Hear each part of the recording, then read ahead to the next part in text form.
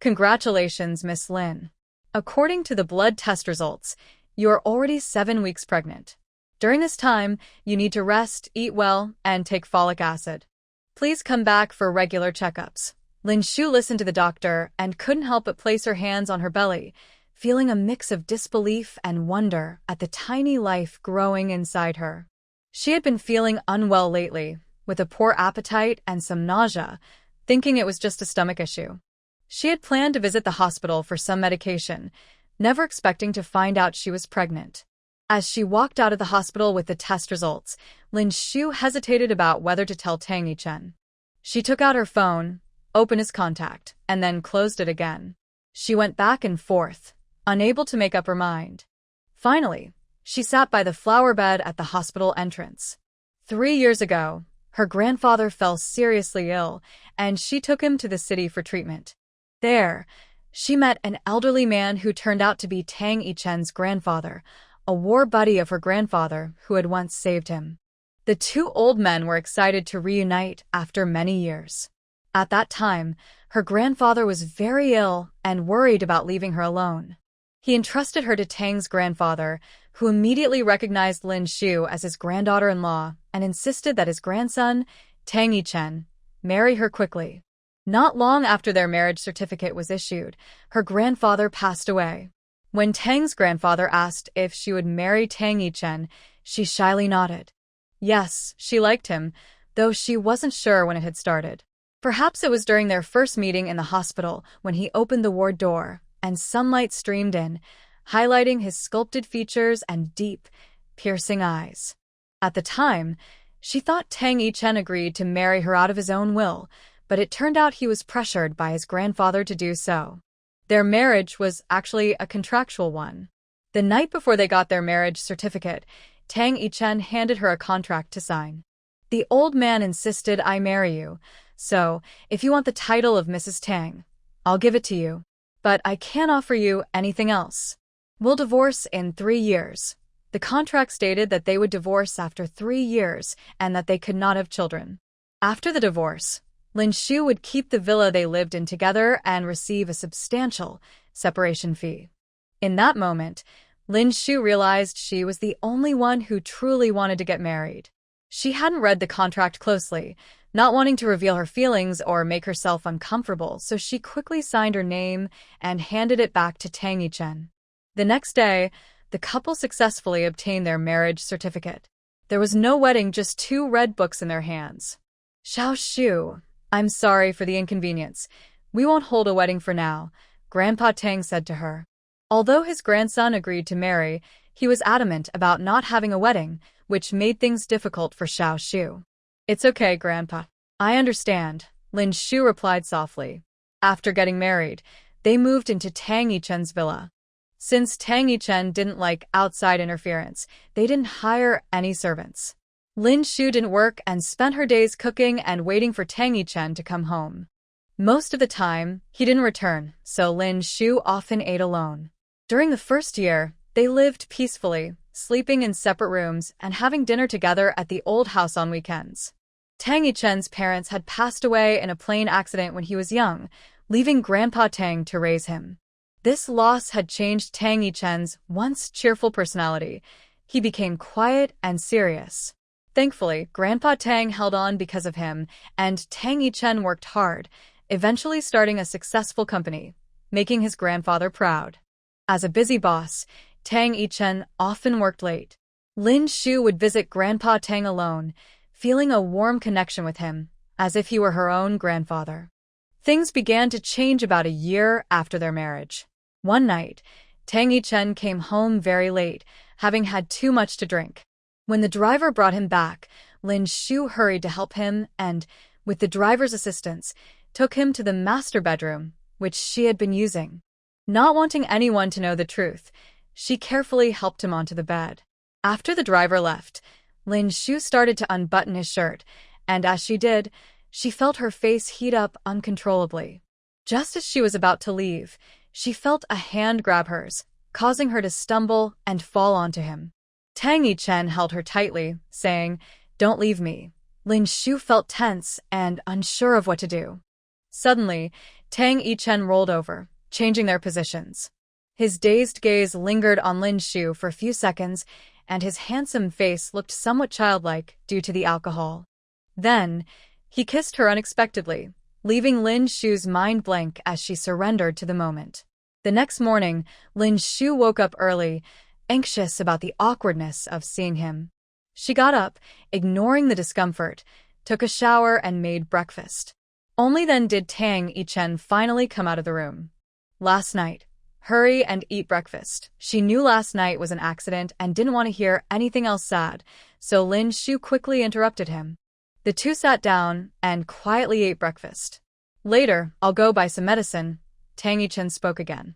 Lin Shu looked up at him. We can't have children. It was rare for her to explain. I know, I'll go buy it. Lin Shu felt a slight pain in her heart, but kept a small smile on her face. Since then, their relationship seemed to change, from strangers living under the same roof after marriage to a couple who didn't express love. They shared a room, slept in the same bed, and lived a normal married life, even though he often came home late and would hug her from behind. He would message her to ask if he should come home for dinner, and they visited the old house more often. Grandpa was getting older and wanted to hold his great-grandchild, often asking when they would have a baby, especially since it had been almost 3 years since their wedding. Ding! The WeChat notification interrupted Lin Shu's thoughts. I'm not coming home for dinner tonight. It was a message from Tang Yichen. Okay. Thinking about his poor stomach, Lin Shu replied, don't drink too much. Without waiting for a reply, Lin Shu still hadn't told Tang Yichen about the pregnancy. Although their relationship seemed close over the past 2 years, she knew he had never said he loved her. He didn't love her. So, she had many uncertainties, but she was sure she wanted to keep this child. Since Tang Yichen wasn't coming home, Lin Shu planned to visit Grandpa at the old house, as she hadn't been there for a while due to not feeling well. When Lin Shu arrived at the old house, the butler saw her and said, Young madam, you're here. The old master is in the garden. Okay, thank you. I can go by myself, Lin Shu replied with a slight smile. The Tang family servants liked this low-key, approachable young madam. Lin Shu walked to the garden, where Grandpa Tang was sitting on a chair with a cup of tea beside him. Seeing Lin Shu approach, Grandpa Tang was very happy. Xiao Shu is here. Come here quickly. Didn't Yichen come with you? No, Grandpa. Yichen is busy at the company today. I came by myself. This rascal only knows how to work all the time. He's busy with company matters. As the president, he has to work harder than others. You always defend him. Stay here and have dinner with Grandpa tonight. Okay, Grandpa, Lin Shu replied with a bright smile. Lin Shu just finished dinner with Grandpa Tang when she received a call from Tang Yichen's friend, Lu Yan. Sister-in-law, we're at night bar. The boss has had too much to drink. Can you come pick him up? Okay, I'm on my way. Lin Shu said goodbye to her grandfather and left. At night bar in a VIP booth, 5 men were seated. Several of them were quite handsome, but the one lying in the middle was the most striking. They all grew up together in the same neighborhood.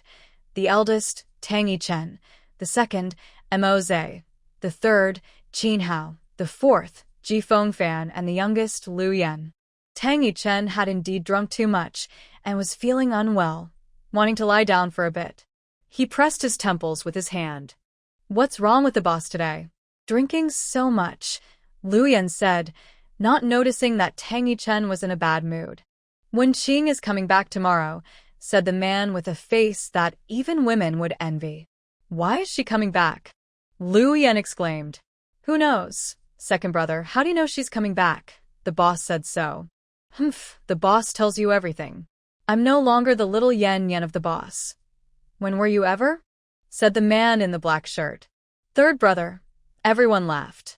The boss can't still have feelings for her, can he? What about our little sister-in-law? Let's not meddle. I trust the boss will handle it himself. I need to leave, said Ji Fengfan, who had a business trip early the next morning. We're leaving too. Little 5, it's your job to safely get the boss home, Mo Zhe and Qin Hao said at the same time. The 3 of them left without hesitation. Hey, how can you just leave him like this? You're the least busy among us, so it's naturally your responsibility to take the boss home.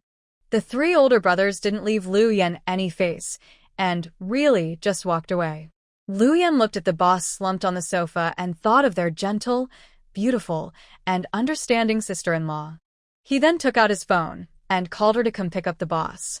When Lin Shu arrived at night bar, she only saw Lu Yan sitting there watching over Tang Yichen. Sorry, I'm late. Are you the only one here? Sister-in-law, you're here. It's not late. The others had to leave for something. I have a match scheduled tonight, so I called you, Lu Yan said, putting down his phone, having just been engrossed in a game. In a bar, a handsome guy was playing games while keeping an eye on another even more handsome man who was drunk. It was quite a strange sight, especially since the bar owner was a friend, and Lu Yan felt fearless. How did he drink so much? He has been having stomach issues these past few days, and was just starting to feel better. Maybe we were all having a good time, and he drank a bit more. Next time, I'll make sure to watch him, Lu Yan said, finding an excuse to brush it off. Lin Shu was familiar with Tang Yichen and his friends, as they had started K-Group together, which was growing rapidly and expanding overseas. Sometimes they would come over for dinner or meet at the old house. Sister-in-law, you didn't drive, did you? Here are the keys to his car. You can drive it back, Lu Yan said, handing the keys to Lin Shu. I took a taxi here. I can drive it back. All right, sister-in-law, let me help you get him into the car. Okay. Without Lu Yan, Lin Shu wouldn't have been able to lift Tang Yichen by herself. They helped Tang Yichen into the back seat, and Lin Shu took the driver's seat. Sister-in-law, can you drive? Do you need me to call a driver? Lu Yan worried that the car was too big for her. I'm fine. I'll drive slowly. Okay, just be careful on the road. Bye. All right, I'm leaving now. With that, the car slowly merged into traffic. Lin Shu drove cautiously, nervously watching the road, going very slowly, causing the cars behind her to honk. She didn't notice that the man in the back seat, who had been sleeping soundly, had opened his eyes. In fact, Tang Yichen had started to wake up when Lin Shu arrived at the bar and spoke to Lu Yan, but he kept his eyes closed. Now, watching the petite figure in the driver's seat, gripping the steering wheel nervously and driving slowly, he felt somewhat reassured. That night, he had suddenly received a call from Wen Qing, asking him to pick her up at the airport, but he had refused. Chun, I'm back. Can you pick me up at the airport tomorrow? I'm sorry, but that might not be possible. I'm already married. After saying this, he hung up. He took the ring out of his desk drawer and then put it back in. The call had caught him off guard and made him feel uneasy, so he called Lu Yan and the others to go to the bar, where he drank a bit more. 3 years ago, he had planned a grand proposal, but the bride-to-be, Wen Qing, didn't show up, saying she was going to Paris to pursue her ballet dream. He stood in a sea of flowers with the ring, becoming a joke in Jiangcheng. After a half-hour journey, Lin Shu took almost an hour to get home. Luckily, just before getting out of the car, she noticed that Tang Yichen was starting to wake up a bit. You're awake. Can you walk? Tang Yichen didn't respond. Lin Shu bent down to help him, and he leaned against her as they walked inside together. She helped him onto the sofa, then went to the kitchen to make some hangover tea. By then, Tang Yichen was mostly awake and sat up on the sofa by himself. When Lin Shu returned with the tea, she found him frowning and staring into space. You're awake. Drink this first. Just leave it. It's getting late. You should go to bed. I'll clean up later. Lin Shu stood in the living room for a moment. What's wrong? Do you need something from me? Tang Yichen asked when he saw she wasn't heading to her room. No. I went to Grandpa's today. He said to tell you to come back for dinner when you have time and not to work too hard. Okay, I got it. I'll go with you for dinner tomorrow. Great. Lin Shu still hadn't mentioned her pregnancy. There were only 3 months left until their 3-year agreement was up. The next morning, Lin Shu got up to make breakfast.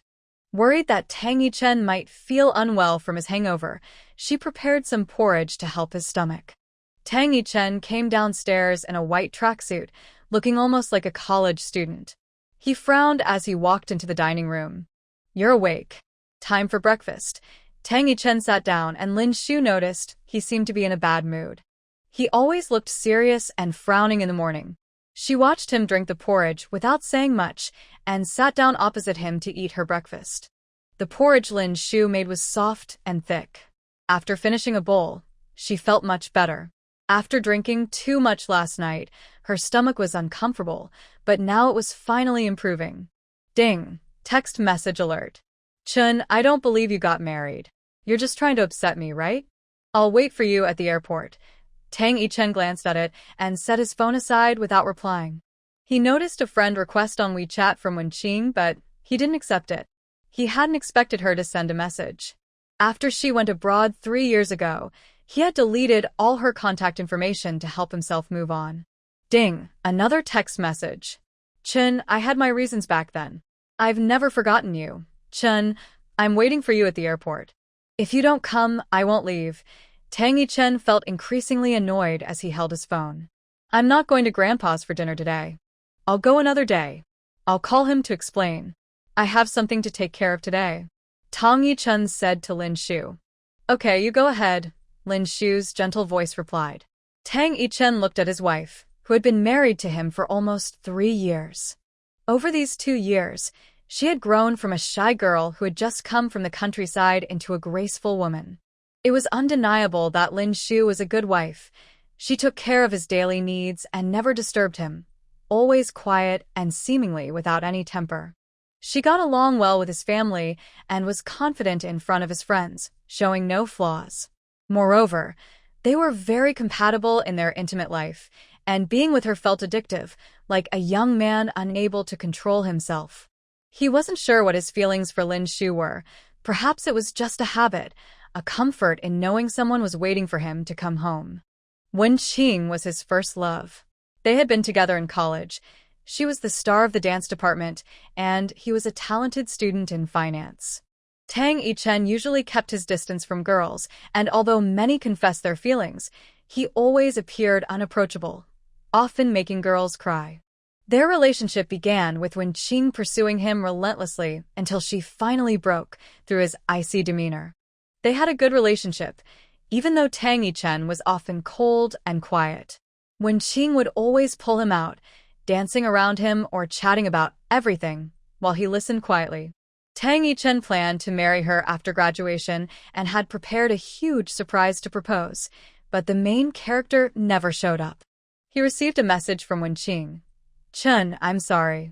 I got an opportunity to study in Paris, and I'm leaving tomorrow. I don't want to enter marriage right after graduation. I want to pursue my dreams.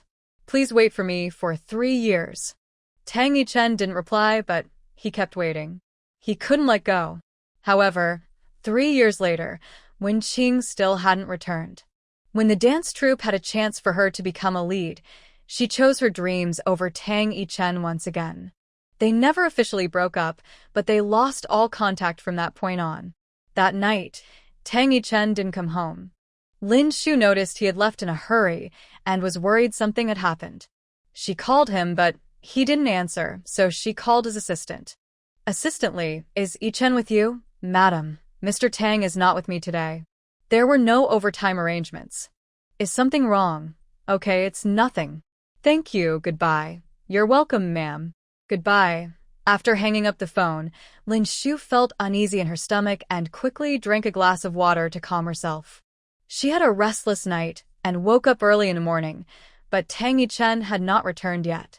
Lin Shu got up to make breakfast, cooking rice porridge and frying an egg. She turned on the TV, where entertainment news was playing, and the host's pleasant voice filled the room.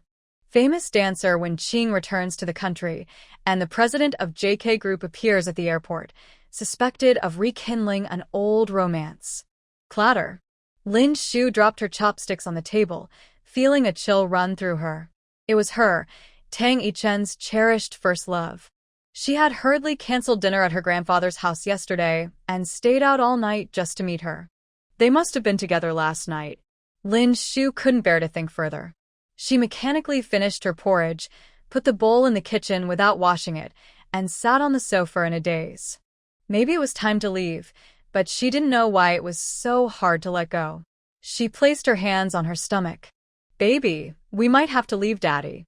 Mommy can't tell Daddy about your existence, but I will love you very much and make up for what Daddy can't give you. Lin Shu hardly ate anything all day, waiting for Tang Yichen to come back. This was the first time in years she hoped he would return early, yet she feared that the first thing he would say was to bring up divorce. She also worried that if he didn't come back, it meant he was with Wen Qing. Yes, he went to the airport to pick her up. They must be together. When Tang Yichen returned in the evening, the house was very quiet. Lin Shu didn't stand at the door to greet him as she usually did, and there was no dinner prepared at the table like before. The sudden silence felt strange. He thought Lin Shu was upstairs and was about to go up when he noticed a figure on the sofa. As he approached, he realized Lin Shu had fallen asleep there. Hearing a sound, Lin Shu slowly woke up and looked up to see Tang Yichen standing beside the sofa. She blinked in surprise and sat up straight. She wondered how long he had been standing there. "Why are you back?" Lin Shu thought he wouldn't return tonight, especially after the news broke. "Where else would I go if I didn't come back?" Tang Yichen said with a frown, clearly unhappy with her question. "That's not what I meant. I thought you had other things to do," Lin Shu said quietly, lowering her head. She didn't dare to say outright. "You went to see your first love, and the news says you two are back together." How was she to know he would suddenly return? Of course, she couldn't say that. "Have you eaten?" "I accidentally fell asleep and forgot to cook dinner." Lin Shu remembered that he had a bad stomach and had forgotten to cook. "I haven't eaten," Tang Yichen said bluntly, then walked directly to the dining table and sat down. Lin Shu looked at his dark expression, feeling confused like a child who didn't understand why he was upset, and helplessly said, "Then I'll cook some noodles?" "Okay." Soon Lin Shu prepared 2 bowls of vegetable and meat noodles and brought them to the table. They looked delicious. Neither of them spoke. Tang Yichen, possibly hungry, finished his meal in a few minutes. After eating, Tang Yichen said to Lin Shu, "You should go to bed early. I have some things to handle in the study. Tomorrow night, we'll have dinner at Grandpa's. I'll come back in the afternoon to pick you up. You don't need to go out of your way. I can take a taxi to Grandpa's. Just let me know what time you'll arrive and I'll leave then. There's nothing much tomorrow. I'll pick you up. It's hard to get a taxi." "Okay." Lin Shu quietly lowered his head and continued eating, saying nothing more. Tang Yichen turned and went upstairs. The next day, Lin Shu woke up to find that Tang Yichen had already left for work. He made himself a simple lunch. Although he had no appetite, he thought about his baby and knew he had to eat. He forced himself to drink a bowl of soup and eat a small portion of rice. Just as he finished cleaning up, someone rang the doorbell. Lin Shu walked over and opened the door to find the female lead from yesterday's news standing outside. She was indeed beautiful, like a swan on ice, Lin Shu thought. "Hello, Miss Lin. I'm Wen Qing, a friend of Yichen." "I know," Lin Shu replied softly, feeling like an ugly duckling in front of the elegant swan. Lin Shu stepped aside to let Wen Qing in and poured her a glass of water, placing it on the table in front of her. "I'm sorry, Miss Lin. Yichen left his watch at my place yesterday, and I haven't been able to reach him today. Since I was nearby, I thought I would bring it to him," Wen Qing said, her voice pleasant and her smile bright, making her words feel sincere. "Okay, I'll pass it on to him." "Thank you for coming, Miss Wen," Lin Shu said, trying to hide his discomfort, his voice a bit stiff. "I'm not feeling well today, so I won't keep you for lunch, Miss Wen. If there's nothing else, I'll rest now." "All right, I won't disturb you any longer. Please take care of yourself," Wen Qing said with a polite smile as she took her leave. As she walked out of the villa, Wen Qing's smile faded. Originally, she was supposed to be the mistress of this villa. Yichen indeed went to the airport to pick her up. After dropping her off at the hotel, he was about to leave when he accidentally spilled some water on his hand. He took off his watch and went to the bathroom, and when he returned, he left without taking the watch with him. When she heard the news that he was married, she couldn't believe it. She knew that Yichen had been waiting for her all these years, and she believed he would continue to wait.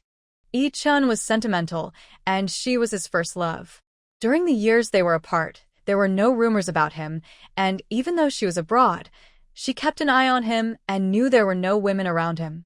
She never expected he would really get married, especially to someone arranged by Grandpa Tang.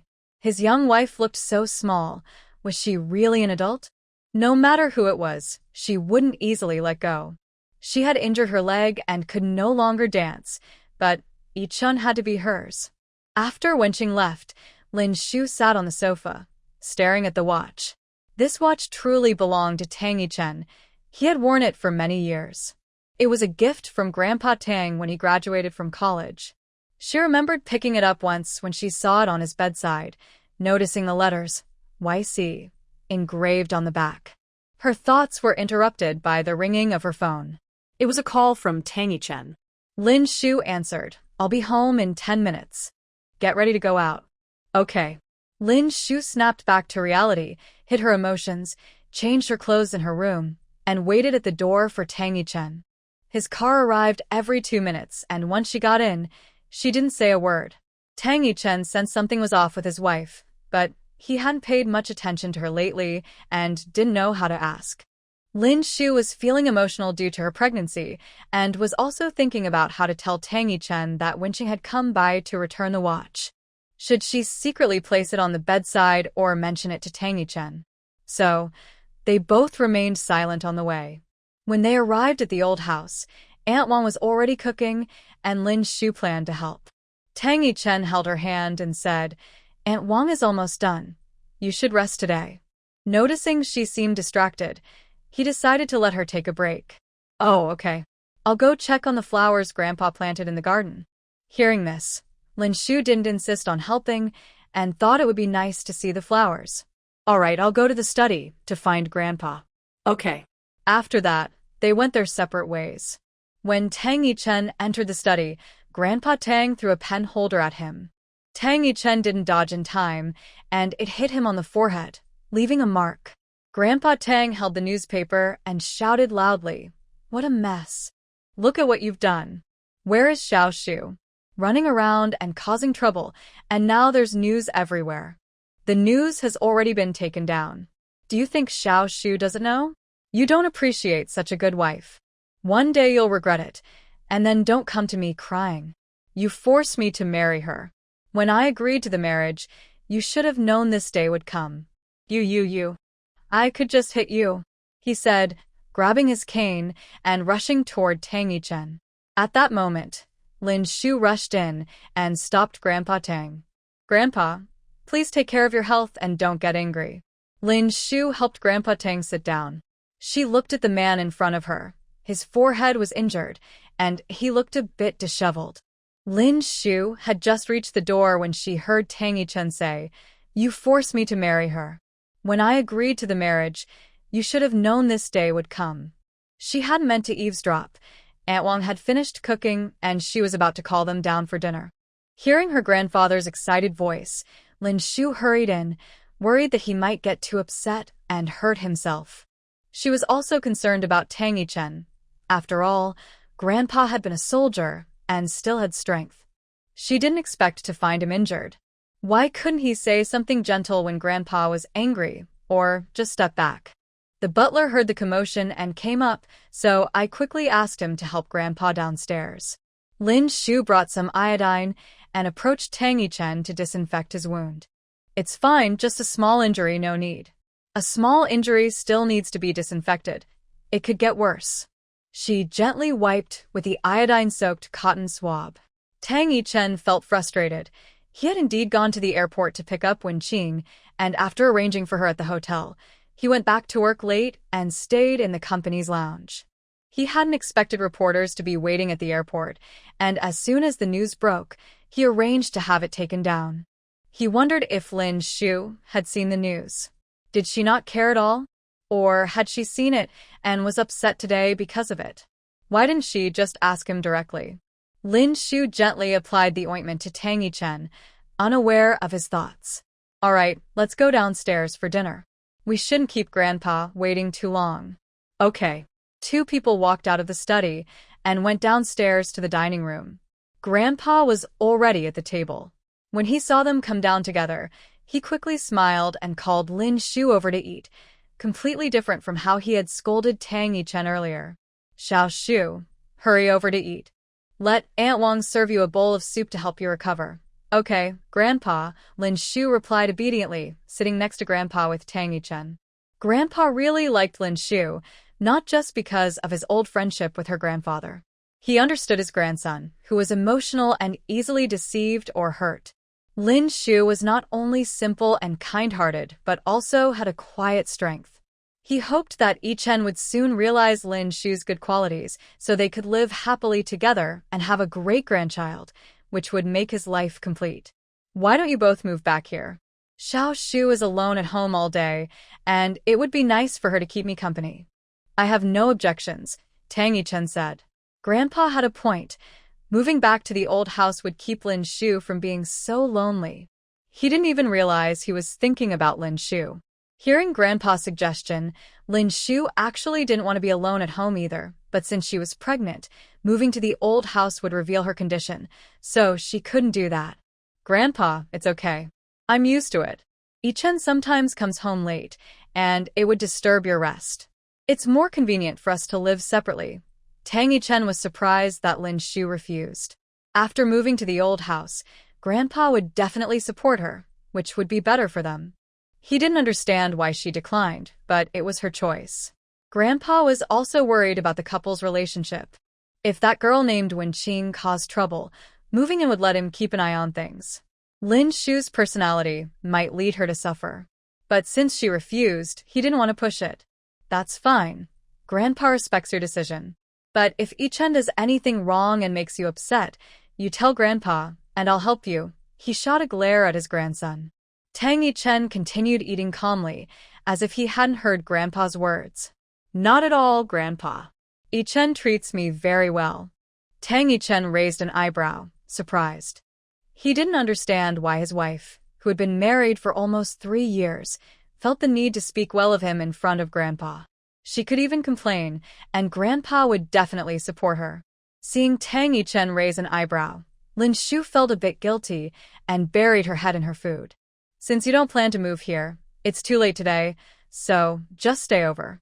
You can go back tomorrow, the old man said again.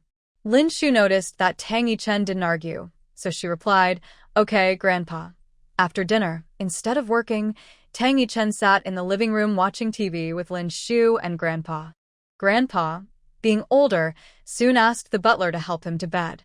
With Grandpa gone, Lin Shu thought that Tang Yichen no longer needed to pretend to keep her company. You can go back to work. I'll watch a bit more and go to my room later. I'm not busy today. Lin Shu thought he might be taking a rare moment to relax. In reality, he was just playing on his phone and not really watching TV. Lin Shu decided to let him be. After Grandpa left, she hugged a pillow and sat cross-legged on the sofa, focusing on a drama she had been following, which had just released its finale. It was a historical drama with a sad ending. The main characters were separated by fate. Lin Shu became immersed in the show and couldn't help but cry. Tang Yichen was half lying on the sofa, scrolling through the news. He didn't know why he was still here, mindlessly looking at his phone when he had a lot of work to do. He used to never waste time on such boring dramas, but seeing Lin Shu sitting there so quietly made him feel a sense of warmth and home. As he looked down at his phone, he suddenly heard her soft sobs. He looked up to see Lin Shu crying sadly, her tears flowing like pearls. Concerned, he quickly sat up, handed her a tissue, and asked, What's wrong? I'm Fine. The show. It's just so sad. The main character died, Lin Shu said, trying to hold back her tears, struggling to catch her breath. She felt embarrassed to cry like this in front of him. But it was truly heartbreaking, and she couldn't help it. Since becoming pregnant, her emotions had been more intense, and she found herself feeling sad over little things. Tang Yichen felt a strange sense of relief. It was just because of the drama. Okay, don't cry. Grandpa will think I'm bullying you, Tang Yichen said softly, his voice carrying a gentleness he didn't even notice. Lin Shu still couldn't stop her tears and continued to sob.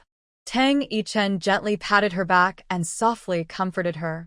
Lin Shu slowly calmed down, feeling a bit shy as she looked at their close position. All right, no more crying. The show is over. Let's go back to the room and rest. Don't watch anymore, okay? Lin Shu felt that in this moment, Tang Yichen's tenderness was pulling her deeper into her feelings. He treated her like his beloved treasure, but she knew in her heart that Wen Qing was the one he truly cared for. She tried to comfort herself, worrying about her grandfather's disappointment. Lin Shu blankly followed Tang Yichen upstairs. Once in the room, his phone rang. When he took it out, Lin Shu saw an unfamiliar number. "You go take a shower first. I'll answer this call." "Okay." Lin Shu turned to grab her pajamas from the closet and walked into the bathroom. After closing the door, she leaned against it, lost in thought. That little bit of tenderness from earlier had given her a false sense of hope. If she told Tang Yichen she was having a baby, would he not let her go? He would surely be a good father. Her grandfather had once said, "Xiao Shu, Yichen has had a tough life since his parents passed away. He held back his tears, and I know he values relationships. That's why he has quietly waited for Wen Qing. She is not right for him. Yichen has longed for a warm family. If you two marry and have children, he is responsible and you won't part ways."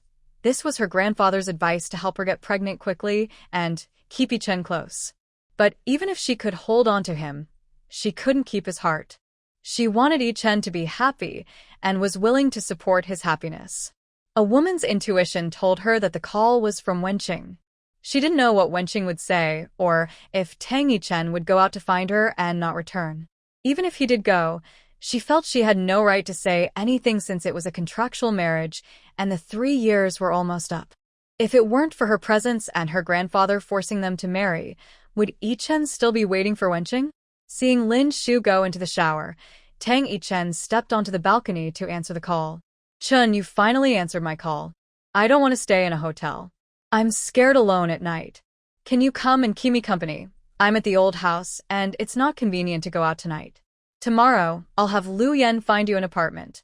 You can move there." He didn't know if he still had feelings for Wen Qing, but he couldn't ignore her completely. However, during his marriage with Lin Shu, he would never do anything to hurt her. He had that principle. So, he asked Xiao Lu to help find an apartment.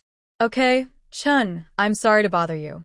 I know you're married, but I can't help my feelings.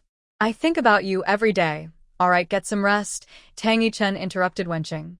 He was afraid his feelings would tip the balance, and he didn't want to hurt Lin Shu before their marriage ended. It was best to maintain the status quo until the divorce.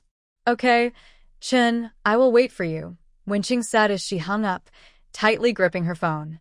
She knew that since Yichen's marriage didn't have a wedding, it meant he didn't love her. He was likely staying with that woman because of Grandpa Tang's influence.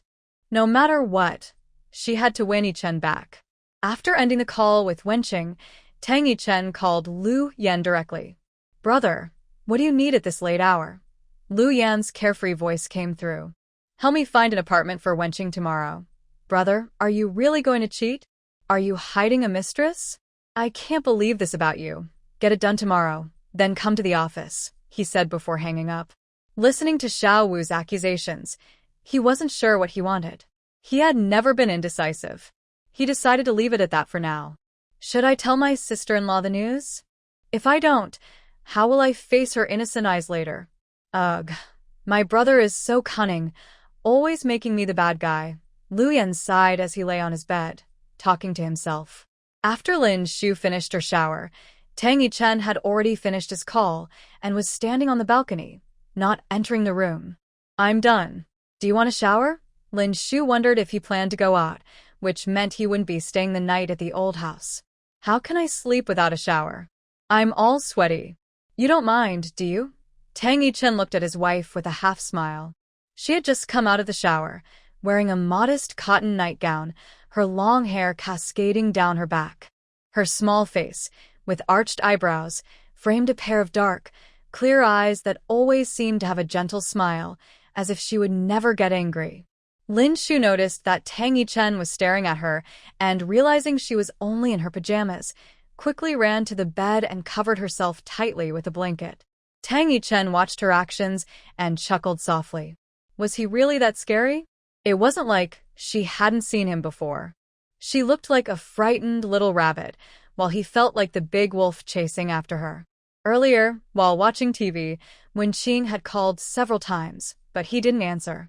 For some reason, he instinctively didn't want Lin Shu to know about Wen Qing, especially that she had returned.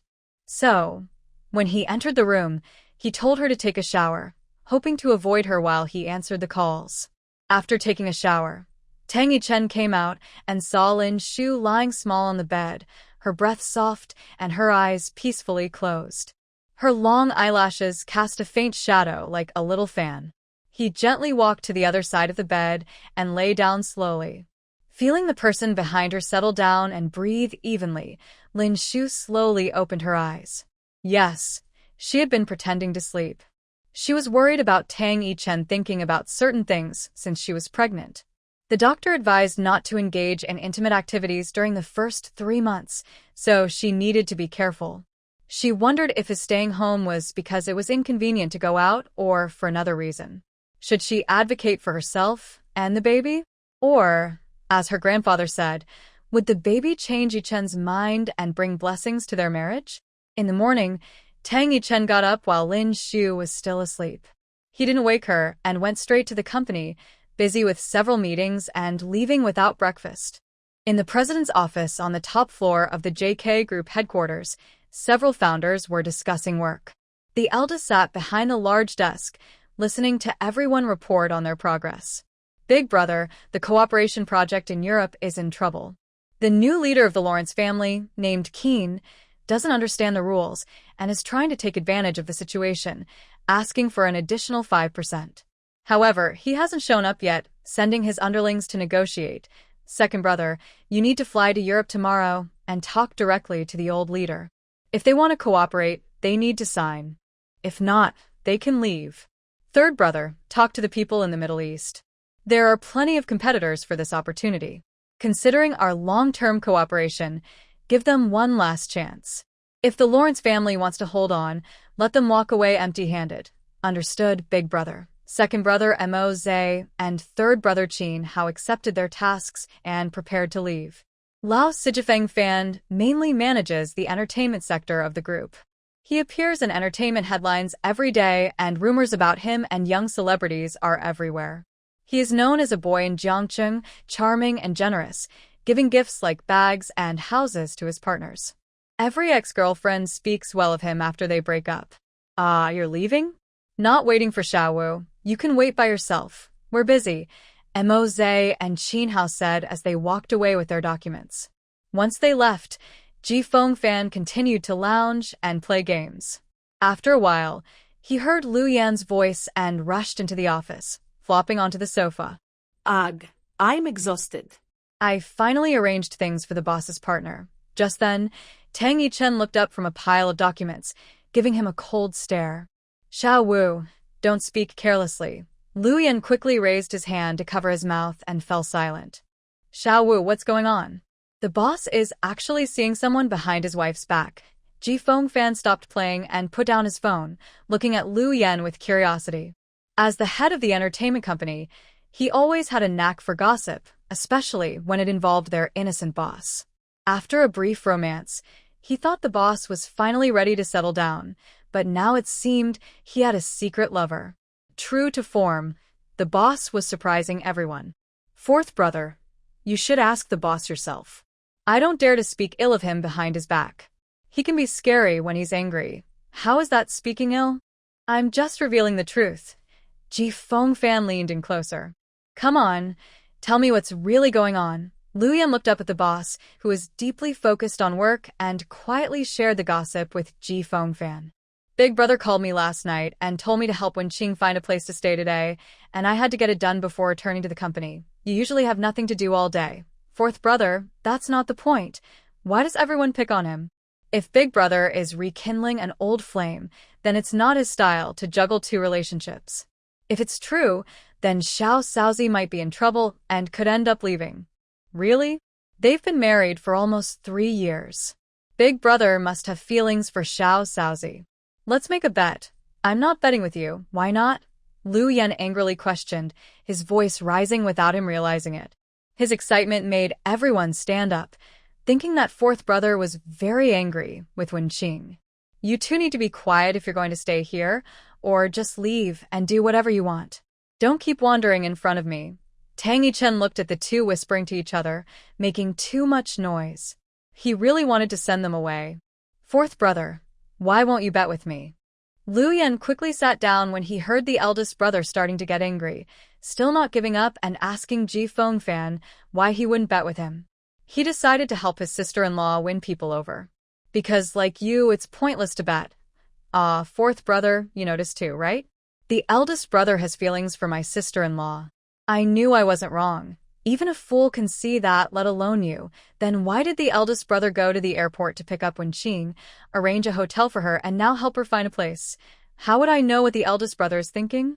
In matters of the heart, he might be worse than a fool. Is it really okay for you to say that about the eldest brother? Although I think so too, it's the only time I feel validated by you being better than him.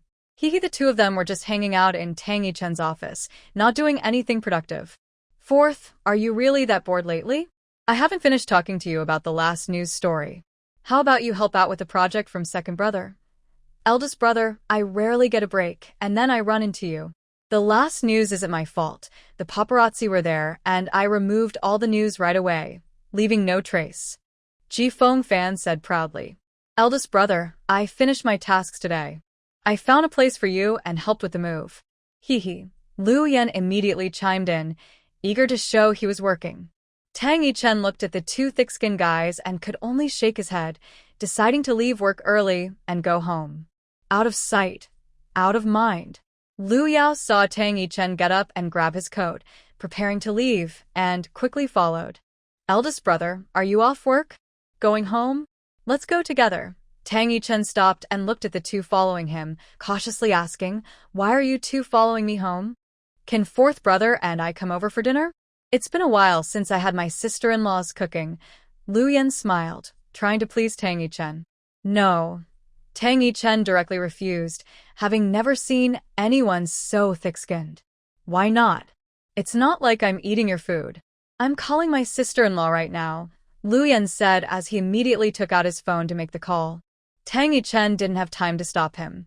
Lin Shu saw Lu Yan's call and thought something was wrong with Tang Yichen, so she quickly answered. Hello, Xiao Wu, is Yichen okay? Did he drink again? Tang Yichen felt a bit better hearing Lin Shu's immediate concern for him. Big brother is fine, sister-in-law. I'm with fourth brother at the office. It's getting late, and I wanted to go home for dinner with big brother, but he disagreed, so I called you directly. Your big brother is just joking with you. Have you guys left yet? I'm about to start cooking. We just left. No need to make too much. We can't eat much. Just make a bowl of spicy tripe for me. I want salted chicken, Ji Fengfan quickly added. The two of them were not shy at all and started ordering food. Tang Yichen snatched the phone. Don't make anything for them. Just cook a pot of porridge for them. Then he hung up. Big brother, don't be so stingy. We don't come often, just 2 or 3 times a month. Sister-in-law's cooking is really delicious, sob sob sob. Yeah, big brother, we're just here for a meal, and we'll leave right after. We won't disturb your time together, Ji Fengfan said fearlessly. Should I thank you for not moving in together? Tang Yichen asked with a serious face. Can I move in? Maybe I should move to your neighborhood. I'll check tomorrow if there are any houses for sale, Lu Yan said, thinking big brother was really inviting him to live nearby. Living in the same neighborhood would be convenient. If you dare to move here, I'll send you to Africa tomorrow. Don't come back for at least 1.5 years, Tang Yichen declared. I was just joking, big brother. It wouldn't be convenient for me to move in. Xiao Wu admired his boldness, while Ji Fengfan stayed quiet, thinking that saying too much could lead to trouble. As long as there was food, that was enough. As they talked, the three of them walked toward the elevator, ready to go to the parking lot. Since Lu Yan and Ji Fengfan drove there, they planned to head to Tang Yichen's villa in 3 cars. The three of them arrived almost simultaneously, parked their cars, and walked in. Lin Shu timed it perfectly, just finishing the last soup and bringing it to the table. You all arrived just in time for dinner, Lin Shu said with a smile, greeting Lu Yan and Ji Fengfan. Little sister-in-law, I could smell the delicious food even before I entered the door, Lu Yan said as he rushed to the dining table. To his delight, the table was filled with all his favorite dishes. Little sister-in-law not only made spicy tripe and salted chicken but also grilled fish, mushroom soup, and cold dishes. There was a full spread of 8 dishes and a soup. "This is too much food. It's a shame that the second and third brothers can't eat this," he said, reaching for a piece of meat to stuff into his mouth while praising Lin Shu's cooking. "I made a little of each dish, not too much. You all should try some, and next time we can invite them over and make more for everyone." "That's enough," Lu Yan said, trying to grab more but was stopped by Tang Yichen, who slapped his hand away. "Quickly wash your hands and get some bowls and chopsticks. I'll go get them," Lin Shu said, but Tang Yichen held her hand to stop her. You sit and rest. "Let them handle it. They worked hard to prepare this meal." "Yes, sister-in-law, I'm sorry for making you work so hard. After we finish eating, you should rest. I'll help Xiao with the dishes," Ji Fengfan said, holding a bowl, while Lu Yan grabbed the chopsticks, and the two of them went out. Seeing the older brother's increasingly dark expression, Ji Fengfan quickly clarified, "Right, I'll help fourth brother with the cleanup later. At least you two have some conscience," Tang Yichen said. The 4 of them sat down to eat. Lin Shu didn't eat much herself, but she had to admit that the 3 men had good appetites, finishing almost all the dishes, though they hardly touched the rice. After Lu Yan and Ji Fengfan cleaned up and washed the dishes, they quickly slipped away. Once Lu Yan and Ji Fengfan left, the house fell silent. Among them, Lu Yan was the most carefree, perhaps because he was the youngest brother, with his older brothers always looking out for him and handling the worries. He was also closest to Lin Shu, often finding excuses to come over for meals. Ji Fengfan had many rumors surrounding him, but he never brought anyone to meet the family, always presenting himself as a gentleman. The second brother, who wasn't there today, was the most mature and composed, but he often traveled abroad, so they didn't see each other much. When they did meet, he was always polite and charming, making interactions very pleasant. The third brother didn't talk much. He would just greet them when they met. According to Lu Yan, the second brother could be quite ruthless despite his gentle appearance. The third brother was the most cunning, and he didn't dare to provoke him, so he just followed the fourth brother around. Lin Shu asked him, "Where is Tang Yichen?" Lu Yan said, "Big brother is definitely stronger than second brother and third brother. When big brother says to go east, we all dare not go west." Lin Shu was curious why they were so afraid of Tang Yichen.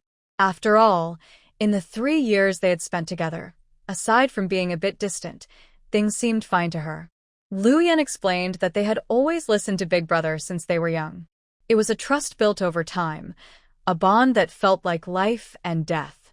Lin Shu had never asked Tang Yichen about the company, only knowing that they had founded it together and that it involved many businesses. He was usually very busy and often traveled for work. She thought that when Xiao Wu said he could kill without blinking, it was just a figure of speech. But the bond among the brothers was really strong, even closer than real brothers. Before going to bed that night, Tang Yichen received a call from third brother Qin Hao. There was a sudden issue in the Middle East, and he needed to go there. After showering, Lin Shu and Tang Yichen lay in bed together. He hugged her from behind and said softly, "I have to go on a business trip tomorrow." "How long will you be gone?" "If all goes well, a week, maybe 2 weeks." "Is it very troublesome?" Lin Shu felt a bit worried about Tang Yichen. "It's not troublesome. Third brother is already handling it over there. I'll try to come back early." Tang Yichen didn't want Lin Shu to worry too much. "You should stay at the old house for a while. You can also spend time with Grandpa. I want to visit my hometown and see Grandpa." Lin Shu hadn't been back in a long time. The last time was during tomb sweeping day. Jiangchen was quite far from her hometown, so with Tang Yichen traveling, she could stay longer. Realizing Lin Shu was talking about her late grandfather, Tang Yichen said, "All right, I'll have the driver take you. When I return, we can go back together."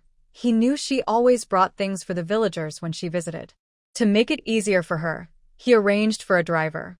Okay, Lin Shu didn't refuse the driver Tang Yichen arranged. She needed to bring things back, and since she was pregnant, taking a crowded bus was neither convenient nor safe. The doctor had advised her to be careful during the first 3 months. Setting aside their agreement, Tang Yichen had already done everything a husband should do, except love her. She understood that feelings couldn't be forced. If there was no love, there was no reason for it. Although it was a short time, it was possible that Tang Yichen was being kind to her out of a sense of responsibility towards their marriage. Last time Wen Qing came over, she made an excuse to leave because she didn't want to face her husband's first love. Although she knew she would eventually leave, Lin Shu felt like she was taking someone else's happiness. However, she wanted to be selfish just this once. Whether it was called being calculating or greedy, she decided she wouldn't leave until Tang Yichen asked her to. She wanted to wait until he returned from his business trip to tell him about her pregnancy, to bravely fight for herself. Tang Yichen held Lin Shu and slowly kissed her back, moving his lips gently upward. He turned her around softly, his warm lips covering hers, his tongue slipping into her mouth, greedily taking in her scent. Lin Shu worried about the baby and didn't know how to refuse, softly saying, be gentle. She couldn't help but let out a soft sound, almost like she was being playful. Okay, Tang Yichen replied in a low voice, holding back his feelings. Tang Yichen didn't consider himself someone who was obsessed with this. After his parents passed away, he became distant. Even when he was with Wen Qing, he never thought about such things. He believed that waiting until marriage to be intimate was a sign of respect. So he thought that intimacy with Lin Shu was unnecessary, and he had never experienced it before her. But once they crossed that line, he felt like a young boy unable to control himself. They had agreed to marry, and he knew this was unfair to her. But once it happened, there was no turning back. He tried to do his best in their marriage. That night, Tang Yichen was unusually gentle, constantly comforting Lin Shu, making her feel like she was his most cherished person, like a small boat lost at sea. Afterward, they fell asleep in each other's arms. The next day, Lin Shu woke up late, and the person beside her was already gone, leaving only the wrinkled sheets as proof of their intimacy. After getting up, she made some food to fill her stomach and prepared to go out to buy a few things to take back. She had lived in the village with her grandfather, where the neighbors were very kind. The country folks were simple. One family would bring vegetables today, and another would give her a few eggs tomorrow.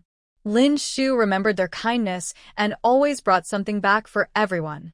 She wouldn't buy anything too expensive since she didn't earn money herself. She used Tang Yichen's card. In the past, she would always inform him before buying anything other than household items. But later, Tang Yichen told her to buy whatever she wanted without needing to report to him. Because of the money Lin Shu spent on those items, Tang Yichen's expenses for one night were more than that. For him, pocket money was nothing. At first, Tang Yichen arranged for his assistant to send her clothes and bags every month, all from big brands, but she didn't wear them much and asked him to stop sending them. Instead, she bought some unique designer clothes online and sometimes altered them. They were affordable and comfortable to wear. Lin Shu had always dreamed of becoming a fashion designer. Back in the countryside, she would draw designs whenever she had time. Her grandfather used to say, "Our little Shu will definitely be the best designer." Later, when her grandfather fell seriously ill, Lin Shu took him to various doctors, spending almost all their savings. But sadly, her grandfather passed away. Fortunately, she met Grandpa Tang and Tang Yichen, who gave her another home after her grandfather's passing. She was very grateful for these 3 years. Lin Shu went to the mall and bought some winter jackets and school supplies for a few left-behind children in the village. She also went to the supermarket to buy some dry goods and fruits.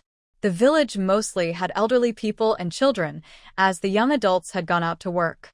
The dry goods could be stored and eaten gradually, showing Lin Shu's thoughtful planning.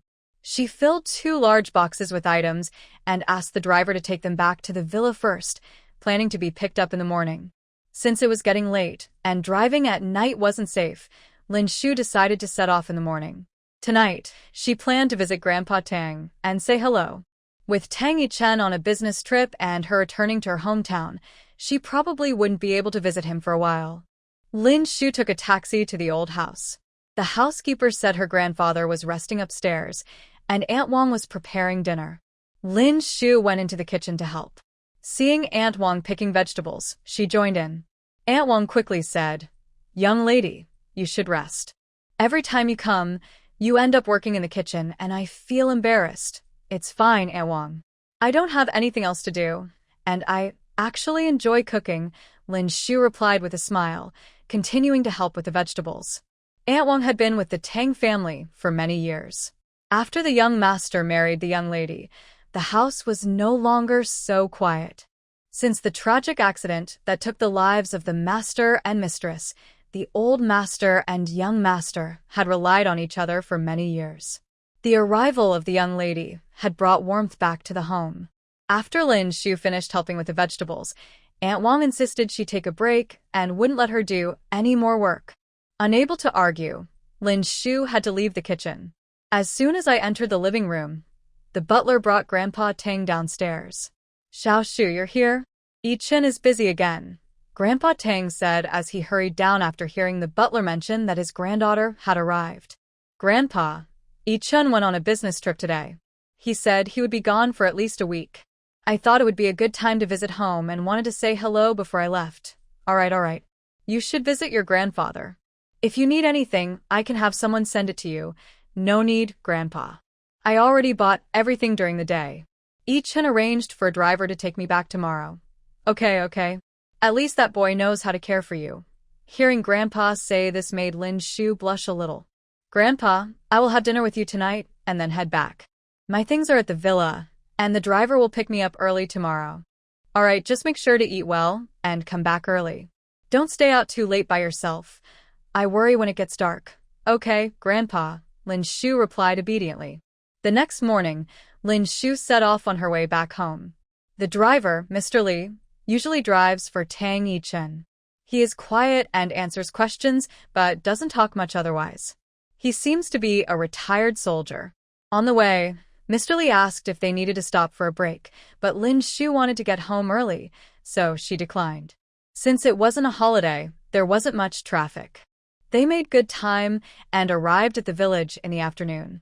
The car couldn't go into the village, so Lin Shu asked to stop at the entrance. She planned to walk in and find someone to help. Just as they parked, Uncle Chen from the village rode by on his tricycle. He warmly helped Lin Shu and Mr. Li move her things from the luxury car's trunk to his tricycle. Lin Shu told Mr. Li to head back first and decided to follow Uncle Chen into the village. She would call him later to come pick her up. After that, Mr. Li drove away. Lin Shu asked Uncle Chen to take her things to the village chief's house for distribution. She then pulled her suitcase and took out a bag of dried goods and a box of fruit to walk to the house where she used to live with her grandfather. Then I went to my aunt's house next door. She has been living alone for many years, as her children are all in the city. Lin Shu usually asks her to help clean the small room where she and her grandfather live. Every time Lin Shu comes back, she gives her a little money as a token of appreciation. At first, the aunt refused to accept any payment, so Lin Shu quietly placed the money under her pillow. The aunt knew it was from Lin Shu. The next time Lin Shu returned, the aunt returned the money to her. Lin Shu said if she wouldn't accept the payment, then she wouldn't need her help watching the house, and that's when the aunt finally accepted it. When the aunt saw Lin Shu come back, she quickly boiled water and invited her to sit down.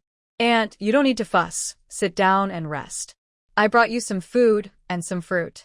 I'll just drop it off and then head up the mountain to see Grandpa." "All right, go ahead. Your grandfather will be happy to know you've married well. He'll be at peace. Hurry up, it'll be dark soon." "Okay, I'll go now, Aunt." After leaving the aunt's house, Lin Shu placed her suitcase at the door and went straight up the mountain to see her grandfather. After walking for about 10 minutes, she arrived at her grandfather's grave. The last time she visited was during Qingming, and there were already many weeds growing around the grave. Lin Shu thought she would come back tomorrow to clean it up. Standing in front of the grave, Lin Shu spoke to her grandfather. "Grandpa, I'm here to see you. This time I came back alone, and will stay for a while. I can come every day to talk to you, just like before when we sat in the little courtyard.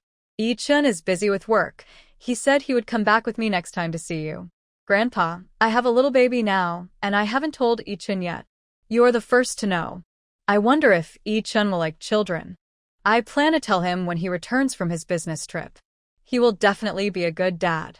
Grandpa, for the baby, I want to be brave this time. You will support me, right? I'll come back to see you tomorrow. Seeing that it was getting late, Lin Shu prepared to head back down the mountain. When she reached her home, she noticed that there were many vegetables and eggs next to her suitcase, along with a piece of meat. Lin Shu knew that the village head must have distributed food again, and the villagers brought her some as well. She took her suitcase and the items from the villagers inside, made her bed, and then quickly cooked a vegetable and egg soup for dinner. The vegetables were grown by the villagers without pesticides, and they had a natural sweetness. The eggs were from the local hens, and Lin Shu knew that eggs were usually saved for children or pregnant women. After dinner, Lin Shu moved a chair to sit at the door.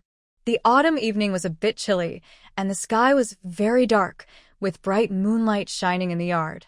People in the countryside sleep early, so it was quiet at this time, with only the occasional sound of a dog barking. Lin Shu wrapped herself in a blanket. The air in the countryside was fresh. Sitting in the yard, Lin Shu remembered the days when her grandfather was still alive. Since she could remember, her grandfather was her only family. People in the village said he had picked her up, but he treated her very well. He often went without food and clothes to give her the best he could. In her heart, her grandfather was her real grandfather, her only family in this world. Now she had another grandfather, Yi Chun, and a baby on the way.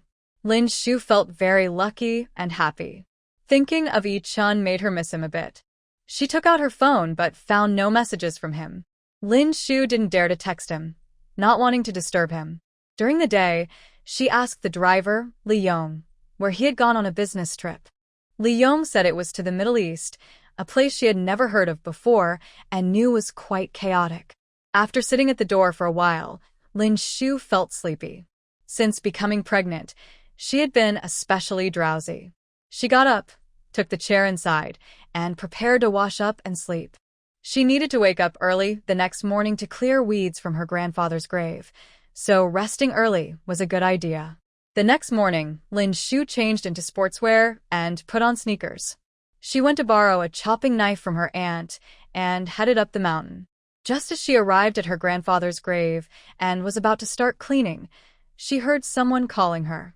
Xiao Shu, out so early to see your grandfather? I heard from my dad last night that you came back and brought so many things for everyone. That's very thoughtful of you. Lin Shu looked up to see Dinyo, the grandson of Grandma Wu, carrying a large basket of vegetables he had grown. She smiled and greeted him. Dinyo, you're out early too. Have you already harvested the vegetables? These vegetables grow fast, and we can't eat them all. My sister-in-law said to sell them at the market. Seeing Lin Shu holding the chopping knife, Dinyo quickly said, You rest. I'll help you clean up. It's fine, Dinyo. You go back to your work. I can manage slowly. It's dangerous for a girl to handle that knife. Let me do the cleaning.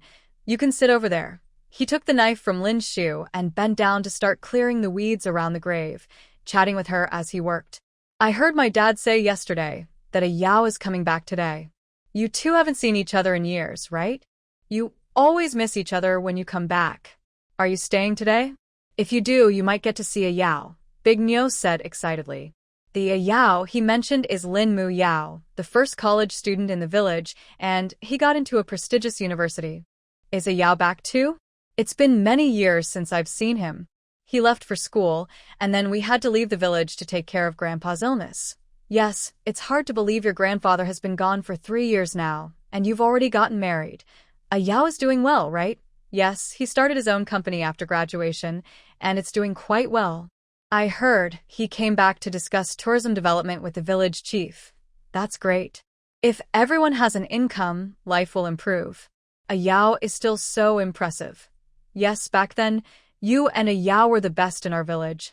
If your grandfather hadn't been sick and you had taken the college entrance exam, you would have definitely gotten into a prestigious university too, just like a Yao. You both were our pride, and we thought you two would end up together. How could that be? A Yao. And you are both like older brothers to me. You both took such good care of me and Grandpa. Now that I'm married, I hope a Yao finds his own happiness. Lin Shu always saw Yao as an older brother. He would save his favorite snacks for her. Lin Shu felt that he and her grandfather were like family. Big Nyo understood that now that Lin Shu was married, she and a Yao were not meant to be. So, he didn't say more. He handed the machete to Lin Shu. All set, Xiao Shu, you take the machete. Thank you, Big Nyo. You go ahead, I'll wash up and return the machete to Annie. Okay, I'll head out now. Be careful, come over to my place for dinner sometime. Sure, sounds good. After Big Nyo left, Lin Shu walked to the creek with the machete. She found some dry grass to clean it, shook off the water, and turned around to see the person she had just been talking about walking towards her. Dressed in a black coat and tall, after all these years, a Yao had grown into a handsome young man. As he got closer, Lin Shu happily greeted him. A Yao, you're back? I just heard from Big Nyo that you would return today. I didn't expect to see you so soon. She was very excited to see Lin Muyao. Yes, I arrived this morning and just came out for a walk. Actually, when Lin Muyao returned to the village, she heard everyone say that Lin Shu had also come back. After dropping off her luggage at home, she went to Lin Shu's house to find her. When she saw no one there, she turned back and ran into Daniu, who said Lin Shu had gone to the creek, so she hurried over. Dania said you started a business to develop tourism in the village. You're still amazing, Ayao, Lin Shu said, genuinely happy for her. I open a small company. A friend in the city wants to invest in tourism, so I came back to discuss it with the village chief. Whether it's a big company or a small one, you're impressive, Ayao. Starting a business is tough, right? Lin Shu thought of Tang Yichen, remembering how he sometimes worked late into the night. Yeah, it was tough at first. I heard you got married. Your husband is impressive. Yes, I got married 3 years ago when my grandfather passed away.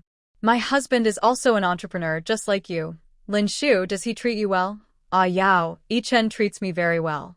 I'm really happy now, and I hope you find a sister-in-law soon and your own happiness, Lin Shu said seriously, looking into Lin Muyao's eyes. Yeah, Lin Shu has grown up and started a family. Seeing you happy makes me feel at ease. I will be happy too. I heard you didn't have a wedding. Let's celebrate next time, Lin Muyao said with a light smile. Looking into Lin Shu's clear eyes, he realized he had lost the little girl who used to chase after him, calling him Ayao. This time, Lin Muyao was determined to be Lin Shu's Ayao again. As long as he could see her find happiness, he was willing to be her forever Yao. Hearing him say that, Lin Shu felt relieved. She had given her heart to Tang Yichen from the first time they met. No matter what happened between them in the future, Ayao would always be Ayao. As someone who grew up with him, Lin Shu sincerely hoped Ayao would soon meet someone to share his life with and find happiness. As they walked and talked, they unknowingly arrived at Lin Shu's doorstep. Ayao, I'm home. Do you want to come in for lunch? Lin Shu invited. No, I have to find the village chief soon. Seeing Lin Muyao had important matters to attend to, Lin Shu didn't insist. She still had a few days to stay and could invite him for dinner tomorrow. Okay, Ayao, come over for dinner tomorrow. Sure, I'll come by tomorrow. Go on and now. Hearing Lin Muyao agree to come for dinner tomorrow, Lin Shu turned around and went into the house, feeling satisfied. Lin Muyao watched Lin Shu enter before slowly turning to walk towards the village chief's house. The moment he turned, his smile disappeared. It wasn't easy to give up. If he had graduated a few years earlier, or if he could have helped Lin Shu's grandfather when he was sick, maybe he would be the one marrying Lin Shu now. Unfortunately, there are no ifs. Lin Shu is getting married, and as long as she is happy, his own happiness doesn't matter anymore. At noon, Lin Shu cooked a few extra dishes and took some to her neighbor, Andy Nai, while returning a chopping knife. After lunch, she took a short nap and woke up in the evening, realizing she had been sleeping a lot lately. She splashed some water on her face to feel more awake. Soon after, Dinyo's wife walked in with a small water bucket. Lin Shu, are you home? Dinyo's wife called out as she entered, and Lin Shu quickly came out. Sister-in-law, you're here. Come in and sit. Your brother caught a lot of wild fish today, so I brought you a few. Dinyo's wife was very friendly, holding 7 or 8 fish of various sizes in the small bucket. Sister-in-law, you should keep them for the kids.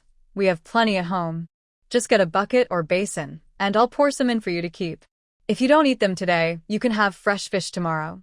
Thank you, sister-in-law. Lin Shu found a bucket to put the fish in. No need to thank me.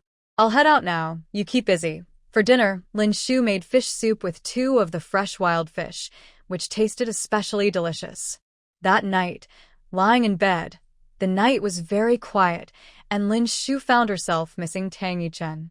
She wondered what he was doing and if he was managing his work well. She took out her phone to check for messages, but saw nothing. Gathering her courage, she finally sent Tang Yichen a message. Yichen, is work going smoothly? Take care of yourself and drink less. She had edited the message several times, wanting to share village news and mention the vegetables her neighbors had given her to cook for him, but in the end, she just sent a simple greeting. Lin Shu stared at her phone for 20 minutes, waiting for a reply that never came. Before going to sleep, she checked her phone again. Still no response from Tang Yichen.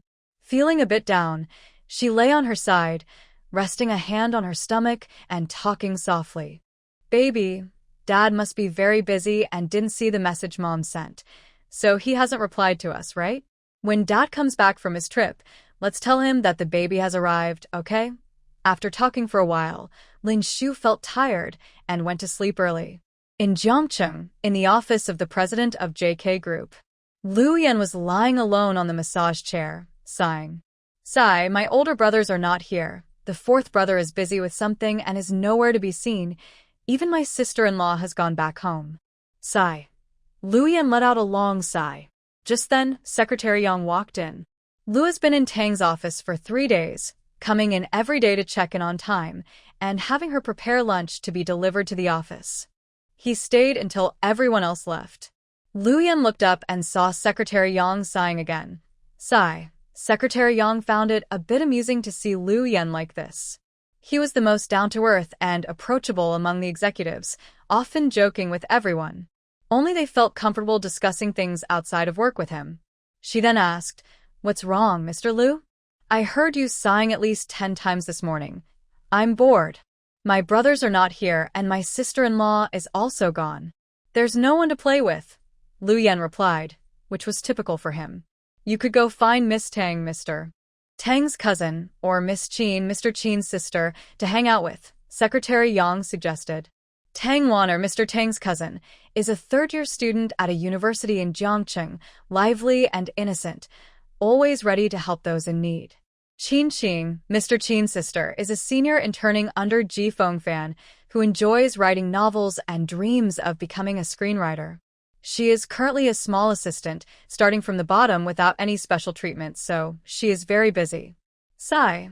I guess I'll have to find those 2 girls. Speaking of getting up from the massage chair, he grabbed his jacket and prepared to leave.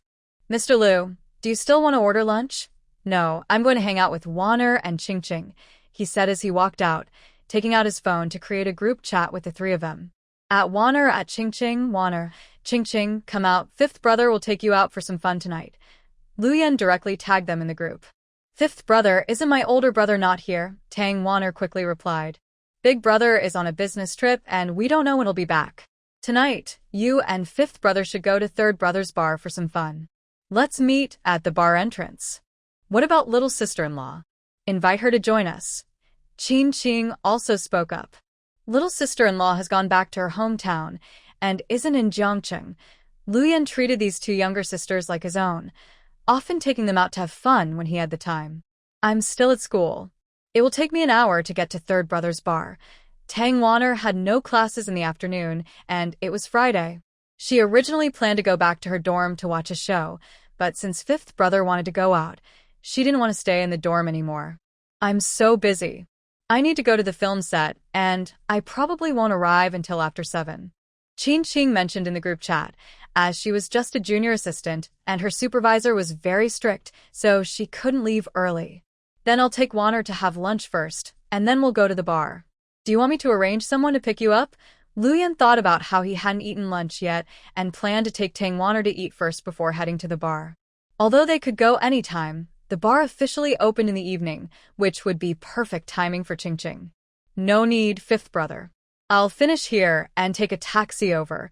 Qing said it was hard to tell when she would finish, so taking a taxi would be more convenient. "Okay, Wanner, I'll go pick you up from school." After the three agreed, they ended the chat, and Luyan drove his sports car toward Tang Wanner's school. Luyan's flashy sports car parked under Tang Wanner's dorm building. He leaned against the car and called her, attracting a lot of attention from passers-by.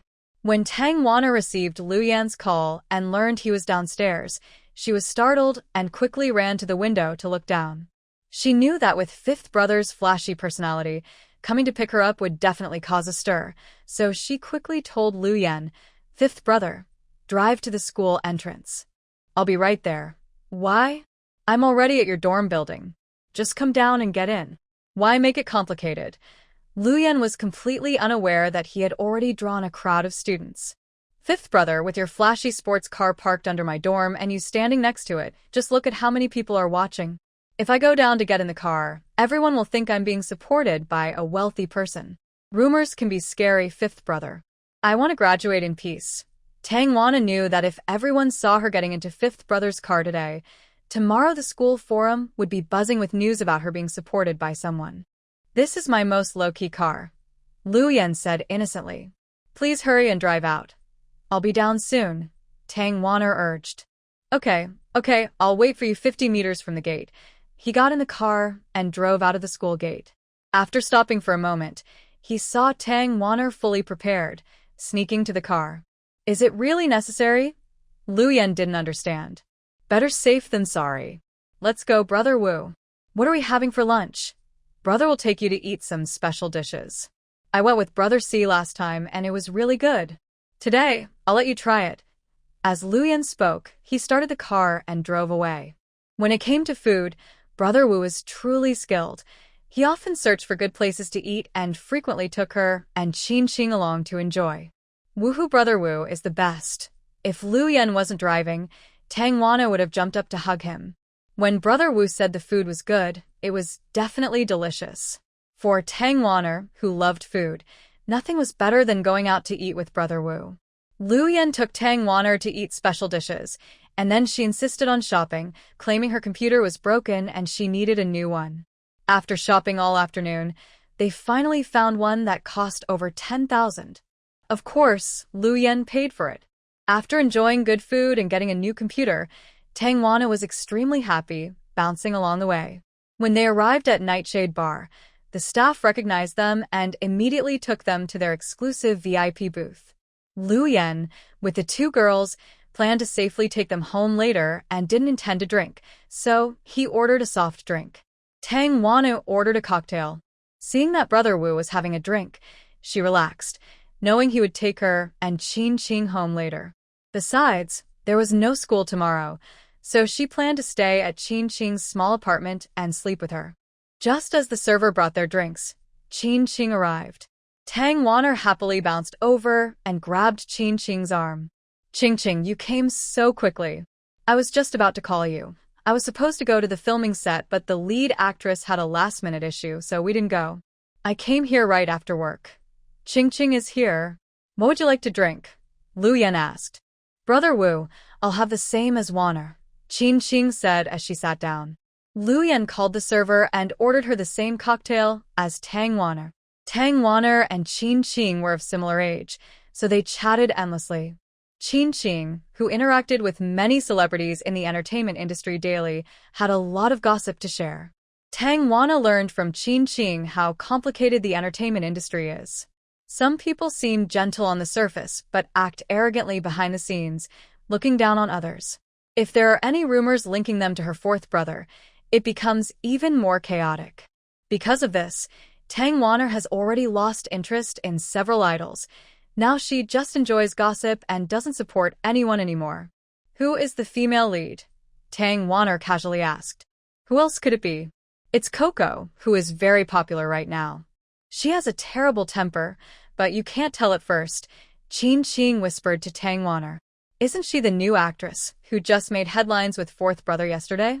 "Wow, fourth brother really gets around," Tang Wanner commented without holding back. The two of them lowered their heads as Tang Wanna listened to Qing talk about the latest gossip in the entertainment industry. Suddenly, Qing mentioned her older brother. "My brother has been in Europe for almost a week. Have you contacted him?" "Me? Why would I contact him?" Tang Wanner stuttered, feeling nervous when Qin Qing brought up Qin Hao. "Have you decided to give up on my brother?" Qin Qing was straightforward, thinking that since Wanner liked her brother, she should go after him. If her best friend became her sister-in-law, that would be perfect. There would be no issues between sisters-in-law, and their mom really liked Wanner, so there wouldn't be any problems there either. "Keep your voice down." Hearing Qin Qing loudly reveal her secret, Tang Wanner quickly covered Qin Qing's mouth, relieved to see fifth brother holding drinks and not paying attention to them. Only Qin Qing knew about Tang Wanner's feelings for her brother, Qin Hao, because last time they were at Qin Qing's apartment and had a bit too much to drink, she accidentally let it slip. Wanner had never dared to express her feelings and always treated him like any of her other brothers, keeping her thoughts to herself. Meanwhile, Lu Yan scanned the room while holding drinks and noticed a woman at the bar who looked a lot like his brother's first love, by Confronting Wen Qing. Just as he was about to get a better look, she disappeared. He turned to the two whispering together and said, "What are you two talking about? Wanna go dance?" "Fifth brother, when will my brother be back?" Qin Qing asked on behalf of Tang Wanner. "You don't know your own brother?" "He wouldn't tell me." "My parents probably don't know either," Qin Qing replied honestly. Qin Hao often traveled and lived on his own, only letting them know when he was coming home. He had been independent since childhood, so their parents were used to it. "I'm not too sure either. Yesterday, I had an online meeting with my older brother and the others, and most of the issues were resolved. They should be back soon." Hearing that her second brother was coming back, Tang Wanner felt happy inside. "When my older brother returns, my sister-in-law will probably come back too. Once she's home, I'll take you two to have dinner." Lu Yan hadn't eaten all day and was very hungry. The two little foodies were excited to hear this, but they agreed to wait until their older brother was not around. His cold presence could freeze anyone in place if he found out they were trying to eat without him. The three of them were happily chatting when a woman's voice interrupted them. "Little Five, it's really you. I saw you over there and wasn't sure, so I thought I'd come over to check. I didn't expect it to be you. These two must be Wanner and Qing Qing, right? You've all grown so much. You must be close to graduating." When Qing approached them, greeting them warmly in a tone like an elder. Tang Wanner and Qin Qing felt a bit annoyed and stayed quiet when they saw that fifth brother didn't respond. Lu Yan looked up and saw Wen Qing standing next to him with a glass in hand, realizing he hadn't been mistaken. It really was her. Seeing that no one was responding to her, Wen Qing boldly asked, "Can I sit down?" "Of course," Lu Yan replied, unsure of what his older brother's feelings for Wen Qing were, especially since he had arranged for her to stay in an apartment. Tang Wanner and Qin Qing noticed fifth brother spoke up and didn't say much. They had only met Wen Qing once many years ago and weren't very familiar with her. She didn't show up at the engagement ceremony, and now that their older brother was married, her sudden appearance made them think she wasn't a good person. Since they weren't close to her and had already formed an opinion, they naturally weren't very warm and continued their own conversation. Wen Qing noticed the two girls were chatting among themselves and felt awkward interrupting, so she turned to Lu Yan to chat instead, hoping to gather some news about Tang Yichen. She had been trying to contact him recently, but hadn't received any replies to her messages or calls. So, she had been inviting friends over, hoping to run into Tang Yichen and the others. After waiting for a few days, she finally encountered Lu Yan today, who was one of the easier ones to talk to. She knew that this bar belonged to Qin Hao, and they had exclusive VIP seats, which were the best spots in the bar. Even when the bar was busy, those seats were never open to anyone else. Only they could use them. This became a unique feature of the bar, attracting many who hoped to catch a glimpse of them. After all, the five of them were unmatched in looks in Jiangcheng. Besides the leader, Tang Yichen, who was married, the others were all single. Although Tang Yichen was married, there had been no wedding, and rumors suggested he didn't love his wife. Recently, news about him and Wen Marin quickly faded, leading onlookers to believe he was feeling guilty. Especially for those young ladies who daydreamed. Just seeing him in person was enough to make them happy. Wen Qing came to the bar with a few friends she had just met. When they saw her walking toward the exclusive seats with a drink and sitting down, seeming quite familiar with them, they thought that Tang Yichen likely still had feelings for her. Their conversations became more complimentary, and they looked at her with envy. Wen Qing enjoyed the attention and the feeling of being admired. Wen Qing kept trying to find topics to chat with Liu Yan while also inquiring about Tang Yichen. She finally learned that Tang Yichen was on a business trip and was probably too busy to reply to her calls and messages. She comforted herself with this thought.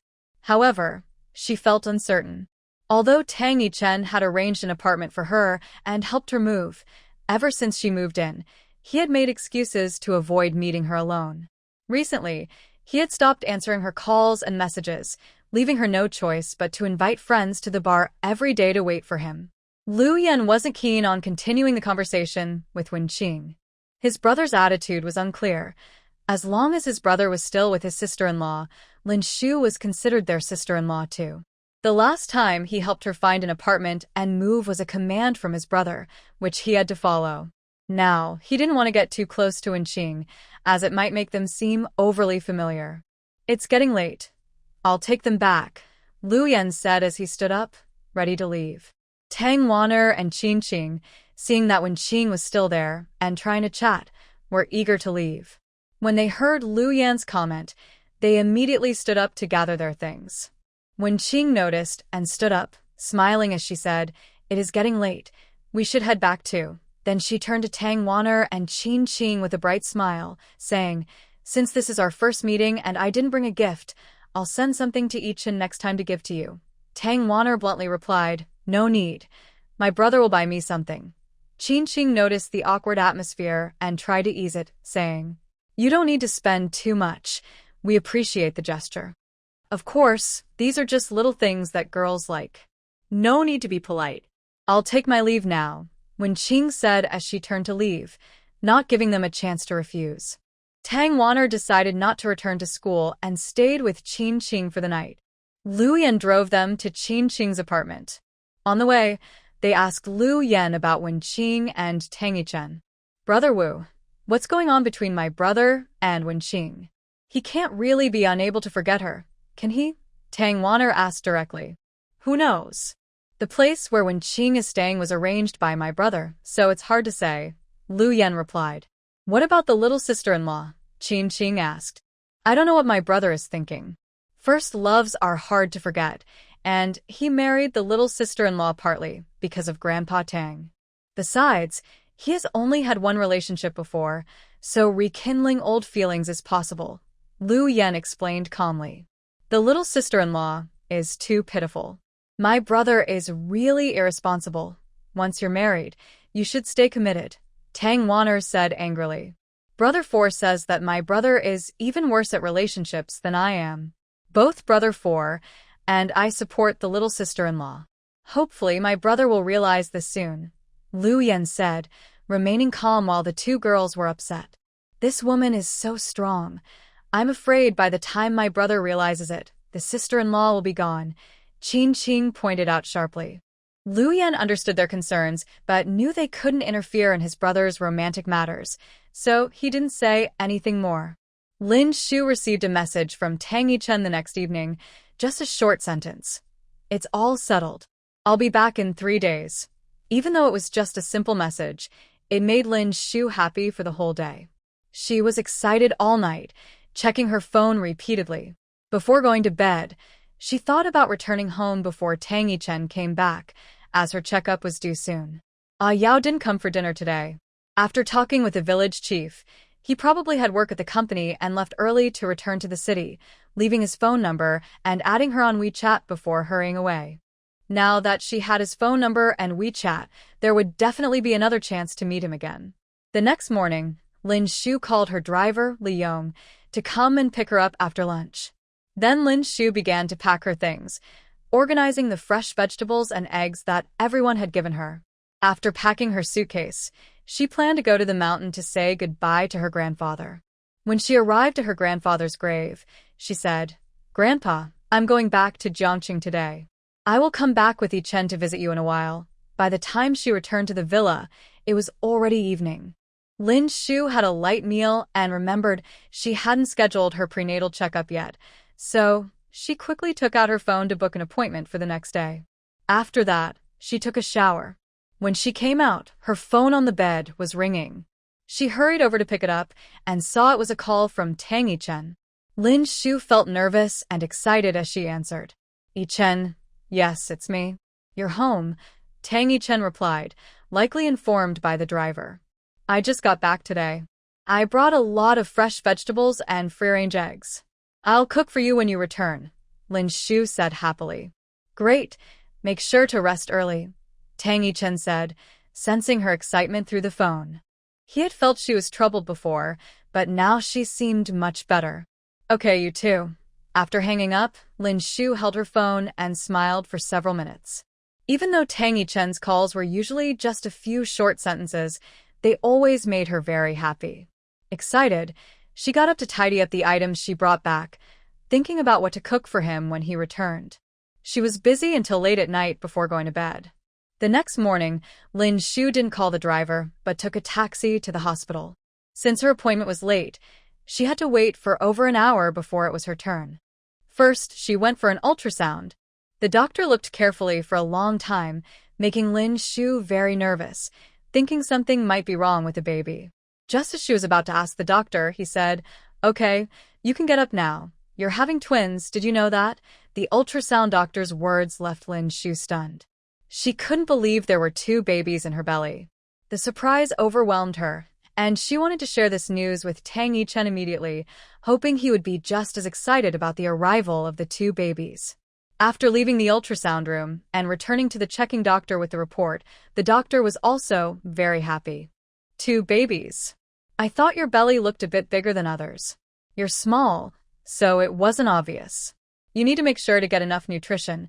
Being a mom is tough, and carrying twins is even harder. Where's your husband?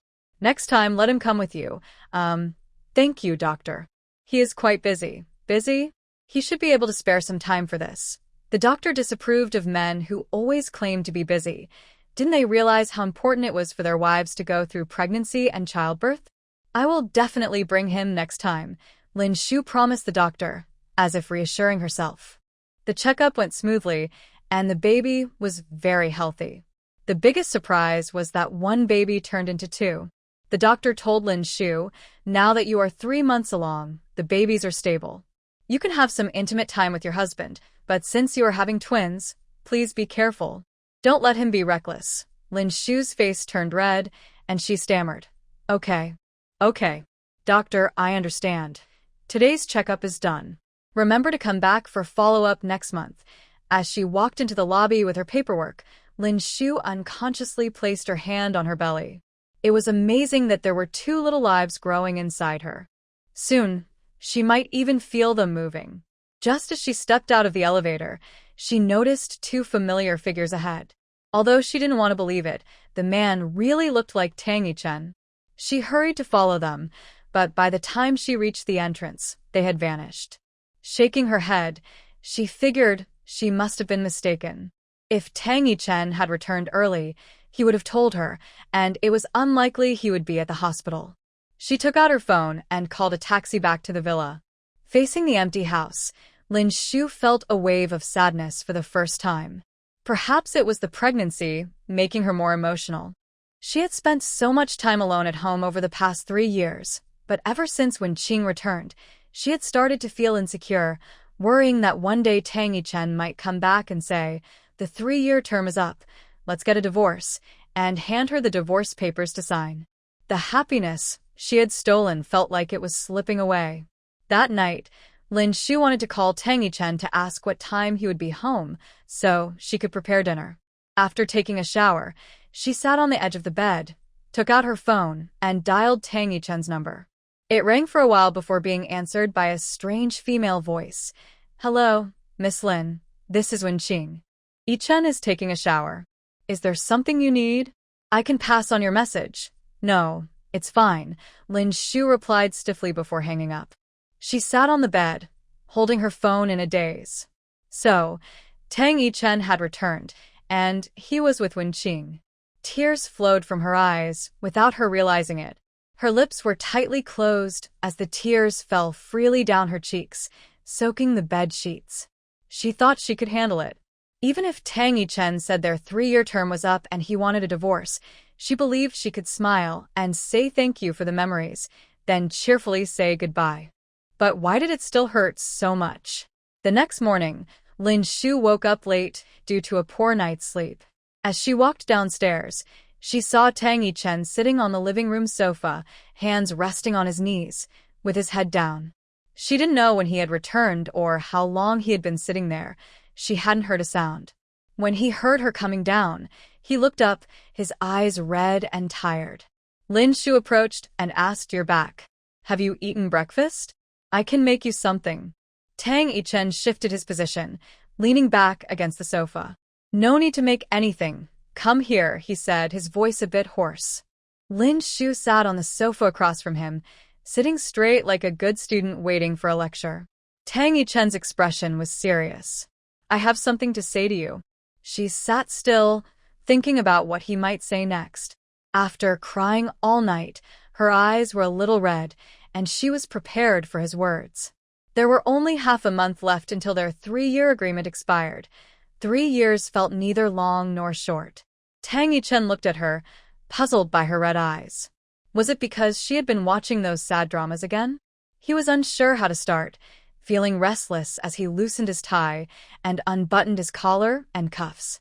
Not wanting to make things difficult for him, Lin Shu spoke up, "Is it about the divorce?" Tang Yichen paused for a moment at her words, then replied softly, "Yes." Even though she had mentally prepared herself, hearing his response made it hard for Lin Shu to breathe, as if a knife was cutting into her heart. She clutched the sofa tightly, took a deep breath, and tried to speak calmly despite the pain. "When will we handle the paperwork? Stolen happiness must eventually be returned. In a marriage where there is no love, one becomes the outsider." She knew Tang Yichen was resolute, and since he had spoken, there was no need for her to hold onto the title of Mrs. Tang, preventing him and Wen Qing from being open about their relationship. Tang Yichen frowned and said, "Let's do this in the next couple of days. I'll have my lawyer prepare the agreement for you to sign. I'll try to compensate you as much as I can. This villa is yours, and I'll also give you an apartment in the city center. Besides what we agreed on before, I'll give you an extra 100 million. If you have any other requests, feel free to mention them." Lin Shu turned to look out the window. The sunlight today seemed a bit too bright, making her eyes feel sore. Tilting her head back felt a little better. She turned back to face Tang Yichen. "I don't have any requests. I don't need the house. I might go back to my hometown to live. The air there is good, and I'm used to it. I don't need that much money either. 100,000 is enough. I don't have a job right now, and I use my savings for my grandfather's medical expenses. This 100,000 can be considered a loan from you, and I'll pay you back later. If you want to go back to your hometown, that's fine. Since you don't want the house, I'll convert it to cash for you. It's not about borrowing. This is what you're entitled to based on our agreement. Please have your lawyer prepare the agreement and contact me. I will pack up and move out as soon as possible. There's no rush to move. I won't be back for a while, so you can stay as long as you want." After saying this, he got up and left. After Tang Yichen left, Lin Shu remained on the sofa in the same position until her phone rang, bringing her back to reality. It was a call from her old home. She adjusted her emotions and answered, hearing her grandfather's voice. "Xiao Shu, have you returned from your hometown? How about coming over for dinner tonight? I haven't seen you in a while and I miss you." Hearing her grandfather's kind voice made Lin Shu feel much better. Since she was really leaving, she should go see him. "Okay, Grandpa. I'll take a taxi over later. Yicheng hasn't come back yet? That boy has left his wife alone for so long. What is he thinking?" Grandpa was feeling troubled about finding a grandson. "Grandpa, Yicheng is busy with work. I brought a lot of vegetables from my hometown and I'll bring some over to cook for you. That sounds good. Should I have the driver pick you up?" "No, Grandpa. I'll pack up and go by myself." "All right, just be careful on your way." After hanging up with her grandfather, Lin Shu went upstairs to start packing. She realized she didn't have much to take. One large suitcase was enough. Most of the things in the house were bought by Tang Yichen, and she didn't plan to take them with her. After organizing her suitcase, she placed it by the bedside table and went downstairs to the kitchen to pack 2 bags of vegetables to take to her old home. When Lin Shu arrived at the old house, it was still early, and Aunt Wang hadn't started preparing dinner. Thinking it might be the last time to have a meal with her grandfather, Lin Shu decided to cook herself. After some back and forth, Aunt Wang finally agreed. Lin Shu made 6 or 7 dishes and also prepared a soup, inviting Aunt Wang and Uncle Chen to try the food she brought from home. After dinner, Lin Shu found an excuse to decline her grandfather's invitation to stay over and returned to the villa with Tang Chen. She refused her grandfather's offer to arrange a ride for her. Seeing her elderly grandfather standing at the door, smiling warmly and waving, she felt it would be hard to see him again. Lin Shu held back her tears, forced a smile, and waved back, softly saying goodbye in her heart. "Goodbye, Grandpa." A week later, Lin Shu received a call from Lawyer Wu, who said he would bring the agreement to the villa that day. The day had finally come. Tang Chen hadn't returned to the villa all week, and Lin Shu guessed he might be with Wen Qing. Since they had already talked things out, it didn't matter where he spent the night. Fortunately, she had worn comfortable home clothes when she met Tang Chen, so he didn't notice anything unusual. Less than half an hour after Lawyer Wu hung up, he arrived. As expected, he was the chief lawyer of JK Group, working very efficiently. Lin Shu sat across from him, and Lawyer Wu looked at the president's wife he had only met a few times, ready to explain the agreement to her. After all, the divorce settlement offered by her husband would likely be more than enough for her in this life or the next. "Madam, please take a look at the agreement. I will explain the financial details regarding your divorce from Mr. Tang shortly." Lin Shu didn't look at it and directly signed her name at the end of the agreement. She didn't want anything. If this would make Tang Chen feel better, then so be it. Lawyer Wu was slightly surprised to see Lin Shu sign so quickly. Was she really not curious about how much money it was? However, as a lawyer, he had completed his task and didn't say anything more. He took out a bank card from his bag and handed it to Lin Shu. "Madam, this is the bank card Mr. Tang asked me to give you. The password is your birthday, and the assets you are entitled to from the divorce agreement are all in there." Lin Shu didn't take it. "Okay, thank you, Lawyer Wu. I appreciate you making this trip." Lawyer Wu placed the card on the table and stood up to leave. "You're welcome, madam. The divorce certificate will be processed on Monday at 9 a.m., and Mr. Tang will be waiting for you at the Civil Affairs Bureau. I'll take my leave now." "Okay, please tell Mr. Tang that I will arrive on time." After sending off Lawyer Wu, Lin Shu booked a flight to Yun City on her phone. Yes, what she told Tang Chen about going back to her hometown was a lie. She needed to make plans for the 2 babies in her belly. For the past few days, she had been searching online and finally found descriptions of Yun City as a breezy place with beautiful mountains and rivers, pleasant scenery, and a simple lifestyle, making it a good place to live. She wanted to find a place where no one knew her, to give birth to her children and raise them. Maybe soon, Tang Chen would marry Wen Qing and start a new family with his own baby. She wouldn't disturb his new life. Although leaving was hard, she felt grateful. She thanked him for giving her these 2 babies and for being her closest family. On Monday morning, Lin Shu arrived early at the Civil Affairs Bureau. At 9 o'clock, Tang Chen's car appeared right on time. Lin Shu had deliberately worn a loose top to hide her belly, so he wouldn't notice. Before Tang Chen got out of the car, he spotted Lin Shu sitting on a stone bench. As his car approached, she stood up. When she saw him get out and walk toward her, she noticed he looked tired. She wanted to ask if he was okay, but held back. They were about to finalize their divorce, so it was better to keep things straightforward. They walked inside together, exchanging their red books, which were just different on the cover. Lin Shu left the Civil Affairs Bureau with her divorce certificate. Tang Chen called out to her from behind. "Lin Shu, let me give you a ride home." Lin Shu turned around and smiled. "No need, you go ahead. I can go back by myself." They stood facing each other, and she noticed again how worn out he looked. She spoke again. "Take care of yourself and remember to eat on time. What are your plans next?" "Going back to your hometown?" he asked. "Yes," Lin Shu replied before turning to leave, afraid that if she hesitated too long, she might change her mind. "When are you going back?" "I can drive you," Tang Chen shouted after her. "That's okay. I can manage on my own," Lin Shu answered without turning back. Instead of going straight home, she used the card Tang Chen had given her to withdraw 100,000 yuan. She returned to the villa and placed the bank card on the desk in the study, knowing he would see it when he returned. Then she grabbed her suitcase and took a taxi directly to the airport. At the night bar, after leaving the Civil Affairs Bureau, Tang Yichen called some friends out for drinks. Liu Yan also invited Tang Wan'er and Qin Qing. By the time they arrived, Tang Yichen had already had quite a bit to drink and was half lying on the sofa. Mo Zhe and Qin Hao arrived first. Seeing the older brother in such a state, Mo Zhe asked Qin Hao, "Did something happen to the big brother in the Middle East?" Qin Hao glanced at Mo Zhe, knowing he was straightforward. He recalled the events in the Middle East and mentioned, the big brother's parents' deaths might not have been an accident. It seems to be related to his ex-girlfriend, but I'm not sure about the details. He didn't elaborate.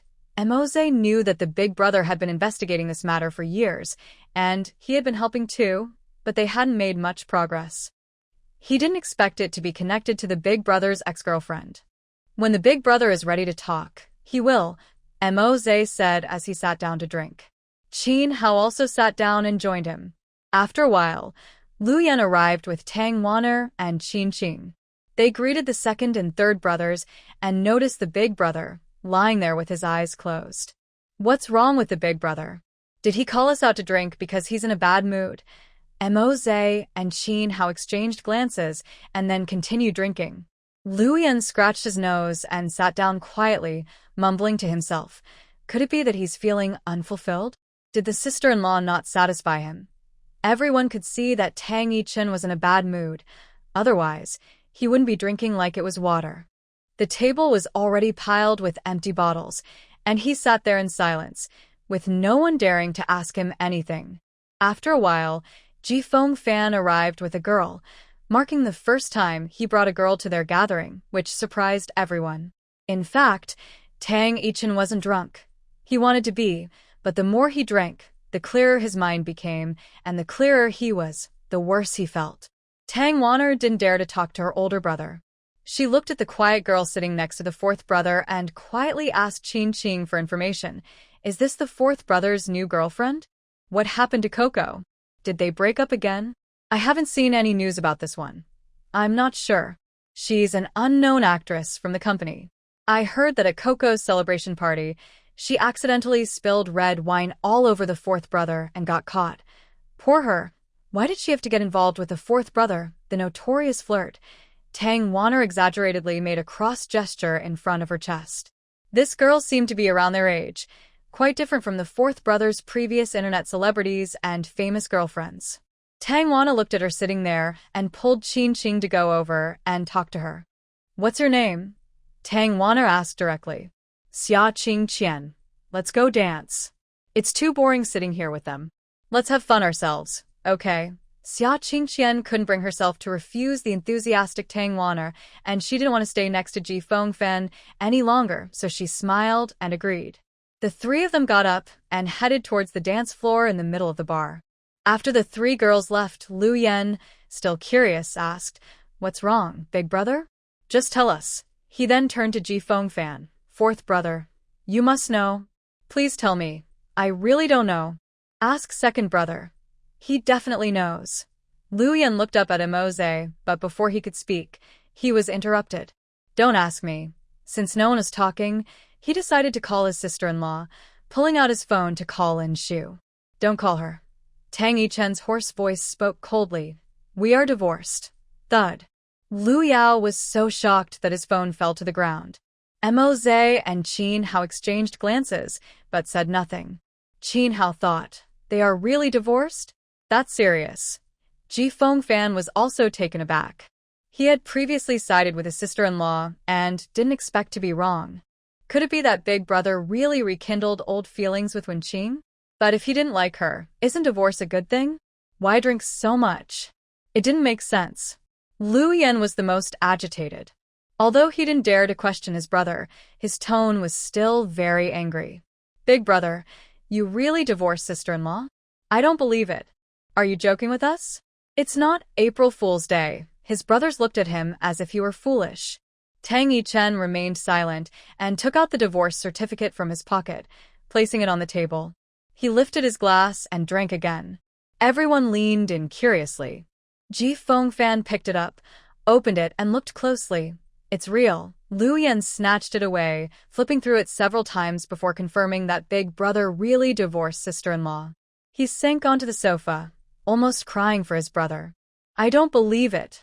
I need to call sister-in-law. Tang Yichen didn't stop him this time. Lu Yan hurriedly dialed, but it kept going to voicemail. At that moment, Tang Wanning, Qin Qing, and Xia Qingqian returned from dancing. Just as they sat down and were about to ask Lu Yan what was wrong, they noticed the divorce certificate in his hand. Tang Wanner grabbed it to look and was shocked to find it was Big Brother's. She turned to Qin Qing in disbelief. My big brother is divorced. Qin Qing was also surprised and quickly took a look. It was true. Big brother really was divorced. Xia Qingqian did not know Lin Shu, but she felt sorry for her. Divorce is never a good thing, especially for women. Qin Qing placed the divorce certificate back on the table, and the three young ladies sat silently on the sofa. At that moment, Tang Yichen's phone rang. Yichen, where are you? Can you come keep me company? I'm so scared alone. Okay, I'm on my way. Tang Yichen hung up the phone, grabbed his coat, and left. Everyone was lost in their thoughts, having heard that the caller on the other end was Wen Qing. Moze and Qin Hao exchanged mysterious looks, while Ji Fengfan felt there was definitely more to the story. However, the older brother always had his own ideas, and it was pointless to say more. Lu Yan was still trying to call Lin Shu, but unfortunately, he couldn't get through. Tang Wanner was even angrier when she saw her brother leave after answering Wen Qing's call. Frustrated, she kept drinking, and by the time everyone realized it, she was already drunk and slumped over the table. Xia Qingqian had also drunk quite a bit, but she usually became quiet when drinking. Her face was slightly flushed, making her look a bit playful, but her dazed eyes made it hard to notice. Seeing this, Ji Fengfan picked up his little woman and said goodbye to everyone as he left. Qin Qing didn't drink much, since she had to go to the film set early the next day. To help her friend, she handed Tang Wanner over to her brother and then left with Lu Yan and Moze. Qin Hao did not refuse. As everyone else left, he sat beside Tang Wanner, staying without rushing to go. After a while, Tang Wanner groggily woke up. Qing Qing, I need to go to the bathroom. No one answered, and when she looked up, she saw several Qin Haos beside her. Shaking her head, she said, You look just like that pig, Qin Hao. Qin Hao was taken aback by her words. He usually didn't tease her, so why was she calling him a pig? Not wanting to argue with a drunk person, he called a waitress to help Tang Wanner to the bathroom. After returning from the bathroom, Tang Wanner shouted that she wanted to keep drinking. Qing Qing, Xiao Qian, where did you two go? Come on, let's go dance. She tried to rush out, but Qin Hao quickly wrapped his arms around her and softly coaxed. Everyone has gone home. Be good, I'll take you back. He didn't even notice the tenderness in his tone. The nearby waitress watched as her boss struggled with the drunken Miss Tang, who was kicking and hitting. Only Miss Tang would dare to act like this in front of her boss. I'm not going back. I want a drink. Qin Hao carried Tang Wanner outside, soothing her as they walked. Okay, we'll drink when we get back. After a lot of effort, he managed to get her into the car. Having had some drinks himself, he called the driver to take them home. At this point, Tang Wanner was tired from all the fuss and finally sat quietly in the chair for a moment. The school dormitory had already closed, and since she had drunk too much, Qin Hao took her back to his apartment.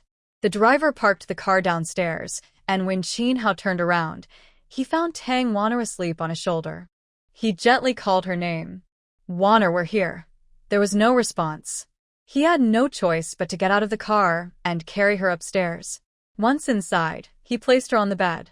It seemed impossible to give her a bath, and as a man, he couldn't change her clothes, so he just pulled the blanket over her and stepped out. He lay down on the sofa in the living room, preparing to spend the night there. Tang Yichen received a call from Wen Qing as he left the bar. The driver, Li Yong, was waiting at the door, and the cold wind on his face made him feel more awake. He had always thought his parents died in a plane accident, but 2 years ago, he discovered some clues suggesting their deaths were not so simple. He had been secretly investigating for years, uncovering ties to an international crime group. This group had members all over the world, collecting and selling intelligence from various countries, and was involved in arms smuggling and organ trafficking. After much effort, he only learned that the leader of this crime group was codenamed K. During a recent trip to the Middle East, he unintentionally gathered some information that led him to Wen Qing. Tang Yichen returned early from the Middle East, and just after getting off the plane, he received a call from Wen Qing saying her foot injury had flared up and she needed to go to the hospital. While he didn't believe the person he had waited for all these years could be connected to his parents' deaths, he felt compelled to investigate further, so he went to Wen Qing's apartment. It turned out she had twisted her ankle again, and it was swollen. Tang Yichen took her to the hospital for a checkup, and fortunately, the issue wasn't serious. She just needed some time to recover. During the time leading up to their divorce, Tang Yichen took care of Wen Qing, helping her with rehabilitation and checkups. Since he cared for her well, her recovery was quite fast. He had tried to find out if Wen Qing knew K, but she showed no signs of it. It truly seemed like she didn't know K. The information he received from the Middle East couldn't be wrong. Either Wen Qing was disguising her knowledge very well, fooling even him, or she genuinely didn't know K, which meant K must have been hiding his identity, and Wen Qing was unaware of his codename. Divorce is not a sudden decision. After all, getting married wasn't what I truly wanted. Since our feelings aren't that deep right now, it's better for us to let go.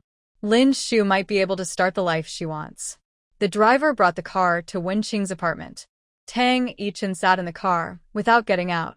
The driver didn't dare to ask questions and waited. After about half an hour, Wen Qing called. "Yichen, are you there? I hope your foot injury hasn't flared up again.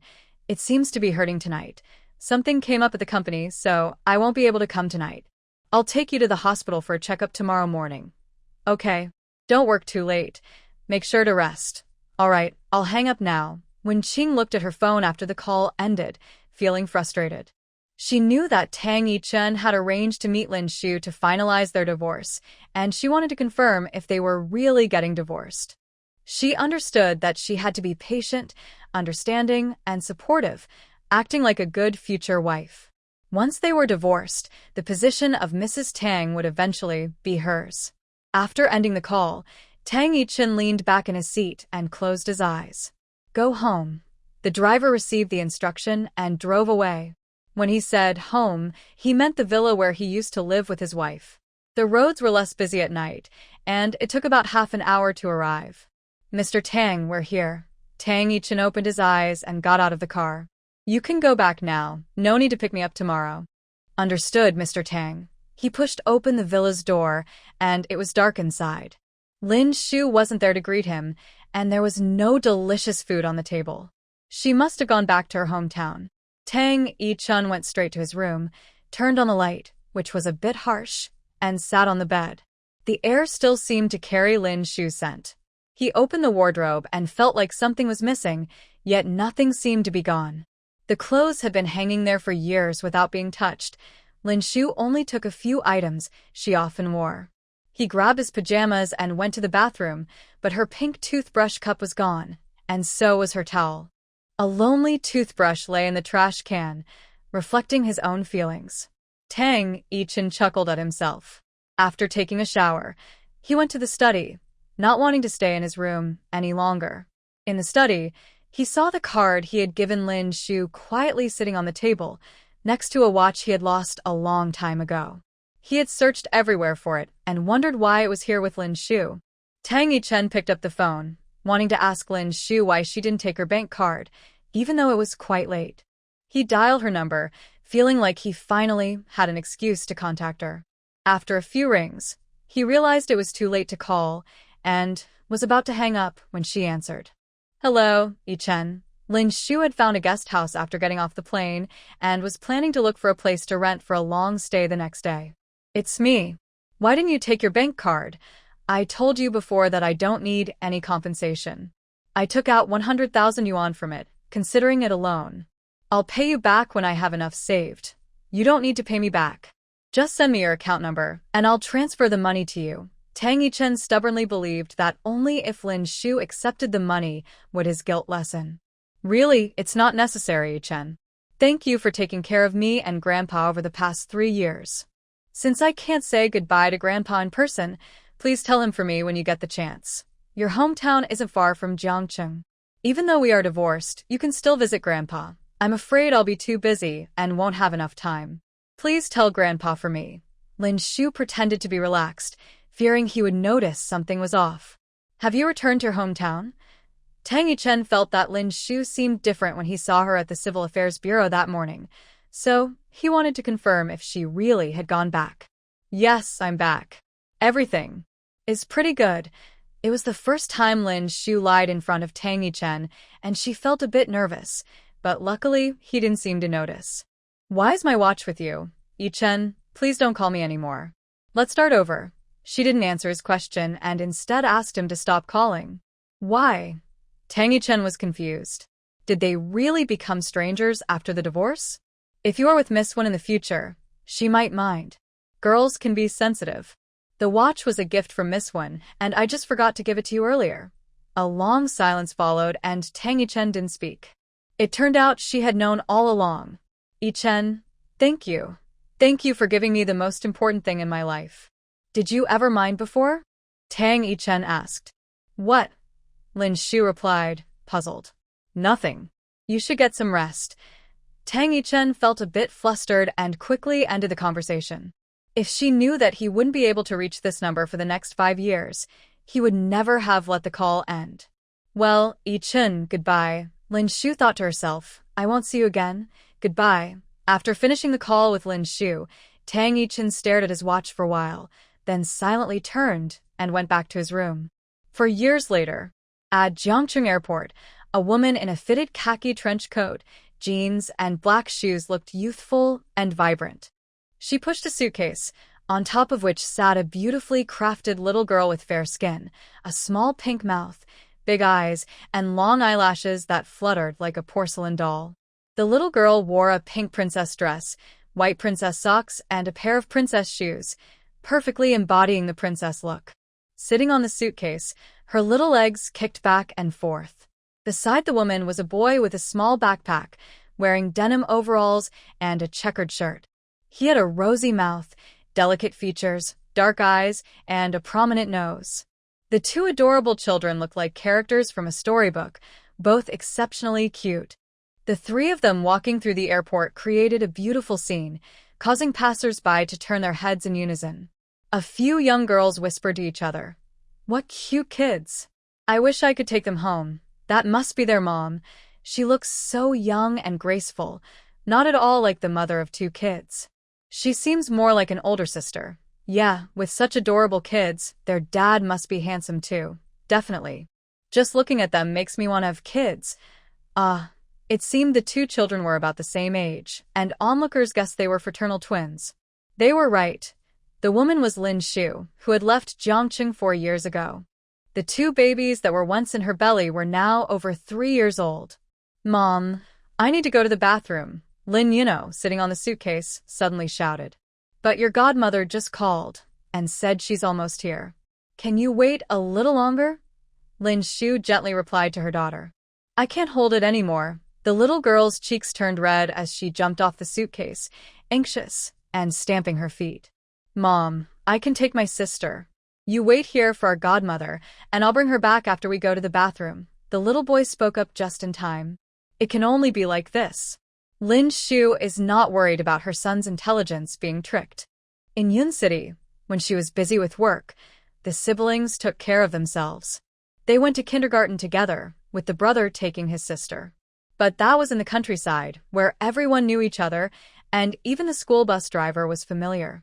Now that they're in Jiang City, with so many people at the airport, she feels a bit concerned. "All right, Chung Chung, wear your phone watch. If anything happens, call Mom right away," Lin Shu said to Lin Yucheng, feeling uneasy. "Don't worry, Mom, we'll be back soon." With that, he took his sister's hand and headed to the restroom. Lin Yucheng brought Lin Yunua to the restroom door, but as a boy, he couldn't go into the girls' restroom. Nua, can you go in by yourself?" "I'll wait for you right here," he said. "I can do it, brother. I'm in preschool now, and I go to the restroom by myself at school." I'm going in now, Lin Yunhua proudly said before running into the girls' restroom. After Lin Yunhua finished, she cleaned herself with tissue and went out to wash her hands. She noticed that the sink was higher than the one at her kindergarten, and she couldn't reach it. There was a pretty young lady nearby, and Lin Yunhua used her charming smile. "Excuse me, beautiful sister, could you please lift me up so I can wash my hands?" She looked at her with big, hopeful eyes. Tang Wanner's grandfather and Tang Yichen's grandfather are brothers. Their fathers are cousins, but since they lived close by as children, their families have a strong bond. With not many children around, they treat each other like their own grandchildren. After graduating, Tang Wanner was interning at her older brother's company. She planned to visit her parents during her break, but early in the morning, she received a call from them saying they were already at the airport and about to board a flight to Jiang City. They wanted to see her and also visit Grandpa Tang. So, she didn't need to go back home. Since her brother's divorce and her sister-in-law leaving, her uncle and aunt had also passed away, and her grandfather's health had been declining in recent years.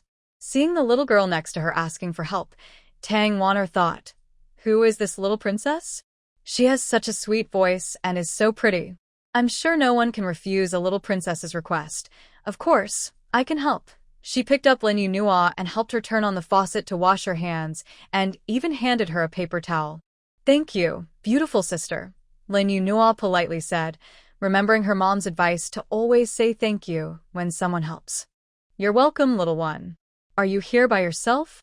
Where is your family?" Tang Wanner noticed she was alone and felt a bit uneasy. It was strange. Even though it was their first meeting, she felt an inexplicable familiarity. "My brother is waiting for me at the door and my mom is waiting for my godmother. She will come to pick us up soon. Mom is worried that my godmother won't find us, so she asked my brother to take me to the restroom," Lin Yunhua explained clearly to the beautiful sister in front of her. Are you done?" Lin Yuqing called out when he heard his sister talking to someone and felt it was taking too long. "I'm done, brother. I'll be out soon," Lin Yunhua replied, hurrying to say goodbye to Tang Wanner. "Beautiful sister, my brother is looking for me, so I have to go now." Tang Wanner followed Lin Yunhua out and saw her run up to a little boy, thinking he must be her brother. Since her older brother hadn't come out yet, she decided to wait at the door. Lin Yunhua noticed Tang Wanner had come out too. "Brother, this beautiful sister helped me wash my hands. Did you thank her?" he asked. "I did. She said it was no problem." "Good. Is a polite child. Let's go back. Mom and our godmother will be worried," Lin Yuqing said as he took his sister's hand to find their mom. Tang Wanner listened to their conversation and turned to see Lin Yuqing. The feeling of familiarity grew stronger, as if she had seen him somewhere before, but she couldn't remember where. When Tang Yichen came out and saw Tang Wanner staring ahead, he asked, "What are you looking at?" Brother, you're here." "I wasn't looking at anything. I just met two kids who were really cute. They could probably be child stars, and I feel like I've seen them before." Tang Yichen looked over and only saw their backs. "Let's go. Our parents have arrived." "Oh, okay." Ever since his brother divorced, he had become more robotic, always cold, and focused on work, even though he earned enough money to last a lifetime. Tang Wanner didn't think much more and followed Tang Yichen to where their parents were. She couldn't help but glance back at Lin Yunhua and Lin Yuqing. "I really want to meet those kids' mom. How did she have such beautiful children?" Lin Shu was getting worried since the two hadn't returned yet. Even though her son was with them, he was still under 4 years old, and she felt uneasy. Just as she was about to call her son, she saw the two of them walking hand in hand from a distance. As the two approached, she said, "You're finally back. Why did it take so long?" "I was about to call your brother." "Mom, you don't need to worry. Brother is very capable. We won't go with bad people." Lin Shu looked helplessly at the two little ones. They had always been quite clever and rarely caused her trouble. Most of the time, it was her brother taking care of her sister. Perhaps it was because they didn't have a father. Lin Yuqing was very mature and helped her a lot. She wasn't sure if that was a good or bad thing. "All right, my friend said we can't park at the entrance. She took the car to the parking lot to wait for us. Let's go there now." "Okay, Mom, let's go."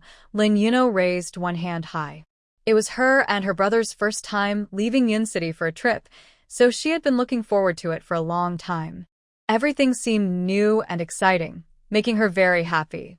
Tang Yichen stopped and looked back, as he thought he heard a familiar voice. "Brother, what's wrong?" Tang Wana asked when she saw her older brother suddenly stop, looking serious. Tang Yichen shook his head, his eyes narrowing slightly. He wasn't sure why, but he thought he heard Lin Shu's voice and felt a little flutter in his heart. However, when he looked back, he saw nothing. Maybe it was because he forgot to take his sleeping pills last night and didn't sleep well. "Nothing, let's go." Tang Wana followed behind as they walked toward the arrival area. The family of four passed each other without noticing. Lin Shu took Lin Yuqing and Lin Yuno to the parking lot and found Chen Cici's car. As soon as Yuno saw Chen Cici, she rushed over, saying, "Auntie, I missed you so much." Chen Cici picked Yuno up and said, "I missed you too." Then she gave her a big kiss on the cheek. Yuno's little face was just too cute to resist. Lin Yuqing was also happy to see Aunt Cici, but being a boy, he didn't want to act like his sister. "Hello, Auntie. Hello, Ching Ching. You must have worked hard taking care of your sister and Mom on the way." "It wasn't hard. I'm the man of the house. It's what I should do." Lin Yuqing, still a child, felt a bit shy when Chen Cici praised him. "Thank you, Cici. I planned to come alone, but the little ones insisted on coming with me. I was worried they would be noisy at home, and Grandma couldn't keep an eye on them, so I brought them along." Lin Shu honestly didn't want to bring the two little ones to Jiangcheng. She was slightly worried about running into someone she knew, so she planned to finish her work quickly and take them home early. "Little Shu Jia, please don't be so polite with me. Since it's a holiday, it's a great time to take them out to have some fun. Let's get in the car first, and after we drop off our luggage, Annie will take you to eat something delicious. Tomorrow we'll go to the amusement park. Yay!" Hearing about the tasty food made little Nonua the happiest. Chen Cici rented a small suite by herself, which had a main bedroom and a small room she used as a study. There was a small bed in the study, and Chen Cici gave the big room's bed to Lin Shu and her family, moving to the small room herself. "Cici, why don't we stay in the small room? We can sleep on the floor." Lin Shu felt a bit embarrassed that Chen Cici gave up the main bedroom. "Little Shu Jia, really there's no need to be polite. We're close, and it doesn't matter where we sleep. I can't let our little Nua and Ching Ching sleep on the floor." After hearing this, Lin Shu didn't argue anymore. "Okay, then I'll go pack my luggage first." Lin Shu packed her suitcase in the room while Chen Cici played with Nua and Ching Cheng in the living room, cutting a plate of oranges for them. Ching Cheng played Go with Chen Cici, while Nua watched. Chen Cici lost 5 games in a row and couldn't take it anymore. "Little Shu Jia, are you ready? We're going out to eat. I don't want to play chess with Ching Ching anymore. I've never won once, and it's so embarrassing to lose to a preschooler." "Annie, it's not your fault. No one beats me either," Lin Yuqing comforted. "Yes, Auntie, we won't tell anyone," Nua added. "Thank you, my two little treasures. Auntie will go change clothes and take you out for something delicious." With that, she quickly got up to change, deciding in her heart never to play chess with Ching Ching again. After 4 years, stepping back onto the land of Jiangcheng made her feel a bit anxious. In the room, Lin Shu organized her luggage while recalling the past. After finishing the divorce procedures with Tang Yichen, she left that same day and settled in Yun City. "On the first day, I stayed at a guest house for 1 night. The next day, I found an old house that the landlord had vacant, so the rent was very cheap." Lin Shu signed a 5-year contract with the landlord. The landlord's husband was named Chen, but he passed away early, so Lin Shu called her Aunt Chen. Cici is Aunt Chen's daughter, who went to college in Jiangcheng and decided to stay there for work. She often returns to spend time with Aunt Chen. One time, when she came back, she saw Lin Shu's design sketches for little clothes for her baby and loved them. Cici, being clever, encouraged Lin Shu to start a business together. Lin Shu would handle the designs while Cici would find someone to make samples and sell them online. At that time, Lin Shu didn't have any other skills and wasn't sure if it would work, but with Cici's encouragement, she decided to give it a try. Unexpectedly, the first 5 designs they pre-sold earned them over 100,000. As they continued, their business improved and life got better. Cece even quit her job to focus entirely on the business. Later, they planned to register a company considering the resources in Jiangcheng. They registered the company there, with Cece as the official owner. Lin Shu wanted to keep her identity hidden, fearing that Tang Yichen would discover the existence of the two children. She handled the designs in Yun City, while Cece took care of everything else. At that time, Aunt Chen saw Lin Shu pregnant and alone, but didn't ask why she was there. She figured Lin Shu must have had a tough life and took special care of her, often bringing her food and supplies. Since Lin Shu was pregnant with twins, her belly grew quite large, making it hard for her to move. She didn't have much money, and that year the business was just starting. Cece was busy running around and taking orders, so Lin Shu managed to keep going until production. During production, Aunt Chen arranged for someone to take her to the hospital.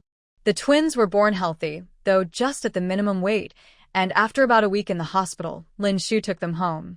After the birth, Aunt Chen offered to help take care of her. Since there were two babies, it was a bit challenging for Aunt Chen alone, and Cece returned for about 6 months to help. The twins were treated like Aunt Chen's own grandchildren. Cece aspired to be a strong woman, never dated, and didn't want to get married, so she officially recognized the twins as her godchildren. The two of them discussed registering the company, planning to transform their business. In the past 2 years, competition in online channels had become increasingly fierce, so they decided to establish their own brand and pursue a high-end designer route. So, the current studio, Secret, was founded because Cece used to be an assistant at a company where she met many wealthy bosses. She helped them deal with their female companions, who were mostly minor celebrities and socialites, so she collected quite a few contacts. In Cece's words, this was the only gain she had from her boss. These connections have been very helpful for the early business, so the studio mainly designs clothes for celebrities, socialites, and wealthy people in high society. After more than 2 years of operation, it has gained some fame. Part of this is due to the designer's mystery, as no one has seen her, and also because Lin Shu's designs truly fit each person's style and highlight their best features. At the latest film award ceremony, the best newcomer, Xia Qingqian, wore a dress designed by Lin Shu, attracting countless photographers and even overshadowing the winner of the Best Actress award. The brand of the dress Xia Qingqian wore was also discovered, causing Secret to gain even more recognition in the design world. People are increasingly curious about what the designer is like. Lin Shu isn't trying to be mysterious to attract attention. She simply wants to protect her 2 children and keep Tang Yichen from discovering their existence. This time, Cece took on a big project that requires the designer to meet in person. Securing this project would keep the company running for 6 months, so Lin Shu originally didn't plan to come to Jiangcheng. However, considering the increasing expenses for the 2 children and her responsibility to the company, she decided to come, hoping nothing unexpected would happen and that she could finish quickly and return home. "Mom, are you ready?" Godmother said she would take us out for delicious food. Nuna couldn't wait to eat and rushed in to urge her mother when she saw Lin Shu still in the room. Lin Shu gathered her thoughts. "Okay, sweetheart, we can leave now." She picked up her daughter and walked out of the room, where Ching Cheng and the children's godmother were already dressed and ready. Thinking that the food in Yun City is quite flavorful, Chen Cece took the 3 of them to a famous Hunan restaurant. She let them get out of the car at the entrance, while she went to find parking. Lin Shu entered the restaurant with Ching Cheng and Nu Nua. It was indeed busy, and after looking around, they found a table for 4 and sat down. The waiter brought the menu, and Lin Shu ordered a few signature dishes, planning to see what Chen Cece wanted when she arrived. Parking was tight, and it took Chen Cece a while to find a spot. "Xiao Shu Jie, have you ordered the food? Let's order a few more dishes and see if you want to add anything," Lin Shu said as she handed over the menu. "Don't be polite. I'm treating today. Let's order more. The food here is quite good, and there are many dishes that aren't too spicy, so Ching Cheng and Nua Nua can eat too," Chen Cece said while marking several more dishes on the menu. Seeing that all the tables are full shows that the business is good. "We are lucky to find this spot after walking around. The people behind us will have to wait for their turn," Lin Shu commented, watching Chen Cece continue to mark dishes. That's enough. If we order too much, it will go to waste. Okay, let's stick with this, she said, then called the waiter to bring the menu back, realizing she forgot to mark drinks. First, bring us a jug of fresh orange juice. The two little ones were happily eating, munching away, and stuffing their mouths. They used the orange juice to cool down from the spiciness. After they were full, Manhwa said she wanted to play with the little cars in the small square out front, which she had been thinking about since they arrived. Lin Shu went to the restroom while Chen Sisi took the two kids to pay the bill. Pretty sister, are you eating here too? Tang had come with her older brother to meet their parents. They initially planned to go straight to their old home, but since it was getting late, they decided to eat here instead. They had come before with friends and enjoyed the food. They arrived early and sat in a private room, and after finishing their meal, her brother went to get the car while their parents waited for her to settle the bill. Unexpectedly, she ran into the adorable little one from the airport again. The familiar feeling made Tang excited. Hello, little friend. What a coincidence to see you again. Chen Sisi was surprised to see Manhwa greet someone. Did this little treasure already know someone in Jiangcheng? The other person was dressed nicely and seemed friendly, so she didn't stop their conversation. Yes, I'm here with my mom, godmother, and brother, Manhwa replied. The sister is also here with her family. Tang smiled and chatted with Manhwa, noticing the little girl's brother. That strong sense of familiarity returned. It felt like she had seen him before. Seeing Chen Sisi standing nearby, she guessed that she was the mother or godmother mentioned by the little girl, so Tang greeted her. Hello. I met this little one in the airport restroom, and I didn't expect to see her here again. What a coincidence. Yes, what a coincidence, Chen Sisi responded warmly. What's your name, little friend? Next time, I'll come to play with you, Tang said, genuinely fond of the little girl, who was so cute with her delicate features. Lin Yuna, you can call me Nono. Beep beep beep. Tang looked up and saw her older brother's car parked outside. Their parents were already in the car, waiting for her, so she quickly said goodbye. Sister is leaving now. We can hang out another time, she said, writing her phone number on the receipt with a pen from the bar and handing it to Nono. As Tang stepped out to get in the car, Lin Shu came out of the bathroom. Let's go, my two little treasures. We're going to the small square to ride the little cars. Nono was so happy that she danced around. As long as there was food and fun, she was satisfied. Changcheng didn't say much, but it was clear he was happy too. After all, they were still kids, and who doesn't like to play? In Yun City, they mostly stayed in the countryside, and there were many new and exciting toys that the two little ones had never seen before. Cece decided she would make sure to take them out to have a great time this time. As for the little incident earlier, she thought it was just a coincidence and didn't mention it to Lin Shu, knowing Nono wouldn't really call anyone else to play. The four of them happily walked towards the little cars. Inside the car. Brother, did you know? I ran into that little girl from the airport again at the restaurant along with her brother. What a coincidence. Mom and Dad, you won't believe it. I've never seen such good-looking kids before. They must be twins. They look the same age, Tang said, getting more excited as she spoke, almost wanting everyone to see that she wasn't lying. Seeing her brother silent, Tang turned to chat with her parents. Every time I see her brother, I feel a strange familiarity, like I've seen him before, but I just can't remember. Tang Yichen had no idea that the four of them had crossed paths once again. Chen Sisi had originally arranged to meet with a client and designer at the studio the next day, but in the evening, she received a call saying the meeting was postponed by a day. So, she decided to take Xingcheng and Nono to the amusement park the next day. The two little ones were so excited that they couldn't sleep at night. Lin Shu had another matter to attend to in Jiangcheng. Early the next morning, she asked Chen Sisi to take the two kids to the amusement park. The day before, she had asked Cece to withdraw 100,000 yuan in cash for her, which she packed in a leather envelope. She took a taxi to the JK Group headquarters. She had borrowed 100,000 yuan during her divorce and felt it was time to repay it. This trip to Jiangcheng would help her settle that matter. The JK Group had expanded significantly in recent years, and its scale had grown. Tang Yichen was now a regular on the global rich list. With high salaries and great benefits, everyone was eager to join the company. The employees trained by the JK Group have high qualities and abilities. Even the receptionist is carefully selected and exceptionally skilled. The receptionist politely bows and greets, "Hello, how can I help you?" Before Lin Shu could respond, the receptionist bowed again to someone entering, saying, "Hello, Miss Wen." Lin Shu saw a tall and beautiful figure walk in. It was Wen Qing. She quickly stepped aside, relieved that the other person didn't notice her, and headed straight for the president's private elevator. "I'm sorry, who are you looking for?" the receptionist asked again politely. Lin Shu handed over an envelope, saying, "I'm not looking for anyone. Please help me deliver this to Mr. Tang." "Thank you." After that, she turned and left. After Wen Qing went upstairs, she directly entered the president's office.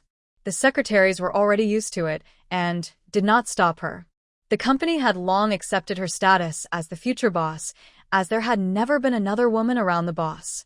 The boss also allowed Wen Qing the privilege to come and go freely in the company and his office, which not everyone had. Wen Qing pushed the door open and asked, "Yichen, are you still busy?" Tang Yichen looked up from his documents. "Yes, almost done. Once you're finished, let's go have lunch together." "I came specifically to find you so you wouldn't forget while working," Wen Qing said, walking around the desk to hug his arm, pretending to be serious, but her tone was playful. "Okay, you go rest on the sofa first. I'll join you for lunch once I'm done." Tang Yichen subtly pulled his arm back and encouraged Wen Qing to sit on the sofa. "That's better," she said, turning to the sofa, picking up a magazine to read while waiting for him. About half an hour later, Tang Yichen stood up from his chair, grabbing his coat. "Let's go, I'll take you to lunch." Wen Qing linked her arm with his. "I thought you wouldn't be done so soon. With you waiting here, I wouldn't dare keep you waiting too long." Wen Qing playfully tapped him on the arm. "I'm not that fierce. Otherwise, your employees might think I'm a tiger." The two of them playfully bantered as they left the office for lunch. The secretaries exchanged knowing looks, saying, "See? The boss really is too good to Wen Qing." His usual serious face softens only when she's around. Everyone speculated. It seems Wen Qing is not far from becoming the boss's partner. The two went to their usual Western restaurant. Tang Yichen didn't really like Western food, but Wen Qing, having spent a long time abroad, always chose this place for their meals. He preferred the homemade dishes that Lin Shu used to cook. He hadn't heard from her in years, and when he couldn't reach her by phone, he realized she truly meant it when she said not to contact her anymore. He later found out she hadn't returned home.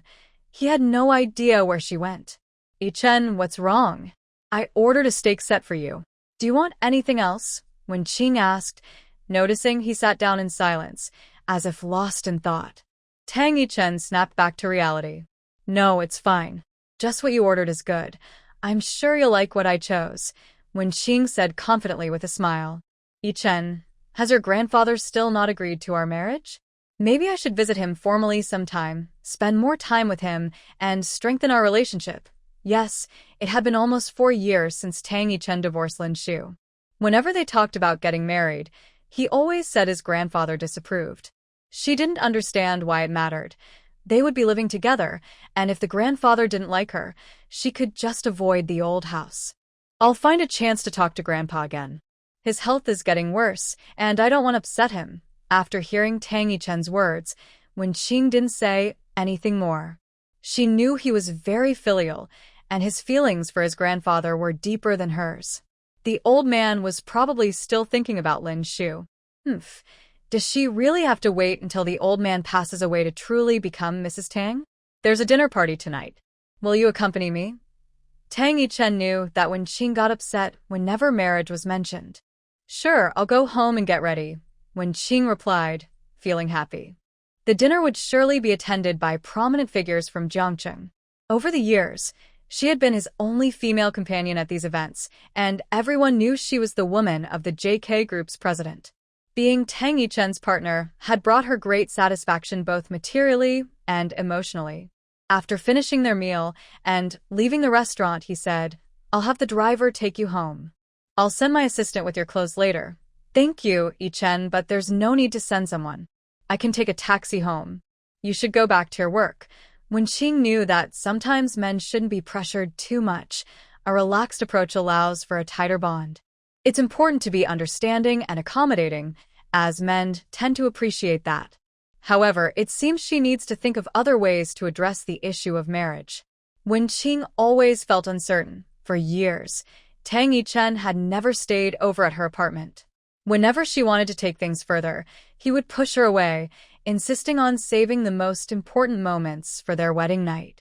Even when she tried to entice him by inviting him over at night in a sheer nightgown, he remained indifferent, telling her to put on a coat to avoid catching a cold. She even wondered if he was unable to engage. This uncertainty made Wen Qing uneasy. He seemed both close and distant. Only marriage could secure her position as Mrs. Tang. At 7 in the evening, Lin Shu was still in her room, revising the designs for a meeting the next day. She had heard from Cici that this client was the only daughter of a jewelry tycoon in Jiangcheng, spoiled since childhood. She was preparing to order a dress for her 18th birthday party, but the girl was quite picky and had a bit of a temper, making her difficult to please. However, the payment was generous, with an additional 3% service fee on top of the regular costs. Lin Shu was motivated to work hard because she had 2 little ones to care for, and there would be many expenses in the future. To ensure a smooth meeting and secure the order, she quickly adjusted her mindset after returning from JK Group and focused on her work. She had some new ideas and revised her previous designs, creating 2 additional drawings as backups to be well prepared. Chen Cici had taken the 2 little ones out to play all day. Since it was getting late, she called Lin Shu to say she was taking Cheng Cheng and Nua Nua out for dinner and invited her to join them. On the way back after dinner, Cheng Cheng and Nua Nua were exhausted from playing all day and fell asleep in the car. When they got out, Cheng Cheng woke up and walked back on his own, while Nua Nua, like a little piglet, slept soundly. Lin Shu carried her on her shoulder and, once inside, gently placed her on the bed. Cici, thank you for taking them out today. It was no trouble. I wanted to have fun too, so it was a good excuse to take Cheng Cheng and Nua Nua with me, Chen Cici replied, standing at the door. They both had a tiring day. I won't wake Nua Nua then. I'll take Cheng Cheng to bathe. Cici, what time did Miss Meng schedule for tomorrow? She scheduled it for 11 a.m. at the studio. Then you should rest early too. Tomorrow, let's go to the studio early. We won't be home, so we can only take the 2 little ones with us. Okay, Sister Shu. You help Ching Ching take a bath and rest early too. Tomorrow, let Xiaowei come over to help watch them. It's fine. Chen Cici also thought about the issue of no one watching Ching Cheng and Nua Nua tomorrow since it was the weekend and the studio is usually closed. So, she called Xiaowei in advance to ask her to come to the studio to help out. Alright. Lin Shu felt a bit relieved and called Ching Ching to the bathroom. In the bathroom, Mom, I can help take care of my sister. You don't have to worry. Lin Yucheng heard the conversation between his godmother and mother. Okay, our Ching Cheng is Mommy's little man. I believe you can take good care of your sister. Lin Yucheng felt proud at his mother's words.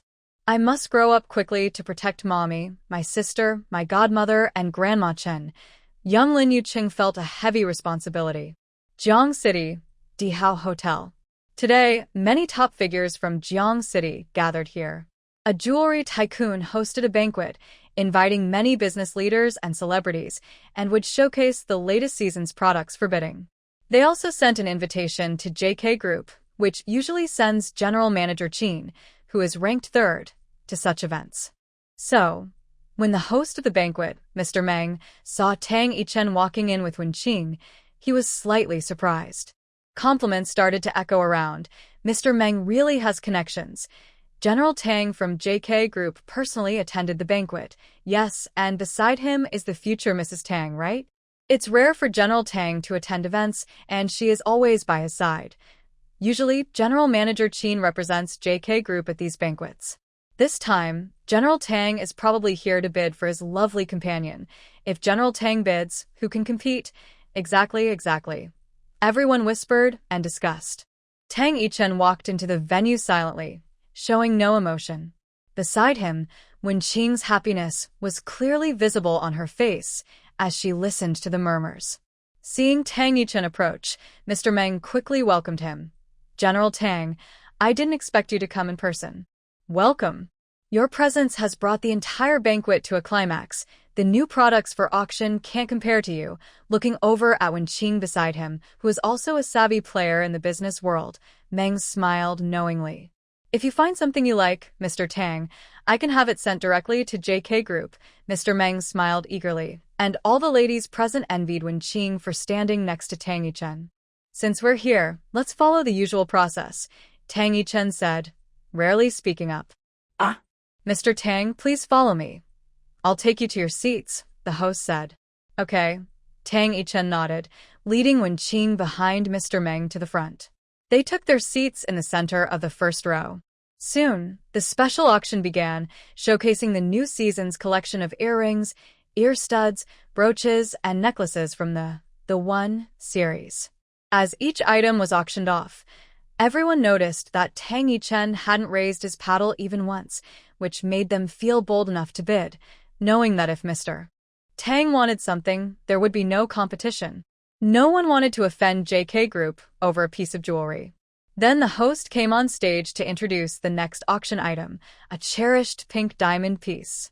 After being cut, it was made into a heart-shaped ring, and the leftover pieces were crafted into a diamond necklace.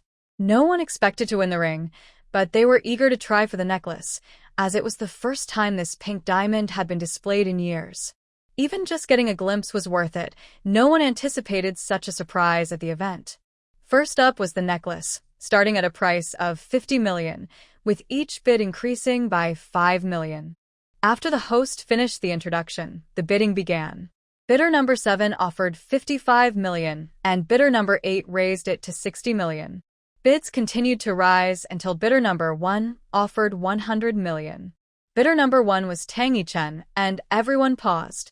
At this price, no one else dared to bid higher, and Tang Yichen successfully acquired the necklace. Next was the ring, starting at 100 million, with each bid increasing by 10 million. Bidder number 1 raised their paddle immediately, but just as the host was about to finalize the bid, bidder number 7 raised theirs. The two bidders continued to alternate, and the price climbed to 300 million, with everyone holding their breath to watch this exciting auction. Wen Qing, seeing Tang Yichen bidding on the ring, felt a mix of tension and anticipation. As the price kept rising, she nervously clenched her hands tightly on the seat. 500 million. Tang Yichen calmly raised his paddle again, not even glancing back at bidder number 7, who had been competing with him. 500 million, 500 million. Mr. Tang from JK Group bids 500 million. Is there a higher offer? If not, this unique pink diamond belongs to Mr. Tang. Is there anyone else? 3, 2, 1 sold. Congratulations, Mr. Tang. The host's voice trembled with excitement and the crowd marveled. That was amazing. I didn't expect Mr. Tang to bid 500 million directly. Yes, I'm so envious of Miss Wen. That ring must be for a proposal. She is so lucky. Tang Yichen stood up to leave, and Wen Qing followed. Hearing their words, Wen Qing felt that the pink diamond was definitely meant for her, and she was getting closer to becoming Mrs. Tang. As they approached the door, a man in a black trench coat stood in front of them. Congratulations, Mr. Tang, you got what you wanted. Tang Yichen looked up at the man's face, his expression serious. The man smiled. Number 7. Tang Yichen said nothing and walked past him. Wen Qing hurried to catch up, not daring to linger. The man turned to watch Tang Yichen leave, his smile fading, revealing a thoughtful expression. The next day, Lin Shu woke up early to prepare breakfast. No matter how busy she was in Yun City, she always cooked for her 2 children, ensuring their meals were nutritious. After finishing breakfast, Chen Sisi also got up. Lin Shu went to wake the little ones. Chung Chung Noa, it's time to get up for breakfast. We need to leave soon. Today, Mommy and Godmother have work, so you both will come to the studio with us, and Auntie Xiaowei will take care of you. Chung Chung heard his mother's voice. Although still sleepy, he sat up in bed, rubbing his eyes. Mommy, I can take care of my sister. Yes, Chung Chung is great. You can help Auntie Xiaowei take care of your sister. Okay, Mommy. You and Godmother can focus on your work. Lin Shu smiled and patted her son's head, handing him his clothes. Qing took them and started to dress himself.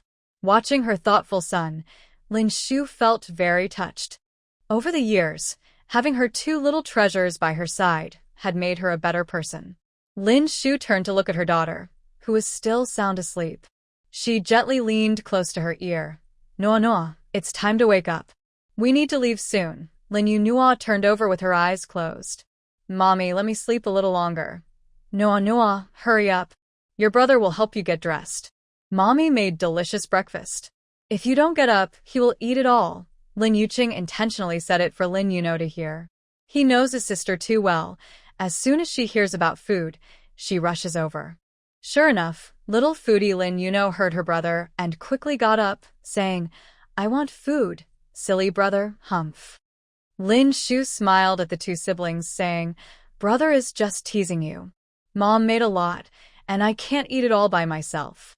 While comforting the pouting Lin Yuno, he helped her get dressed. "Brother is tricking you." Lin Yuno heard her mom and brother talking, and her sleepiness faded away.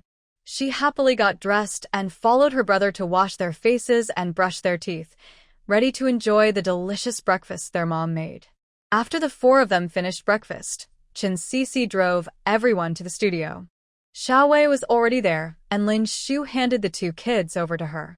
"Xiao Wei, thank you for your help today, especially on short notice." "Hello, Sister Xiao Wei," the two little ones said in unison, introducing themselves without needing their mom to prompt them. "I am Lin Yuqing. You can call me Qing. "I am Lin Yuno. You can call me Nono." "It's no problem, Xiao Shu Cici. I'm also an employee, so working extra is normal," Xiao Wei replied. She was a young girl who joined the studio when it was established, just after graduating. Now, 2 years later, she was always cheerful, and Chen Cici treated her like a sister. "Xiao Shu, are these two adorable babies really your children? I thought you weren't married yet." The studio staff didn't know that Lin Shu was one of the studio's owners. They only knew her as a talented designer. Since she often worked remotely and didn't discuss her personal life, this was Xiao Wei's first time learning that Lin Shu had two beautiful twins. "Yes, they are my children. I appreciate your help this morning. Qing, no, you must listen to Sister Xiao Wei and not be naughty, okay?" "Okay, Mom," they replied in unison. Lin Shu didn't elaborate on her marriage status, smiling as she and Chen Cici entered the office to review design drafts before the clients arrived. Xiao Wei took Lin Yuqing and Lin Yuno to the break room, where she got them some snacks and poured them water. Looking at the adorable kids, Xiao Wei felt a strong urge to have children of her own. "Qing, no, what do you want to eat for lunch? I'll take you somewhere delicious. I want to eat fried chicken legs and strawberry ice cream." No, the little one, showed her true foodie nature without holding back. "Mom said you can't have fried chicken and ice cream this week." Her brother coldly interrupted her wish. No tried to negotiate. "I can have it today, and then I won't eat it next week." "You said the same thing to Annie yesterday." Lin Yuqing, her brother, was very principled. No, feeling defeated, rested her head on the table. "Okay, No is not happy. There is no strawberry ice cream today. You promised your brother, so he will take you to see Dad today." "Really? But Mom said Dad is working on the moon and can't come back to be with us." Although No was excited, she still remembered Mom's words and thought her brother might not be reliable. "Silly No, of course it's true. When have I ever lied to you?" Lin Yuqing's bright eyes hid a little secret. "Yay, I can see Dad." No believed her brother wouldn't lie, so now she could only look forward to it. Xiao Wei, listening to the cute conversation between the siblings, couldn't help but curiously ask, "What does your dad do?" "We don't know either. Mom said Dad is working on the moon and is very busy, so he can't come back," No answered innocently. Xiao Wei didn't quite understand No's explanation. Could their dad be a scientist? She turned to the brother, thinking he might be more reliable. "Mom told us Dad is working on the moon and can't come back, so we've never seen him." "Yeah, we've never seen Dad." No nodded in agreement while munching on snacks. "But I'm about to find Dad. We just need Sister Xiao Wei to help us a little and take us out." Listening to the siblings, Xiao Wei imagined a dramatic story of a father abandoning his family. She thought that Sister Shushu must have said Dad was working on a moon to spare the kids' feelings. Realizing how kind Sister Shushu was, Xiaowei felt bad for mentioning marriage earlier. Looking at the two adorable kids, she felt they were so unfortunate and boldly declared, "No problem. Sister Xiaowei will definitely take you to find Dad." Lin Yuqing looked at Sister Xiaowei, excited that she agreed to take them out. Without Sister Xiaowei, he was worried that the driver wouldn't take them. With Sister Xiaowei, it would be much easier to manage. The little one thought things through carefully. In the JK Group headquarters, in the president's office on the top floor, Tang Yichen sat at his large desk, handling documents on his computer. His assistant, Li Cheng, knocked and entered. "President Tang, Mr. Meng from Jinyu Jewelry sent over the rings and necklace," Li Cheng said, handing over two beautifully packaged boxes. "Just put them on the desk." Noticing that Li Cheng hadn't left yet, Tang Yichen looked up and asked, "Is there anything else?" Li Cheng took out a leather envelope. "This was given to me by the front desk. They said a lady brought it yesterday to be delivered to you. They saw you went out for dinner with Miss Wen and forgot to give it to you." Li Cheng wasn't sure if Tang Yichen wanted to accept it, as many people trying to make connections often left things at the front desk without meeting the boss directly. "Bring it here." Hearing it was from a lady, Tang Yichen suddenly thought of Lin Shu. Although he knew she wouldn't come to find him, he couldn't help but think about her sometimes. Li Cheng handed the envelope to his boss, who opened it directly, and 10,000 yuan fell out. Tang Yichen was stunned. "Who sends cash?" And only 10,000 yuan. Li Cheng was shocked to see the cash. To their boss, it was just enough for a meal. Looking at Tang Yichen, who was staring at the money without saying a word, Li Cheng felt something was off. Tang Yichen stood frozen, realizing the moment he saw the money that it was likely from Lin Shu. He knew no one else would send it. When they divorced, she only took 10,000 yuan from the card he gave her and left the card in the study, saying she didn't want anything else. Now she was returning that 10,000 yuan. Did this mean she would never appear again? The thought made Tang Yichen feel a wave of panic. He quickly instructed Li Cheng, "You need to find out where the person who sent this is staying. Go now, and let me know as soon as you find out." It was the first time Li Cheng had seen his boss so flustered and desperate to find someone. "Okay, President Tang, I'll check right away." After Li Cheng left, Tang Yichen sat dazed in his chair, staring at the cash in front of him. He rested his hands on his head, furrowing his brow in deep thought. The moment he saw what was in the envelope, his first reaction was to find out Lin Shu's address to meet her, so he quickly asked Li Cheng to investigate. Once Li Cheng was gone, Tang Yichen calmed down. He knew she was in Jiangcheng, but what did it matter to know her address? They had already divorced, so they were no longer connected. She might have a new family now, and perhaps not disturbing her was the best blessing. Li Cheng was very efficient and quickly found out that Lin Shu lived in the platinum apartment. He hurried to call Tang Yichen with the news. When he checked, he discovered that the person who delivered the money was the boss's ex-wife. Although the boss's recent marriage had not been publicly celebrated, it was not hidden either. Everyone around knew that Miss Lin was Mrs. Tang. However, for the past few years, the boss had been with Miss Wen, and people said that the boss married Mrs. Tang under pressure from Mr. Tang, and that he still had feelings for Miss Wen. After Miss Wen returned to the country, the boss divorced Miss Lin for her. But judging by the boss's recent behavior, there might be other reasons for the divorce. Still, they never pried into the boss's private matters. They just focused on their work. "Mr. Tang, I found out that Miss Lin is currently living with friends in the platinum apartment." "Okay, just send me the address." Tang Yichen interrupted Li Cheng. It wasn't really necessary for Li Cheng to send the address. He could just have him deliver it later. He still wanted to give her the card he had given her during the divorce, as it was rightfully hers. "Forget the address.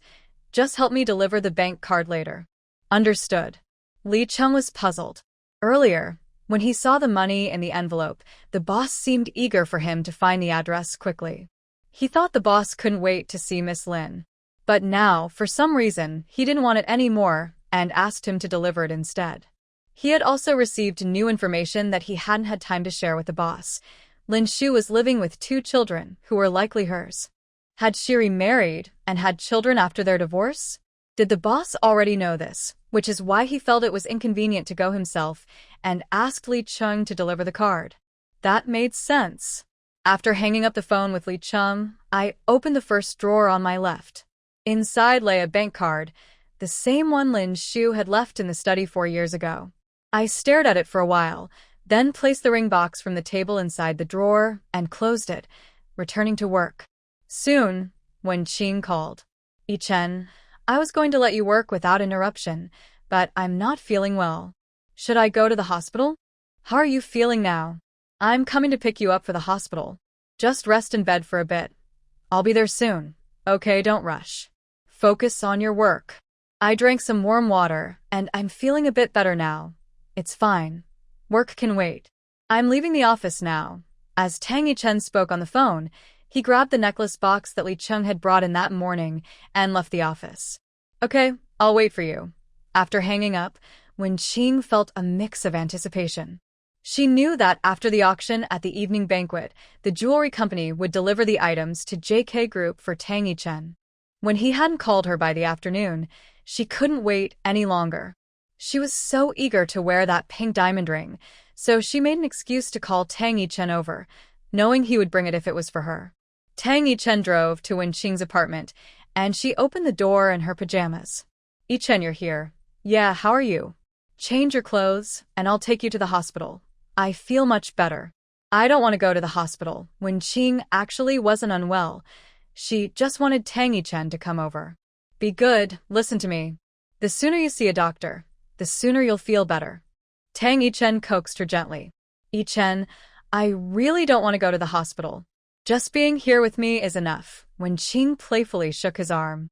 "All right, then lie down on the bed for now. Have you eaten anything?" "Not yet, I don't have much of an appetite." Wen Qing listened to Tang Yichen and returned to bed. "I'll make you some porridge. You need to eat something." Tang Yichen turned and went to the kitchen. After a while, he returned to the room with a gift box from his pocket. "This is for you." Wen Qing held back her excitement as she took the gift box. Unable to wait for Tang Yichen to leave, she opened it immediately, her smile freezing on her face. It was the necklace, not the ring. "What's wrong? Don't you like the pink necklace from the auction?" "No, I love it." "Thank you, Yichen." Wen Qing quickly recovered, smiling as she kissed Tang Yichen's cheek. "Yichen, can you help me put it on?" Tang Yichen took out a necklace from the gift box and put it on Wen Qing. "Yichen, does it look good?" Tang Yichen nodded. "Yichen, can you stay with me tonight?" Wen Qing asked softly. "Xiao Wu just messaged me. They are at the bar and want me to come over.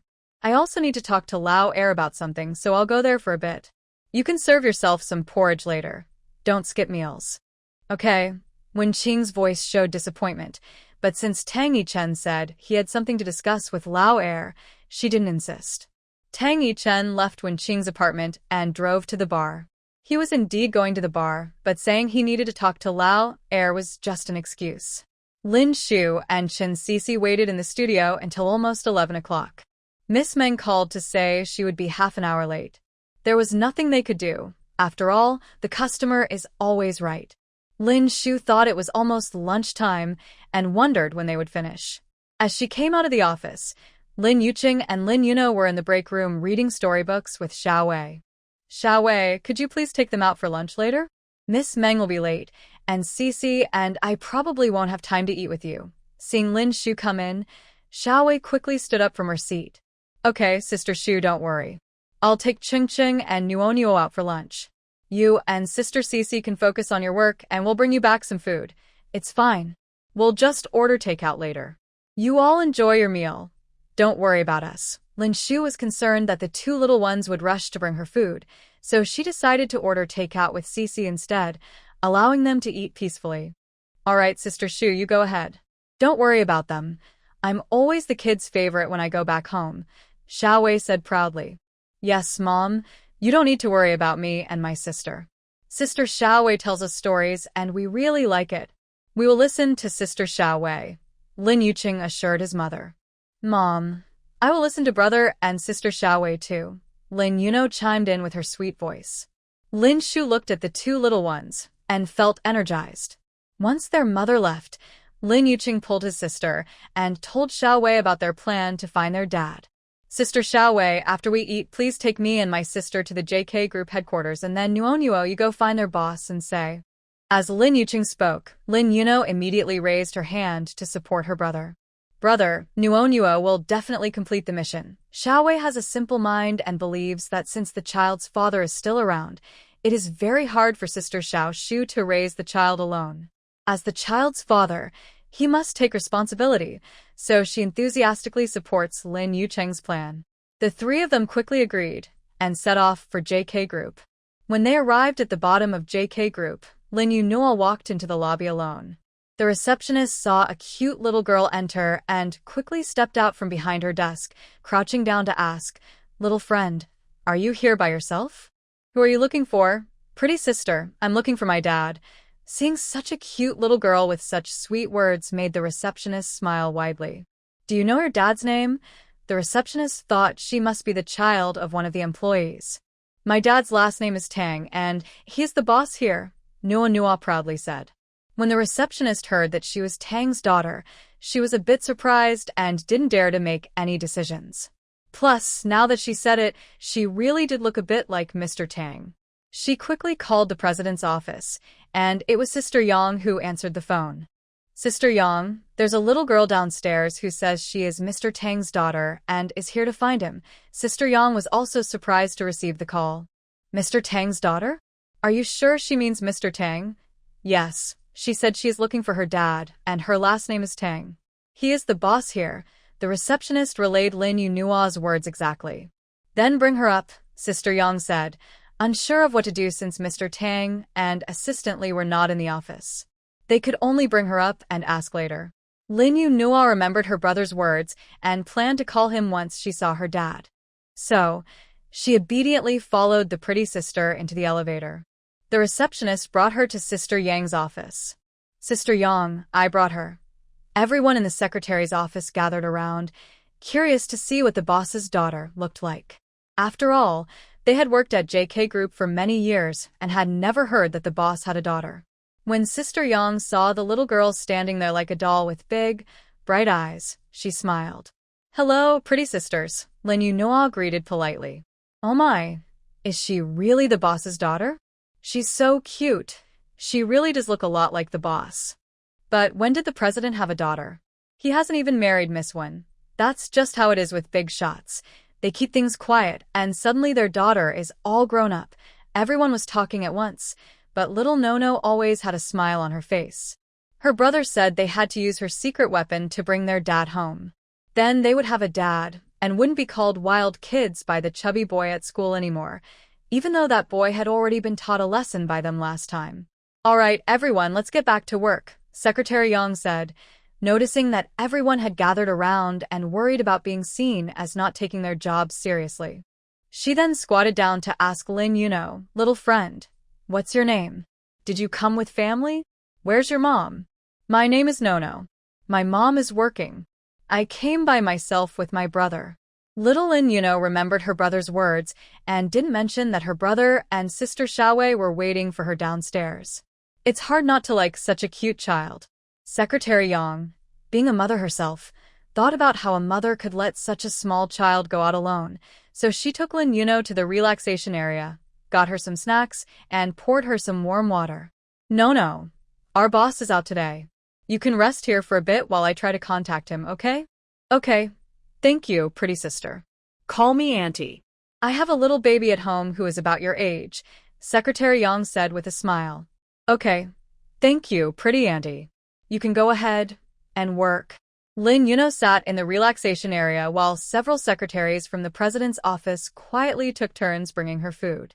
Little foodie Nono was enjoying herself so much that she almost forgot her important task, finding her dad. Downstairs, Lin Yuqing and Xiaowei noticed that Lin Yuno hadn't come down yet. Xiaowei was getting anxious, since they couldn't just enter the JK Group headquarters freely. If they lost little Nono, it would be a disaster. Sister Shu had trusted her to take care of the two kids, and just as she was about to rush in, Lin Yuqing stopped her in time. "I'll call Nono," he said, using his phone watch to dial Lin Yuno's number. No, where are you? How's it going?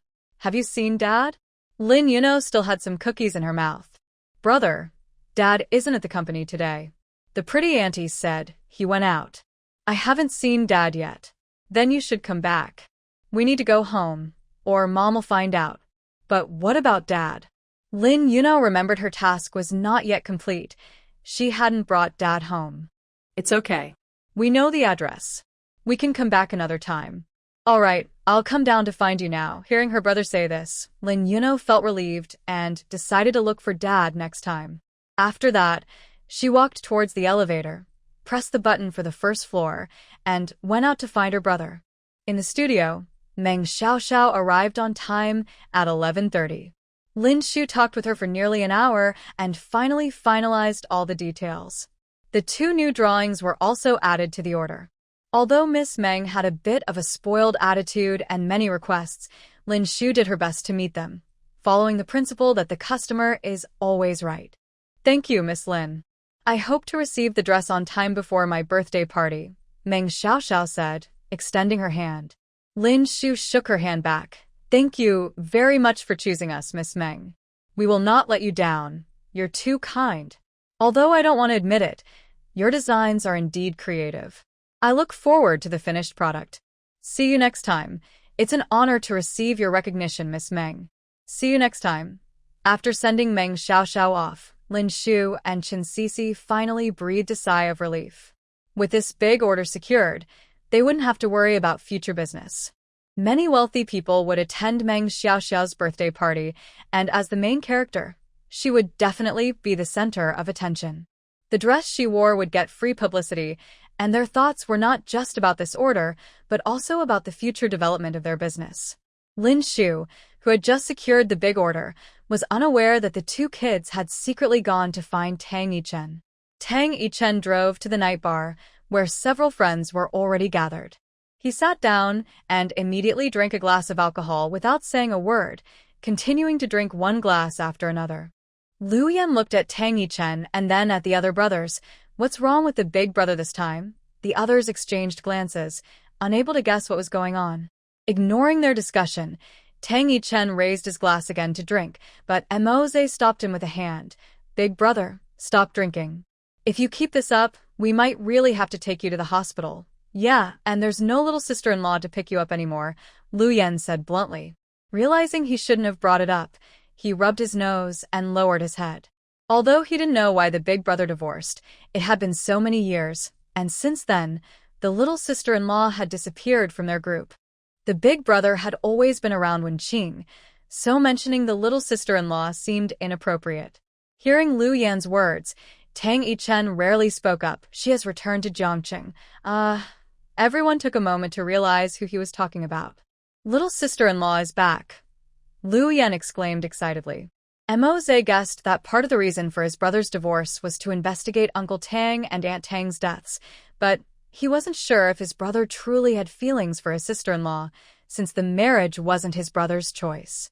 Over the past few years, they had found no information about Kay, who seemed to have vanished. There were also no signs of contact from Wen Qing. It wasn't until last month that he received some information from a partner in the Middle East. Their investigation revealed that Kay's capable assistant, nicknamed Eagle Eye, might have entered the country, but they hadn't yet discovered which city he was in. In recent years, Qin Hao spent more time in the country as his brother took on most of the business trips, leaving him in charge of domestic affairs. Tang Wanner, that young girl, was already interning at JK Group and stayed on after graduation to work as his assistant.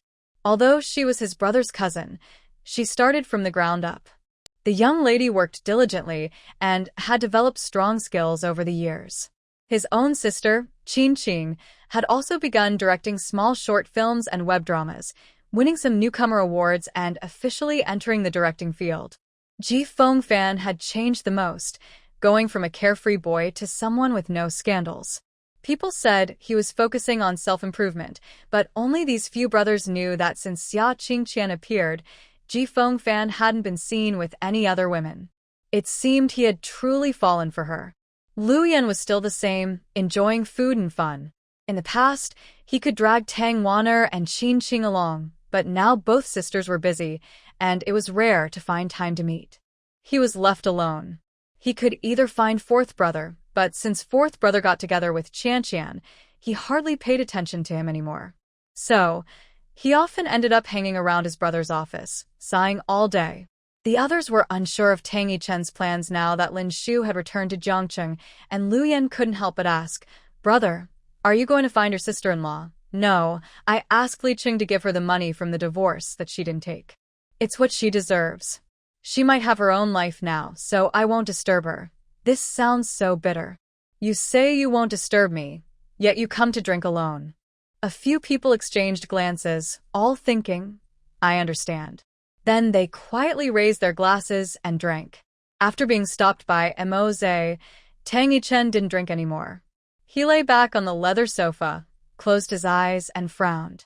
Seeing this, Moze and the others didn't say much and continued to drink. They went on like this until almost midnight. As the boss, Qin Hao arranged for everyone to be taken home, leaving himself to go last.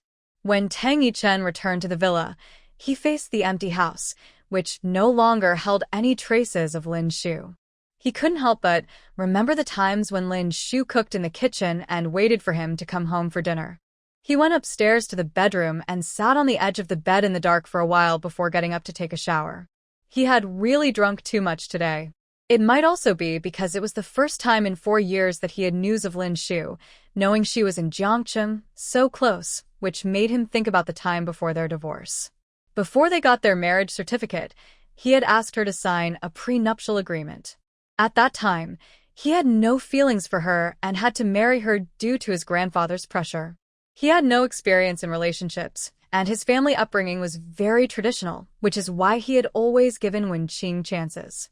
But after that unexpected incident with Lin Shu, he started trying to treat her like a normal wife, wondering if they could be a normal couple. However, Wen Qing returned, and he also discovered that his parents' deaths were suspicious. He didn't know Lin Shu's thoughts. Perhaps she agreed to marry him out of necessity, as who would want to entrust their life to a man they had only met once or twice. When he proposed divorce, she didn't oppose it. Maybe it was what she wanted.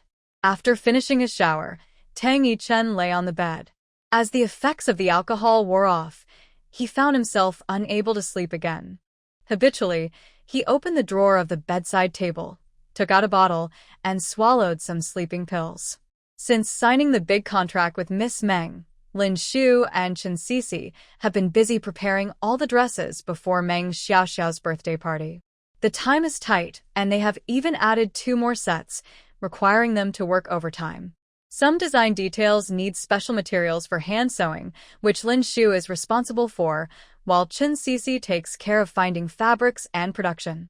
So, the 2 little ones, Cheng Cheng and Nua Nua, are mostly looked after by Xiaowei in their apartment.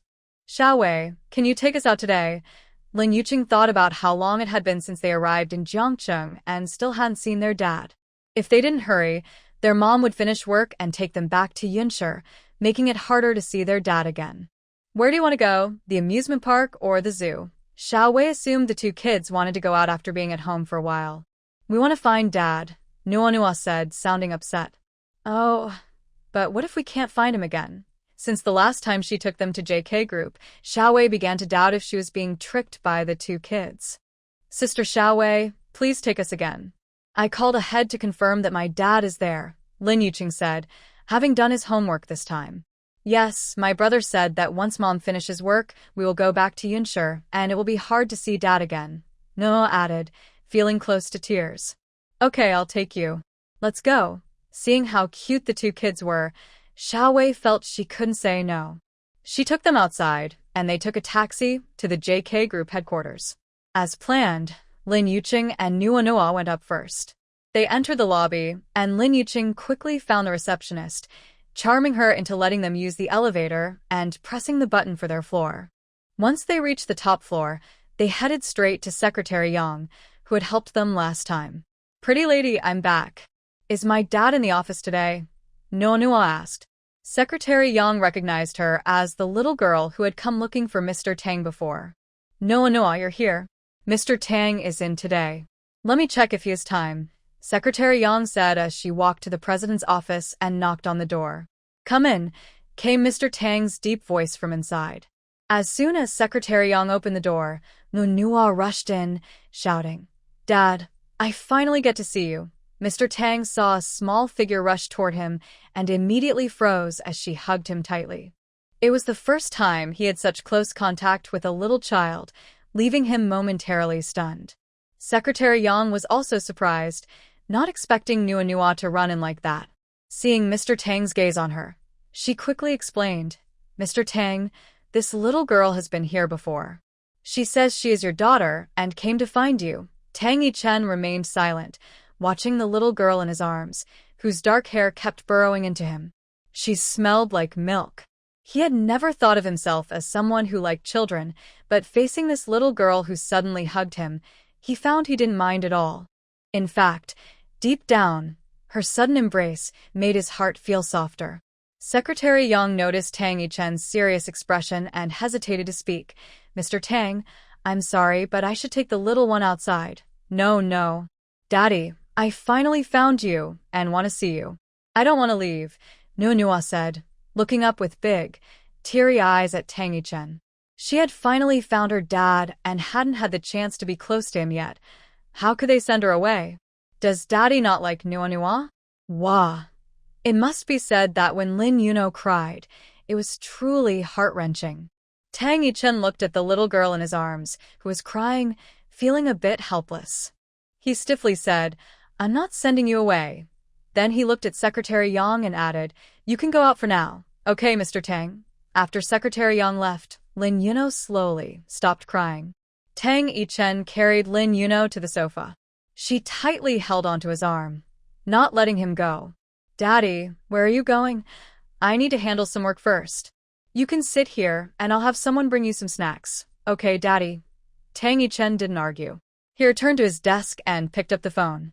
"Secretary Yang, please bring in some food and drinks, something the little one likes." After hanging up, he focused on finishing his remaining work while Lin Yuno quietly sat on the sofa, thinking about how to message her brother to tell him she had seen their dad. Before long, Secretary Yang came in with some small cakes, some fruit, and a glass of orange juice, placing them on the table by the sofa. "Noah, I brought you the strawberry cake you had last time. Please enjoy it." "Thank you, Annie." Noah quickly grabbed a piece and stuffed it into her mouth. Tang Yichen looked up and saw Noah's cheeks stuffed and cream smeared on the corner of her mouth. He walked over, took a tissue, and gently wiped her face. "Eat slowly, be careful not to choke.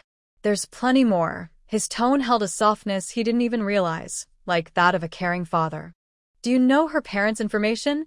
Secretary Yang was taken aback, thinking, "Isn't her father the boss?" "I'm not sure. Last time she said she came with her brother and an older sister. You can go out now." "Okay, Mr. Tang." Secretary Yang didn't have any information, so she could only wait for Li Cheng to investigate later. "What's your name?" Looking at the little girl happily eating, the ordinary small cake seemed delicious in her hands, and Tang Yichen seemed to be affected by her joy. "My name is Lin Yuno. Daddy can call me Nono. Do you want to eat a strawberry cake too, Daddy?" Lin Yuno noticed her father staring at the cake in her hand and thought he must like it just as much as she did, so she held out a piece to Tang Yichen. "You eat it, I won't. Please eat it, Daddy. I have plenty." Lin Yuno thought her father might be shy about admitting he liked strawberry cake, so she pushed a piece into Tang Yichen's mouth. "Is it good?" "Mommy likes it a lot too." Lin Yuno was eating happily. Tang Yichen chewed the cake Lin Yuno had given him. It tasted different, very sweet with strawberry flavor. Lin Yuno quickly finished all the cake on her plate and drank all the orange juice. Tang Yichen was surprised that such a small person had such a big appetite. Looking at her round belly, he worried she might get a stomachache. "Okay, do you have your parents' contact information? I'll arrange for someone to take you home. Aren't you my daddy?" "Does Daddy really not like Nono? Is it because I finished the strawberry cake? Next time, I'll save some for you, okay?" Nono said, feeling wronged. "It's late. Your family will worry. Did you come out by yourself?" Tang Yichen wondered if she was a lost child. "I didn't come out alone. My brother and sister Xiaowei are waiting for me downstairs." My brother told me to come up and see if Daddy really doesn't want us. If Daddy has a new family and a baby, we'll go back to Yun City with Mommy." For some reason, hearing Lin Yuno's soft voice say these words made Tang Yichen feel an uncomfortable tightness in his heart, as if he were about to lose something important. "So, has Daddy gotten married? Does he have a new baby?" "No, that's great. I knew Daddy wouldn't abandon us. I'm going to call my brother right now to tell him." Little Lin Yuno was so happy to hear that Tang Yichen was not married and had no new baby that she jumped off the sofa and quickly called her brother on her phone watch. "Brother, come up quickly. Dad doesn't have a new wife or a new baby. We have Dad." Faced with excited Lin Yuno, Tang Yichen didn't know how to explain to a 3-year-old that just because he wasn't married and didn't have a baby, it didn't mean he was her dad. The child seemed to have already decided he was her father. Were kids today really this clever, finding their own stepdads? "Tell your brother to wait at the front desk. I will send someone to pick him up. He might not be able to come up by himself." "Brother, Dad wants you to wait at the front desk. He's sending someone to get you." Listening to Lin Yuno's loud announcement, Tang Yichen really felt like a dad. Downstairs, Lin Yuqing and Xiao Wei were waiting. They hadn't heard from Lin Yuno for a while and thought it might be like last time when they returned empty-handed. Just as they were about to contact Lin Yuno to go home, they received her call with good news. They were going to find Dad. Although Lin Yuqing pretended to be calm after hanging up, being only 3 years old, he couldn't hide his smile. "Chung, what is your dad doing in there? This is a big company." Xiao Wei couldn't help but ask out of curiosity. She originally thought the two little ones were just playing, but they had really found their dad. "My dad is the president of this company," Lin Yuqing said proudly. Lin Yuqing had believed his mom when she told him that Dad worked on the moon, but he accidentally discovered a marriage certificate with an outdated stamp, which had his dad's name and photo. So, he searched online about Tang Yichen in Yun City and learned that his dad was very impressive, having founded JK Group and currently being its president. He wasn't working on the moon as his mom said, they had simply divorced. Being a clever little boy, Lin Yuqing understood that divorce meant Dad and Mom wouldn't live together anymore, and that Dad might have a new family with other children. That's why he came to Jiang City with his mom, to find out why they divorced and why Dad didn't want him and his sister. He also knew that his mom had a photo of Dad on her old phone, which she treasured and often looked at night, showing that she still missed him.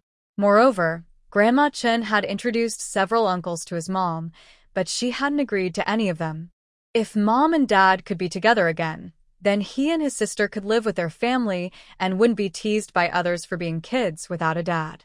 But if Dad already has his own family, he and his sister would visit him and then go back to their mom in Yun City. When he grows up, he will take good care of Mom and his sister. Young Lin Yuqing thought a lot about this. Maybe it was because of blood ties. Ever since he learned that his biological dad is Tang Yichen, who is in Jiangcheng, he and Lin Yuno could no longer accept anyone else as their dad. Are you serious? Xiao Wei swore that even if she dreamed of being a high executive, she would never have imagined that their dad was the president of JK Group, the man she had only seen on TV. Chengcheng actually said he was his dad, which meant he was Xiao Shu's husband. "Oh my! What kind of hidden big shots are around me? Sister Xiao Wei, you should go back first. I'll go find Nono and Dad will take us home later." But Xiao Wei was a bit worried. Although JK Group was not a scam, she felt responsible for the kids she brought out. "I'll go up with you.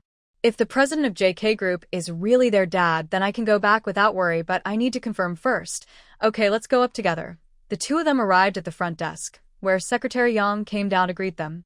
When Secretary Yang saw Lin Yuqing, she thought, "The boss is amazing. He has both a daughter and a son, and they are both so good-looking. Incredible. The boss really is the boss." Since Lin Yuqing was a boy, he looked more like Tang Yichen. "You must be Chengcheng. Nono is in Mr. Tang's office. Let me take you up." "Yes, thank you, Auntie. This is Sister Xiao Wei. She's coming up with me." Xiao Wei quickly greeted her. "Hello. Hello. Thank you for bringing the two kids over. Let's go up." Secretary Yang had already assumed that Nono and Chengcheng were indeed the boss's children. After all, She had never seen the boss so fond of any child, and the brother really looked like him. Okay, Xiaowei was still a bit nervous, as it was her first time visiting the famous JK group and meeting the big boss. She carefully followed behind as they took the elevator to the top floor.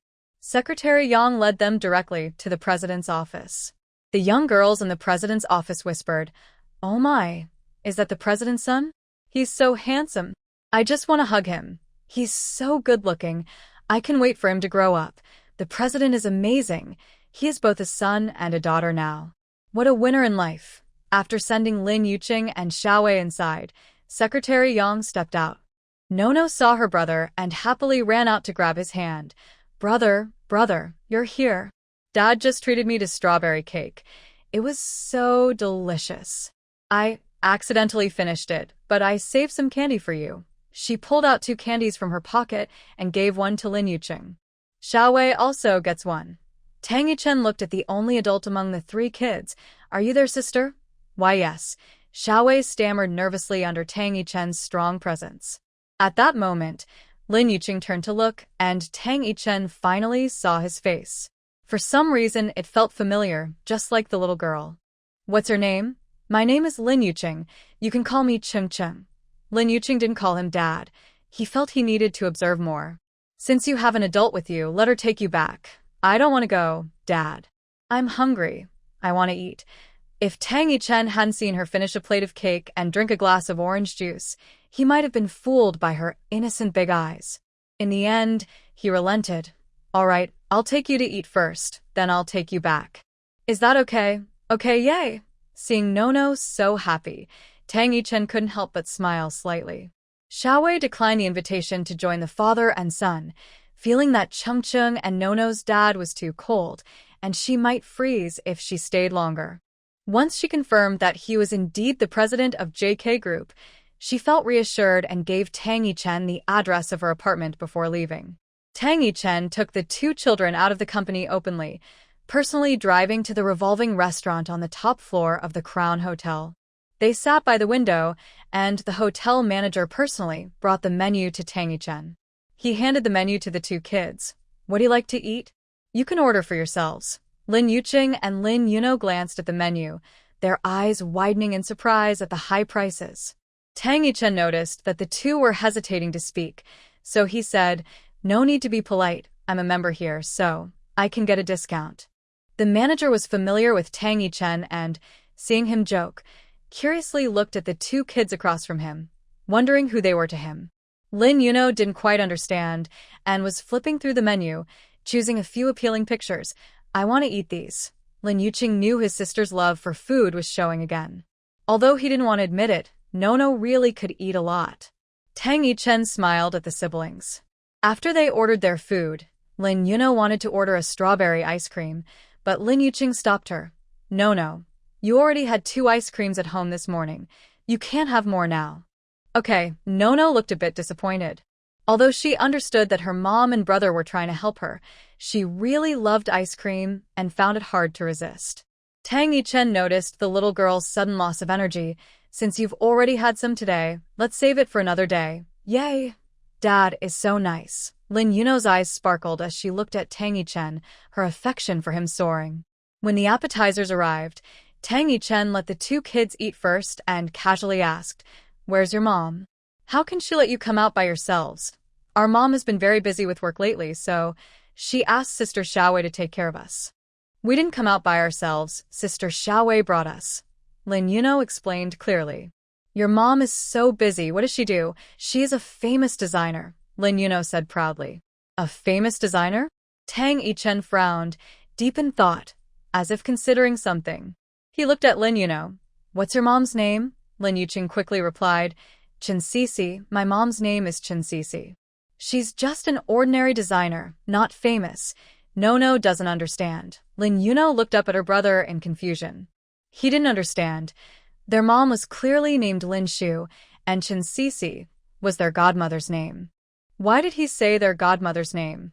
But she trusted her brother's reasoning, so as his little follower, she didn't argue. After all, their godmother was like a mom too, and even if Dad found out later, it wouldn't be a lie. "Dad, You said you're not married and don't have kids. Do you have a girlfriend now? Lin Yuno asked carefully, while Lin Yuqing nervously looked at Tang Yichen as if the answer was very important to both of them. No. Tang Yichen replied, looking down. Wen Qing wasn't really his girlfriend. Hearing his answer, Lin Yuno's happy smile blossomed on her face. I knew Daddy wouldn't abandon Mommy and us. Tang Yichen helplessly smiled. This little girl seemed to really depend on him. He glanced at Lin Yuqing, who seemed to relax a bit. The boy didn't call him Daddy when they met, which showed he understood that Tang Yichen wasn't their father. He had also seemed nervous about his answer, and when he heard that Tang Yichen had no girlfriend, he visibly relaxed. Tang Yichen himself couldn't understand. If he really had children, how could he not know? My mom is single and very beautiful. Many people pursue her. You are handsome too, and you match my mom well. It's a perfect match, Lin Yuqing suddenly said seriously. Tang Yichen almost spit out the water he had just drunk. It turned out these two kids were from a single-parent family, really looking for a new dad for themselves. Tang Yichen looked down and remained silent. Indeed, Lin Yuqing and Lin Yuno were both very good-looking. The woman who could give birth to these two kids must also be quite attractive.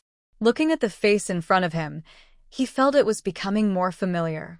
The little girl's eyes also seemed familiar. Was he really thinking about becoming a father just because the little girl called him Daddy a few times?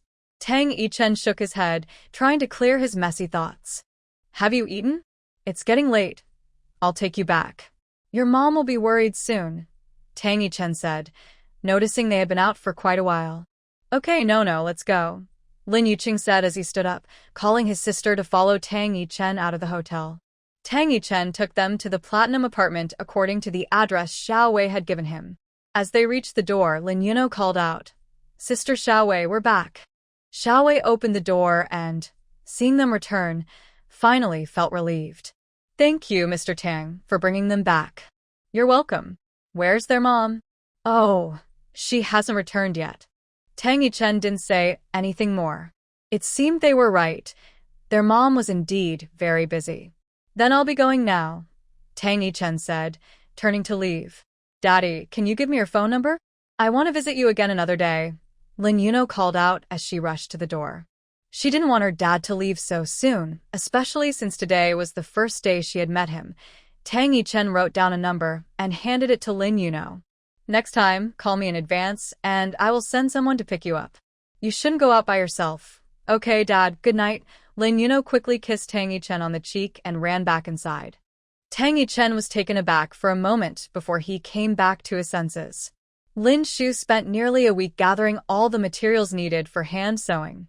Chen Sisi also collected the fabric and started making the items.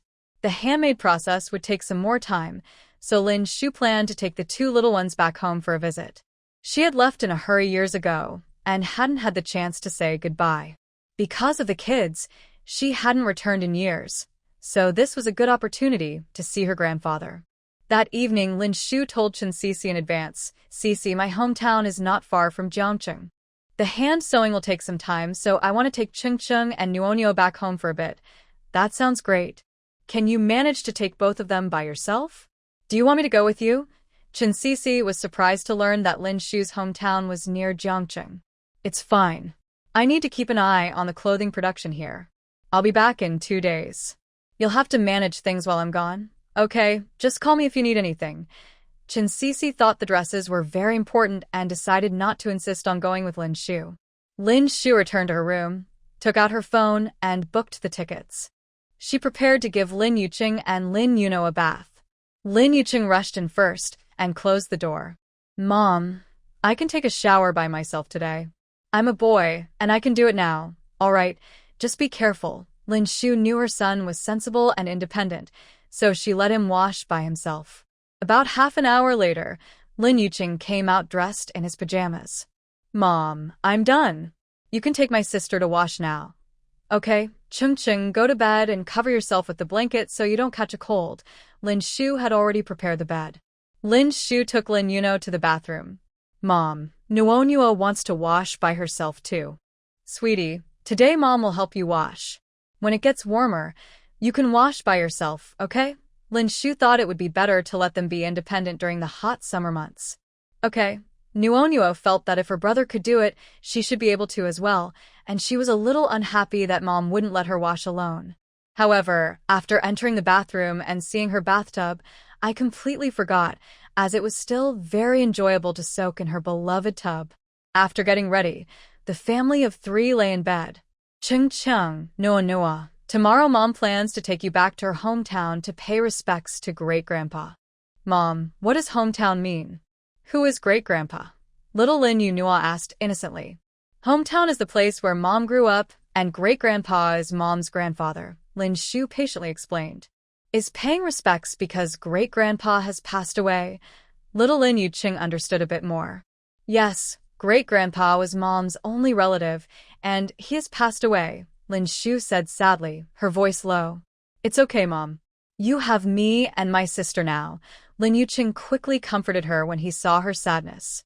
Yes, Mom, you have me and my brother as your treasures. Lin Yunua also hugged her tightly to offer comfort. Thank you for giving me both of you little angels, and thank you for choosing me as your mom, Lin Shu said as she held them close. Let's go to bed early. Tomorrow morning we will pack our bags and leave by noon. Good night. Lin Shu kissed Ching Chung and Nua on the cheeks and cuddled them to sleep. Good night, Mom, the 2 little ones said in unison, returning the kiss. The next day at noon, Lin Shu took the 2 little ones on a green train to the town, then took a taxi to the village. The village had changed a lot, the roads were repaired, and many families had built new houses due to tourism development. Even though it was getting dark, the streetlights were bright, and colorful flags were hanging, with every home lit up. Lin Shu didn't expect the village to develop so well over the years. Concerned that the old house might not be livable anymore, she found a guest house and decided to stay there for a couple of days. Fortunately, it wasn't the peak tourist season, so there were available rooms. Lin Shu requested a room with a big bed at the front desk. To her surprise, she ran into someone she knew. Are you Xiao Shu? Lin Shu looked up at the guest house owner. Yes, and you are? Oh, I thought it looked familiar. You haven't been back in years. I'm your aunt's daughter-in-law, Sister Gui Ping. You might not remember me. I was often away with your cousin Gui Ping when you were little. The last time I saw you, you were just a little girl. Turning around, she saw Lin Yuqing and Lin Yuno. Oh, this must be your child. I heard from your mom that you got married when your grandfather passed away, and now your child has grown so big in Jiangqing. Lin Shu finally remembered when the owner mentioned it. She was talking about Sister Gui Ping from next door. Did you come back with Brother Gui Ping? Yes, Ayao started a tourism project with a village chief. Many young people have returned to the village. Those who run restaurants are doing that, those who run guest houses are doing that, and those who sell local products are doing that. There are many tourists and everyone's business is doing well.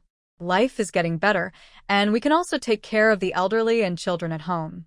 Everyone is very grateful to Ayao for not forgetting where he came from and helping everyone out of poverty.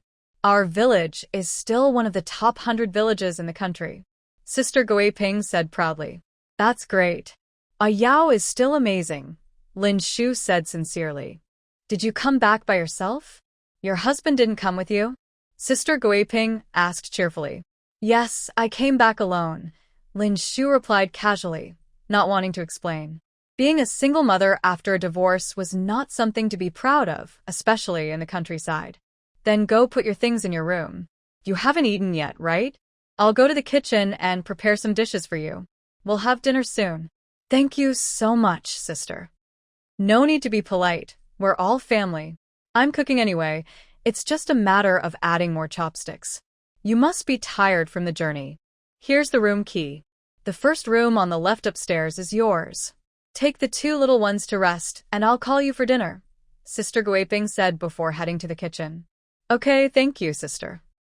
Lin Shu took Lin Yuqing and Lin Yuno upstairs to their room. The room was spacious, clean, and tidy, with a large window overlooking a big lake. When she opened the window, she could see the dark night sky with a couple of stars shining. Mom, this place is so beautiful, Lin Yuqing and Lin Yuno exclaimed happily, looking out at the view. Yes, it's very beautiful, Lin Shu smiled and replied to her two little treasures. Tomorrow morning, I'll take you to see the house where I lived when I was little, and then we'll go up the mountain to visit Great-Grandpa. Yay, Lin Shu looked up at the night sky of her hometown and thought, Grandpa, I'm back. The next morning, Lin Shu woke up early. The two little ones also woke up early, likely still excited from being in a new place. The three of them finished washing up and went downstairs. Sister Guiping had already prepared a rich local breakfast. You all woke up so early. Come and eat.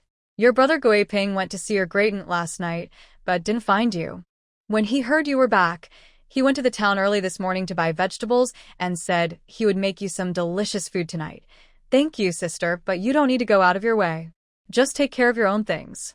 I'm going to take these two to see the old house and visit my grandfather, Lin Shu said, noticing many people coming into the small courtyard, likely here for lodging. She quickly asked Sister Guiping to focus on her work. All right, just leave the dishes on the table when you're done. I'll come to clean up later. I need to get back to work. We have many guests today. With that, she turned to greet the guests, checking in. The two little ones sat at the table and started eating. Noah, the little foodie, immediately grabbed food with her hands. Lin Shu hadn't tasted her hometown's flavors in a long time, so she ate quite a bit. After finishing breakfast, Lin Shu took the two kids outside. As they walked, Lin Yucheng and Lin Yunua hopped ahead, while Lin Shu took pictures of them and enjoyed the scenery along the way. The village looked beautiful during the day, with newly repaired roads lined with various flowers and the walls painted with lovely murals, creating picturesque views everywhere. While playing and walking, it didn't take long for the three of them to arrive at Lin Shu's old home, the house where she used to live with her grandfather. Lin Shu took out her keys and opened the door. The house was very clean, likely because her great-aunt came regularly to tidy up. Seeing the scene in front of her made Lin Shu's eyes well up with tears, whether from nostalgia for the days spent with her grandfather or from being touched that her great-aunt still came to clean after all this time. Lin Yucheng and Lin Yunua looked at their mother. Mom, what's wrong? Lin Yunua asked, noticing her mother's stillness and red eyes. Nothing, come in quickly.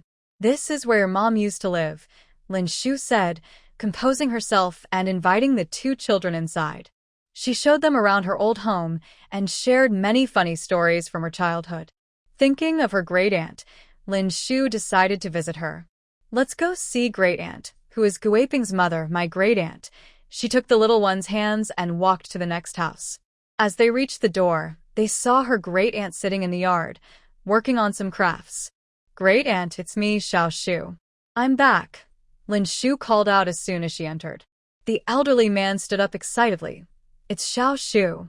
Xiao Shu is back. He looked at the two children beside Lin Shu and became even more thrilled. Are these your children? My goodness, they've grown so big. Your grandfather can rest in peace. Yes, Annie, they are my children. This is Cheng Cheng and this is Nua, Lin Shu said, pointing to Lin Yucheng and Lin Yunua. Cheng Cheng no Nua, say hello to great-grandma. Hello, great-grandma, Lin Yucheng and Lin Yunua said sweetly. Good. After saying this, she seemed to remember something and shakily went inside. She came out with a handful of candies. These are for you. Quickly give them to the children. Lin Yucheng and Lin Yunua took the candies. Thank you, great-grandma. Good, so good. Lin Shu took out a black bag from her purse, which contained 50,000 yuan, and handed it to Auntie. Auntie, thank you for remembering to help me clean the house all these years. I haven't been back for so long. You've worked hard. This is a small token of my appreciation. What are you doing, Xiao Shu? It's just a small favor. I don't need the money right now. Guiping and his wife are back and taking good care of me. They built a big house in the village, and I'm not used to living there. Your brother Guiping and his wife come to see me every day. I can't accept this money. Take it back and use it for the children. Auntie insisted on not accepting it. Lin Shu had no choice but to give up, thinking she would buy some food and supplies for her before leaving. Even though she didn't lack anything, it was just a small gesture from her. After leaving Auntie's house, Lin Shu planned to buy some things before going up the mountain to visit her grandfather. Cheng Cheng Noa, let's buy some things. Later, we will go up the mountain to pay respects to Great-Grandpa. Okay, Mom. What does Great-Grandpa like to eat? We can buy what he likes. Nua, being a little foodie, immediately thought of food. Great-Grandpa will definitely like what Nua likes. You can choose. Okay, I will definitely pick the tastiest for Great-Grandpa, Lin Yunua said as she hurried toward the store. In addition to buying some offerings for worship, I also bought fruits, candies, and snacks. The path up the mountain was not easy to walk, and with two small children, Lin Shu moved slowly, taking twice as long as usual to reach her grandfather's grave. There was no weeds, as if it had just been tidied up. Grandpa, it's me, Xiao Shu. I came back to see you. I'm sorry I haven't been able to visit you all these years. Lin Shu stood in front of her grandfather's grave, her eyes red and her lips a bit pale, tears flowing down her cheeks. Mom, are you crying? Lin Yuno's voice pulled Lin Shu out of her sadness. She raised her hand to wipe away her tears and squatted down. Mom is crying happy tears because I haven't visited Great-Grandpa in a long time, and I'm finally back today. I'm so happy. After saying this, she took the hands of the two little ones and brought them to the grave. Grandpa, these are my two children. This is Chung, and this is Nua. We brought them to see you. Hello, Great-Grandpa. Lin Yuqing and Lin Yuno greeted together. Mom, is Great-Grandpa sleeping inside? Innocent Lin Yuno asked. Yes, Great-Grandpa is sleeping inside. Can we wake Great-Grandpa up? Great-Grandpa is very tired, so he will keep sleeping and won't wake up. Let's let him rest well and not disturb him, okay? Okay. Turning around, the two little ones saw butterflies flying and ran off to catch them. Lin Shu stood alone by the grave. Grandpa, these are my children with Yichen. The last time I saw you, I said I would bring Yichen to visit you, but that may not happen now. I have separated from Yichen, but I will always bring the kids to see you. You don't need to worry, I'm doing well. I don't blame Yichen, so please don't blame him either. Thank him for giving me two little angels. Seeing that it was getting late, she called out, Chung, no, let's head back down the mountain. Coming, Mom. The way down was always faster than the way up, and soon they returned to the entrance of the guest house. The courtyard was brightly lit and bustling with activity. Lin Shu brought the two little ones inside, where Guiping and his wife had prepared a large table full of delicious dishes. The village chief and his family, as well as Brother Aniu and his family, were all there, warmly inviting them to sit down. Lin Shu greeted everyone with Lin Yuqing and Lin Yuno. Just as they sat down, they heard the village chief stand up. A Yao is here. Everyone looked toward the door, where a charming young man stood at the entrance of the courtyard. Guiping quickly went over to greet him. A Yao is here too. Come in. This morning, the village chief said he might not have time to come over. Yes, I just finished up and came over to bring everyone a couple of bottles of wine to try, he said, handing the bag to Guiping. A Yao is so thoughtful, always bringing something for everyone. Anyo's wife smiled and praised him. As Lin Mu Yao got closer, Lin Shu softly called out, A Yao Ge. The man beside her nodded slightly, as if holding back some feelings. I'm back. He turned to let the two children greet him. Lin Yucheng and Lin Yunua politely said, Hello, uncle. Hello. Lin Mu Yao replied, ruffling Lin Yucheng's hair and surprisingly pulling out two small toys from his pocket to give to them. Thank you, uncle. The two little ones were very happy to receive gifts. They didn't talk much more. Lin Mu Yao sat down next to Lin Shu, and the village chief invited everyone to pour wine for Lin Mu Yao. After a few rounds, the men had drunk enough, and the village chief fell over, needing family to help him rest. Anyo and Guiping continued to compete at the dining table, while Lin Yucheng and Lin Yunua had already finished eating and went outside to play with a few other kids. Lin Shu got up to go to the bathroom, and when she came out, she saw Lin Mu Yao standing not far away, leaning against a post. She walked over. A Yao Ge, are you okay? I'm fine. After working for so long, I can handle this much wine. Lin Mu Yao straightened up from the post. Let's take a walk, A Yao Ge. Lin Shu glanced back. Lin Yucheng and Lin Yunua were happily playing with their friends. They had just eaten a lot, so a walk would be nice. Okay. The two of them walked out of the small yard, along the nearby path to the lakeside. There was a rubber track by the lake with a walking path beside it. Perhaps because the evening weather had turned cooler, there weren't many people around. A few people sat on the benches by the lake, and occasionally night runners passed by. The two walked quietly. Have the kids grown so much? It's been years since I've seen you. How have you been? Lin Muyao asked first. I separated from their father. He doesn't know I have kids. After we split, I moved to Yin City. I came back to Jiang City this time to handle some matters and to see Grandpa. Lin Shu honestly shared her situation over the past few years in just a few sentences. Lin Muyao was slightly taken aback, but quickly recovered. If you need help, just let me know. It must be tough for you to take care of two kids by yourself. Lin Shu stopped and looked at Lin Muyao. It's not hard. They are our source of strength and gifts from heaven. After saying this, she continued walking. When are you going back to Jiangqing? How long will you stay this time? I plan to return tomorrow. I still have work to do, so I can't say how long I'll be there. I'll drive you back to Jiangqing. I need to go back too. Most of my business has shifted from Beijing to Jiangqing over the past 2 years, so I spend more time there, Lin Muyao said. Okay, Lin Shu agreed. When will you find me a sister-in-law? They say once you settle down and succeed in your career, you should think about lifelong commitments. You're still a kid yourself, telling me what to do. I'm a mom now, not a kid, Lin Shu pouted in protest. Indeed, if she didn't mention that the 2 children were hers, others might think she had just graduated from college. Yes, in the blink of an eye, you're a mom now. But to me, you will always be the little one following behind me. They joked and laughed, as if they had returned to their childhood days of playing in the village. Let's go back. It's getting cold, and the kids will be looking for you. Lin Muyao stopped, worried about Lin Shu catching a chill in the chilly evening air. All right, where are you staying tonight, Brother Yao? I'm going home. I'll come to pick you up in the morning. Lin Muyao definitely wanted to visit his family after returning. Okay, take care. I'm heading back now. After saying goodbye to Lin Muyao, Lin Shu turned and walked back. Lin Muyao watched her until she reached the entrance of the guest house before heading home. As soon as Lin Shu entered, the 2 little ones rushed over. Mommy, you're back. They were all sweaty and covered in dirt. Let's go wash up. We're going back to Jiangqing tomorrow, and we'll take Uncle Lin's car. After saying this, she took them upstairs to wash.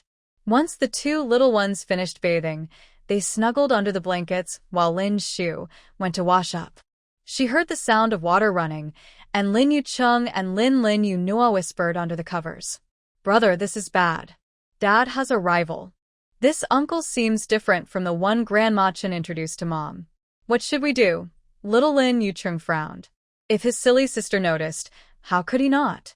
Even though Dad was still in the evaluation phase for him, he still favored Tang Yi-chun in his heart.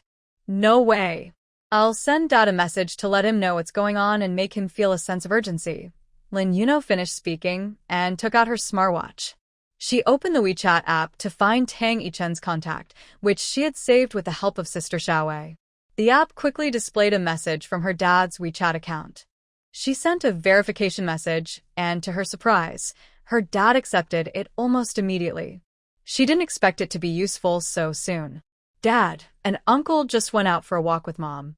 He looks pretty good, although not as good as you, but he matches well with Mom. Plus, he grew up with her. If you don't do something, my brother and I might get a new dad. And the uncle is driving us tomorrow, so he can show off in front of Mom, Lin Yuno added quickly, feeling anxious. Lin Yucheng listened to his sister's bold comments and felt helpless. However, this uncle was indeed a threat to their dad. The bond they shared from growing up together was something their dad couldn't compete with. Luckily, their dad was still better looking and he had both of them on his side, so overall, Dad was still the winner. With that thought, Lin Yucheng felt relieved and quickly got his sister ready for bed. Meanwhile, Tang Yichen was working late at the office when he received a strange WeChat message from Lin Yuno. His first thought was, what does their mom look like? He realized he must be going a bit crazy from working too much to wonder about a woman he had never met, especially one who had already had children. He put down his phone and returned to work.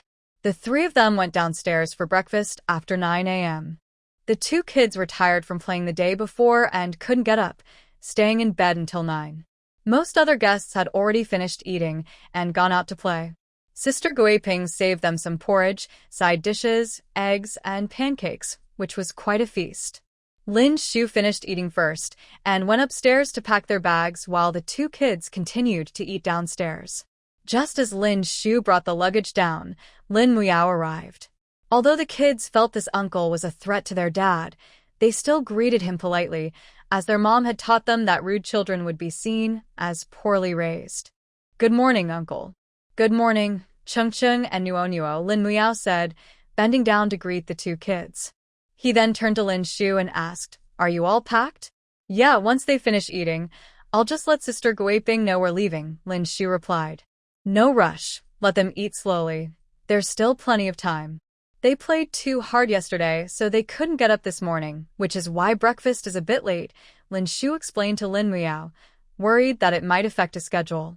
Lin Muao noticed her worry. "It's okay, I don't have much to do today. It doesn't matter if we leave a bit earlier or later." She turned to the two, who were still eating pancakes. "Take your time. Eating too fast can make you choke." The two kids, with their mouths full, could only nod in response. Lin Muao smiled at their cute faces. Lin Shu said goodbye to Sister Guiping.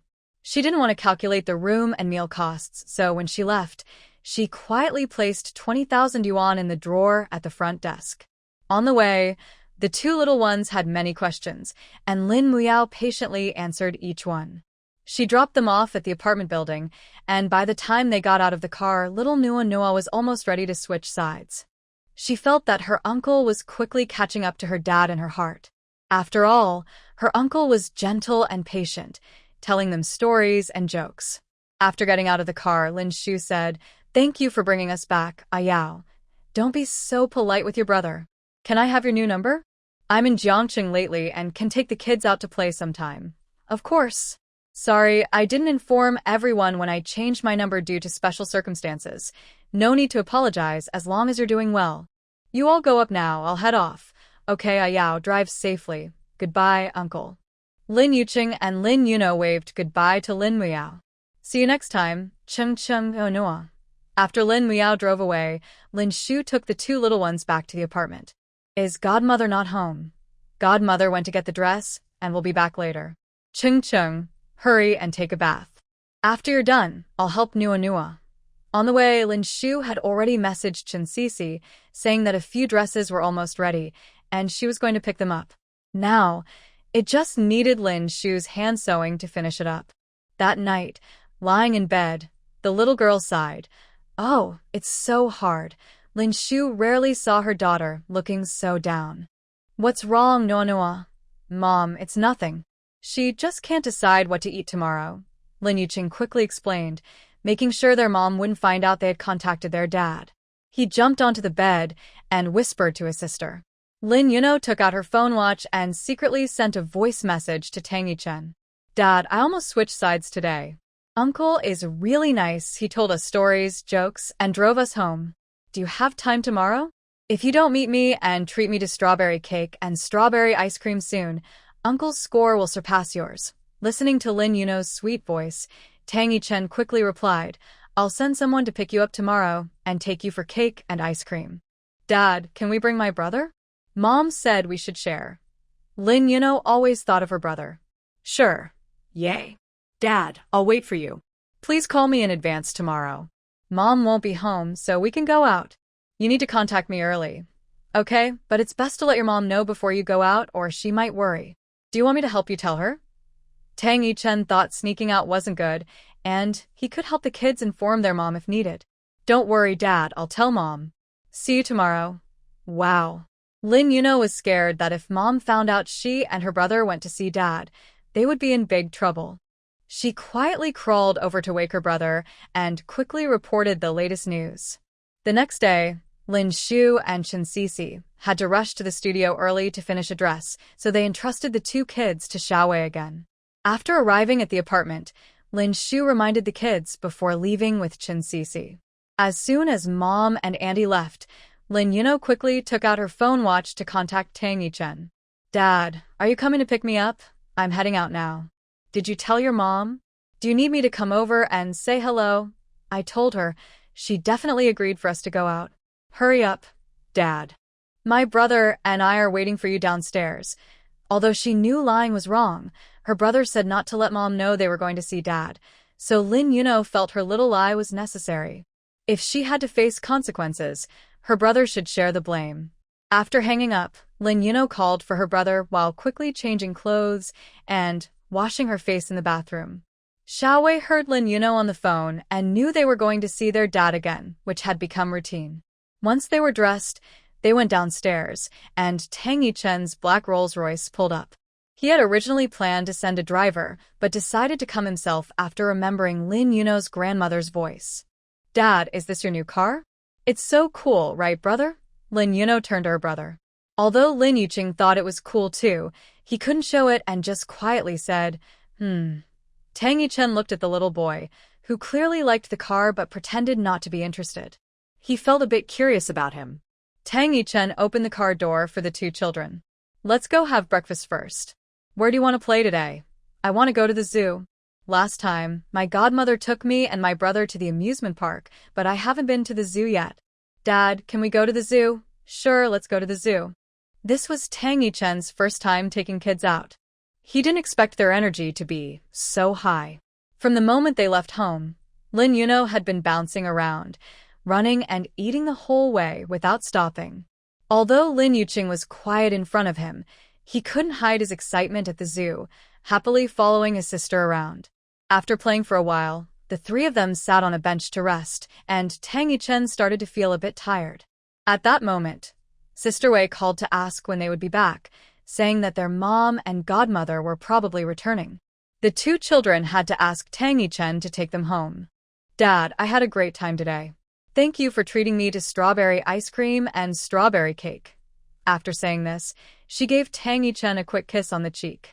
Lin Yuqing was still observing Tang Yichen, but today's trip to the zoo earned him some points. "Thank you," he said coolly. Tang Yichen thought what an interesting little kid he was. Once Sister Wei came downstairs to take the two children upstairs, he turned and drove away.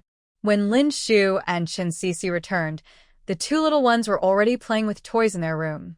"Were you good today? Did you cause any trouble for Sister Wei?" "Mom, of course we were good," Lin Yuno replied sweetly. Lin Shu had to prepare for work tomorrow, so she grabbed her pajamas and got ready to take a shower. Just then, her phone rang. It was Lin Muyao. "Hello, Brother Yao." "Hey, Shu, I hope I'm not interrupting you." "No, I'm free right now." "Is there something you need?" "Well, there's a dinner tomorrow night, and I'm short one female companion. I wanted to ask if you could join me." A minute of silence passed, and Lin Muyao on the other end waited nervously, about to give up, thinking he might have been too forward. "It's okay, if it's not convenient." Actually, Lin Shu was worried about attending the dinner, as she had never been to such an event, and didn't want to embarrass Brother Yao. But hearing his disappointed voice made her reluctant to refuse. "Sure, Brother Yao. Just send me the time and place, and I'll get there myself. 7 p.m. I'll come pick you up." "Okay, see you tomorrow." "See you tomorrow." At 7 p.m., Lin Muyao parked the car at the apartment building and called Lin Shu while waiting by the car. Lin Shu walked down in a black off-shoulder evening dress that hugged her slender figure, showcasing her graceful curves. Her fair skin, sparkling eyes, and elegant neck made her look both noble and charming. The long legs exposed by the dress, paired with matching high heels, enhanced her captivating presence. As Lin Shu approached, she called out, "Ayao!" Lin Muyao snapped back to reality, cleared his throat awkwardly, opened the passenger door for her, and then got into the driver's seat to drive away. On the dazzling night at the entrance of the Jiangcheng Imperial Hotel, luxury cars gathered, and reporters with cameras were blocking the entrance. Lin Shu felt a bit nervous in the car. She hadn't expected such a big event, and thought it would just be a simple gathering. As they got out of the car, Lin Muyao took her hand and linked it with his arm, saying, "Don't be nervous. Once we get inside, we can just find a little corner to stay in, okay?" Hearing Yao's words, Lin Shu relaxed a bit, thinking they probably weren't important guests, so hiding in a corner would be fine. As they entered the hotel, they noticed a commotion at the entrance. "Reporter Gapet, Tang Zichen." "Tang Yichen is here." Everyone rushed forward, and many security guards came out to block the excited reporters. The name Tang Yichen made Lin Shu turn around instinctively. She saw a luxurious Pagani slowly stopping at the entrance, and a security guard respectfully opened the car door. Tang Yichen stepped out in a black suit, tall and handsome, just as he had been 4 years ago, exuding confidence. As Lin Shu was lost in thought, the security guard opened another door, and Wen Qing appeared in a stunning red evening dress, wearing the pink diamond necklace Tang Yichen had given her last time, smiling gracefully as she stepped out. Wow. The CEO drove himself. They really are a perfect couple. Isn't that right? A business tycoon in love with a graceful dancer. I heard she's his first love. Oh my. That's so romantic and sweet. I envy Miss Wen. As the crowd buzzed with excitement, Lin Shu stood frozen, surprised to see Tang Yichen and Wen Qing.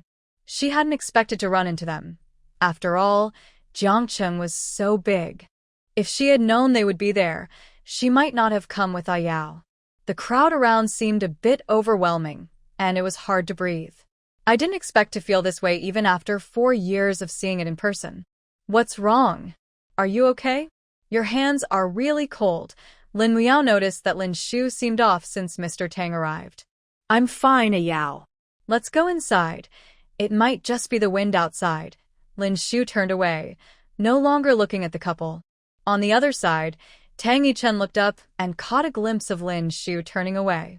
He paused. Was it her? No, she had never dressed like that before, and there seemed to be a man with her. I must have seen wrong. Noticing Tang Yichen's gaze fixed on the hotel entrance, Wen Qing followed his line of sight, but saw nothing. She paused. Yichen, what are you looking at? Nothing, let's go in. After Lin Shu followed Lin Miao inside, he had some connections to attend to.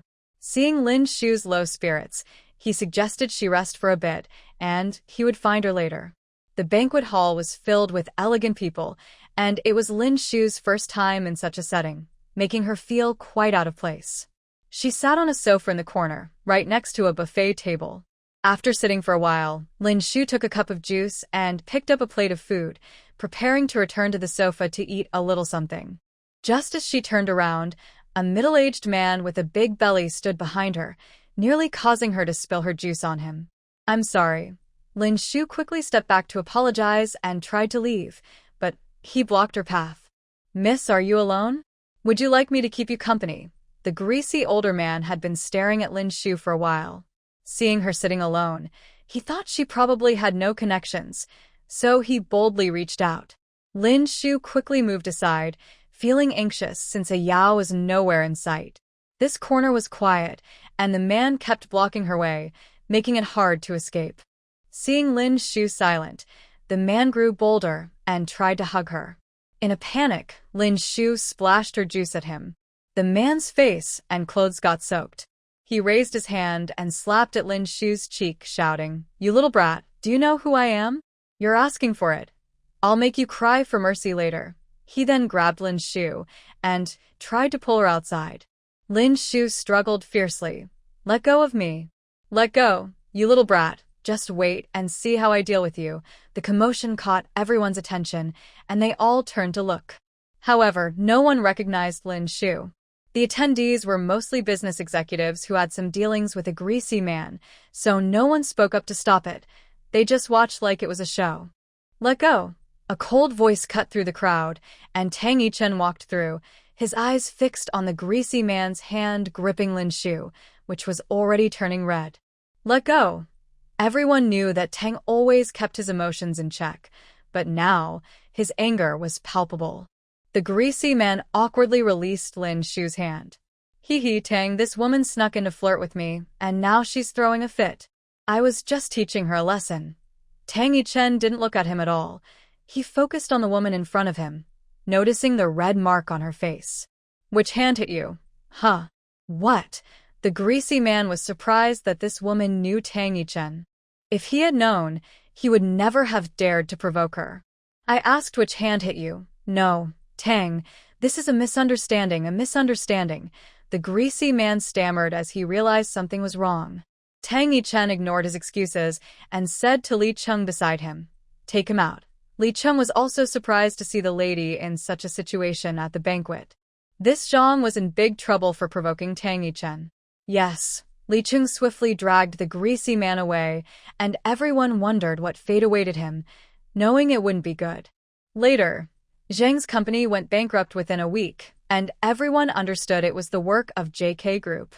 Lin Shu stood frozen, feeling a mix of fear and anxiety. She couldn't bring herself to look at Tang Yichen, especially since it was their first meeting in 4 years. She felt so embarrassed, while he seemed so dignified. Tang Yichen took off his coat and draped it over her shoulders. Lin Shu was taken aback and whispered a soft, "Thank you," just loud enough for him to hear. Tang Yichen bent down and carried her towards the door. Wen Qing rushed over, witnessing the scene, and quickly called out, "Yichen." When Tang Yichen reached Wen Qing, he paused.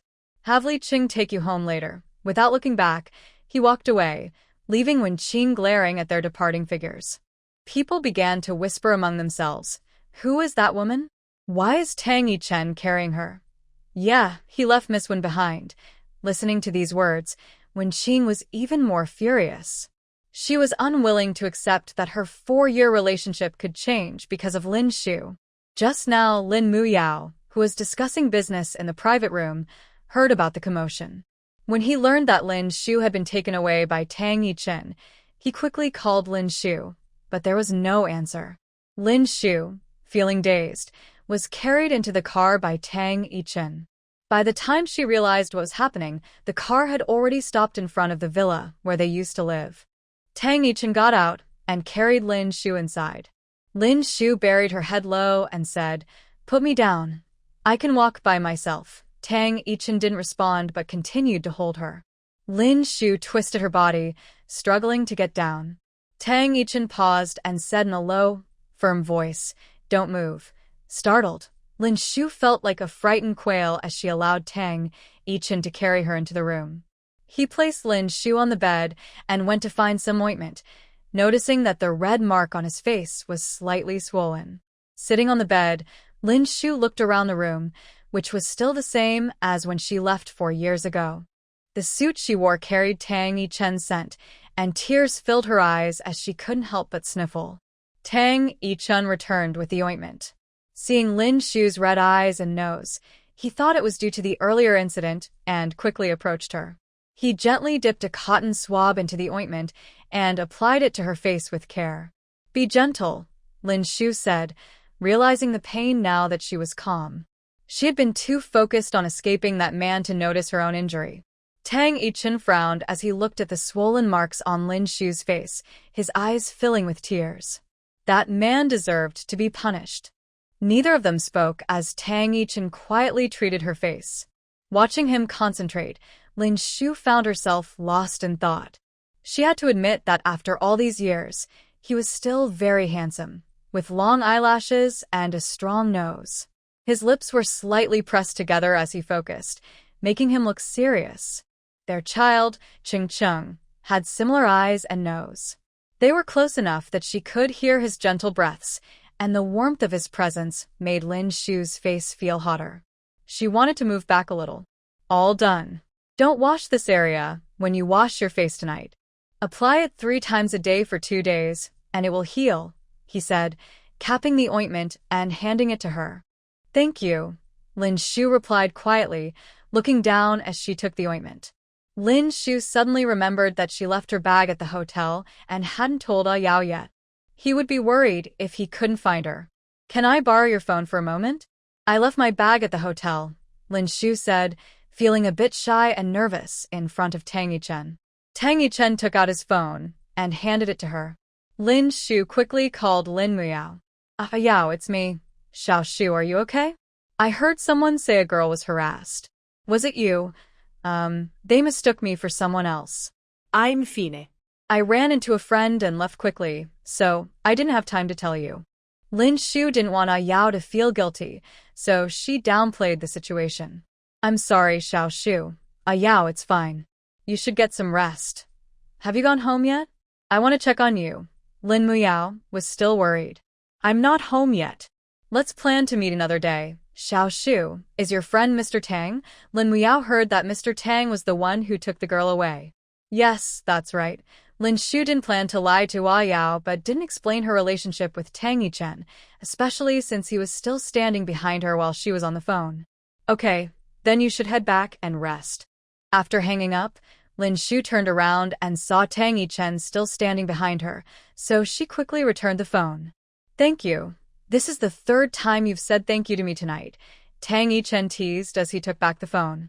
Lin Shu looked down, thinking about her two little ones at home. They must be worried since she hadn't returned yet. She noticed Tang Yichen was about to leave. Wait a moment, can I borrow your phone again? I need to make one more quick call. Tang Yichen silently handed her the phone again. Lin Shu took it and, seeing that Tang Yichen wasn't leaving, moved to the window and spoke softly after dialing Chen Cici's number. Cici, have Chung Chung and Nuonyo gone to sleep? I have something going on and probably won't be back until early tomorrow. Thank you for putting them to bed tonight. Okay, let me talk to them for a bit. After giving her instructions, Lin Shu hung up. With half of her face swollen, she knew she couldn't go home tonight. Otherwise, her little ones would be very worried. She decided to find a hotel for the night, hoping the swelling would go down by morning, and then she could use some concealer. Finally finishing her call, Lin Shu said, I'm sorry to keep you waiting. Feeling awkward, she returned the phone. Could you help me call a cab to the hotel? I need to go back and get my bag. Both my phone and wallet are inside. I can't do anything without going back to get my bag first. I'll have someone pick it up and bring it to you tomorrow. No need to trouble anyone. The hotel should have staff. I can go myself. Lin Shu instinctively refused. What was the point of staying here? They were already divorced, and Miss Wen would definitely be upset if she found out. Really, it's fine. Just help me call a car. It wouldn't be good if someone misunderstood. Who are you worried about misunderstanding? Tang Yichen suddenly leaned closer, his warm breath brushing against Lin Shu's face, startling her so much that she stumbled back and sat on the bed. Could she have someone else? Was it that Yao who just called? Or the person she had been talking to for half an hour? Tang Yichen guessed in his mind. With such close proximity, his eyes were fixed on the small woman in the black dress, still wearing his coat, which accentuated her fair skin. Below, her slim waist and alluring figure caught his attention, and he noticed her soft lips as he leaned in slowly. Ding! The sound of a message notification brought Lin Shu back to her senses, and she quickly turned her head away. Tang Yichen stood up, his voice low and husky. Don't overthink it. You sleep here, and I'll take the guest room. Tomorrow, I'll have someone bring your bag to you, and you can leave on your own. With that, he turned and walked out of the bedroom without looking back. After Tang Yichen left, Lin Shu sat on the bed in a daze, her face flushed. She didn't understand why she felt so foolish around him. She was actually tempted by his charm. She couldn't leave. She would have to sleep here tonight. Opening the wardrobe, Lin Shu didn't see any women's clothes, which unexpectedly relieved her. She took one of Tang Yichen's shirts and went to take a shower. All night, Lin Shu surprisingly slept well. In the morning, she was awakened by a knocking sound. Sleepily, she got out of bed to open the door and found Tang Yichen standing outside, frozen in place. Tang Yichen swore he didn't expect to see such a scene when the door opened. After taking 3 cold showers last night to cool down, he woke up this morning with a cold and a terrible headache, unable to go to work. The small woman who had just gotten out of bed to open the door had messy hair cascading down, wearing his white shirt. Her long legs were exposed, and the hem barely covered her, with a few buttons undone, revealing a hint of her curves. Tang Yichen turned his head, coughed lightly, and handed her the bag. You should change your clothes first. The clothes inside were bought and delivered this morning. The dress from yesterday isn't convenient for you to wear out. Lin Shu blushed as she took the bag. Thank you. After closing the door and walking to the bathroom, she realized that the buttons on her shirt were undone. Thinking about how she had just opened the door for Tang Yichen like that and stood at the door for so long, she wondered if he had seen everything. Oh no, please let me disappear. No wonder he was turning his head when he handed her the clothes. Lin Shu felt like she was about to break down. She couldn't face Tang Yichen anymore. She pulled out a stylish dress from the bag. After changing and freshening up, she deliberately took her time before leaving the room. There was no sound outside, so she thought he must have gone to work. As she went downstairs, she saw her bag had been delivered and was lying on the sofa. She hurried over to grab it, but a voice behind her nearly scared her to death. "Are you ready? Come have breakfast." Tang Yichen, dressed in gray loungewear and slippers, came out of the kitchen with bowls and chopsticks, looking like a character straight out of a comic. Lin Shu was genuinely startled. Why hadn't he gone to the office this late? She thought the house was empty and was about to leave with her bag. I won't eat. I need to go back. It's hard to get a taxi here in the morning. After breakfast, I'll have the driver take you back." "Well, okay then, thank you." Tang Yichen glanced at her but didn't say anything, focusing on his own meal. Lin Shu sat down across from him, where there was vegetable porridge and eggs. She served herself a bowl and peeled an egg. "Why didn't you go to the office today?" "I'm not feeling well." "Oh, what's wrong? Do you need to go to the hospital?" Hearing he wasn't feeling well made Lin Shu anxious, and she put down her spoon. Tang Yichen looked at her, but remained silent. Lin Shu realized she was too worried. "I mean, if you're not feeling well, you should see a doctor. Don't wait. It could get worse." She quickly picked up her spoon and continued eating. Tang Yichen pushed his bowl forward. "I caught a cold. I'm done eating. The driver will arrive in about 20 minutes to take you home. Please close the door when you leave. I'm going to sleep now." As he turned to go upstairs, Lin Shu noticed his voice was hoarse and his face looked pale. Watching him go upstairs until he entered his room and closed the door, she turned back, quickly finished her breakfast, and tidied up the kitchen. As she came out, the driver rang the doorbell. Lin Shu glanced back at the upstairs before leaving. Tang Yichen felt dizzy, probably due to a fever. After going upstairs, he lay in bed, but couldn't sleep. He listened to the sounds from downstairs, which reminded him of 4 years ago when they were still married. She used to be busy in the kitchen every day, cooking for herself. After she left, the only thing he learned to make was porridge. Hearing the door close, he knew she had left. Tang Yichen lay in bed, feeling drowsy, but was awakened by his phone ringing. "Hello? Big Brother, it's me. I wanted to ask why you didn't come to the office today. Did you forget about the meeting with us?" Lu Yan asked cautiously, sensing his brother's anger through the phone. "I'm not feeling well. I have a cold." Then he hung up. Brother.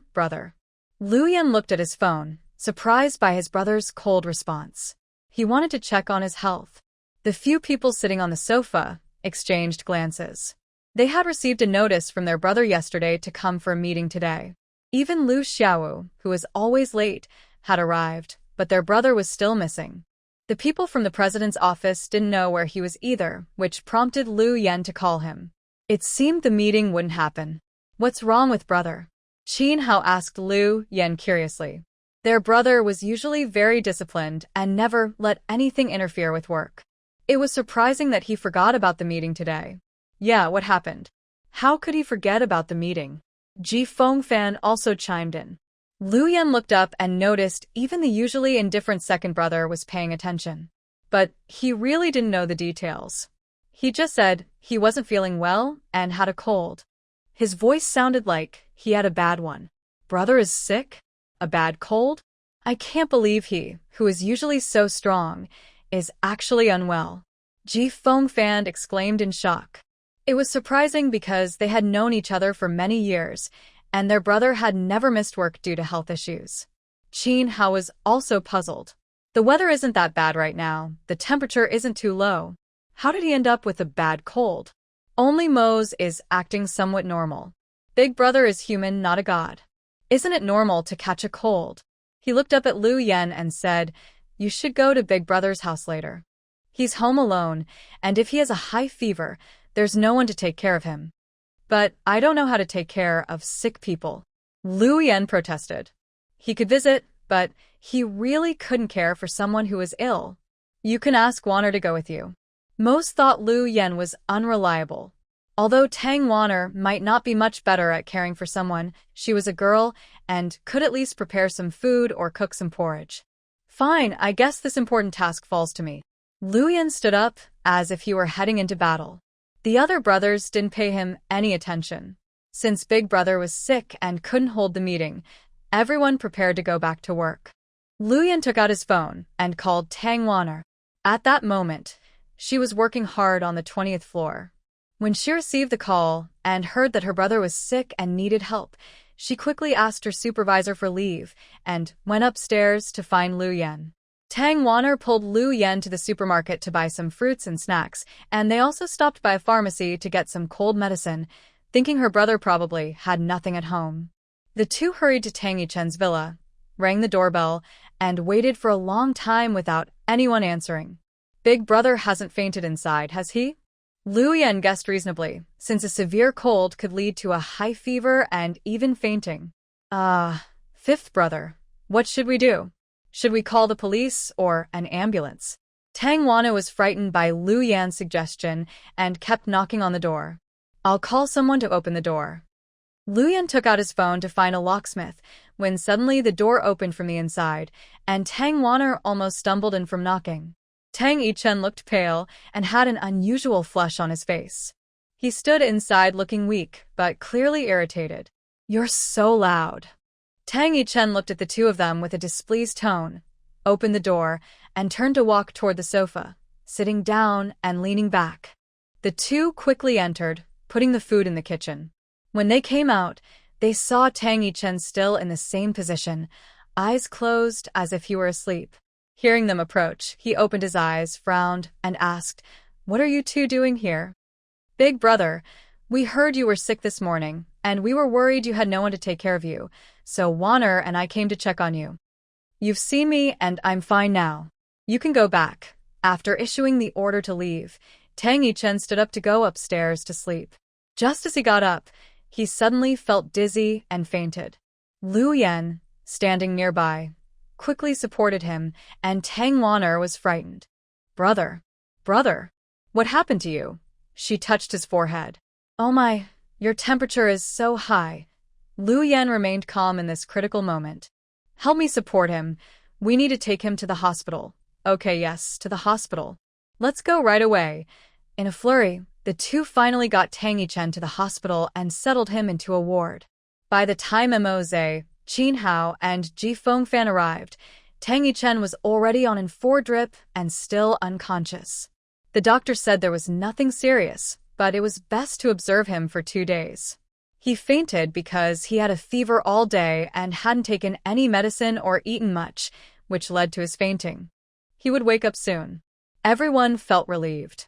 They had been scared when they received the call, worried about their elder brother, especially since their grandfather was older and they hadn't told him. After sitting for a while, Tang Wanner remembered the doctor's advice about staying in the hospital for observation. She thought her brother might not be comfortable with the hospital food, so she told everyone she would go back to get some things for a stay. They had rushed out in a hurry and hadn't taken anything. Qin Hao offered to take her back. She wanted to refuse, but with her brothers there, she didn't say much and nodded in agreement. Once in the car, Tang Wanner didn't say a word.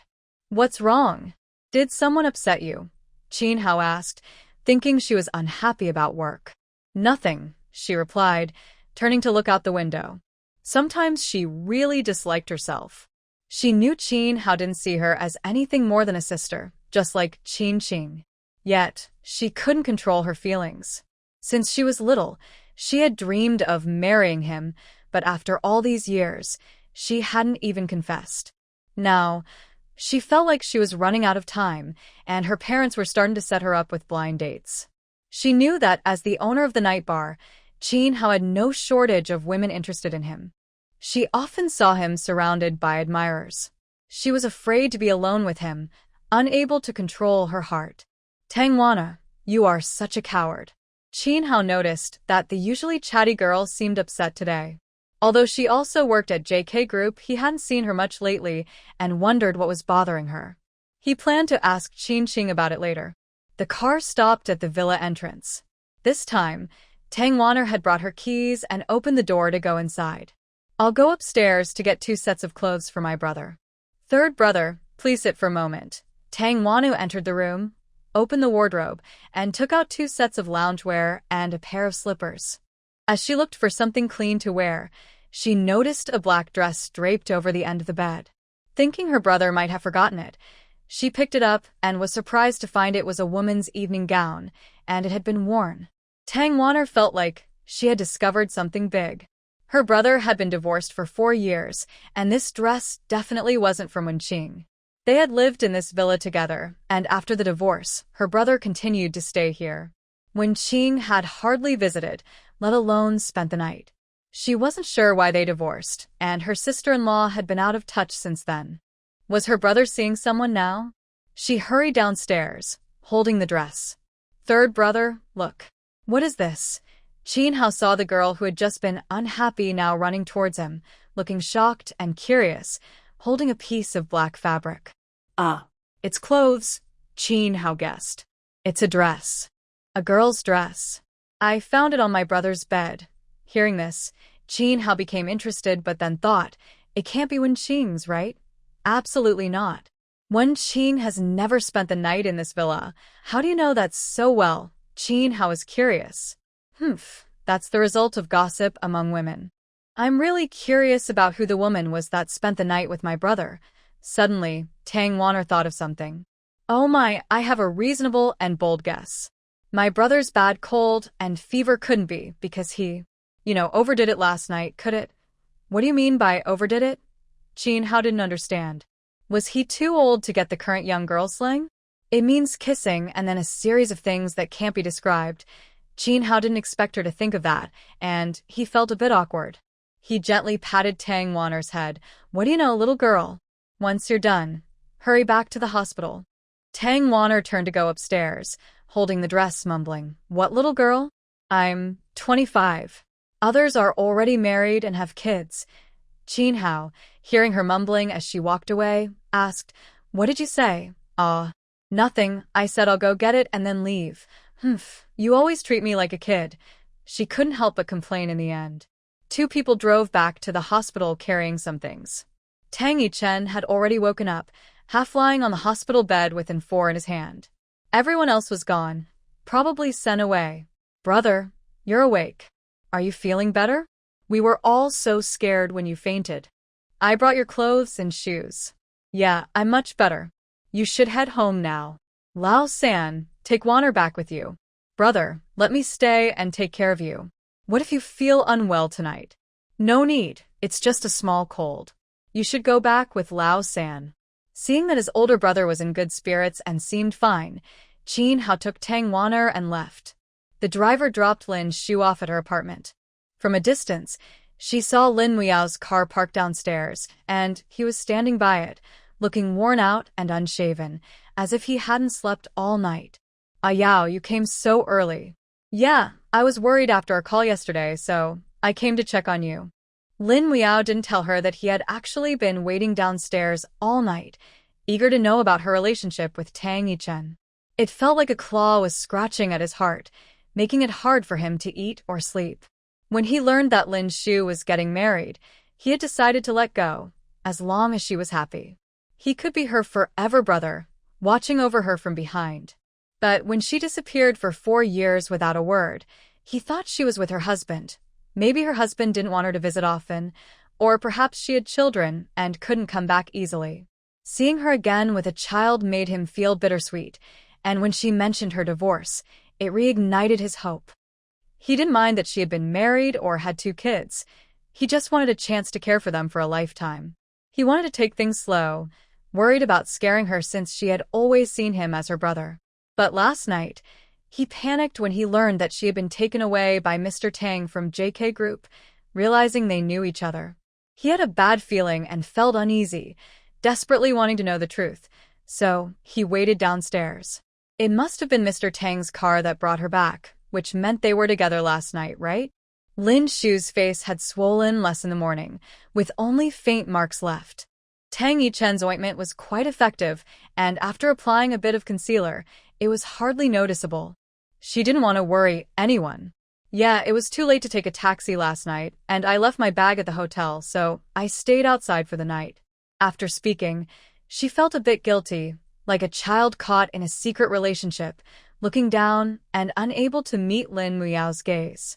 Are you with Mr. Tang? Lin Muyao couldn't help but ask. Lin Shu was taken aback and slowly raised her head, staring at Lin Muyao in confusion. Why do you ask, Yao? I'm sorry, I didn't mean anything by it. Mr. Tang is the president of JK Group, and I didn't expect you to be friends with him, Lin Muyao hurriedly explained, realizing Lin Shu misunderstood his words. He is my ex-husband, the father of Cheng and Nuo. Lin Shu didn't want to deceive Yao, who she thought of like an older brother. She somewhat understood his feelings, but she didn't want to give him any hope. It was impossible before, and even more so now. After her divorce from Tang Yichen, she had never thought about her personal issues and didn't plan to. She just wanted to raise her two precious children happily. Yao, I only want to focus on raising Cheng and Nuo. I don't want to think about anything else. You understand, we will always be the closest family. I hope you can be happy, Lin Shu said sincerely, looking at Lin Muyao. Hearing this answer, even though he expected it, Lin Muyao still felt frozen in place. So, he is the father of Cheng and Nuo. That's good. Xiao Shu, I care for you both because I want to, so you don't need to feel burdened. If you need anything, remember to reach out to me. Just think of me as your dear Yao. Lin Shu nodded. Thank you, Yao. Lin Muyao opened the car door. You should go back now. The kids will be worried. I have to leave. Call me if you need anything. Okay, Yao, drive safely. Watching the car drive away, Lin Shu felt relieved. Sometimes it's better to clear things up quickly, for everyone's sake. She hoped Yao would truly understand her words. As soon as Lin Shu entered the house, the two little ones rushed over. Mommy, you're finally back. We missed you so much. Good babies, Mommy missed you too. Lin Shu hugged Lin Yuqing and Lin Yuno, giving each a kiss. The two little ones woke up early today, saying they wanted to wait for you to come back, Chen Sisi said, watching the three of them together, wanting to show how much the kids loved their mom. Thinking about how the dress was almost ready and that they would return to Yin City after delivery, she planned to take the kids out to have some fun before they left. Let's go, pack up. How about going to the ocean park with your godmother today? Yay! Yay! We can go out and play. I'm so happy. Little Lin Yuno clapped her hands in joy. After a day at the ocean park, Lin Yuno fell asleep in the car on the way back. Lin Shu got out to carry her upstairs, but she woke up on her own. It was nice to see that she understood her mom. That evening, Lin Shu discussed their return plans with Chen Sisi in the living room. They checked the progress of the dressmaking, which would be finished in 2 days, so they could return by the weekend. They planned to book the tickets in advance. The unexpected encounter with Tang Yichen made her worry. She thought that with such a big city like Jiangcheng, the chances of running into him were slim. The gap between someone like him and an ordinary person felt like a huge divide, which is why she felt safe bringing the two little ones back. This meeting gave her a sense of urgency. If Tang Yichen discovered the kids, he might try to take them back. She knew she couldn't compete with him, so it was best to finish everything quickly and return to Yin City. After their bath, the two little ones lay under the covers, whispering. Brother, are we going back to Yin City? Yuno asked her brother, having overheard their mom's conversation. Probably. Mom's work should be done soon. What about Dad? We haven't gotten Mom and Dad back together yet. It will be hard to see him again after we go back. Maybe we should just forget about it, Lin Yuqing said sadly. Why, brother? Yuno didn't understand why he suddenly changed his mind. I saw the news a couple of days ago. Dad was at some dinner with a woman, and I noticed she's always in the news with him. They say he has a girlfriend, but he lied to us. Lin Yuqing concluded that his dad had failed his test. Really? But I can't let go of Dad. I don't believe he's that kind of person. Lin Yuno still had high hopes for her dad. Even though they hadn't spent much time together, their bond felt strong. That night, the little girls secretly sent a voice message to Tang Yichen. Dad, my brother, Mom, and I will be going back to Yin City soon, so we can't hang out. My brother saw in the news that you have a girlfriend and said you were lying. But I still believe in you. I'll miss you when I go back, so please remember to call me often. After sending the message, she hid under the covers and quietly wiped her tears. Lying alone in the hospital room, Tang Yichen received a tearful goodbye from Lin Yuno and suddenly felt as if his heart was being squeezed, making it hard for him to breathe. Wen Qing had been restless since returning from the party. Lin Shu was back, and Tang Yichen had taken her away from the event. That night, she frantically called Tang Yichen, but he didn't answer. Her jealousy and anger grew wildly. Finally, she found out that Tang Yichen was hospitalized. Early the next morning, she hurried to the hospital with a soup she had made herself. Upon entering, she saw Tang Yichen standing by the window in a suit, not lying in bed. "Yichen, how are you? I heard you were in the hospital, so I got up early to make this soup for you." Tang Yichen turned at the sound of her voice, his expression cold. He had felt uneasy since receiving a message from Nono the night before. He hadn't taken his usual sleeping pills and had not slept at all. He had asked Li Chung to come and handle his discharge early in the morning. "It's just a slight cold. I'm fine now and ready to leave." At that moment, the thermos in Wen Qing's hand felt unnecessary. "I made you soup. Please drink some before you go." She quickly poured a bowl and handed it to Tang Yichen. Just then, his assistant Li Chung knocked and entered the room. He paused for a moment upon seeing Wen Qing, but quickly regained his composure. "Mr. Tang, the discharge paperwork is ready." "Okay, let's go." Tang Yichen turned to leave. "Yichen, you haven't drunk this soup yet. I cooked it for a long time. You just recovered. You need something nutritious." Wen Qing insisted, holding out the bowl. Tang Yichen took it, sipped a little, and thought it didn't taste as good as Lin Shu's. That was his first reaction. He set the bowl down. "Let Li Chung take it with him. I won't finish it now. Then I'll pack the rest for you." After Tang Yichen left, Wen Qing stared at the untouched soup and angrily smashed the bowl on the floor. It had to be because of Lin Shu. Ever since Lin Shu appeared in Jiangcheng, Yichen had become colder toward her. "Lin Shu, I will not let you ruin my relationship with Yichen. I must secure the position of Mrs. Tang." Wen Qing stood in the room, surrounded by shattered pieces and soup, her hands clenched tightly, her expression almost twisted. Li Chung was driving, and Tang Yichen sat in the back, staring out the window. Li Chung noticed that his boss seemed off lately. Could it be because his wife returned? He recalled the card he had given him earlier. "Mr. Tang, you asked me to give Miss Lin her card. I went twice, but she wasn't there, so I gave it to the person she lives with. Although it was a child, it was true that they lived together." "Okay." Seeing that the boss didn't ask more questions and seemed in a bad mood, Li Chung didn't say anything else. As soon as he arrived at the office, Mo Zhe came in. "Bro, are you feeling better?" "Just a slight cold." Wan'er and Xiao were too worried. After resting for 2 days, Tang Yichen sat down and opened his computer files, catching up on work. "They can't be blamed. When you suddenly fainted, we were all shocked." Looking at his brother, Mo Zhe thought of something. "Still can't sleep?" Tang Yichen didn't reply, which was an acknowledgement. "Why not see a doctor again? It's an old issue. I know how to handle it." Hearing this, Mo Zhe didn't say more. Everyone knew his brother was stubborn, and it wouldn't help to argue. "I've been tracking Eagle Eye lately, but I haven't contacted anyone. He stayed in Jiangcheng for a few days, then went to Beijing, and there's been no news since." "Does Wen Qing have any leads?" Tang Yichen shook his head. "No, nothing. I feel like Eagle Eye's appearance this time was meant to give us a hint." Mo Zhe shared his thoughts with Tang Yichen. "Keep watching. Also, keep a close eye on the 2 projects in the Middle East and Europe. Have the third brother help out." "Okay, bro, I'll head out now." After Mo Zhe left, Tang Yichen stood by the floor-to-ceiling window on the top floor of JK Group. After leaving the hospital, Wen Qing was in a bad mood and decided to go shopping at the mall to vent. As she approached the entrance, she unexpectedly ran into Lin Shu. From a distance, she saw Lin Shu with another girl and 2 children entering a toy store, so she quietly followed them inside. "Mom, can I buy 2 toys to take home?" Lin Yuno hesitated with a Barbie doll and a doctor toy, running to Lin Shu to ask. "But we agreed to choose only one when we left," Lin Shu reminded her. She and Chen Sisi had taken the 2 little ones out to buy gifts and some things for Aunt Chen before heading back to Yin City. "But, Mom, I can't decide. I like both," Lin Yuno said, looking conflicted. Just then, Chen Sisi walked over. "How about if Mom gives one gift and Godmother gives another?"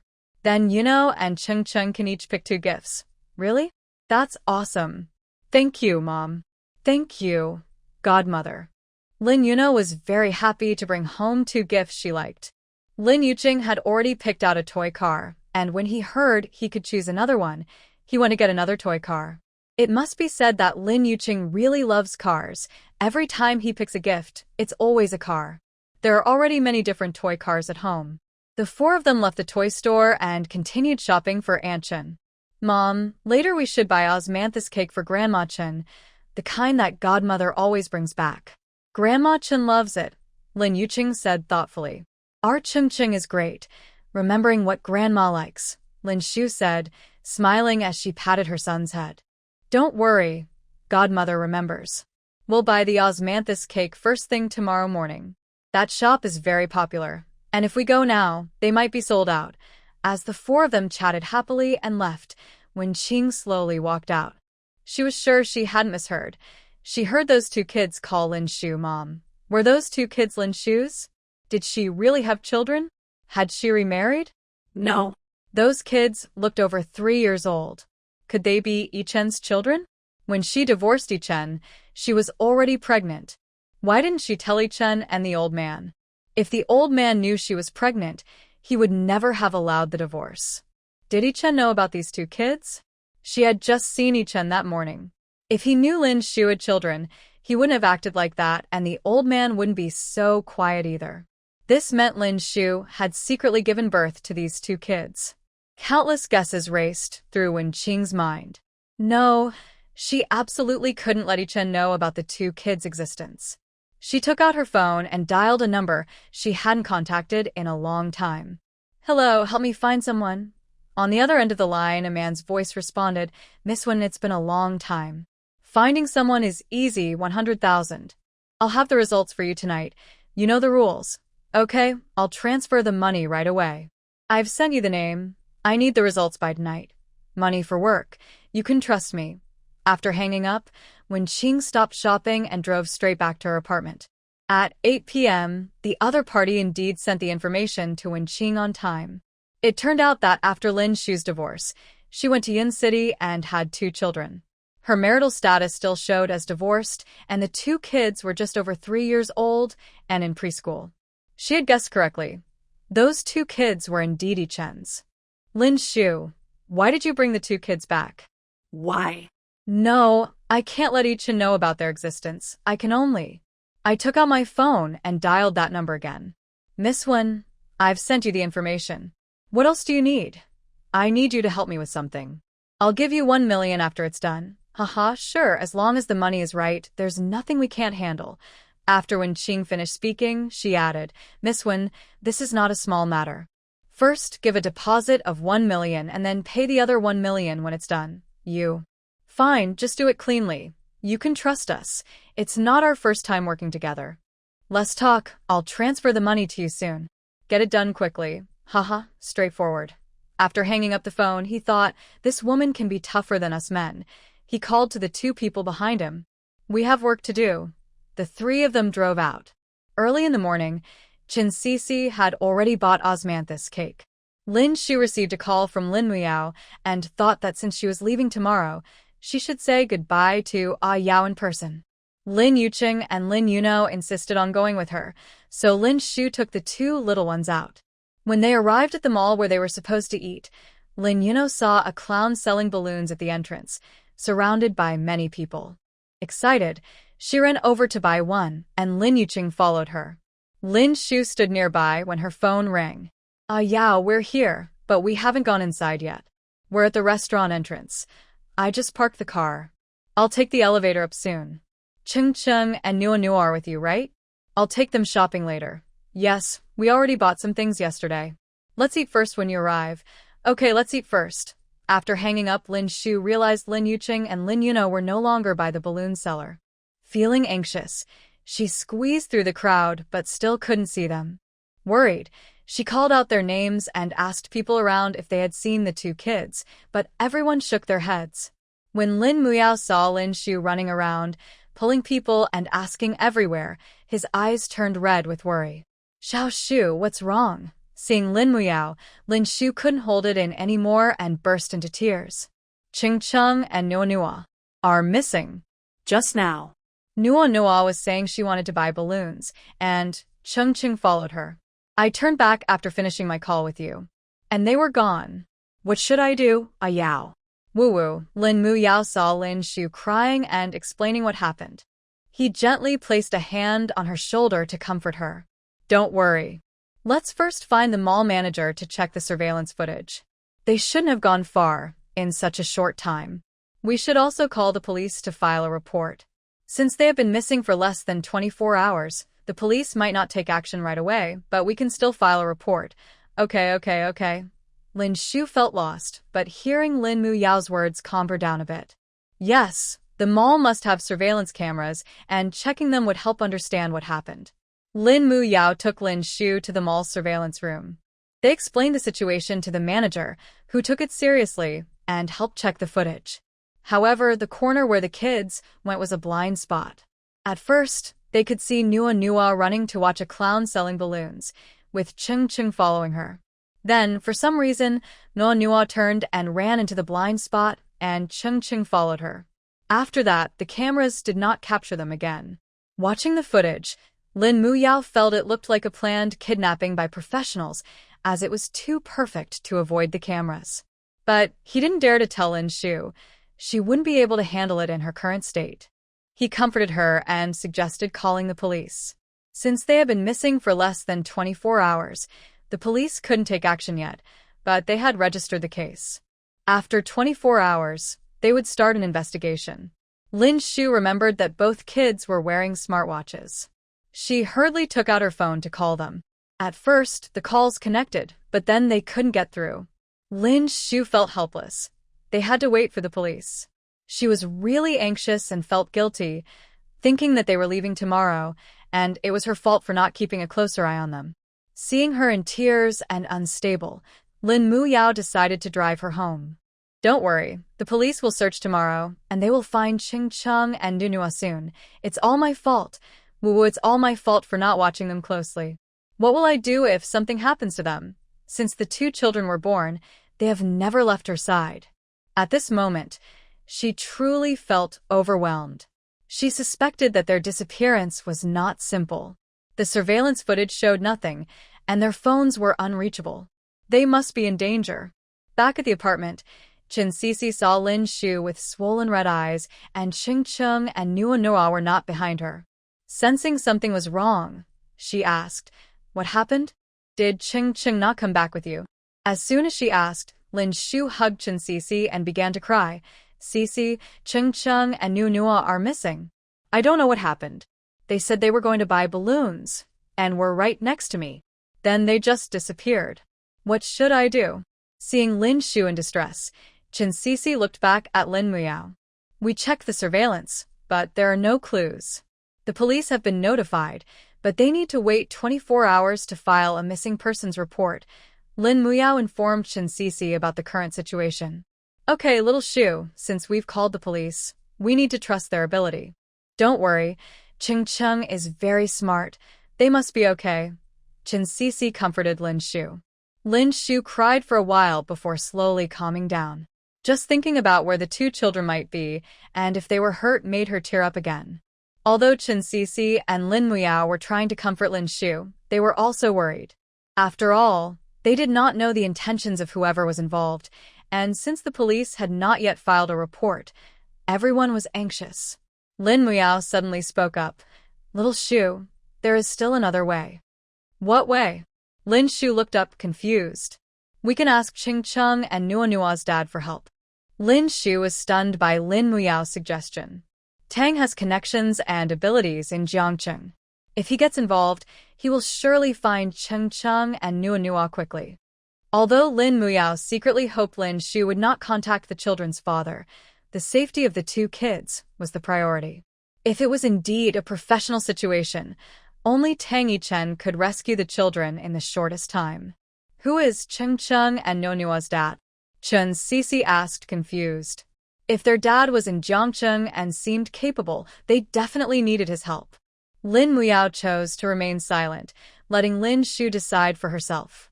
In truth, Lin Shu had never intended to hide the identity of the children's father.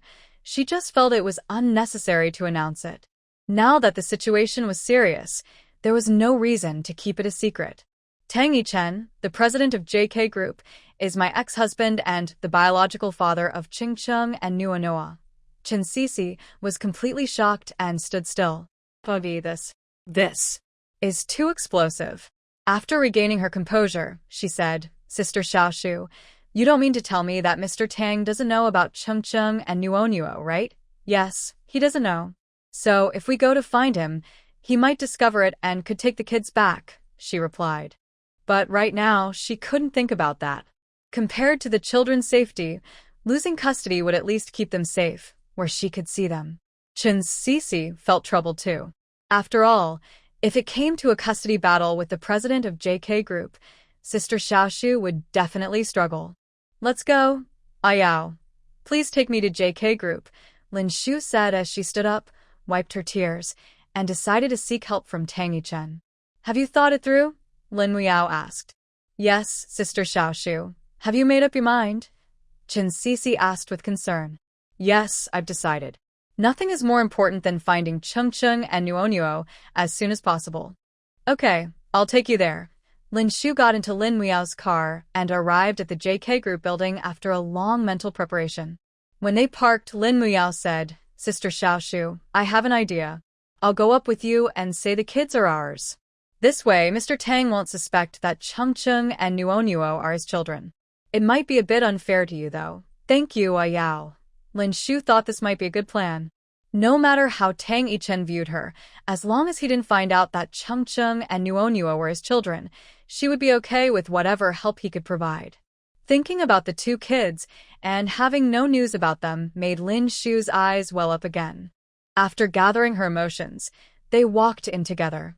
As soon as they entered, the receptionist stopped them with a smile and asked, Hello, who are you looking for? Excuse me, I'd like to see Mr. Tang. Okay, do you have an appointment? No. I'm sorry, but I can't let you go up without an appointment. You could call Mr. Tang first, the diligent receptionist suggested. At that moment, Li Cheng walked in from outside, recognized the familiar figures, and approached them. The receptionist also noticed Li Cheng. Hello, Assistant Li, she greeted. Li Cheng nodded and walked toward Lin Shu. Ms. Lin, are you here to see Mr. Tang? Do you need help?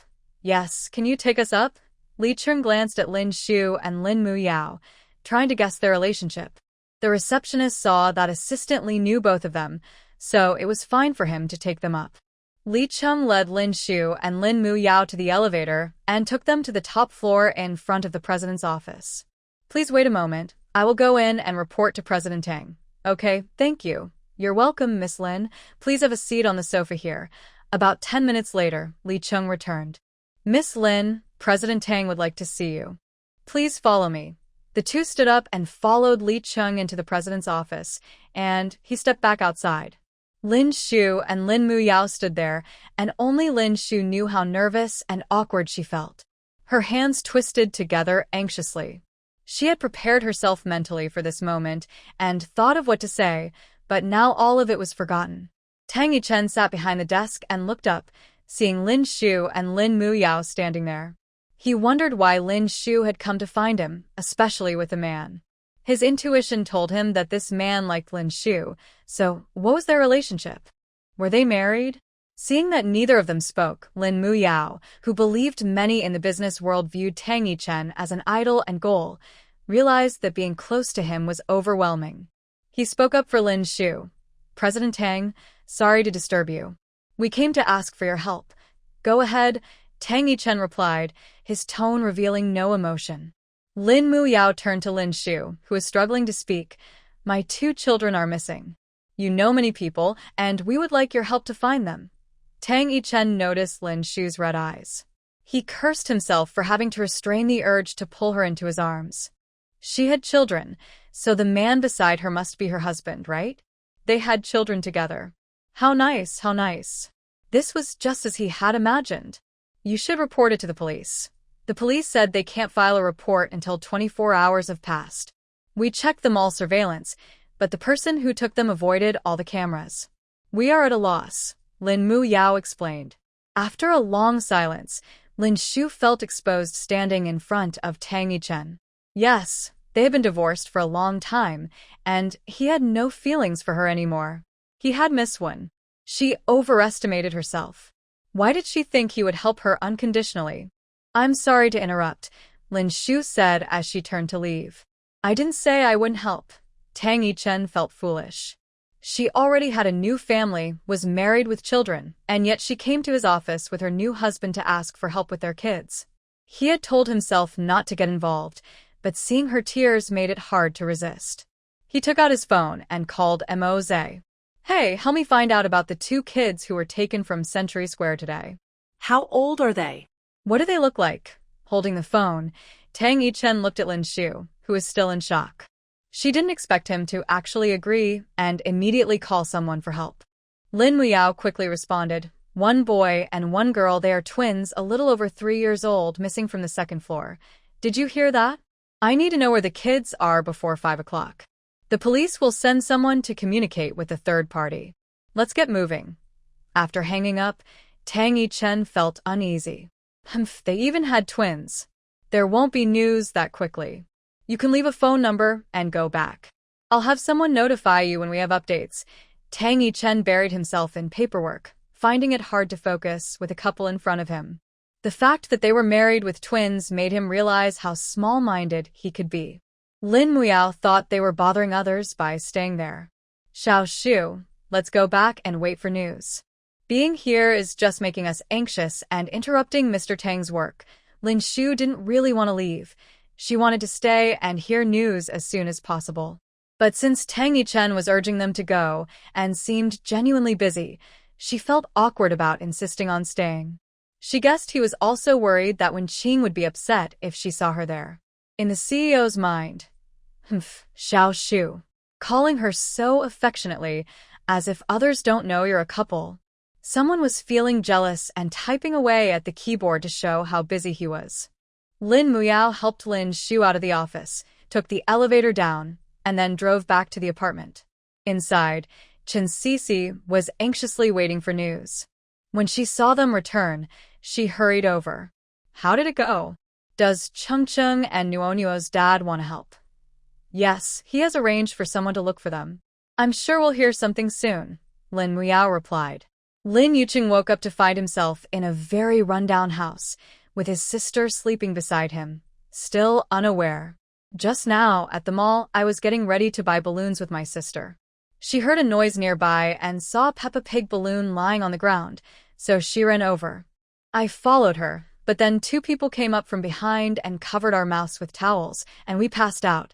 When I woke up, we were already here. I suspect we encountered human traffickers who specialize in abducting children. Our smartwatches are missing, so they must have taken them. We need to find a way to escape. Mom will be very worried when she realizes we are missing. I gently shook my sister's shoulder, planning to wake her up first before figuring out how to escape. No, wake up. No, wake up. Lin Yuno slowly opened her eyes and, seeing me, asked, Brother, what happened? How did we get here? We were knocked out by traffickers and taken from the mall. What should we do? We're missing and Mom and Auntie will be very worried. Don't worry, I will find a way to get us out. I reassured her, reminding myself that as her brother, I must take care of her and help her find Mom. Just then, we heard footsteps outside. Let's pretend to be asleep. Quickly, I said to Lin Yuno, and we both lay back down in our previous positions. The door opened, and we could hear 2 men talking. Big brother, what should we do? What do we know about these kids? We just brought them here, and now the police are already searching outside. I quietly opened my eyes. The 2 men looked like thugs, one with tattoos all over his arms, and a shorter, scrawny guy followed him. Who knows? I'll call that woman. She dared to trick us. The tattooed man pulled out his phone and dialed a number. Miss Wen, we have the 2 kids now, but the final payment is no longer 1 million. The entire police force in Jiangcheng is looking for my brother and me. You really got us into trouble. We need 10 million transferred immediately. We'll take the kids and handle everything as promised, but the amount can't be less. Where am I supposed to get 10 million? The voice on the other end, Wen Qing, sounded angry and worried, her brows furrowed and her eyes sharp as she shouted into the phone. Well, that's your problem, the tattooed man said before hanging up. Wen Qing stared at her phone, feeling both angry and anxious, pacing around the room. 10 million. Where could she possibly get that amount all at once? Big brother, how's it going? The younger brother asked.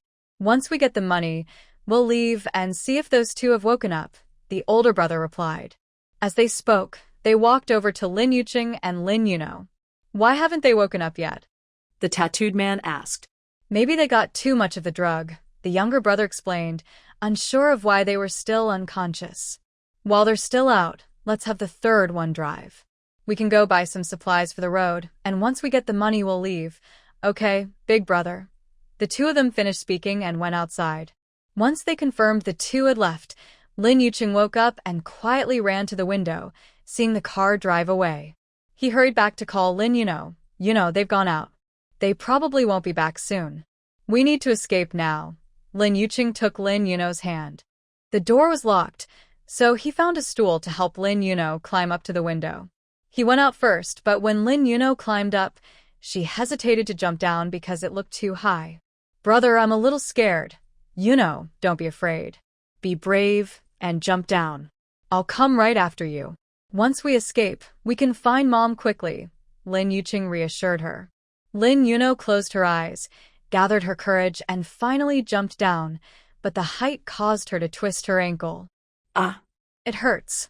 Lin Yuqing heard his sister and quickly climbed out of the window, jumping down to find her injured. Are you okay, sister? Try to stand up slowly and see if you can walk. We need to leave here first. Lin Yuno endured the pain and stood up. Brother, I can do it. It's not too painful. I can walk. Good, let's move a bit and see if we can find someone to help. Lin Yuqing supported Lin Yuno as they walked toward the mainland. They were held in a remote farmhouse, surrounded by endless open land with no signs of people. Hand in hand, the siblings felt the urgency to leave quickly, but Lin Yuqing worried about Yuno's ankle as she was walking slower. We can't stay like this. They'll catch up to us soon, and we won't have another chance to escape. What should we do, brother? Maybe you should go ahead and find help, Lin Yuno suggested, not wanting to slow him down. No way, I won't leave you alone. Let's find a place to hide. It's getting dark, and it will be harder for them to find us. We'll wait until morning. Mom must have called the police, and they'll start searching for us and rescue us. Okay? Lin Yuno nodded firmly. As long as her brother was with her, she wasn't afraid of anything. He saw an old, abandoned well ahead and had a clever idea.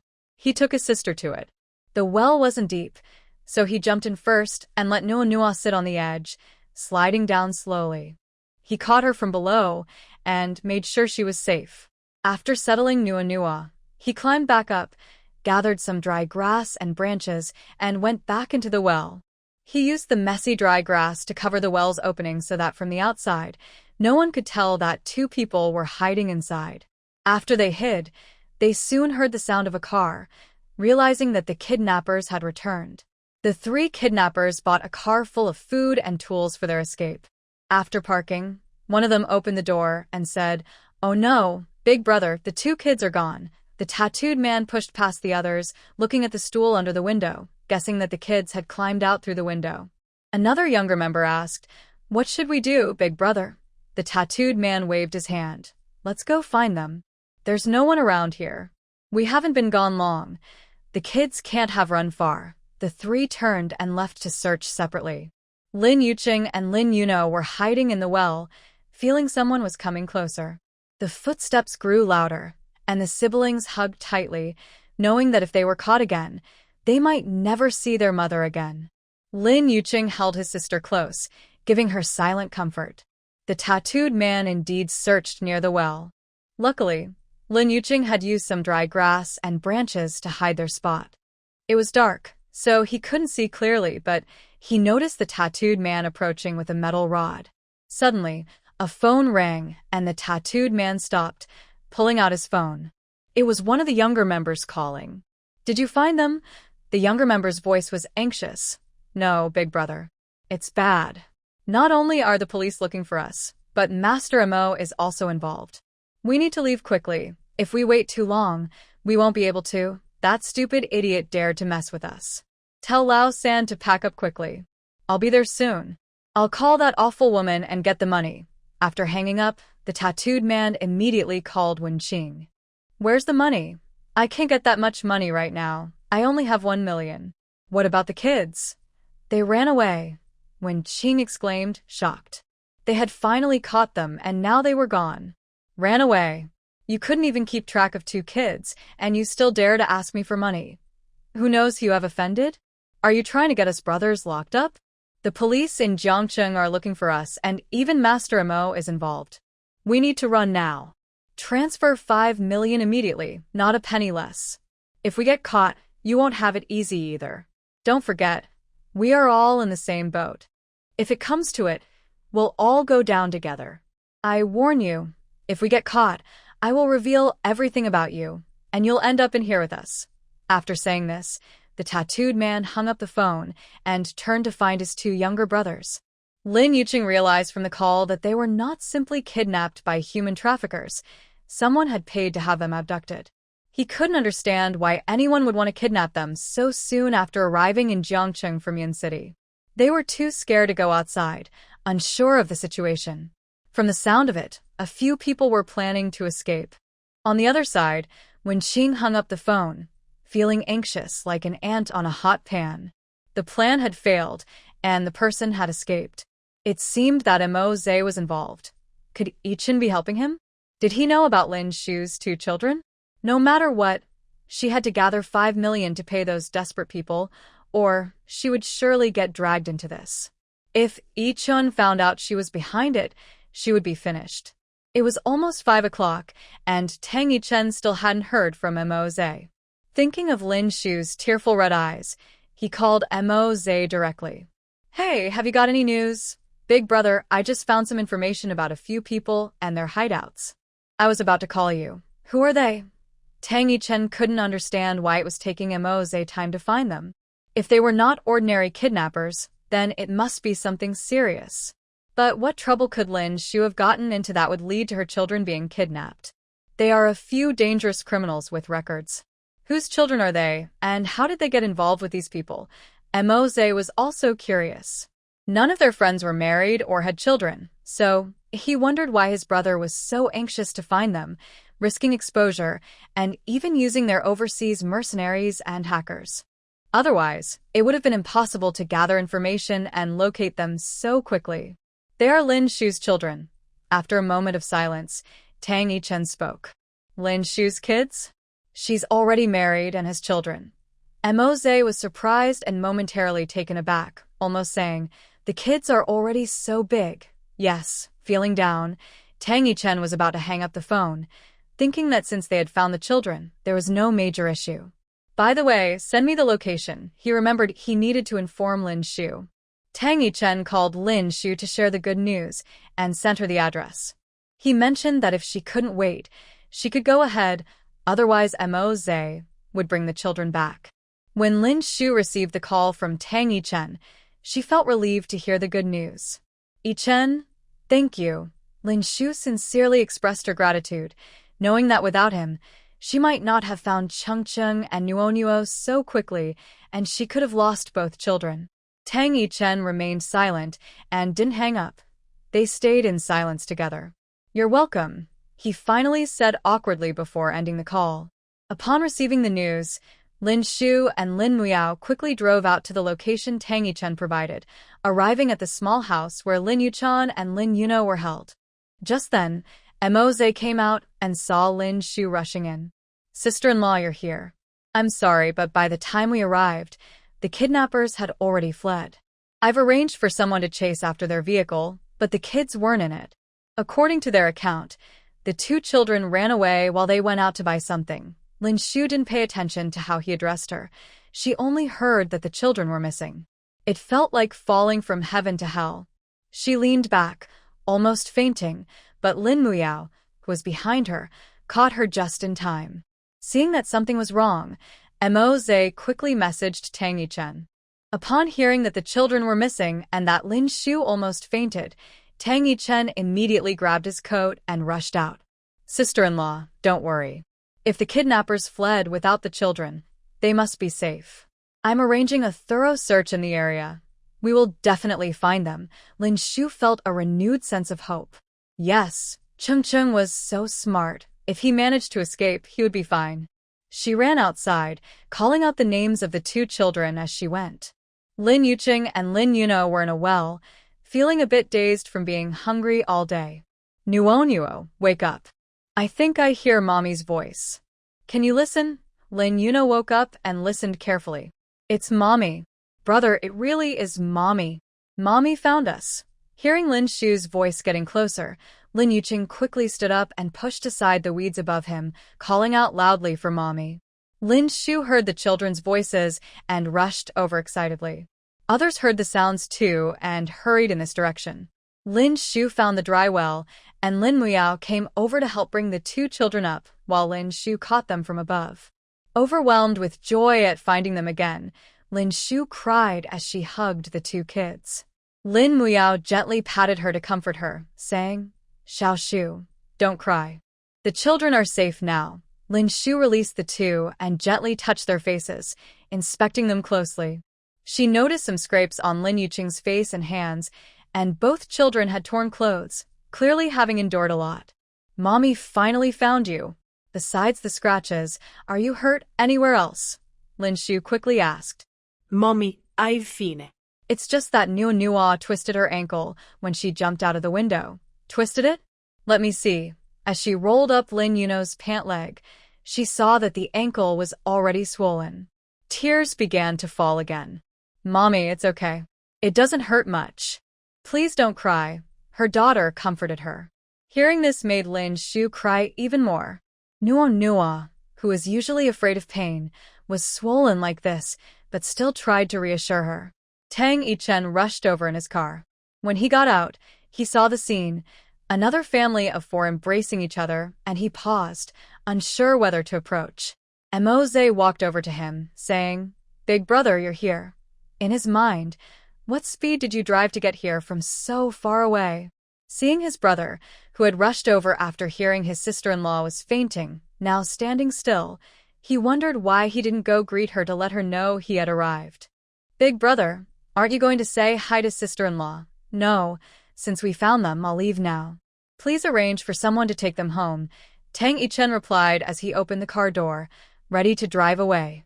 Why should he interrupt their reunion? Big brother, what should we do with the 3 kidnappers we caught? Have we identified the mastermind yet? Not yet, we haven't questioned them. Take them to the police station first and find out who's behind this. Tang Yichen was still worried that the people behind this might try again since they had failed this time.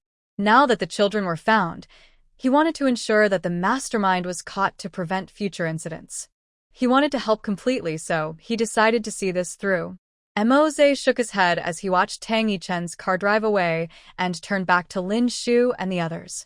Sister-in-law, I'll arrange for a car to take you home. Lin Shu wiped her tears and said, Thank you, Air. It's thanks to you that we found Cheng and Nuo so quickly. Why thank me? You should thank my older brother.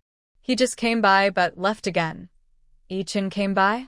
I should thank him. Seeing Lin Shu's expression, Mo didn't know what to say.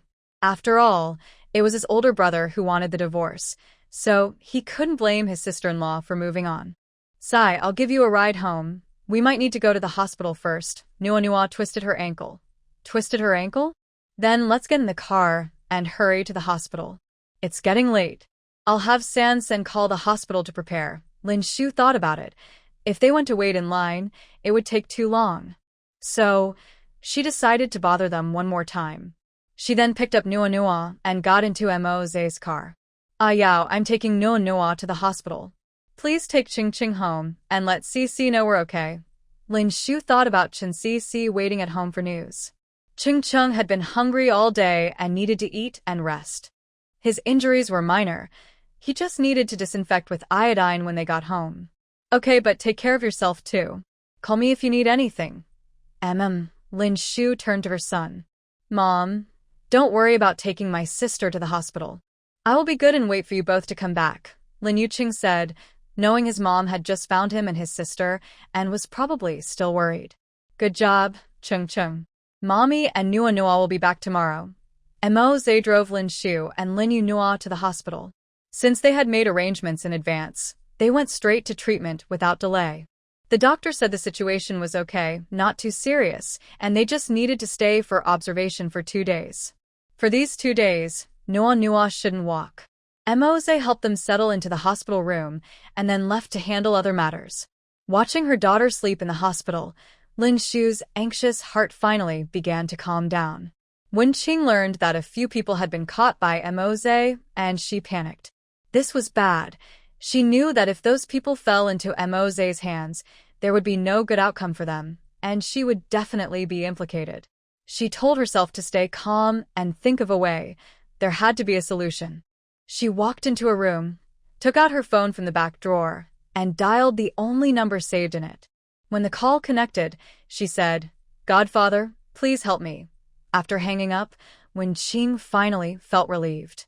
With her godfather's help, she knew she wouldn't be implicated. Mose arranged for the 3 kidnappers to be taken to the police station, along with evidence of their crime. Meanwhile, he sent people to search for clues about the mastermind behind it all. After Tang Yichen left, he returned to the villa. He had spent a night in the hospital, and today was the first time he was back home since bringing Lin Shu back. On the bed lay the dress she had left behind. Tang Yichen walked over to pick it up and stared at it for a moment when his phone rang. It was a call from Wen Qing. "Yichen, where are you? Are you feeling better?" Wen Qing asked cautiously. "Yeah, I'm at home.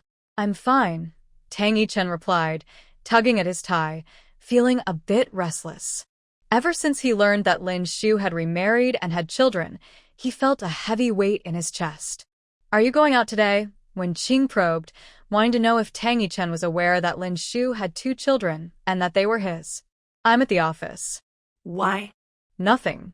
Just take it easy, since you just recovered. Get some rest," Wen Qing said, unsure of how much he knew. She hurriedly ended the call, worried she might reveal too much. Tang Yichen didn't notice Wen Qing's unease. His mind was filled with images of Lin Shu and her family of 4 together, making him feel even more troubled.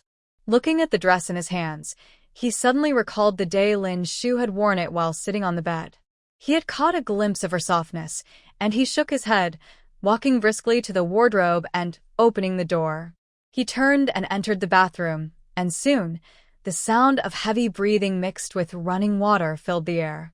The next day, as soon as Tang Yichen arrived at the office, Mose walked in with a serious expression. "Brother, the 3 of them committed suicide last night at the police station."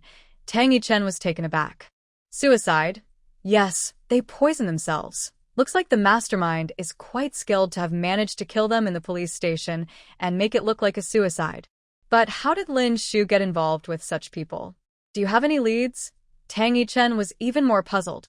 If it were just a simple case of child abduction, it would be one thing, but the situation had clearly escalated beyond that. "Fortunately, we collected their phones before sending them to the police." "Guess who they were in contact with?" Mose said mysteriously. Tang Yichen stared at Mo Zhe, waiting for an answer. He no longer kept it a secret. "Wen Qing, it's her. I found call records on one of the phones, and I also discovered that Wen Qing transferred money to them through an overseas online bank in 2 transactions."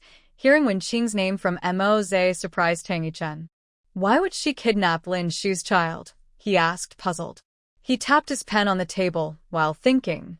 Why would she spend money to have Lin Shu's child kidnapped? They hardly had any connection, and Lin Shu hadn't been in Jiangqing for years. He couldn't understand why Wen Qing would do this. "I haven't figured that out either. Could it be?" Mo Zhe hesitated, unsure if he should say it. "What?" Tang Yichen raised an eyebrow. "Could she think that your sister-in-law's child is actually yours? That's why she would take action."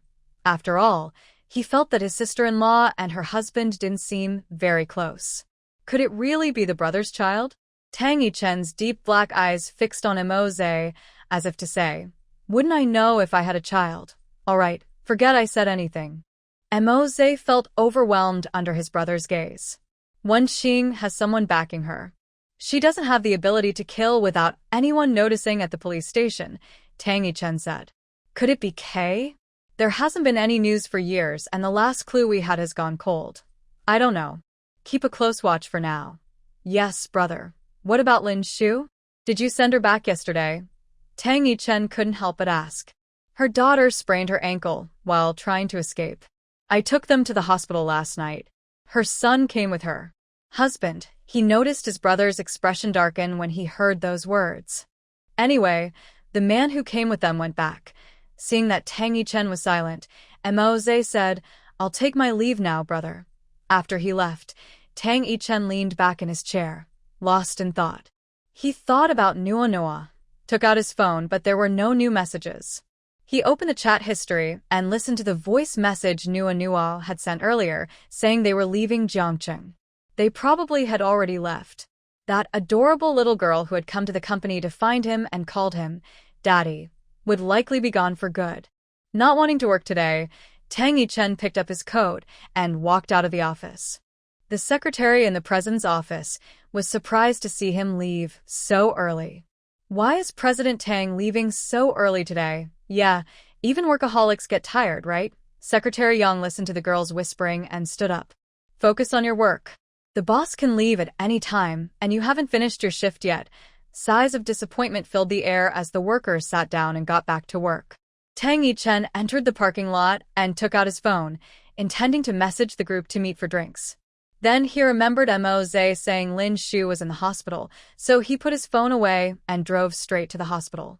Lin Yuno had just fallen asleep when Lin Shu stepped out to pick up Lin Yuqing, Chen Sisi, and Lin Muyao. Hearing that Lin Yuno needed to be hospitalized for observation, everyone rushed to the hospital. As she turned around, she saw Tang Yichen standing a few meters away. They looked at each other in silence, neither moving closer. After experiencing such highs and lows, seeing Tang Yichen again felt like a moment that would last forever. Tang Yichen walked toward Lin Shu and stopped about a meter away from her. Yichen, seeing that he wasn't going to speak, Lin Shu greeted him first. Are you still feeling unwell? Lin Shu asked, a bit worried. She didn't understand why he was at the hospital. She remembered he had mentioned being sick when she left. Was he still not better? She didn't realize how much she still cared about him. No, I'm here to see a friend. Tang Yichen wouldn't admit he came specifically to see her. Just because they were divorced didn't mean they couldn't be friends, and he wasn't lying. Oh, so he was here to see a friend. Lin Shu felt relieved that he wasn't the one who was sick. How is your daughter? Oh, she just fell asleep. The doctor said there's nothing serious. She just needs to stay for observation for 2 days. Since she was asleep, Lin Shu decided not to go in. That's good. I'll be on my way then. Okay. They passed each other, and Lin Shu turned around to call out to him. Tang Yichen looked back at Lin Shu. Yichen, thank you. Tang Yichen smiled faintly and turned to leave. Watching his back, Lin Shu silently said, Yichen, thank you for saving Chengcheng and Nuonuo. I'm sorry for taking them for myself. Don't worry, I will take good care of them from now on. Goodbye. Just as Tang Yichen left, the elevator doors opened, and Lin Yuqing ran out, followed by Lin Muyao and Chen Sisi. Lin Yuqing rushed to Lin Shu, affectionately calling out, Mommy, Mommy. Yesterday, Mommy took Nuonuo to the hospital, and he hadn't had a proper hug from her yet. Mommy, where's Nuonuo? Yes, how is Nuonuo? Chen Sisi quickly asked. I just fell asleep. The doctor said the recovery is good, and she can be discharged tomorrow. Lin Shu knew everyone was worried about Nuonuo, and was eager to share the doctor's words to reassure them. That's great. I haven't been able to sleep these past few days. I've been so worried. Chen Sisi looked at the 2 children as if they were her own. Lin Shu gently led everyone into the hospital room, glanced at Lin Yuno, and then took them out for lunch. At the table, Sister Shu, will you go back as soon as Nuonuo is discharged? Chen Sisi knew that if it weren't for Chengcheng and Nuonuo's situation, they would have already returned to Yun City. Now that both children were safe, they probably needed to prepare to go back. Sister Shu, are you leaving? Lin Muyao didn't expect Lin Shu to plan to leave so soon. Yes, once Nuonuo is discharged, we will take them back. This time, Ichin didn't notice the two children. If they stayed here, they would surely be discovered eventually. She didn't want to take that risk, especially after the kids were kidnapped. She wanted to return home as soon as possible for peace of mind. Lin Muyao felt a bit lonely hearing Lin Shu's words. Let me know when you book your tickets and I'll see you off. Okay. Lin Shu accepted calmly. Lin Muyao didn't say more. His greatest fear was Lin Shu's calmness, which reminded him that they would never have a chance. After a good meal, they returned to the hospital room, and soon Lin Yuno woke up. They didn't let her eat outside food. Jin Sisi had kept the porridge warm in a thermos, and it was perfect for her now. When Lin Yuno woke up and saw everyone there, she was very happy. Godmother, brother, Uncle Lin, you all came to see Nunoa. Nunoa, Godmother made your favorite vegetable and mincemeat porridge. Seeing that Nunoa was fine, Jin Sisi felt relieved. Thank you, Godmother. Brother, does your face hurt? Lin Yuno noticed the bruise on Lin Yuqing's face and quickly showed concern for her brother. It doesn't hurt. Godmother put some iodine on it and it will be fine in a couple of days. Mom, my and brother's smartwatches are gone. Lin Yuno remembered that without the watches, they couldn't contact Dad. We'll buy new ones tomorrow when Nuanua is discharged. Lin Shu replied cheerfully. Uncle will come to pick Nuanua up tomorrow and take you to buy them. He was planning to give you gifts anyway, but he didn't know what to get. The two little ones sweetly thanked him. Thank you, Uncle Lin. Thank you, Brother Yao. Lin Shu also sincerely expressed her gratitude. Giving gifts to the children is the right thing to do. Lin Shu always thought this way about herself. Tang Yichen came out of the hospital. He didn't go back to the company, didn't want to upset his grandfather at the old house, and didn't want to return to the empty villa. After meeting Lin Shu, he found himself thinking about her every day. She was a woman who never seemed to ask for anything or get angry, soft-spoken and gentle, always smiling at everyone. In their 3 years of marriage, they had never argued, and she had never lost her temper with him. Maybe she was just like his mother, always smiling, which is why he kept thinking of her. Eventually, he drove back to the hospital and parked downstairs. This time, he didn't go inside. He just sat in the car until morning. In the early morning, he was awakened by a call from Li Chung, reminding him of a meeting with the president of Lin Group to discuss a partnership. After hanging up, he looked up and drove away. Today, Lin Yuno was being discharged from the hospital. Early in the morning, Lin Muyao took Lin Yuqing to the hospital. Jin Sisi had work to handle at her studio, so she didn't come to pick her up. After completing the discharge procedures, Lin Yuno happily followed her brother and Lin Muyao to the mall to buy a smartwatch. Lin Shu booked her flight and planned to pack her things tonight to leave early tomorrow. She didn't go to the mall but went to the supermarket to buy groceries, preparing to cook hot pot for dinner and inviting Yao to join her at the apartment. Since she was leaving tomorrow, she thought she should treat Yao to a meal. Hot pot at home was nice, and Sisi liked it too. In the evening, they gathered around the table, enjoying their meal.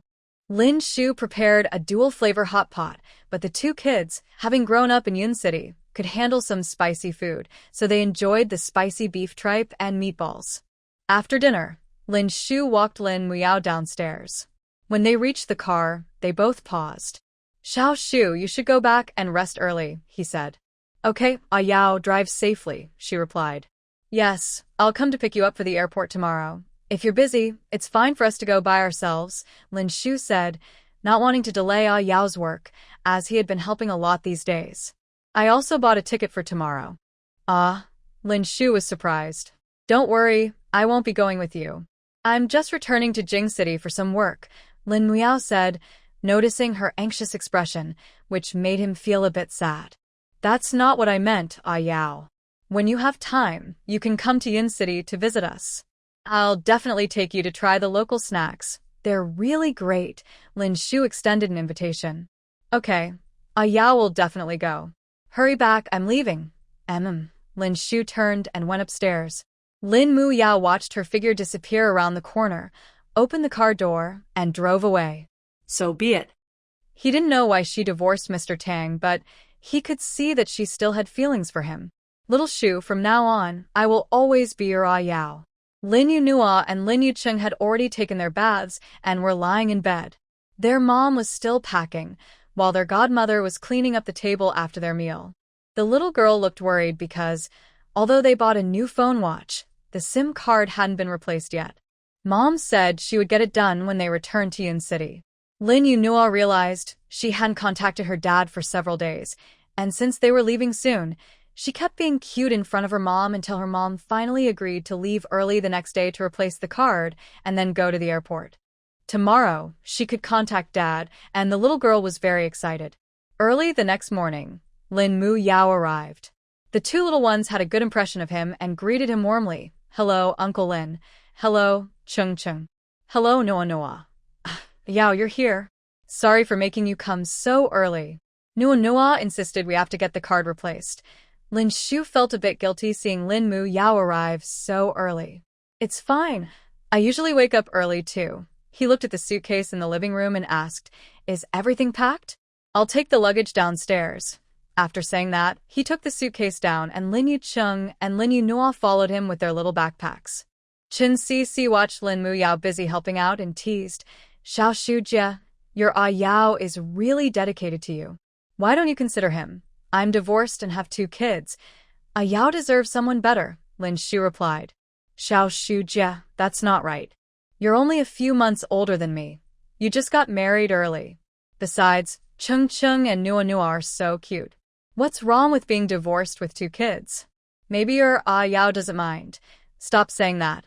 Lin Shu knew Chen Cixi was just looking out for her and was straightforward, so she didn't take it to heart. "Xiao Shujie, you're not still thinking about their dad, are you?" "But it's true. In terms of looks, wealth, and capability, no one can compare to the president of JK Group. He's just that outstanding." Hearing Chen Cixi's words, Lin Shu fell silent for a moment. Yes, he really was impressive. "It's impossible between us." Chen Cixi noticed that mentioning Ching Chung and Nua Nua's dad seemed to make her a bit sad, so she didn't say more. She followed Lin Shu to carry the remaining luggage downstairs. Lin Shu thought about going to the airport with Yao, so she didn't let Lin Shu come along. After all, she would return in a few days, so it was better for her not to send them off. Lin Miao drove to get Lin Yucheng and Lin Yuno new SIM cards. After arriving at the airport and passing through security, they separated. Lin Shu sat in the waiting area with the 2 little ones, waiting to board their flight back to Yun City. The night bar wasn't open yet, but in the dim corner of the VIP room on the 2nd floor, Tang Yichen sat quietly playing with his drink, then downed it in one go. Qin Hao received a notice from the waiter that his brother was there, drinking alone in the VIP room. When he entered, he saw his brother looking like he was drinking heavily during the day and wondered what had happened. Qin Hao walked in and took the cup from Tang Yichen's hand. "Brother, don't drink anymore. If he kept drinking, he might end up in the hospital." Tang Yichen didn't respond, resting his head on his hands with his arms crossed over his knees. Before long, Mo Zhe, Ji Fengfan, and Lu Yan all arrived. Qin Hao was unsure about his brother's situation and remained silent, worried something might happen, so he called everyone over. "What's going on? Why are you so happy calling us to the bar during the day?" Lu Yan entered without noticing anything was wrong and asked loudly. Ji Fengfan stood beside him and patted Lu Yan's shoulder. "Hey, if all of us were like you, the JK Group would probably be out of business. No, it's not about drinking then. Why did you call us here?" Lu Yan, not noticing Tang Yichen's state, looked at his third brother, still unclear about the purpose of their gathering. Qin Hao pointed to Tang Yichen sitting on the sofa. "Look." Only then did Lu Xiao realize something was off with his brother. "What's wrong with brother?" "I don't know. When I got the notice from the waiter, he was already like this," Qin Hao replied. "Has brother encountered something recently that we don't know about? Second brother, do you know?" Ji Fengfan speculated and looked at Mo Zhe. Usually, the second and third brothers were closer to the eldest, managing the entertainment sector, while the 3 older brothers didn't get involved much. Little sister-in-law went back to Jiangcheng. A few days ago, the child was kidnapped, and she asked brother for help. As for the rest, I don't know. Mo Zhe shared with everyone what had happened in the past 2 days. "Little sister-in-law is back? Really? Wuxi has been gone for so long and finally returned." The most excited was Lu Yan, as he had a good relationship with Lin Shu back then. A child was kidnapped? That's serious. Whose child is it? Jifeng Fan was particularly concerned about this issue. It seems that little sister-in-law has remarried, Moze said. No one knows whose child it is. Anyway, Big Brother said it's not his. What? Little sister-in-law is already married? Who is it? Who took her away? And why didn't second brother tell us she was back? Moze sat down and poured himself a glass of wine, casually saying, Big Brother has his own matters. He didn't ask me to tell you. So how could I? Upon hearing this, Lu Yan angrily sat down with a thud. During this time, Tang Yichen kept his head down and didn't join the discussion. Suddenly, his phone on the table went ding ding ding. A series of WeChat message notifications rang out. Seeing that Big Brother didn't react, Lu Yan grabbed the phone. Who is it? It's a message bomb. He saw that a contact named Nua Nua had sent over a dozen heart emojis. Oh my, who is Nua Nua? Is there new news about Big Brother? Qin Hao pondered, recalling the last time Big Brother was sick in the hospital. He and Wana went to Big Brother's villa to tidy up his clothes, and Wana had taken out a black dress, saying Big Brother had a problem. Could this Nua Nua really be a new woman in Big Brother's life? Moze felt the name sounded familiar, but he couldn't quite place it. Jifeng Fan, being curious, leaned in to try to grab the phone from Lu Yan. Unexpectedly, the other party called, and in their struggle, they accidentally pressed the answer button. Everyone froze, holding their breath and looking at each other. Lu Yan, fearing Big Brother would find out, was about to hang up, but then a cute little voice came through. Daddy. Lu Yan's phone was so startled that it fell onto the carpet of the private room. Lin Shu arrived at the waiting area with the two little ones, sitting on chairs and waiting to board. Lin Yucheng and Lin Yunua were on either side of her. Lin Yucheng felt a bit sad about returning to Yun City so soon, especially since he was unsure about the situation with their dad. However, he knew that because of their recent kidnapping, they needed to leave Jiang City quickly.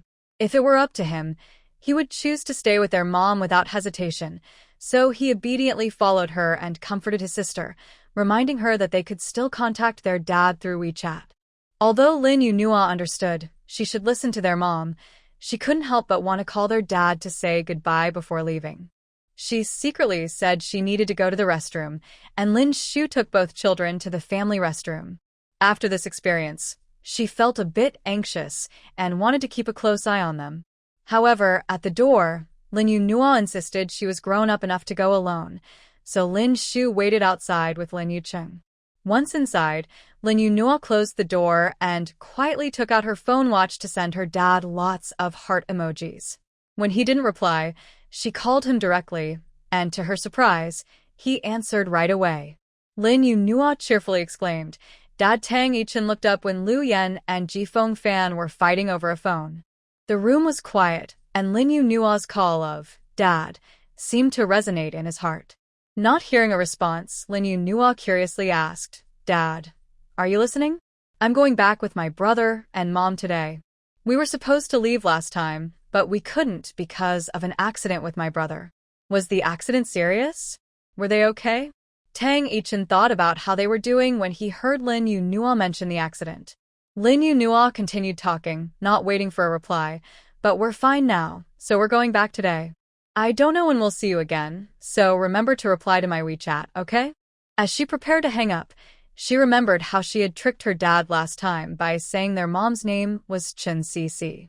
Now that they were leaving, she wanted to apologize. Oh, and Dad, I'm sorry.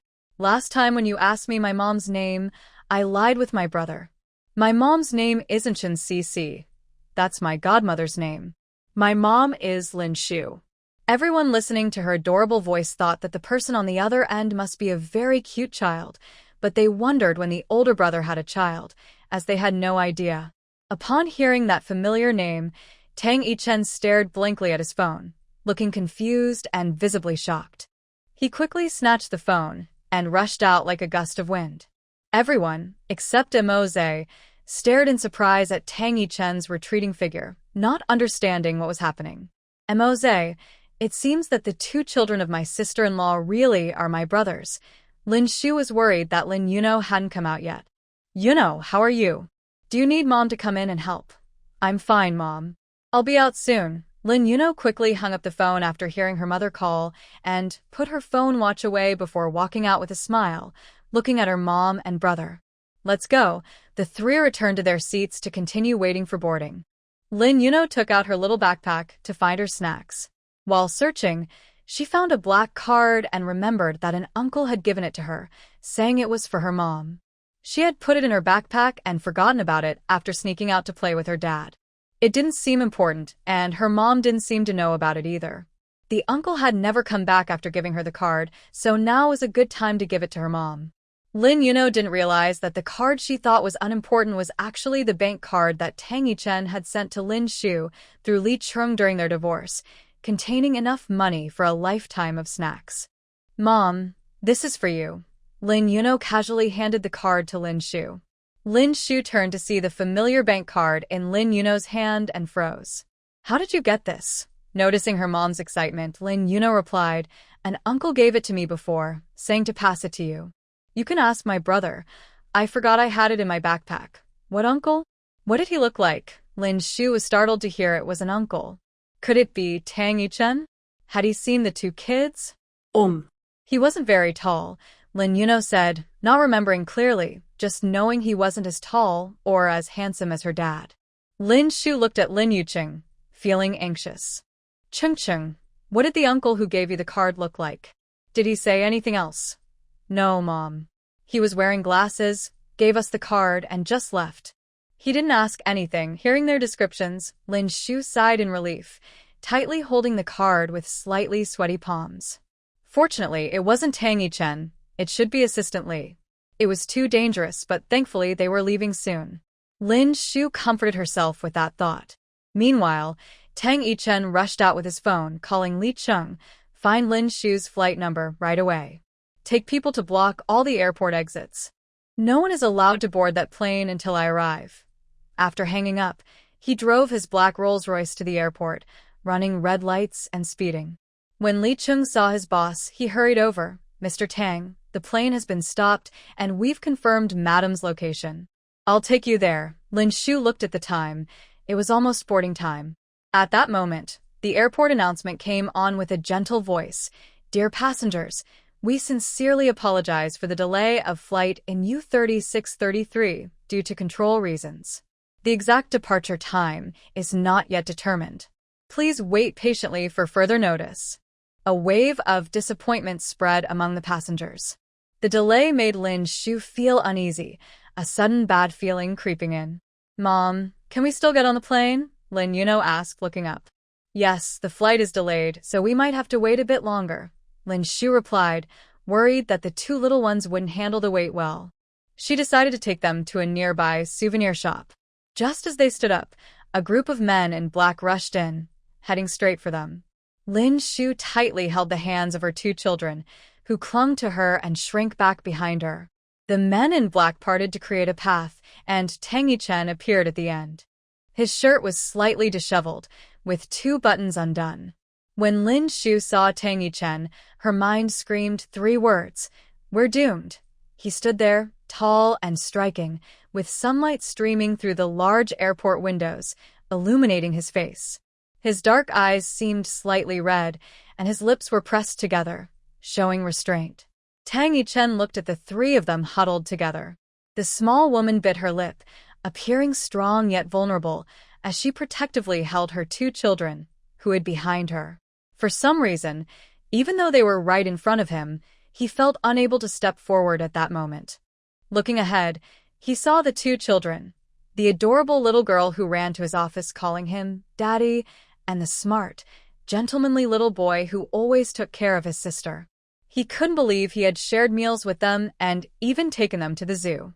He remembered the sweet sound of the little girl calling him Daddy. How foolish he was, thinking they were just kids looking for a new dad, not realizing they were his own children coming to find him. He held back his impulse and slowly walked forward, his sleeves flowing. Though it was only a few meters away, it felt like he had walked a century. Finally, he stood quietly in front of the 3 of them. He didn't speak, but no one knew how nervous he was, his heart racing and his mind filled with chaotic thoughts. Lin Shu anxiously looked at the man in front of her, his eyes red, even showing beads of sweat on his forehead. Lin Yuno peeked out from behind her mother and was surprised to see Tang Yichen. She rushed out from behind and jumped into his arms, shouting, "Daddy!" Seeing Lin Yuno coming, Tang Yichen quickly crouched down to catch the little bundle. "Yuno, good girl." He looked up at Lin Shu's son, who was also watching him. Unlike his sister, the boy wasn't as enthusiastic. He hadn't called him Daddy either. He reached out his hand, and Lin Yuqing slowly placed his hand in Tang Yichen's. Tang Yichen picked up Lin Yuno with one arm and held Lin Yuqing's hand with the other, looking at Lin Shu standing before him. Lin Shu was frozen in place when she heard Lin Yuno call Tang Yichen Daddy. Why would Yuno call him that? Although he was indeed her father, when had they met? How had they become familiar enough for Yuno to call him Daddy? Lin Yuno turned to Tang Yichen and asked, "Daddy, why are you here?" Tang Yichen looked at Lin Shu, who lowered her head, feeling a bit guilty, and then turned to her little girl, saying, "Daddy came to take you both home." "Home? Are we going to Yin City?" Lin Yuno asked innocently. "Not today. We're going back to our home in Jiangcheng," Tang Yichen replied. Hearing this, Lin Shu felt anxious, nervously tugging at her sleeve, watching Lin Yuno in Tang Yichen's arms and Lin Yuqing holding his hand. Did he already know about Yuqing and Yuno? Was he planning to take them away from her? Tang Yichen looked at the little woman in front of him and thought about how she dared to leave with their children without telling him.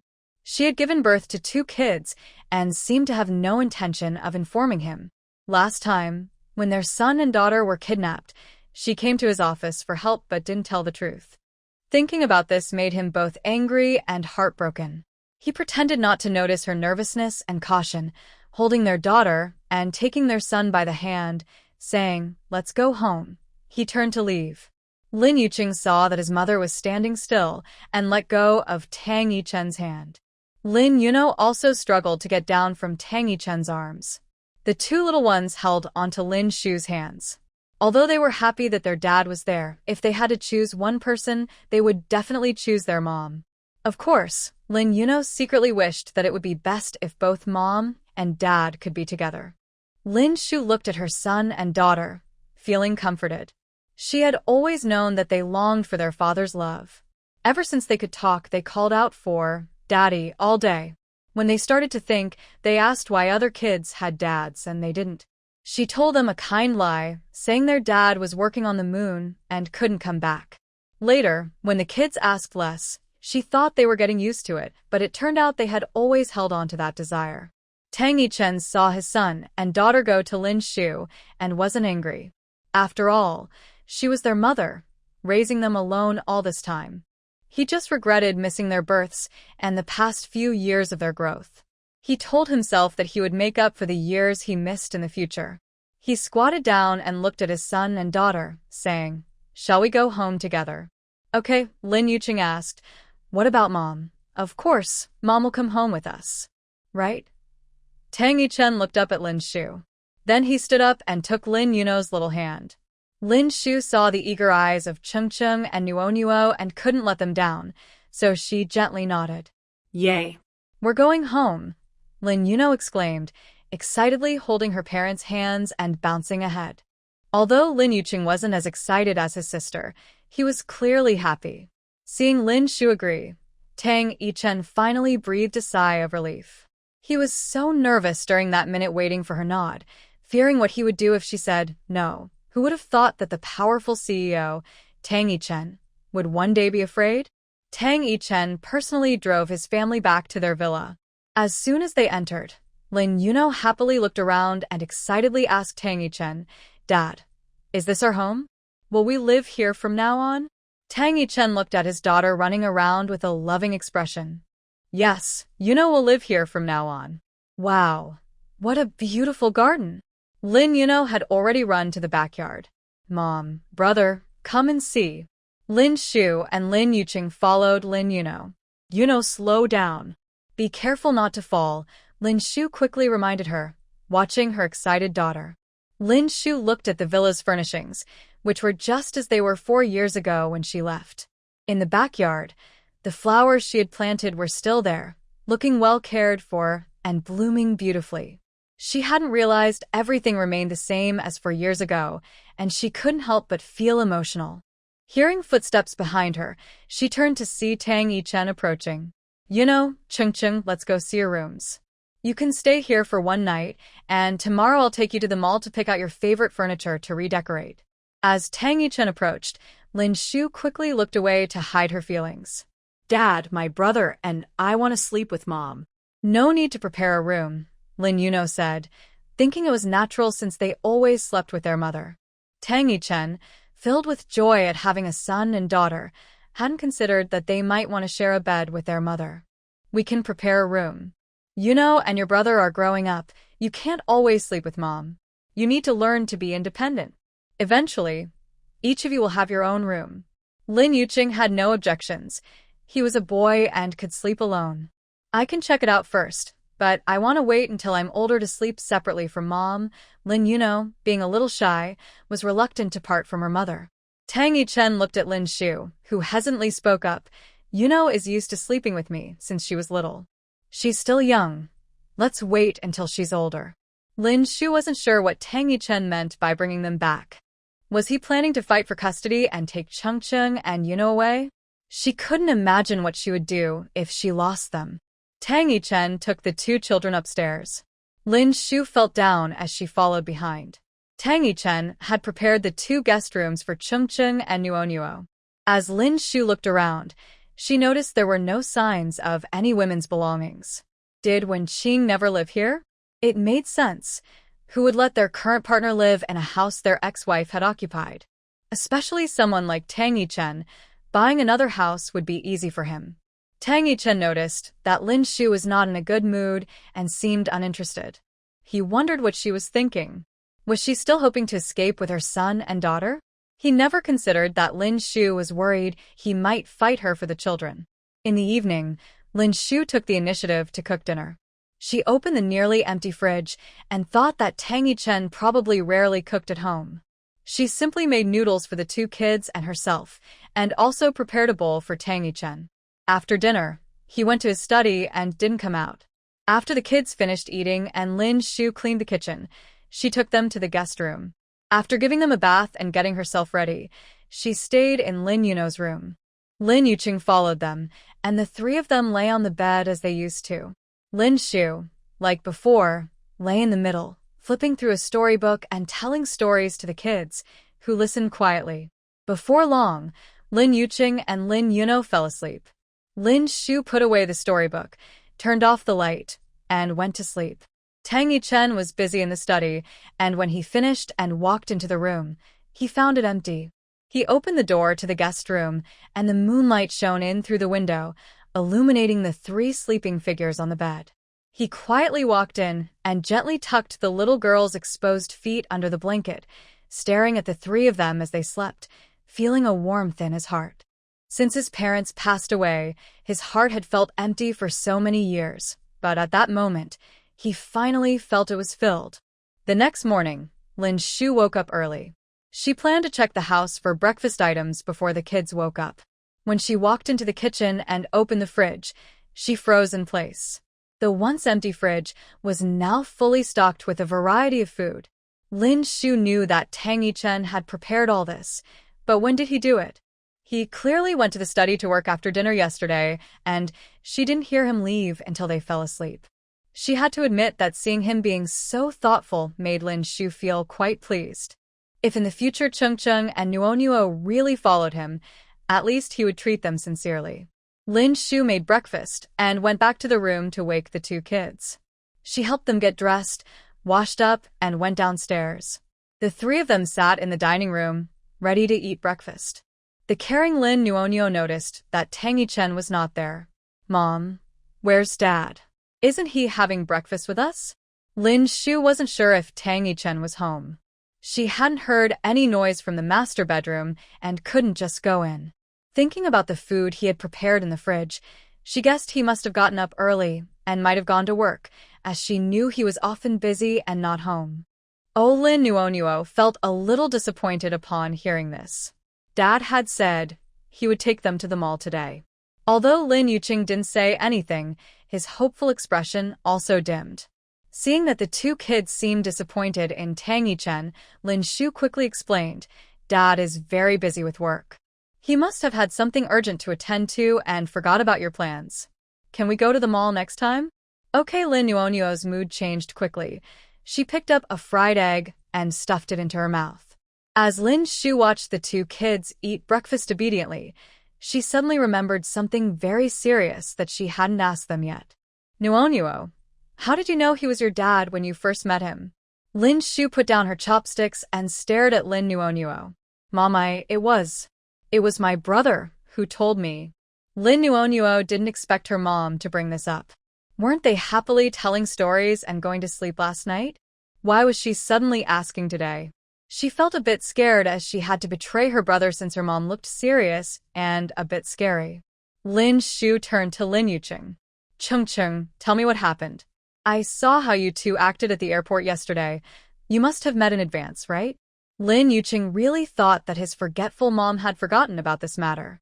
Last night, he was relieved that they had escaped a crisis, but unexpectedly, they were here waiting. Seeing his mom's seemingly angry face, Lin Yuqing confessed everything. He took his sister to their dad's company to find him and even planned to go to the zoo and eat out with him. His sister added their dad on WeChat, and they often chatted. "Mom, it was all my idea. It has nothing to do with my sister," Lin Yuqing said, taking responsibility as the older brother. "It's not my brother's fault. I asked him to take me to find Dad," Lin Yuno quickly added, taking some of the blame. "How did you know he is your dad?" Lin Shu still felt confused. The two kids had never shown any doubt about her saying their dad was working on the moon before coming to Jiangcheng, nor had they ever mentioned knowing who he was. "I accidentally found the divorce certificate and the expired marriage certificate in Mom's cabinet.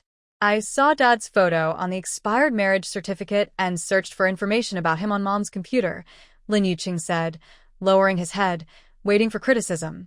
Lin Yuno also looked down. After hearing her son's explanation, Lin Shu felt more than just shocked. She always knew her son was smart, but she never imagined that her son, who just started kindergarten, would go online and find information about Tang Yichen. "So, you came to Jiangcheng with me to find your dad?" Lin Shu's voice trembled. Did her two precious children really want to be with Tang Yichen? "No, Mom, we just wanted to meet Dad and see what he is like. If you go back to Yun City, we will definitely go back with you," Lin Yuqing said, not realizing he had upset his mom. "Yeah, we will definitely follow Mom." Lin Yuno nodded vigorously. Lin Shu remembered that the two didn't go with Tang Yichen at the airport and only returned with her after she agreed. At least the kids were still on her side, but if Tang Yichen insisted on taking them, she felt she had no chance. This thought made her feel heavy-hearted. Seeing that their mom seemed even sadder, Lin Yuqing and Lin Yuno jumped off their chairs and ran to hug her knees, sweetly saying, "Mom, we will never leave you." Lin Shu reached out to embrace them both. "All right, let's go back and have breakfast. Mom isn't angry or sad. She just wants you to know that you can't hide things from her in the future. If something happens, Mom will worry, okay?" Lin Shu didn't want the kids to know too much about adult matters, fearing it would burden them. She realized that since Tang Yichen had already discovered the kids and they had recognized him, there was no point in hiding it. If he really wanted to take custody, she would stay in Jiangcheng to be closer to them. "Okay, Mom, we won't do it again," the two said as they returned to their seats to continue eating breakfast. Just as the kids sat down, they heard the sound of the door opening. Tang Yichen came down the stairs in neat black home clothes. The soft fabric hung gently on him, and his usually cold expression seemed much softer today, showing a hint of warmth. Lin Shu was surprised to see him at home. She felt a bit awkward being under the same roof, unsure of his thoughts. Tang Yichen walked straight to the dining table and sat down next to Lin Yuno, casually taking some breakfast to eat. Lin Yuqing's eyes brightened when he saw his dad, but he deliberately kept his head down to avoid being noticed. Lin Yuno was excited to see her dad, but since she and her brother had just made Mom angry by secretly looking for him, she controlled her excitement and quietly asked Tang Yichen, "Dad, aren't you going to work? Are we still going to the mall today?" Tang Yichen noticed his daughter's sudden quietness and found it strange, as she usually spoke loudly. He looked at his son, who was also looking down, and then at Lin Shu, sensing nothing unusual. Was he overthinking? Of course we're going. We'll leave as soon as we finish breakfast. After breakfast, Tang Yichen personally drove the family to a home decor store. Lin Yuqing and Lin Yuno picked out their favorite room furnishings and placed their orders. The store said they would deliver in a week. Seeing that there was still time, Tang Yichen took the three of them to a toy store at the mall. The two kids were thrilled. "Dad, can we buy a few toys?" According to the agreement with their mom, they could only buy one toy each time, so clever Lin Yuno asked her dad in advance. "You can buy as many as you like," Tang Yichen said, holding his daughter's hand and smiling. The two people who received answers pushed the shopping cart forward, continuously filling it with items. Lin Shu and Tang Yichen followed behind, looking like a warm family of four out shopping. Lin Shu couldn't help but speak up as the kids excitedly piled toys into the cart. "Cheng cheng no noa. That's enough. There are so many toys in the cart, it will keep you both busy for a long time. It's fine, buy whatever you want to take home and play with. I'll go get another cart for you," Tang Yichen said as he walked toward the area with carts. Lin Shu watched him leave, feeling helpless. Was he planning to buy everything he hadn't gotten in the past few years all at once? Tang Yichen returned with a cart, looking quite different from the president of JK Group. He had bought too many toys, Legos, cars, Barbie dolls, and various small toys. The cart was overflowing, so he had to ask Li Qing to arrange for another cart to help carry them. After picking out home goods and toys, Tang Yichen planned to take them out to eat. Lin Shu thought about how he had bought so many groceries early in the morning, and now they were eating out, which seemed wasteful. So she suggested they go home and cook instead, knowing she would be the one to cook since she didn't expect Tang Yichen to do it. The two little ones loved their mom's cooking and agreed, without hesitation. Tang Yichen felt happy. He wanted to eat Lin Shu's cooking, but since they were already out, he didn't want to be the one to suggest going home to let her cook. Trying to appear calm, he replied, "That sounds fine." The family of four agreed to go home and cook. As soon as they parked and got out, Li Qing arrived with the toys. The driver helped carry the gifts into the house, and Lin Yuqing and Lin Yunua led the driver to their rooms to put away their toys. They excitedly began to unpack them. Meanwhile, Lin Shu went into the kitchen to prepare the meal. She opened the fridge to see what ingredients were available. For 4 people, she planned to make 4 dishes and a soup, which should be enough. She quickly took out vegetables, meat, bell peppers, and ribs to start preparing. She was busy in the kitchen, not noticing when Tang Yichen walked in. When she turned to grab a bowl, she saw him leaning against the doorframe, watching her. He had changed into black loungewear, and his hair was still damp, likely from just taking a shower.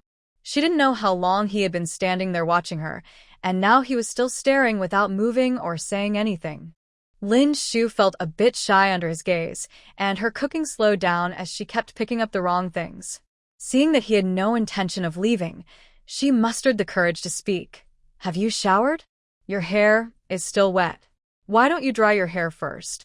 I'll call you when the food is ready." Tang Yichen came down from upstairs after his shower and went straight to the kitchen to find Lin Shu. As he reached the kitchen door and saw her busy figure, he stopped and leaned against the doorframe, watching the little woman working inside. In the past, when they had just gotten married, he rarely came home for dinner. Even when he did, it was always late, and Lin Shu would have already prepared the meal for him. Later, when he suggested a divorce, she left. It seemed he had never really had the chance to watch her busy in the kitchen. It felt wonderful. She was back and had brought 2 adorable little ones with her. The home was filled with warmth again. This was what a home should feel like. Instead of leaving, Tang Yichen stepped inside. "You don't need to do everything alone. I can help you." Hearing him come in and offer to help made Lin Shu feel even more awkward. She didn't understand why he suddenly seemed like a different person. Realizing he wasn't going to leave, she handed him some vegetables. "Can you help wash these?" "Sure." Tang Yichen took the vegetables from her. Their fingers accidentally brushed against each other, and they both froze. His hand was a bit cold, and Lin Shu quickly pulled her hand back, turning to grab the basket and handing it to him. "Here, take this." With one hand holding the basket and the other holding the vegetables, he watched the shy woman cutting meat, her ears and cheeks flushed. He couldn't help but smile. She was so cute. Their children were already so big, yet she still blushed so easily. Tang Yichen turned on the faucet, rinsing the vegetables one by one. Lin Shu felt increasingly warm. She knew her face must be bright red, all because of the man beside her seriously washing the vegetables. She stole a glance at him. He had rolled up his sleeves, and his long fingers were carefully washing the greens, as if he were cleaning a piece of art. "What's wrong? Do I have something on my face?" Tang Yichen noticed the little woman cutting vegetables had been secretly watching him. Although he felt happy, he worried she might accidentally hurt her fingers and had to remind her. "Ah, there's nothing." Lin Shu was startled when Tang Yichen suddenly spoke. It was so embarrassing. Why, after 4 years, did she still feel nervous and her heart race when facing him? "Go dry your hair after you wash up so you don't catch a cold," Lin Shu quickly urged him to leave. If he stayed in the kitchen any longer, dinner would take forever because she couldn't concentrate on her work. "Okay, I'll head up now and call Chung Chung and Nuo down later." Tang Yichen noticed her discomfort, placed the washed vegetables aside, and turned to go upstairs. After Tang Yichen left the kitchen, Lin Shu finally returned to normal and quickly finished cooking. Just as she served the soup on the table, Tang Yichen came downstairs with the 2 kids. "Go wash your hands and get ready to eat." "Wow, Mom made my favorite braised pork ribs," Lin Yunhua exclaimed happily. "And I like the stir-fried peppers with meat," Lin Yunhua added eagerly. The family of 4 sat at the dining table, enjoying their meal together. Tang Yichen ate the most. After all these years, it was wonderful to have Lin Shu's cooking again. As they were finishing up, Tang Yichen said, "Let's visit the old house this weekend to see Grandpa." Lin Shu was momentarily taken aback. She knew he was speaking to her. Okay, she understood that it was her duty to visit Grandpa. "Who is Dad talking about?" Lin Yunhua asked curiously. "He's talking about your great-grandfather, a very kind old man," Lin Shu explained. She regarded Grandpa Tang as her own grandfather. Leaving back then was unavoidable, but now that they were in this situation, it was time to visit.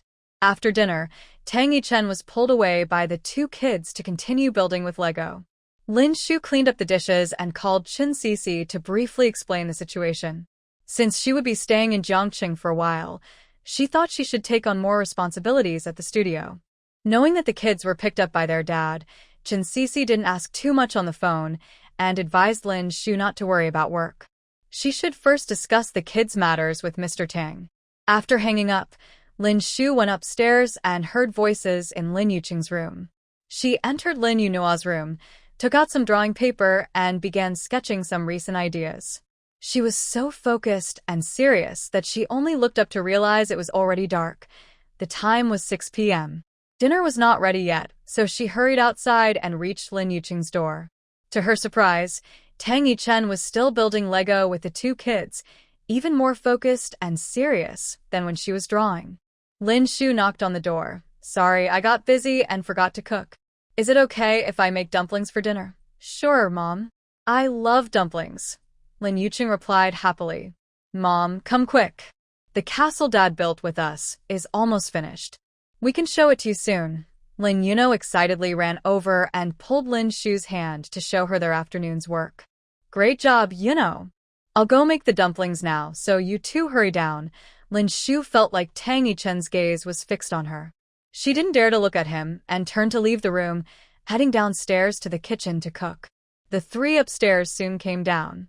The dumplings were the frozen ones Lin Shu had seen in the fridge. Although they weren't as good as homemade, they still tasted pretty good. Not sure if they were eager to continue building the Lego castle or just really hungry, the 2 kids ate much faster than usual. After finishing, they stayed close to Tang Yichen, and as soon as he set down his bowl, they pulled him upstairs. After Lin Shu cleaned up, she noticed Lin Yunho hadn't gone back to her room yet. She grabbed her pajamas and went to take a shower. Just after finishing, she heard Lin Yunho running toward her. When she saw her burst in, Lin Shu, drying her hair with a towel, said, "Yunho, it's time to get ready for bed. Tell your brother you'll play again tomorrow, okay? Mom, come with me." Lin Yunho pulled Lin Shu toward her brother's room. When they arrived, They saw a large castle mostly built on the floor, with Tang Yichen and Lin Yuqing sitting down, still looking at the plans. "Mom, look. This is the castle I built with Dad and my brother. Dad said it's a gift for you," Lin Yuno said proudly. Hearing Lin Yuno's words and seeing Tang Yichen looking up at her, Lin Shu's heart raced, feeling confused.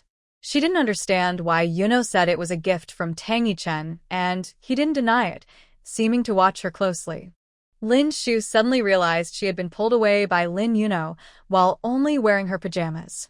Although the dress was below her knees and not see-through, she hadn't put on a bra after her shower. Thinking about this made her blush all over. She quickly spread the towel she was using to dry her hair with both hands, deliberately crossed her arms to cover herself, and called out to Lin Yuqing and Lin Yuno, "Chung chung nuo nuo, it's a day off today, come with Mom to take a bath." After saying this, she hurriedly turned and left the room. Oh no! How could she run in front of Tang Yichen wearing just her pajamas? Anyone who didn't know might think she was trying to flirt with him. "Mom, wait for us." "Dad, can we continue tomorrow?" Lin Yuqing and Lin Yuno followed her back to Lin Yuno's room. Okay. After the three left, Tang Yichen sat dazed on the floor, lost in thought about how Lin Shu had just come in, wearing pajamas with wet hair, her fair skin shining under the light. Remembering the sight of her hurriedly leaving, he smiled slightly and slowly got up to head to his study. In the study, Tang Yichen sat in front of the computer, preparing to log in, while Moze and a few others were already there. Lu Xiao complained, "Big brother, what's wrong? You haven't come to the company for the past 2 days.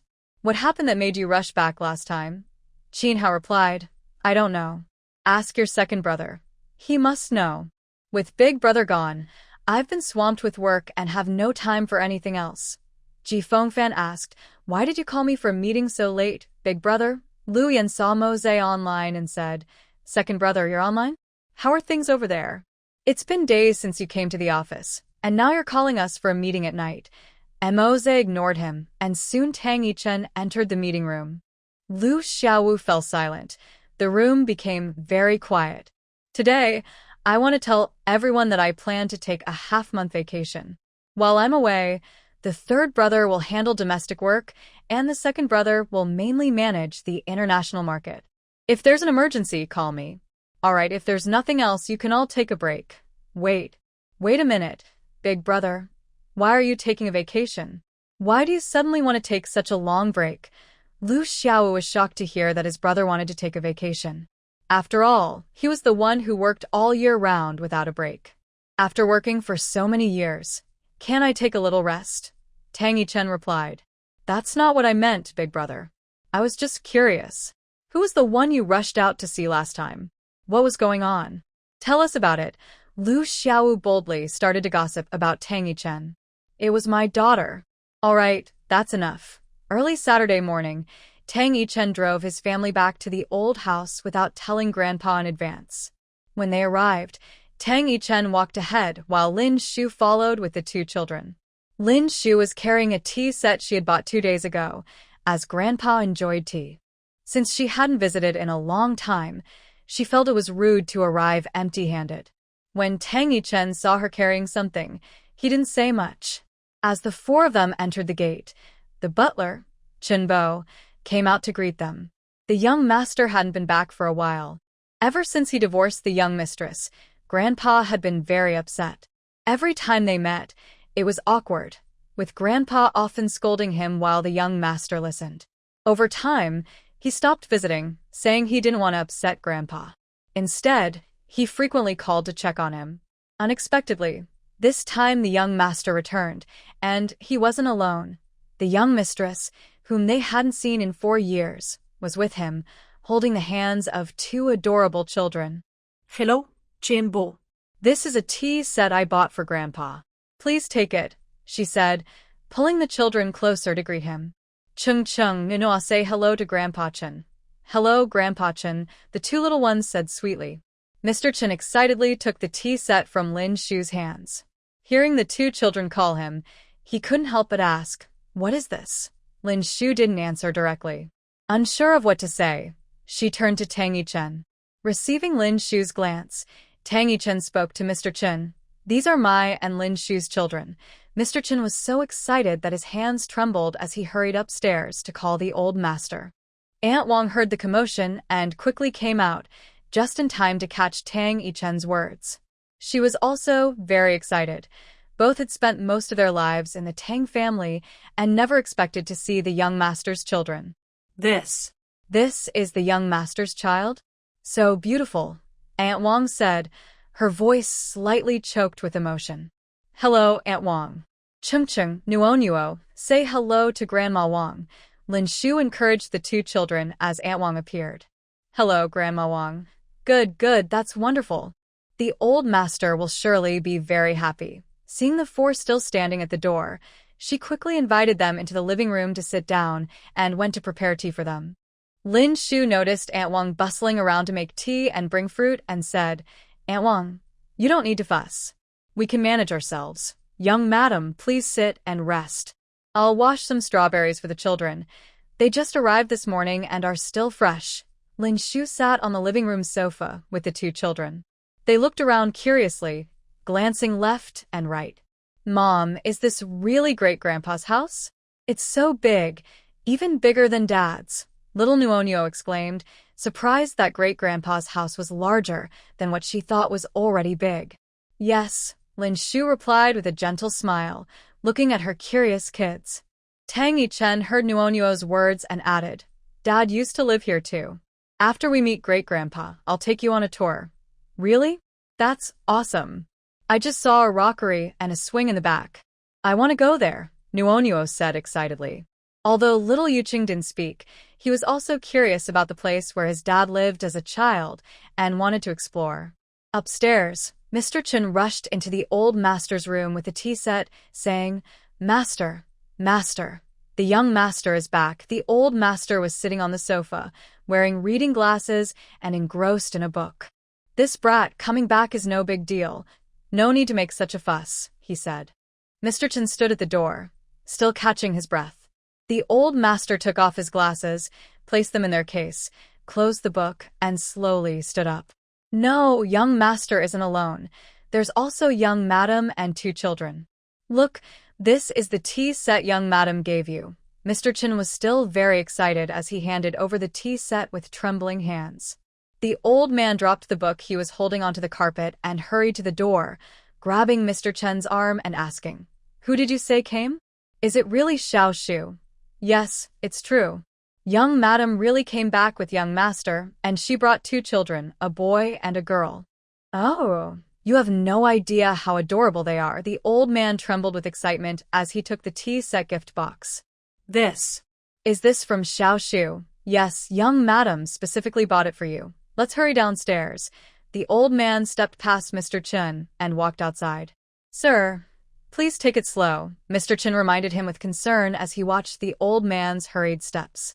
As the old man reached the staircase, he saw a family of four sitting in the living room downstairs. Tang Yichen was sitting alone on one side, while the two children snuggled next to Lin Shu. The old man still found it hard to believe, and quickly walked down the stairs. Before entering the living room, he shouted, Xiao Shu. Lin Shu, seeing that Grandpa had come down, quickly took the two children to greet him, and Tang Yichen stood up as well. Grandpa, Lin Shu looked at her grandpa, who seemed to have aged a lot, and her eyes instantly filled with tears. Hearing Lin Shu call him Grandpa, the old man felt a lump in his throat. It's good that you're back. It's good that you're back. Lin Shu pulled the two children closer. Quickly greet Great-Grandpa. Hello, Great-Grandpa, the two little ones said in unison. The old man watched with joy as the two lovely children called him Great-Grandpa, feeling even more excited than when he heard Mr. Chen talk about it upstairs. They're your great-grandchildren. Tang Yichen spoke from behind Lin Shu. The old man looked at Tang Yichen, then turned to Lin Shu, who nodded and said, Yes, Grandpa. The old man leaned back in excitement. Now I can finally face your parents. The Tang family has a future. Mr. Chen quickly stepped forward to support the old man, worried he might faint from excitement.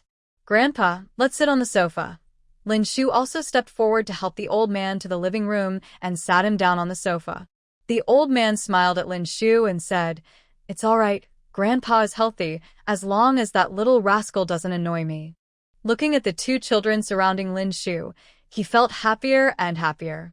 "Come here, let great-grandpa take a good look at you." Lin Yucheng and Lin Yuno also liked this grandfather they were meeting for the first time. The bond of blood is truly amazing. The two of them sat on either side of the old man, who picked them up and placed them on his lap.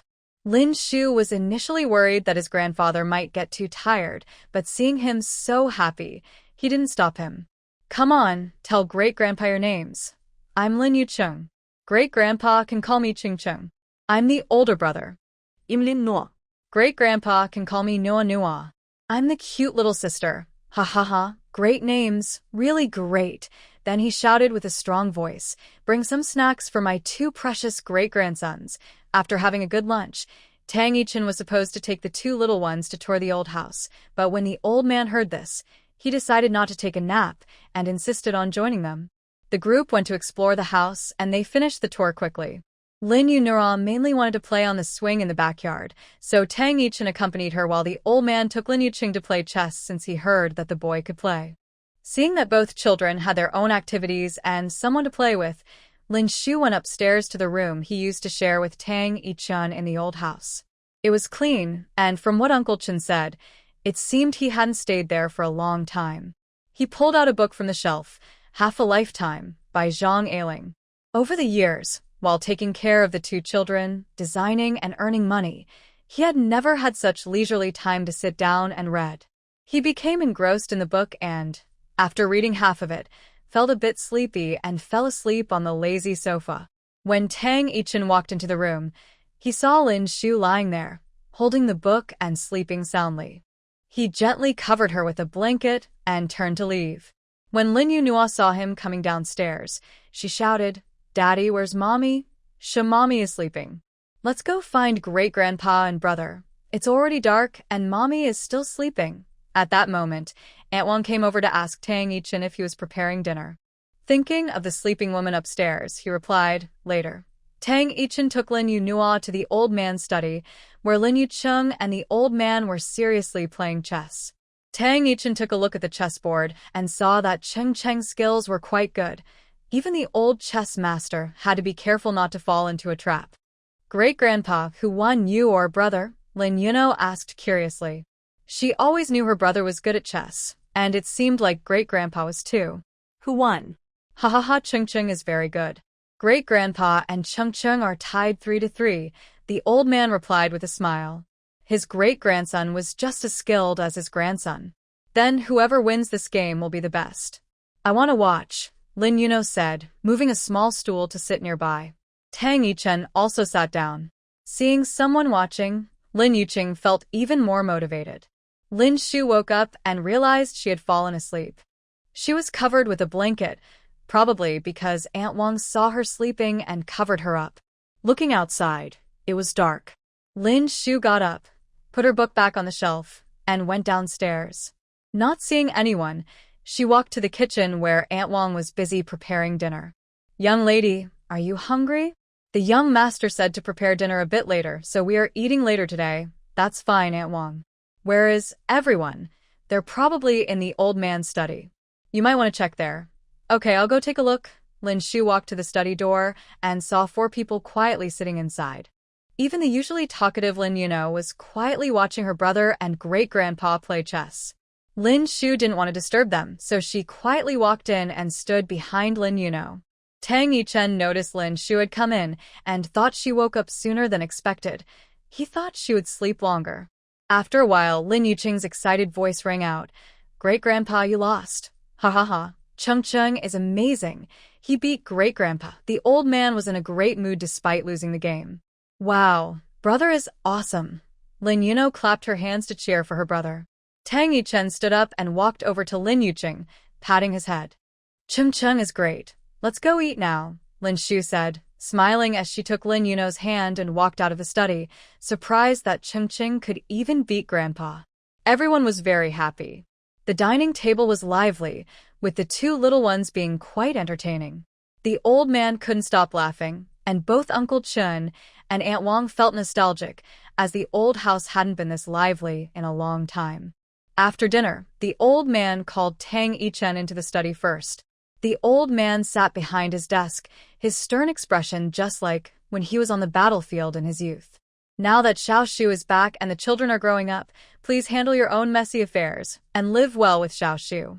I understand, Tang Yichen replied, looking at the old man. It was a message for both the old man and himself. He needed to resolve things with Wen Qing quickly. The old man knew his grandson always kept things to himself. Sighing, he decided not to say more. You can go now. After Tang Yichen left, the old man called Lin Shu into the study. This time, he was completely different, warm and friendly, unlike how he had been with his grandson.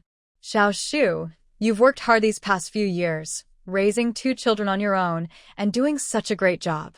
Grandpa, I'm sorry. Please don't blame me for leaving without saying goodbye. Lin Shu felt guilty about leaving. Why would I blame you? I know it was that bratty Chen's fault. If he hadn't brought up the divorce, you wouldn't have mentioned it. Lin Shu stood silently. Anyway, I called you here to reassure you.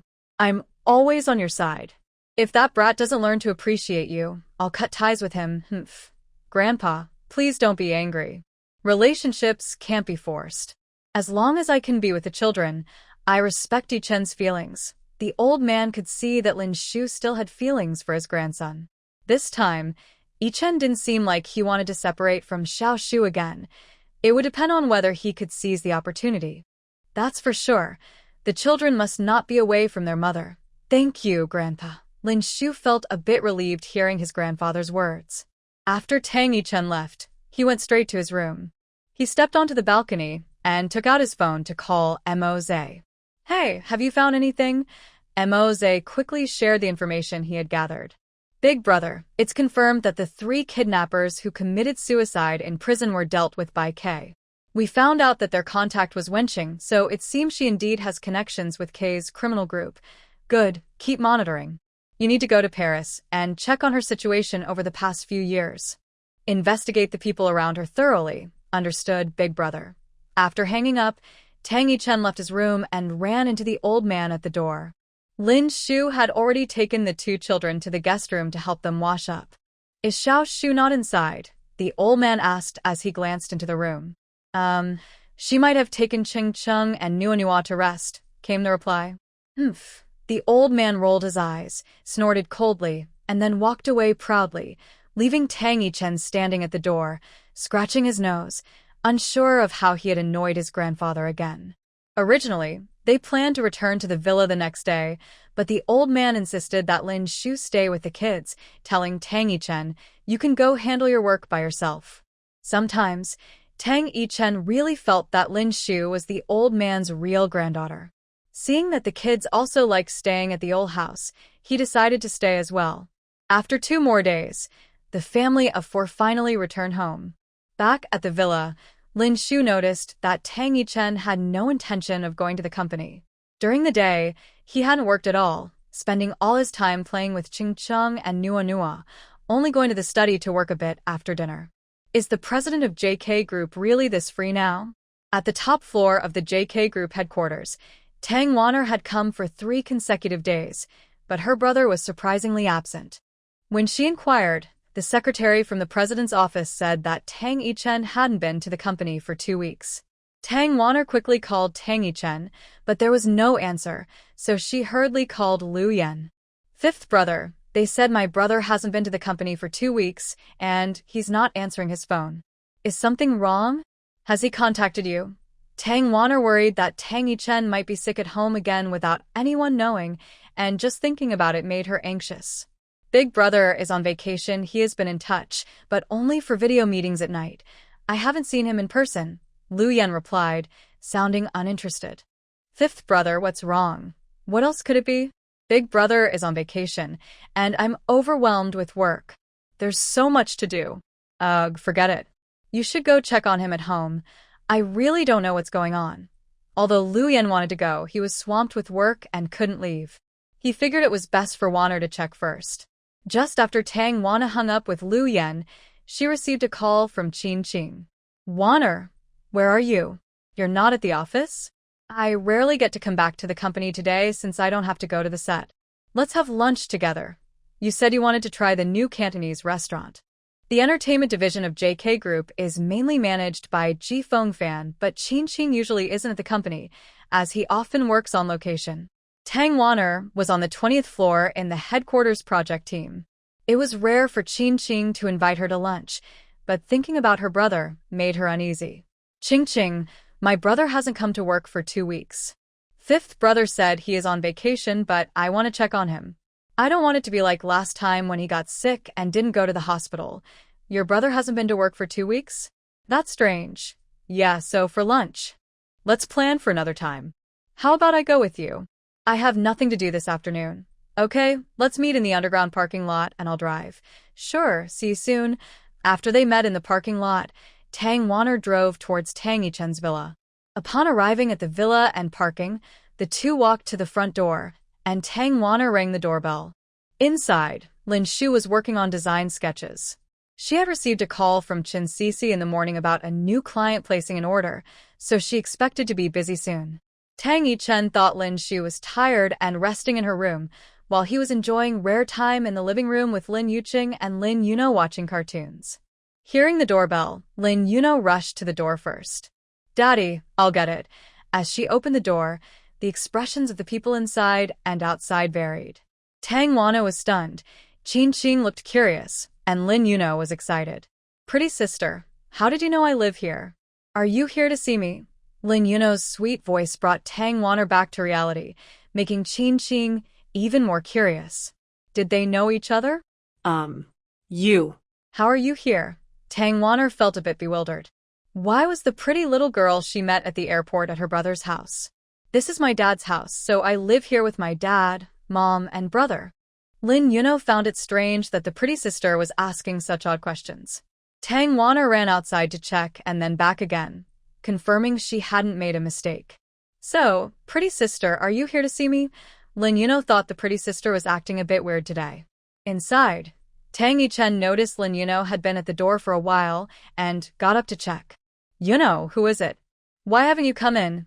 Hearing her father's voice, Lin Yuno turned her head and shouted, Daddy, it's the pretty sister here to see me. Tang Wanner also heard her brother's voice, and she and Qin Qing were both shocked and stood frozen. Tang Yichen reached the door and saw it was Tang Wanner and Qin Qing. You two are here, come in, she said, wondering when No Nua had met them. The two of them walked into the living room with stiff limbs, following Tang Yichen.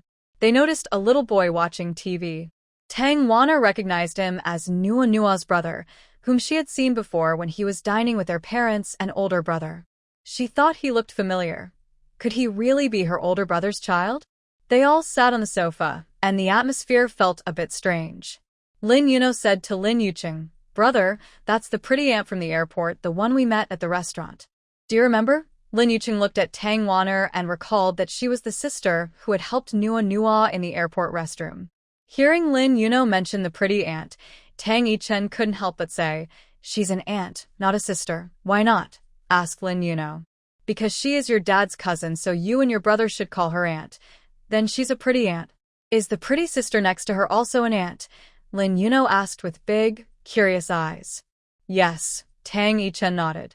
The two little ones sweetly greeted them, and Tang Wanner and Qin Qing were completely charmed, feeling overwhelmed by their cuteness. Tang Wanner felt conflicted. The children were so big. Could her older brother really be a bad man who cheated while married? She had just heard Nua Nua say that her mother lived with them, but she hadn't seen her. Was that woman upstairs? Could the black dress she found in her brother's room belong to their mother? She realized she hadn't guessed wrong. Her brother was indeed a bad man. She had thought that after her sister-in-law left, her brother would have learned his lesson.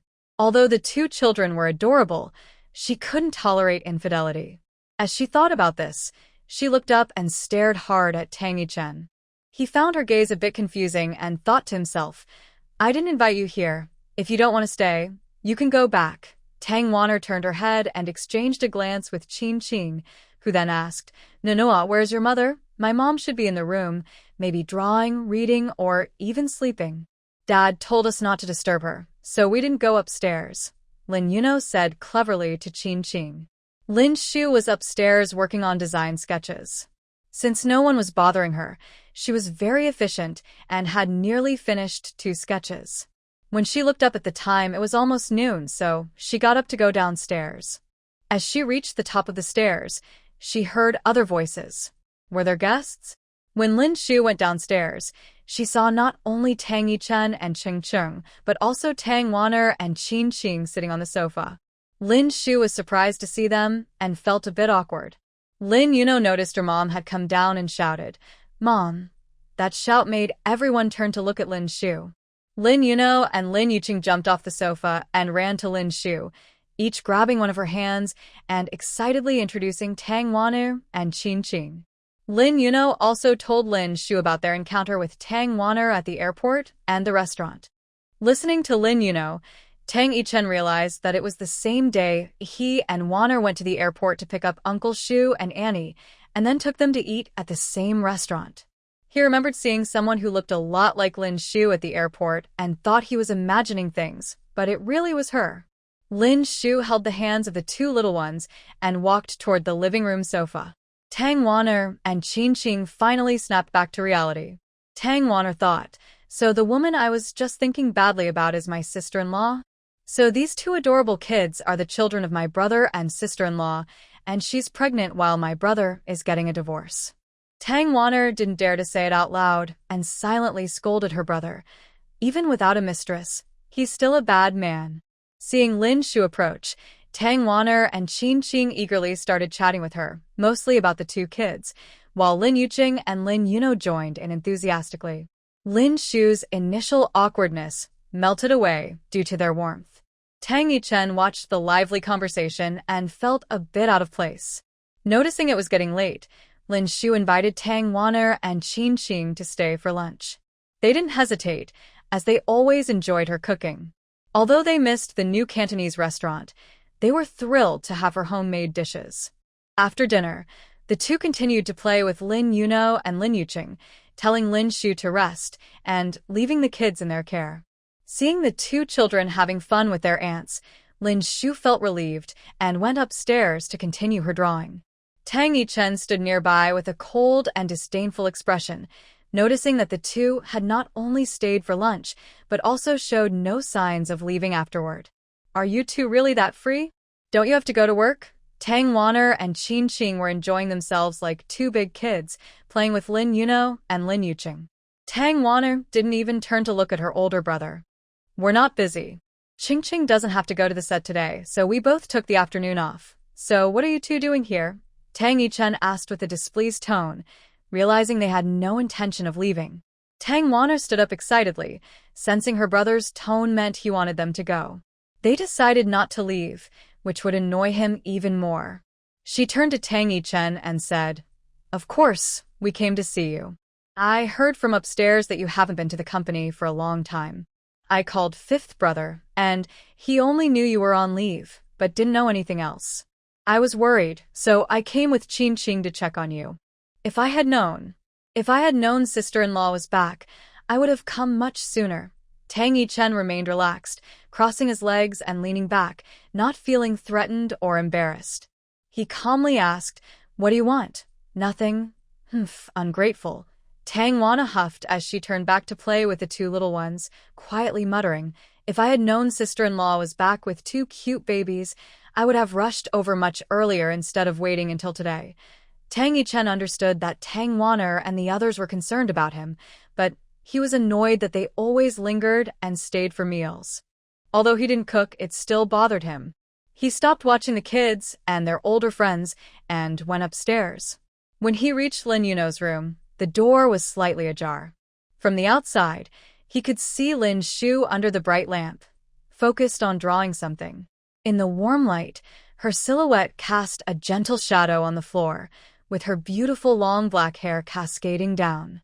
Tang Yichen stood outside for a while before walking into the study.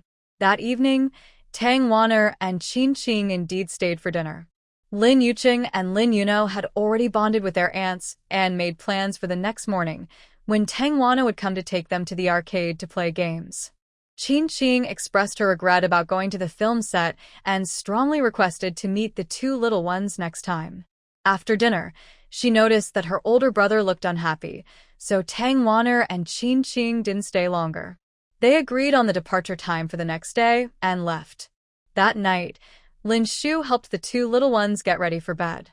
They were still sleeping in Lin Yuno's room with her. After they fell asleep, Lin Shu remembered that during dinner, Wano asked Tang Yichen when he would return to work. Tang Yichen replied that he would go back the next day. Since Jingcheng and Nua Nua were about to start school, he had been with them during this time and hadn't discussed the children with her. She thought it was time to talk to him. As Lin Shu left the room, she noticed the study light was still on, meaning Tang Yichen hadn't gone to bed yet. She walked over and knocked on the door. A deep voice came from inside. "Come in." Lin Shu opened the door and saw Tang Yichen at his desk handling documents. Although he was on leave, he was still working on files at night and hadn't really taken a break. Once inside, Lin Shu saw Tang Yichen focused on his work and wasn't sure how to bring up the topic. He looked up, saw Lin Shu, and set down his documents and pen. "What's wrong? Do you need something?" Lin Shu hesitated for a moment, and Tang Yichen patiently waited. I want to talk to you about Chengcheng and Nua Nua." Hearing Lin Shu's words, Tang Yichen immediately stood up from his desk and walked over to her. "What's wrong with Chengcheng and Nua Nua? They're about to start school. We need to think about their schooling if they stay in Jiangcheng instead of continuing at their kindergarten in Yun City." Tang Yichen realized for the first time that his two little ones were actually going to kindergarten, so they needed to prepare for a transfer. He looked at his watch and noted that it was getting late. He decided to have Li Cheng handle it first thing in the morning. Seeing Tang Yichen silent, Lin Shu suggested, "Maybe I should take them back to Yun City. They can come back during the holidays, and if you get married again in the future, it might be inconvenient to have them with you." Although Lin Shu didn't know why he hadn't married Wen Qing during her absence, she knew that day would come eventually, whether it was with Wen Qing or someone else. What did you say?" Tang Yichen had been thinking about the children's schooling after they started. If they went to kindergarten, it should be close to home and bilingual. It seemed like they would need a nanny for pickup, cooking, and cleaning, as Lin Shu couldn't manage everything alone, and it was too hard for her.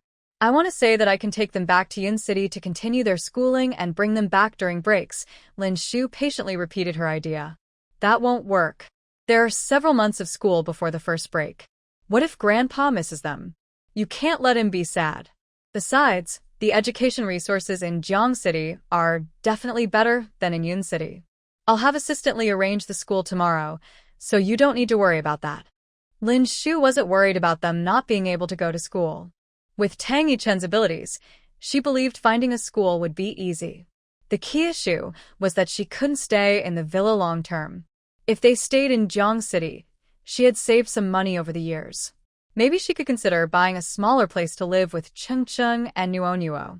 This way, Grandpa and Tang Yichen could see them often, and he probably wouldn't try to take custody from her. As Lin Shu was thinking, Tang Yichen's phone rang on the table. He walked over to answer it. Seeing him busy again, Lin Shu turned and left, planning to take some time to look for a house. While answering the call from Qin Hao, Tang Yichen noticed Lin Shu leaving the study. He felt she still had something to say. Qin Hao was reporting on an important project's progress, and Tang Yichen thought he would find another chance to ask her later. After Lin Shu left, Tang Yichen focused on work. He spent about half an hour discussing with Qin Hao, and once they finished, Qin Hao asked, "Big brother, when will you return to the office?" He had never been so eager to see his brother at the office. "I'll go back tomorrow," Tang Yichen said before hanging up and messaging a group to have everyone meet in his office for a meeting the next morning. Thank goodness, his brother was finally coming back. The next morning, when Lin Shu and the others woke up, Tang Yichen was not at home, and they knew he must have gone to the office. Just after they finished breakfast, Tang Wanner arrived in her car, honking the horn outside. Lin Yuqing and Lin Yuno opened the door and ran out. "Auntie, you're here." In a red Porsche, Tang Wanner sat in the driver's seat, rolled down the window, and dressed casually today. With one hand on the steering wheel and the other resting on the window, she waved for the two little ones to get in the car. "Come on, hurry up and get in the car. Andy is taking you to have fun today." "Wait, I'll go tell Mom." Lin Yuqing ran back inside. Lin Shu was in the kitchen cleaning up breakfast dishes. Mom, Annie is here to take us out to play. Lin Shu dried her hands and followed Lin Yuqing outside, where Lin Yuno was waiting at the door and hadn't gotten in the car. Sister-in-law, I told Yuno to get in the car and wait, but she refused, saying she wants to wait for Mom's approval first. Tang Weiner quickly reported to Lin Shu as she came out. Lin Shu smiled and replied, "It must be tough for you to take them out alone." "It's not tough. I usually go to the arcade with Qing, so I'm familiar with it." "Sister-in-law, if you have time, you should come with us." Lin Shu thought about it and planned to stop by the studio to show Chen the drawings from the past few days to see if any changes were needed. "Then it's kind of you to take them to play." "I won't go. I'll head out to find their godmother later." "Okay, then Cheng and Yuno can get in the car." "Let's go." The two little ones happily climbed into the car with their mom's permission and followed Tang Weiner. Lin Shu went back inside to continue cleaning up in the kitchen. After finishing, she called Chen and they arranged to meet at the studio. As soon as Lin Shu walked into the studio, Chen greeted her with a big hug. They sat down, and Lin Shu handed her the draft. "Cici, this is the design draft for the order.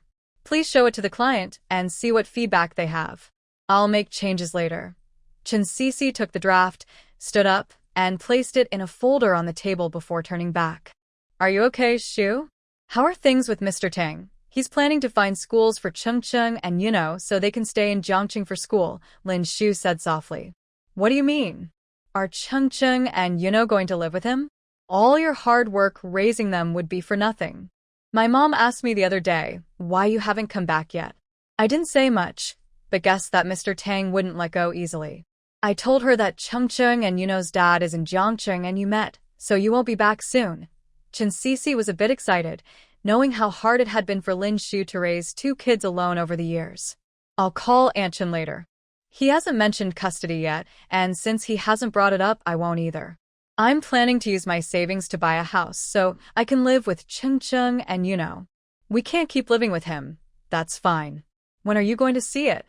"I'll go with you since I've been here for a while and know the area well." Since she stayed, Sister Shu would be better off with her own apartment, and Chen didn't stop Lin Shu from buying a house. "Okay, I'll call you in advance. If I really like it and buy it, you shouldn't rent your apartment anymore. Move in with us." "Sure, I'll give you the rent later. Don't refuse. Otherwise, I'll just stay in my apartment," Chen said happily. "We can talk about the rent later. You can also take care of the utilities." Lin Shu knew Chen wouldn't want to stay for free. "By the way, why didn't Cheng and Nuonuo come with you today? Did they go with their dad?" The two little ones weren't around, and it felt a bit strange without them calling her goddess. "No, their aunt took them out to play." It's funny because the day we returned from Yin City, Nuonuo ran into her aunt at the airport and the restaurant. Hearing Lin Shu mention it, Chen remembered a pretty girl at the restaurant who greeted Nuonuo and exchanged numbers. That must have been her. Thinking about the kids not being there, Lin Shu stayed in the studio until the afternoon. She wondered how long Wana would keep them out if they had returned, and whether they would have dinner at home. With these thoughts, Lin Shu took out her phone and called Lin Yuqing. "Cheng, where are you?" It was noisy on Lin Yuqing's end, and Lin Shu could barely hear him. "Cheng, find a quieter place to talk to Mom. It's too loud there. I can't hear you." After a while, Lin Yuqing's voice came through. "Mom, we're still at the arcade with Aunt. Aunt is helping my sister win a lot of toys. She's really good. Are you coming back for dinner tonight? I'll ask Aunt." After saying that, Lin Yuqing probably ran off again, and the background noise returned. After 2 or 3 minutes, it quieted down, and Lin Yuqing said into his watch, "Mom, Aunt said we're eating out tonight, so you don't need to prepare dinner for us." "Okay, just be good, and don't trouble Aunt. Take care of Nuonuo." "Okay, Mom, don't worry, just be good by yourself. Love you." Confirming that the two little ones wouldn't be back for dinner with Tang Weiner, Lin Shu decided to eat out with Chen instead. Thinking about Tang Yichen, she shrugged it off. Whether he had food or not was none of her concern. Then, she and Chen went out for spicy hot pot. Meanwhile, Tang Weiner was having a great time at the arcade with the two little ones. They took off their jackets and were playing hard, sweating a lot. In the end, they had a big bag of toys and stuffed animals. The store kindly gave them a large bag, and Tang Weiner, carrying it like a college student, was ready to take the two kids out for dinner. Walking through the mall, Tang Wanner couldn't decide what to eat. Chung chung, no nua, what do you want for dinner? The two little ones looked around, tilting their heads, unsure. Auntie, we can eat anything. You decide. Tang Wanna looked up and saw a Cantonese tea restaurant. Let's go to this one. Auntie will let you try rice rolls. Lin Yu Chung and Lin Yu Nua followed Tang Wanner into the restaurant. They found a table for four, and the empty space was just right for the bag of toys.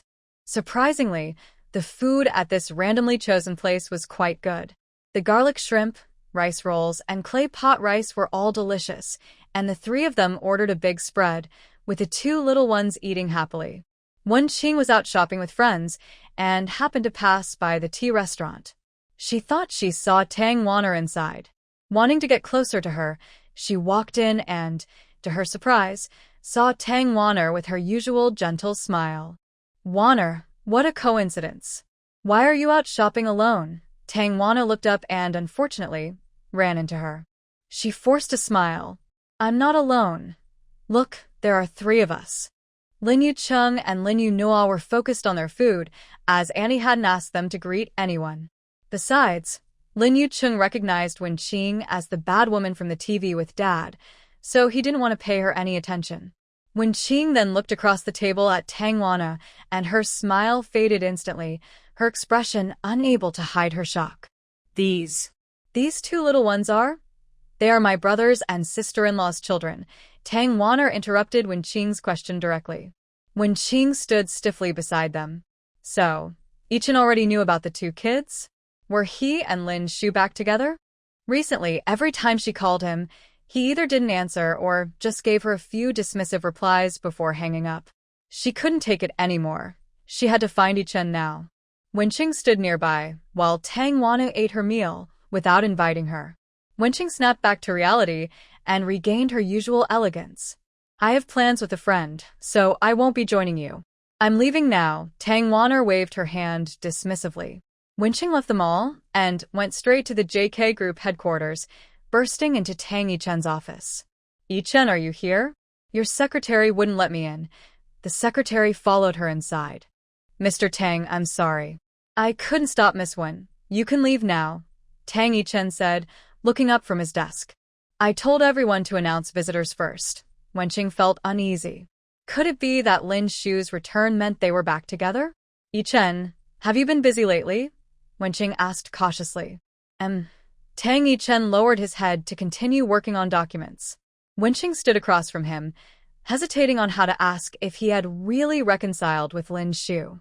Noticing her silence, Tang Yichen asked, Do you need something? Oh no, nothing important, she replied. Tang Yichen looked up at her. What have you been up to lately? Wen Qing felt a bit flustered. Oh, nothing much, just hanging out with friends and getting some beauty treatments. Tang Yichen remained silent, staring intently at her. Wen Qing felt uneasy under his gaze. Earlier, she had received a call from her godfather, asking her to get close to a high-ranking official from Jing City with the task of copying files from a USB drive he carried. She had deliberately created opportunities for them to meet and had already arranged a few dinners, making good progress. Wen Qing felt as if Tang Yichen could see right through her. She didn't know if he had discovered her involvement in the kidnapping of Lin Shu's child or if he had found out about her activities over the years. Suddenly, she felt scared, worried that he could see her true self. Would you like to have dinner together tonight? Wen Qing asked carefully. Tang Yichen looked up from his papers, focusing on the woman standing in front of him. He had received information from Mo Zhe last night. Although there was no clear evidence yet, it was certain that she had connections to the K organization. During her years in France, she had been working for them. He remembered their pure days together in college and believed that their feelings were genuine. But over the years, everyone has changed. From the moment he married Lin Shu, it was destined that they would grow further apart. He still couldn't understand why she got involved with a criminal group. The main reason he proposed divorce to Lin Shu was that since they had no feelings for each other, there was no need to waste time together. Additionally, he needed to find clues from Wen Qing to investigate the cause of his parents' plane accident. After Lin Shu left, he immersed himself in work and investigation. He once thought that after Lin Shu's departure, he might get back together with Wen Qing. However, aside from his grandfather's strong objections, he realized he no longer had the feelings he once had for her. When Lin Shu returned this time, he felt like every part of him came alive again. Now that he was sure of his feelings, he didn't want to drag things out. Wen Qing, can we talk? Okay. Tang Yichen stood up and walked to the sofa in the meeting room. Wen Qing followed and sat down nervously across from him. Wen Qing, I can't deny the time we spent together. But that feeling changed during the years you were in Paris. While waiting, it became different. Before I married Lin Shu, I gave you many chances.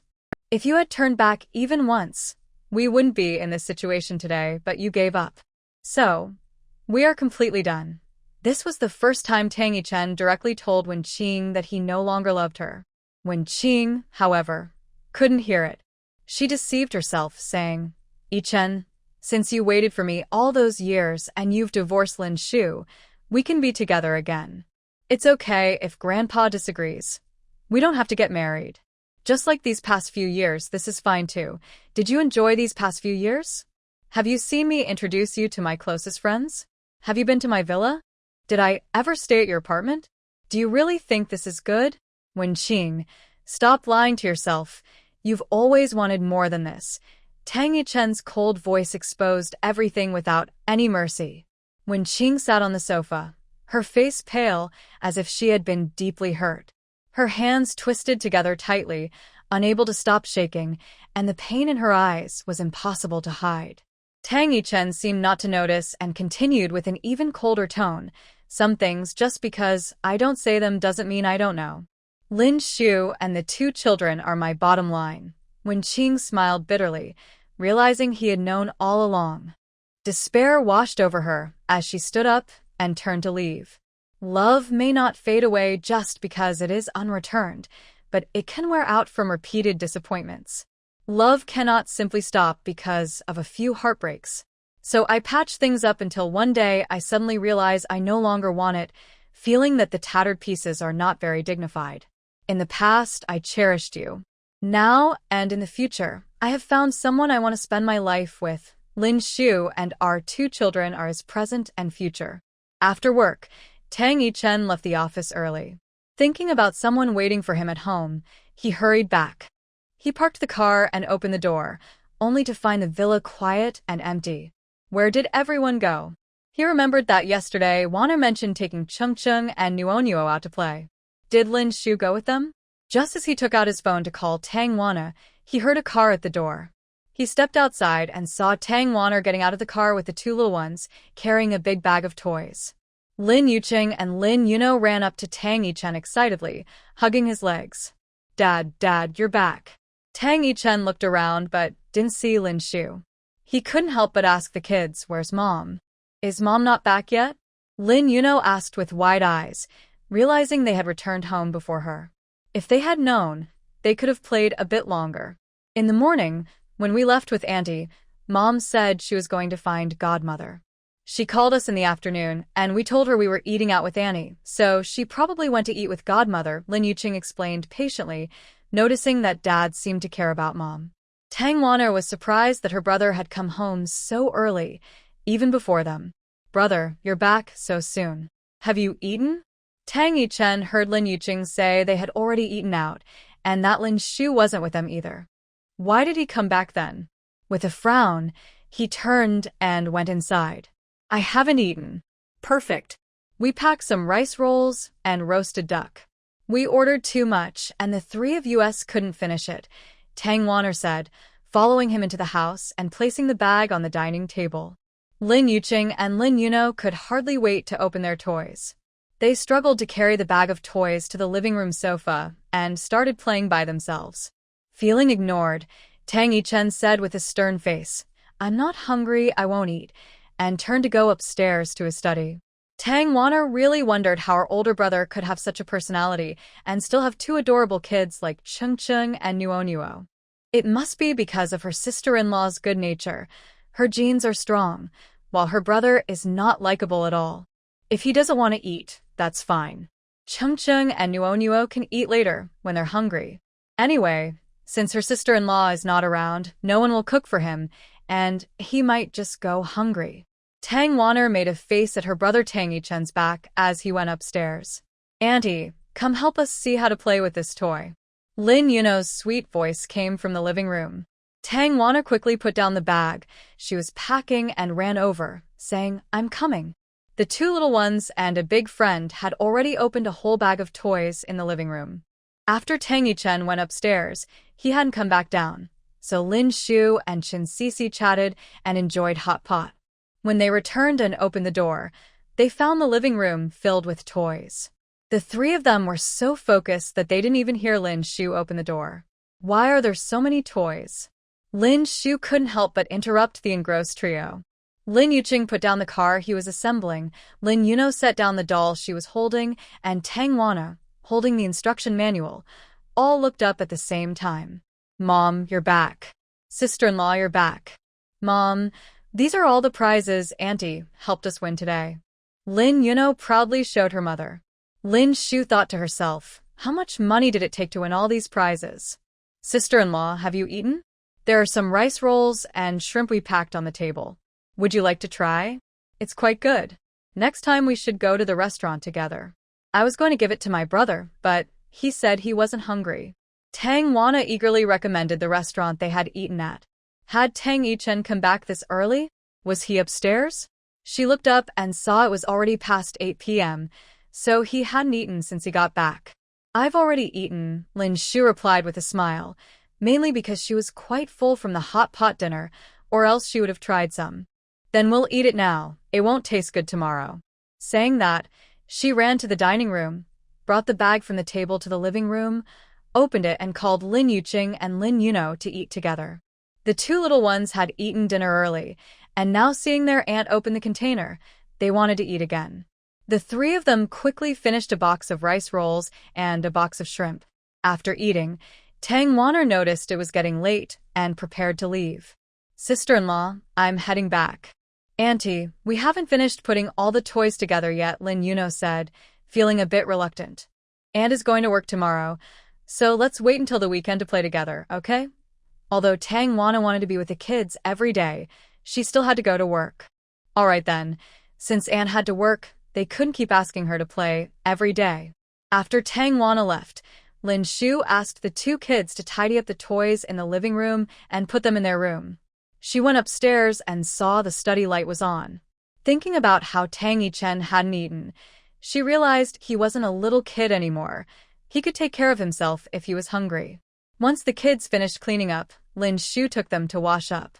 Tang Yichen was in the study upstairs, opening his computer with documents spread out on the desk, but he hardly read any lines. He kept listening for sounds from downstairs, waiting to hear if Lin Shu had come back. Chung Chung mentioned that she went to find their godmother, and he wondered when they had met a godmother in Jiangcheng. He recalled her saying she was returning to Yun City, so had they been living there all these years?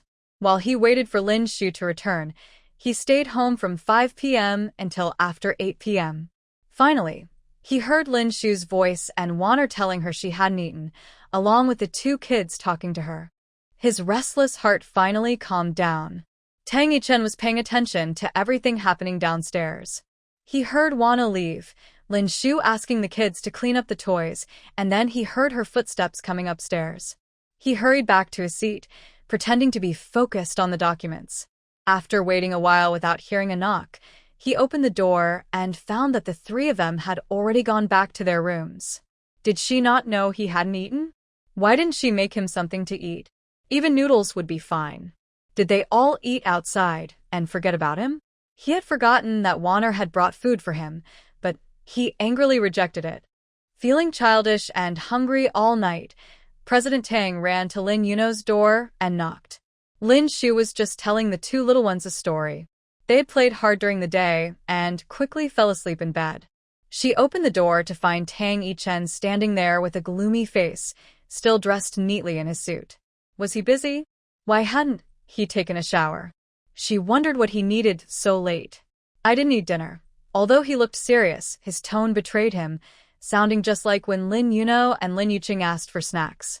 "I know," Lin Shu replied, a bit surprised. Hearing his words, She looked confused. She knew he hadn't eaten. Warner had said he wasn't hungry and went upstairs. So what was going on? I want to eat noodles, Lin Shu said, standing inside the door, looking up at the man in front of her who seemed a bit off today. If he wanted noodles, he could just go to the kitchen and cook some. Why did he have to come knock on her door to tell her? It wasn't even her house. Even if it was, he didn't need to inform her if he was hungry. Tang Yichen looked at the cute little woman in front of him and felt his irritation fade. They just stood there by the door. Lin Shu came to her senses and tried to speak. Should I help you cook the noodles? Tang Yichen's expression finally softened. Okay.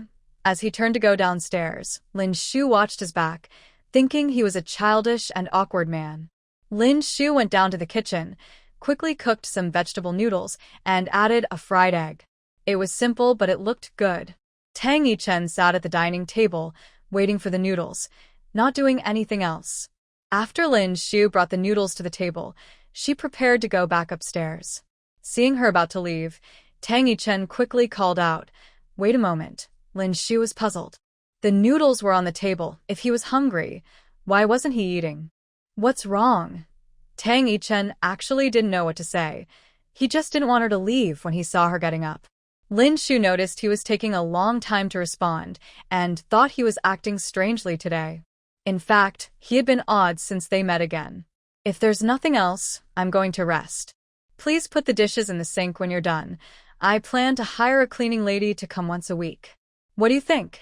Tang Yichen quickly spoke as she was about to leave. That sounds good. It's your decision. Lin Shu thought that he probably didn't clean the villa himself before. It must have been arranged by assistantly. Now he wanted to find someone to clean regularly?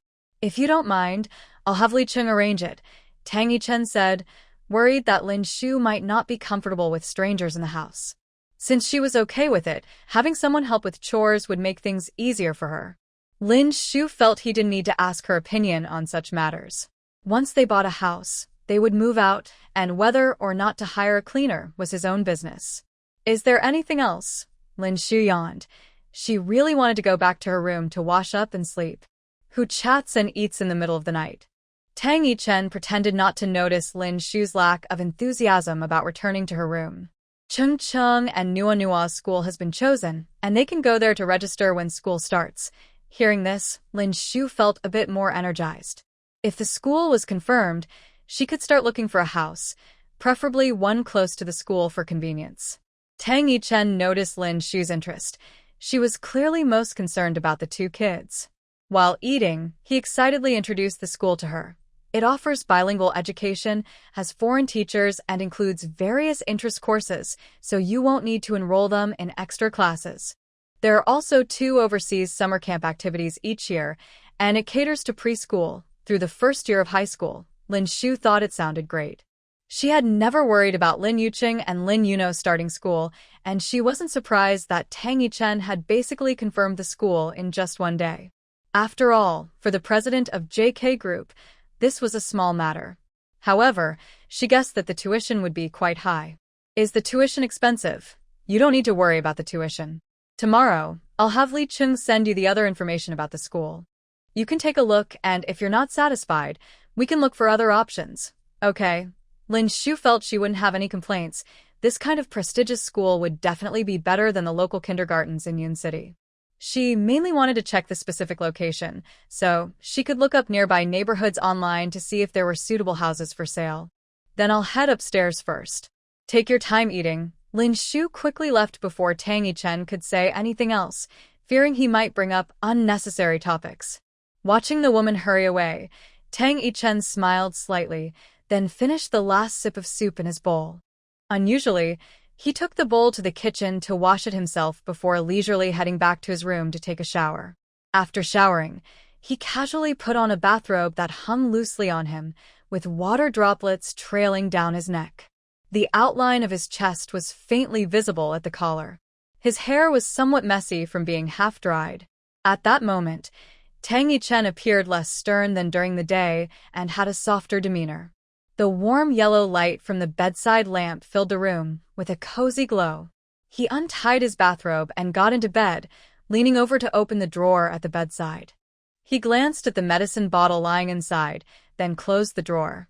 It had been more than half a month since Lin Shu and the two kids moved into the villa, and he seemed to be able to sleep well without medication, knowing they were just in the next room. The deepest part of his heart felt wrapped in warmth. In the morning, Lin Shu had just gotten up when she received a call from her grandfather. "Little Shu, good morning." It's Grandpa. "Are you busy today?" Lin Shu guessed that he was asking about Ching and Nonoa. Yesterday, Tang Yichen said he would have Assistant Li send him the school information. He originally planned to get the information and check out the area for convenient neighborhoods. He thought about searching online first, but then realized that the client might not respond quickly to the draft, and he wouldn't need to revise it. It was a good opportunity to do some on-site research. "Good morning, Grandpa. Are you busy today?" Lin Shu thought about taking Cheng and Nuo to their grandfather's house while she went out.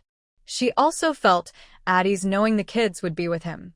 "Haha, how about you all come over for dinner today? Bring the little ones to chat with me and play some chess," the old man said happily, urging Lin Shu to bring the kids back for dinner. "Okay, Grandpa. Once they wake up and have breakfast, I'll take them to the old house," Lin Shu replied. "Great, I'll have Aunt Wang prepare more food and wait for you at home," Grandpa said, and Lin Shu could feel his joy even over the phone. After hanging up, she got ready and woke up Lin Yuqing and Lin Yuno, who dressed themselves. Lin Shu went downstairs to prepare breakfast. As she entered the dining room, she was surprised to see Tang Yichen still at home, sitting at the table eating bread and drinking milk. When did he start having breakfast at home? She thought about her earlier conversation with Grandpa. "Grandpa just called and wants us to come over for dinner. He misses Cheng and Nuo. Once they wake up and have breakfast, I'll take them to the old house." "Okay, I'll go to the old house for dinner after work and pick you all up," Tang Yichen said, putting down his bread and getting ready to leave for work. Lin Shu thought that if he was busy, it wouldn't matter if he didn't come. They could have dinner and return on their own, or even stay at the old house for the night. But she didn't say anything, as it wouldn't be right to stop him from visiting Grandpa. Never mind, picking them up was just a bonus, and she decided not to overthink it. Tang Yichen took his time in the morning, deliberately having breakfast at home, slowly eating while glancing up frequently, finally waiting for Lin Shu to come downstairs. Lin Shu told him that Grandpa called and wanted to go to the old house today. He would need to leave work early. After agreeing to pick them up in the evening, he grabbed his bag and headed out. Of course, he wouldn't tell Lin Shu that he stayed home for breakfast just to see her in the morning. As soon as Tang Yichen entered the office, Secretary Yang brought in breakfast for him. "Mr. Tang, your breakfast is ready and placed on your desk." Tang Yichen walked to his desk and looked at Secretary Yang, who was entering with breakfast. I already had breakfast at home, so you can take that away." Secretary Yang stopped in her tracks, looking confused, as if she had heard something strange. Whenever the president comes to the office, breakfast is always prepared for him. It's an unspoken rule. Today, he said he had eaten at home. After taking a half-month break, he seems quite cheerful coming back to work. "Just yesterday, I heard a girl mention that Miss Wen looked upset when she left the president's office, even wiping her eyes. There seems to be some gossip, but I don't dare to dig into it." "Okay," Secretary Yang thought to herself, feeling a mix of emotions but maintaining a professional demeanor as she answered and left the president's office with the breakfast. When Secretary Yang returned to the president's office, she announced, "Who hasn't had breakfast? Today, you all get to enjoy the president's special order." The young women in the office gathered around, curious as they watched Secretary Yang bring the untouched breakfast back out. "Yang Ji? Oh no. Is the president in a bad mood? I'm not going in to deliver documents today. Who has the power to make the president skip breakfast? Well, I won't go in either. Even though the president is charming, I still fear getting into trouble." Secretary Yang listened to their speculations and quickly interrupted. "Stop guessing. The president said he already ate, so you all are in luck." Yang Jie, you should have said so earlier. I didn't expect to enjoy the president's luxurious breakfast." Since Secretary Yang said she wouldn't eat, everyone helped themselves and quickly finished the food.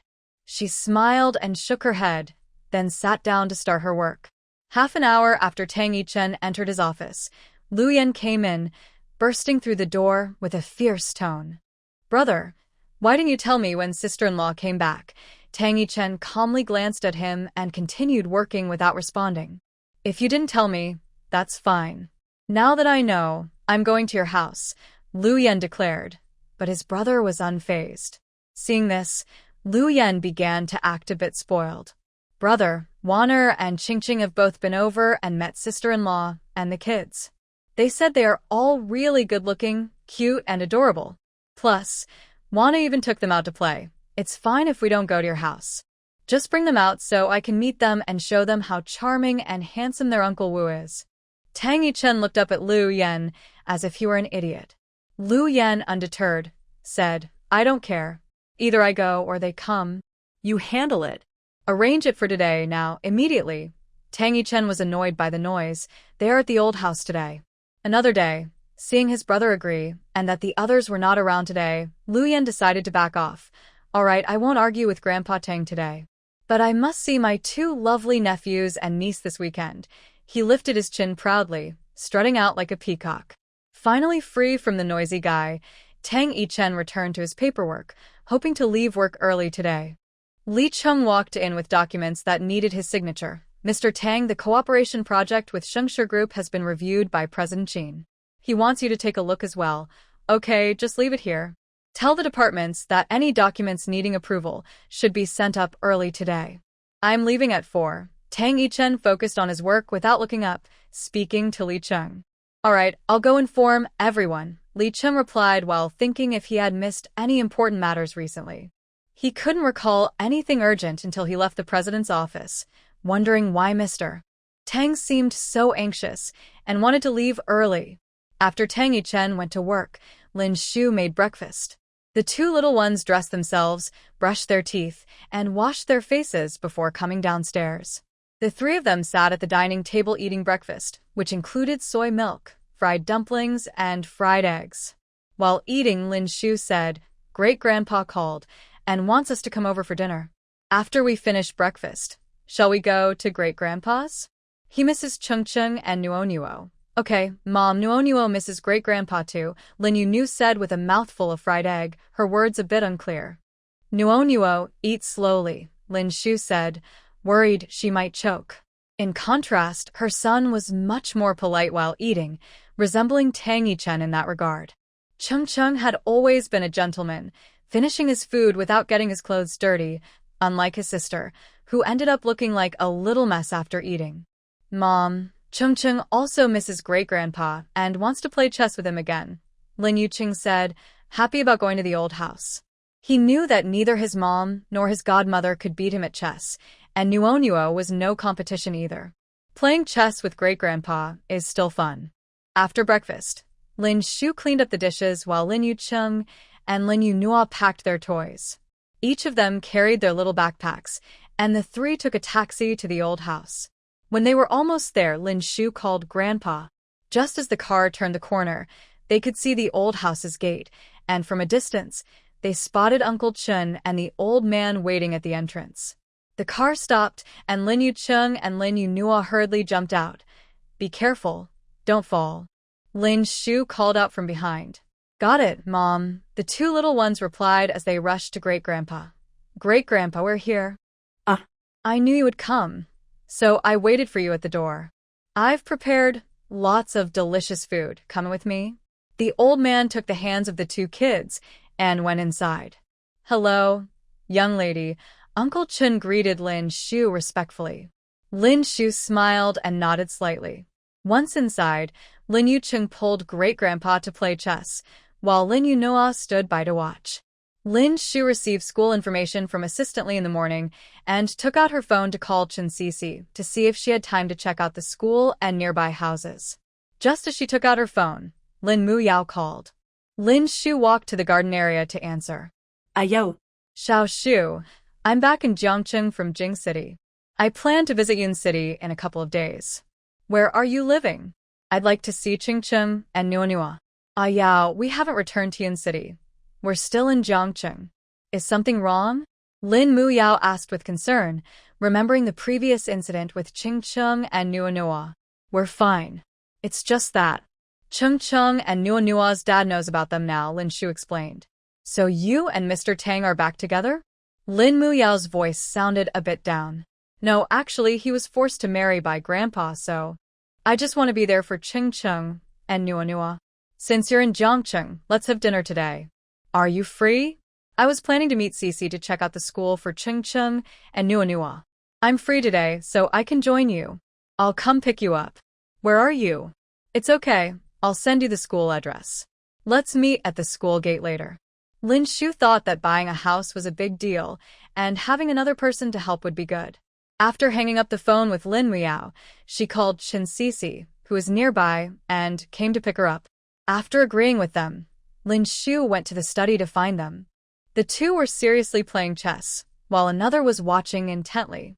Today, Lin Yuno was surprisingly quiet. Lin Shu explained to her grandfather that she was going out with friends and reminded the two kids, Mom is going to see your godmother for some work. You need to behave at Great-Grandpa's house. I'll come back to pick you up once I'm done. Okay, Mom.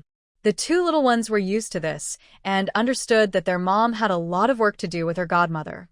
Chen Cece sent a WeChat message saying she was almost there. Lin Shu went to the front door to wait for her, and after getting in the car, they headed straight to the school.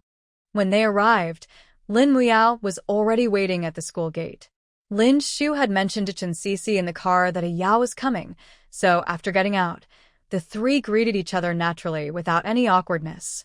They couldn't enter the school, so the three of them walked around the fence. The school environment was indeed great, and students were playing soccer on the field during class. Hearing that Lin Shu planned to buy a house, the three of them looked around the area for suitable neighborhoods.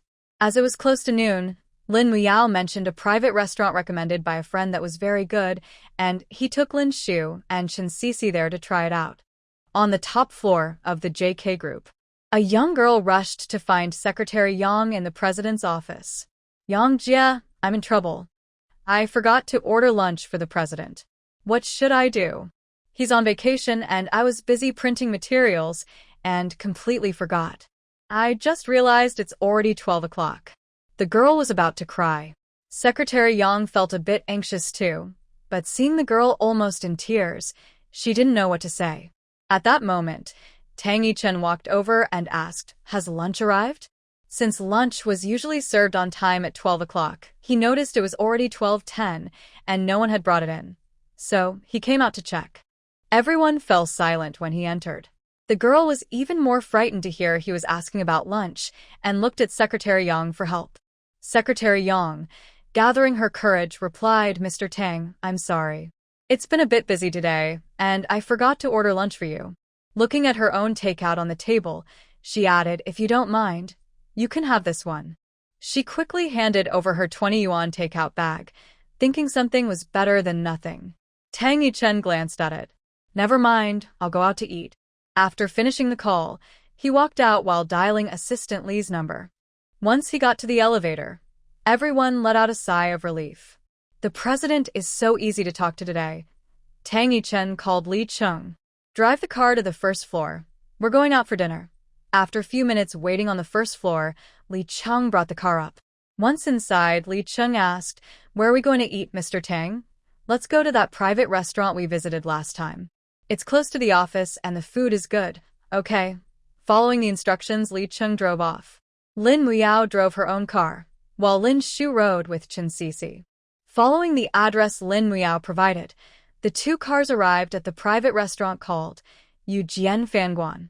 As they entered an alley, Lin Shu and Chen Cece were unsure about parking, but to their surprise, the alley opened up, revealing a spacious parking lot in front of the restaurant. After parking, the three of them walked inside, passing under a small arch bridge with fish ponds on either side filled with goldfish. Upon entering the main door, they were greeted by a charming traditional Chinese decor. It was said that reservations were needed to dine here, so the number of guests was just right, not too noisy, allowing for a peaceful enjoyment of the food. A server led them to an empty table for four and informed them that they needed to go to the front hall to order, as the fresh ingredients were displayed for easy viewing. They could choose what they wanted and take it directly, with dishes prepared fresh on the spot. The restaurant's focus was on the quality of the ingredients. Lin Muiao asked if they wanted to check out the menu together, but Lin Shu and Chen Sisi declined. Ah Yao, you've been here before, so you order. We're not picky. Anything is fine, Lin Shu said with a slight smile. All right, you two sit tight. After saying this, Lin Miao turned to place the order, while Lin Shu and Chen Sisi discussed the neighborhoods they had just seen, sipping the tea poured by the server. Both of them were quite fond of the Xinjiang Garden neighborhood, as it was relatively new, had good security, a pleasant environment, and a high greenery rate. The distance to the school was also suitable. Lin Shu noted that the school provided a bus service, so distance wasn't a major issue. The key point was that the subway station was just 500 meters from the neighborhood, making it convenient for her to reach her studio or run errands after the kids started school. Xiao Shu, when you get home tonight, check online for houses that are for sale. Find a reliable agent to take you to see a few options, and decide later if any are suitable. Don't rush. Take your time to look around. Okay, I'll search online first to see what the layouts are like. Li Cheng drove Tang Yichen to a restaurant called Yujian Fanguan. The parking lot was right at the entrance, so he didn't get out of the car early. After parking, they both walked inside together. The staff led Tang Yichen directly to a private room while Li Cheng went to the front to order food. When he returned, he took the opportunity to update Tang Yichen on some recent work progress while waiting for the food to arrive. After the food was served, they both fell silent and enjoyed their meal. Meanwhile, Lin Muyao returned with the ordered dishes and saw Lin Shu and Chen Sisi chatting happily. He asked, "What are you talking about? You seem so cheerful." Chen Sisi answered quickly, "We're discussing the several neighborhoods we just visited." "How did it go? Did you find anything suitable?" Lin Muyao's warm smile always made people feel at ease. "Xiao Shu thinks Xinjiang Garden is nice," Chen Sisi said, turning to Lin Shu. "It's mainly because it's convenient for transportation. I still need to check if there are any suitable houses for sale." "Let's keep looking," Lin Shu replied. "Yes, I think so too. I'll help look for suitable listings as well," Lin Muyao added. Just then, the waiter began to serve the dishes, and the conversation about houses came to an end as they started eating. The food at this private restaurant was indeed delicious, and Chen Sisi couldn't help but compliment it several times. "This chef's skills are almost as good as Xiao Shu's," she joked. "Don't tease me. This is made by a professional chef," Lin Shu quickly replied, trying to stop Chen Sisi from saying more. "I haven't tasted Xiao Shu's cooking yet. When you buy a house and move, invite us over to try it," Lin Muyao said. "Sure, no problem," Lin Shu replied with a smile. Tang Yichen and Li Cheng ate quite quickly. Soon, they finished and left the private room. Li Cheng told Tang Yichen to either wait in the car or he would handle the bill himself. Tang Yichen stood at the door, waiting and casually looking around. Suddenly, he spotted a familiar figure. In the second-to-last row on the left side of the main hall, he saw two women and one man sitting together. Lin Shu was sitting next to one of them, and across from her was a man whom Tang Yichen remembered from the last time he came to the office with Lin Shu. He kept staring over there, watching Lin Shu chat happily with the man across from her, smiling beautifully at him. His anger grew stronger, and he struggled to control the urge to go over. A long list of questions filled his mind. How long have they known each other? What is their relationship? Why is she smiling at him? He had always known that Lin Shu loved to smile, which made her very likable to his family and friends. After returning this time, she smiled at her grandfather, at Ching Cheng and Nua Nua, at Wan Er and Qing Qing, and now she was smiling at another man. But when she looked at him, her expression was very plain. Was it because there was no love left? Had she fallen for someone else? Was it this man sitting across from her? At that moment, he realized that his jealousy was sitting right across from her, laughing and chatting with her. Yet, he didn't even have the identity or courage to confront them. Li Cheng came over after settling the bill and sensed that his boss was in a bad mood. Just a moment ago, he seemed cheerful, but now it felt like he had fallen into an ice cave, the atmosphere around him freezing. Li Cheng couldn't understand why his boss was acting this way after just paying a bill. When he saw Li Cheng approach, Tang Yichen coldly said, "Let's go." He turned and left without looking back. Back in the office, he couldn't help but call Nunua. Lin Yuno was helping Aunt Wang make dumplings, holding a piece of dough with some meat inside, shaping it into her favorite design. When she saw her dad's call, she didn't mind her dirty hands and answered sweetly, "Daddy." Hearing his daughter's sweet voice made Tang Yichen feel a bit better. After chatting for a while, he asked, "Where's Mommy?" "Mommy went out to see Godmother about something and hasn't come back yet," Lin Yuno replied seriously. "Oh," Tang Yichen thought to himself, surprised that she hadn't returned home yet. How could it take so long just to eat? Or had she gone somewhere else? What about great-grandpa and brother? Great-grandpa and brother are trimming the plants. I'm making dumplings with Aunt Wang. Daddy, are you done with work? Lin Yuno was still looking forward to seeing her dad. I'll finish my work and come home early, he said. Great. You can try the dumplings I made tonight. They look really nice. Okay. After hanging up with Lin Yuno, Tang Yichen looked at the documents on his desk and realized he couldn't focus on work. He forced himself to finish reading 2 files before leaving the office. The secretary at the door quickly stood up when she saw him come out. Please organize the documents that each department sends over later. I'll take a look tomorrow. After saying this, he walked directly to the president's private elevator.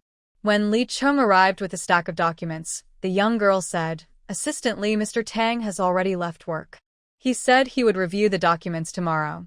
Li Chung stood still with the documents in his arms. Weren't we supposed to leave at 4? It's only 3 o'clock. Why did he leave early? Half an hour later, Tang Yichen drove back to the old house and saw that Lin Shu had already returned. Earlier, he noticed her smiling brightly at another man, but now he saw her sitting on the living room sofa, reading with Chung Chung and Nuo Nuo. He noticed she was wearing a dress. It was a very elegant outfit, a black silk round-neck top paired with a black and white pleated skirt that reached her ankles, accentuated by a dark silver belt that highlighted her slim waist, and she wore black flats. He remembered that she rarely wore high heels.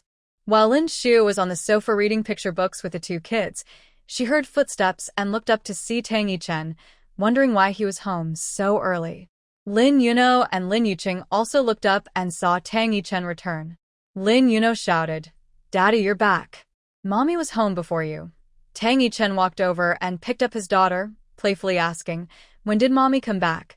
"Mommy came back before Daddy. She has already read us picture books for a while." It seemed she returned right after lunch, without going anywhere else. Indeed, Lin Shu had finished lunch with Lin Muyao and Chen Sisi, then parted ways with Lin Muyao. She went to the studio with Chen Sisi, who had a client meeting in the afternoon, and then took a taxi back to the old house by herself. The old man was still napping at this time. Seeing that Tang Yichen had returned and was sitting on the sofa with Nuo Nuo without any intention of leaving, while Yuqing was engrossed in his picture book, Lin Shu got up to go upstairs. She planned to check the listings for the new Jiang Garden properties she had looked at today, as she had just strolled around the area and needed to visit the houses in person in a couple of days. In the evening, everyone gathered around the dining table to eat dumplings. Aunt Wang made the dumpling wrappers and filled them herself. The wrappers were very elastic and tasted great. She prepared several fillings, including celery, mushrooms, cabbage, and tofu, making for a rich meal. Lin Yuno helped make some oddly shaped dumplings, which she thoughtfully picked out and placed in Tang Yichen's bowl. "Dad, I specially wrapped these for you." Tang Yichen looked at the oddly shaped dumplings on the plate. Instead of being upset, he smiled at his daughter and said, "Thank you, Nono. I will eat them all." With 2 kids at the dining table, it became much livelier. Lin Yuqing asked Lin Shu, "Mom, where did you go with Godmother today?" Tang Yichen glanced at his son, confirming he was indeed his child. He then pretended to eat dumplings while listening for Lin Shu's answer. "We just went to your kindergarten to take a look and had lunch with Godmother before coming back." Lin Shu didn't mention that Lin Muyao was with them, as there were many people at Grandpa's house, to avoid any misunderstandings. Plus, she wasn't lying. She had only planned to go out with Sisi, and Yao joined them last minute after receiving a call. Clearly a date, dressed so nicely, and says she went to see the school, Tang Yichen thought, but kept a calm expression while eating the dumplings. Lin Yuqing and Lin Yuno were very interested in the school and asked many questions. Lin Shu didn't know much, so she answered what she could and left the rest for Tang Yichen. Since Tang Yichen returned early, they had dinner early too. After finishing the dumplings, it was still light outside. Grandpa didn't want to part with his great-grandchildren, especially with school starting soon, so he wanted them to stay a few more days. Lin Shu had no objections. Seeing that both kids and their mom were staying, Tang Yichen naturally wouldn't return to an empty house, so he stayed too. Thus, the family of four decided not to go back. At the old house, the two kids were mostly with their great-grandfather and would only come looking for Lin Shu when it was time for bed. This gave her more time to work on design drafts and look for houses. After dinner, since it was still early, Lin Yuqing and Lin Yuno went for a walk with their great-grandfather. Lin Shu returned to her room to prepare to call Chen Cece. She had seen a few nice houses online in the afternoon and contacted an agent, wanting to discuss it with Chen Cece to see when they could visit them together. Just then, there was a knock on the door. Lin Shu thought it was Aunt Wang. Aunt Wang, is there something wrong? Did Grandpa and Chengcheng and Nono come back? There was no response from outside, so Lin Shu got up to open the door. Tang Yichen was standing outside. Lin Shu was taken aback. Ah. Is there something you need? Tang Yichen pressed his lips together and walked straight past Lin Shu into the room. He glanced around. Everything was as it was before, except there was a doll belonging to Nua on the bed and Lin Shu's jacket draped over the sofa, making the place feel more lived in. Lin Shu wondered if he had something important to discuss with her. Since the house belonged to him, she had no right to stop him from entering. However, his searching gaze made her feel as if he could see right through her, and his expression seemed a bit unhappy. Who did you go out with today? Tang Yichen asked, noticing that Lin Shu had changed into her home clothes while she remained standing at the door. Huh? Just Cheng's godmother. Lin Shu was taken aback by his question. Did he have a short memory? Didn't Cheng just ask her at the dinner table? She remembered her voice was loud enough for everyone to hear. Is there anyone else? Lin Shu was confused, feeling that his question was strange. Did she have to report to him about everyone she met? Who was the guy you brought to the office last time? Are you talking about Brother Yao? Lin Shu was puzzled as to why he suddenly brought up Brother Yao. Were you eating at Yujian restaurant today at noon? Was it possible he saw them? No, I didn't have time to go out for lunch. Li Chung told me. Tang Yichen, realizing he had been caught, quickly lied, saying it was Assistant Li who mentioned it. Brother Yao happened to return to Jiangcheng, and he went with us to school to take a look. He treated us to lunch. Lin Shu didn't want to discuss the house hunting with Tang Yichen just yet. She planned to talk to him about it once they had finalized the purchase. Okay. Calling him Brother Yao sounded so familiar. It seemed they had known each other for a long time. Did they know each other before marriage? That would mean they were childhood friends. Tang Yichen immediately regarded Lin Mu Yao as a potential threat. Seeing that Tang Yichen was still in her room and had no intention of leaving, Lin Shu felt uneasy and couldn't help but suggest he leave. If there's nothing else, I'd like to take a shower now. Feeling scared to be alone with him, she urged him to go. Tang Yichen, sensing the situation, left the room with a heavy heart. The family had been staying at the old house with the old man for 3 days, and Tang Yichen returned home early every day. Since they had been at the old house, Luyan had planned to go to the villa over the weekend but hadn't been able to. After dinner, everyone gathered in the living room to watch TV. Tang Yichen's phone kept vibrating, but he ignored it. Lin Shu glanced at him. His eyes were fixed on the screen, looking very focused. Since he wasn't checking his phone, she didn't pay it any more attention. After a while, the phone rang loudly. Tang Yichen glanced at it, hung up, and tossed it onto the sofa. The phone rang again immediately. He picked it up with a slight frown and answered. What is it? On the other end, Lu Xiao's voice came through. Big brother, we're at Sanji's bar. Hurry and bring Xiao Xiaozi over. I'm not going. You all have fun. Tang Yichen wanted to enjoy family time and didn't feel like going to a bar, especially since Lin Shu might not want to go with him. Why not? You and Xiao Xiaozi are always at the old house. I can't even get a chance to have a meal with you. Xiao Xiaozi has been back for a while, and you haven't taken her out to meet us. What do you mean, big brother? Are you thinking about other women? Lu Yan was being dramatic. Forget it. Is Xiao Xiaozi next to you? Yes. Give the phone to her. I'll talk to her myself. Lu Yan decided to give up on his brother, knowing that if Xiao Shaozi went out, Big Brother would follow. Lin Shu was focused on the TV when suddenly a phone was handed to her. She looked up, confused, to see Tang Yichen, who had been on the phone, standing next to her. Why was he giving her his phone? Xiao Wu, hearing Lu Yan's voice, made her even more puzzled. Why was he giving her his brother's call? Unable to resist Lu Yan's persistence, who kept holding the phone in front of her, Lin Shu reluctantly took it. Hello, Xiao Wu. Shaozi, it's me. We're at Sanji's bar. Waner and Qingqing are here too. You and Big Brother should come over quickly. Ah, your brother can go by himself. I won't go. The kids need to sleep soon. Lin Shu felt awkward. She hadn't seen everyone in years, and now she was still divorced from Tang Yichen. What would be her reason for going? Shaozi, Big Brother doesn't have to come, but you must. I wanted to come over for dinner, but Big Brother wouldn't let me.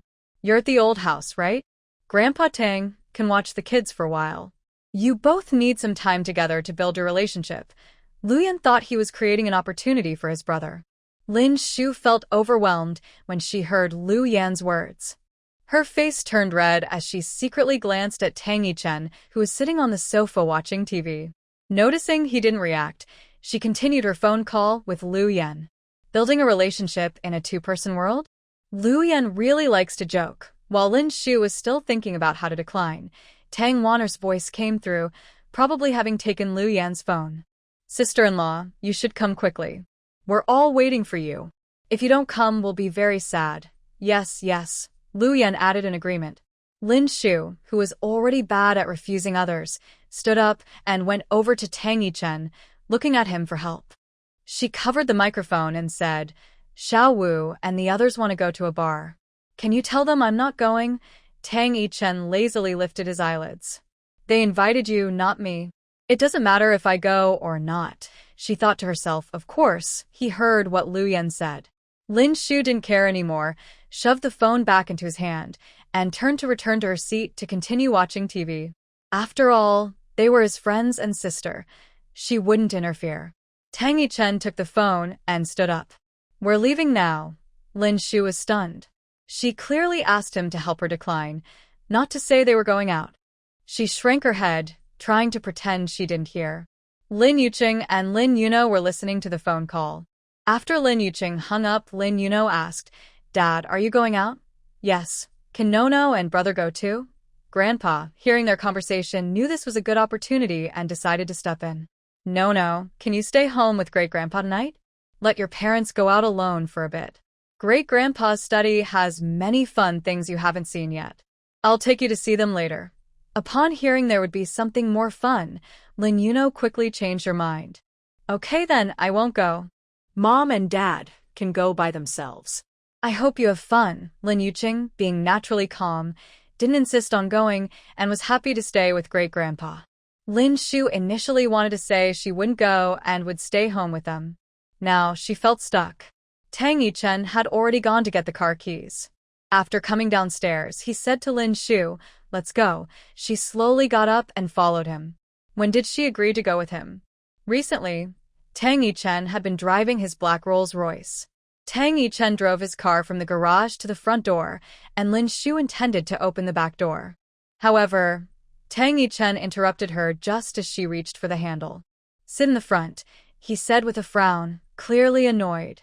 Lin Shu quickly moved to the passenger seat, buckled her seatbelt, and sat up straight with her hands on her lap, looking like a schoolgirl. All right, let's go, he said, turning his head slightly with a hint of a smile as he started the car and drove out. At the night bar, several people were at a private booth ordering drinks, and Moze had just returned from the Middle East. Besides Tang Waner and Qingqing, Xia Qingqian was also there.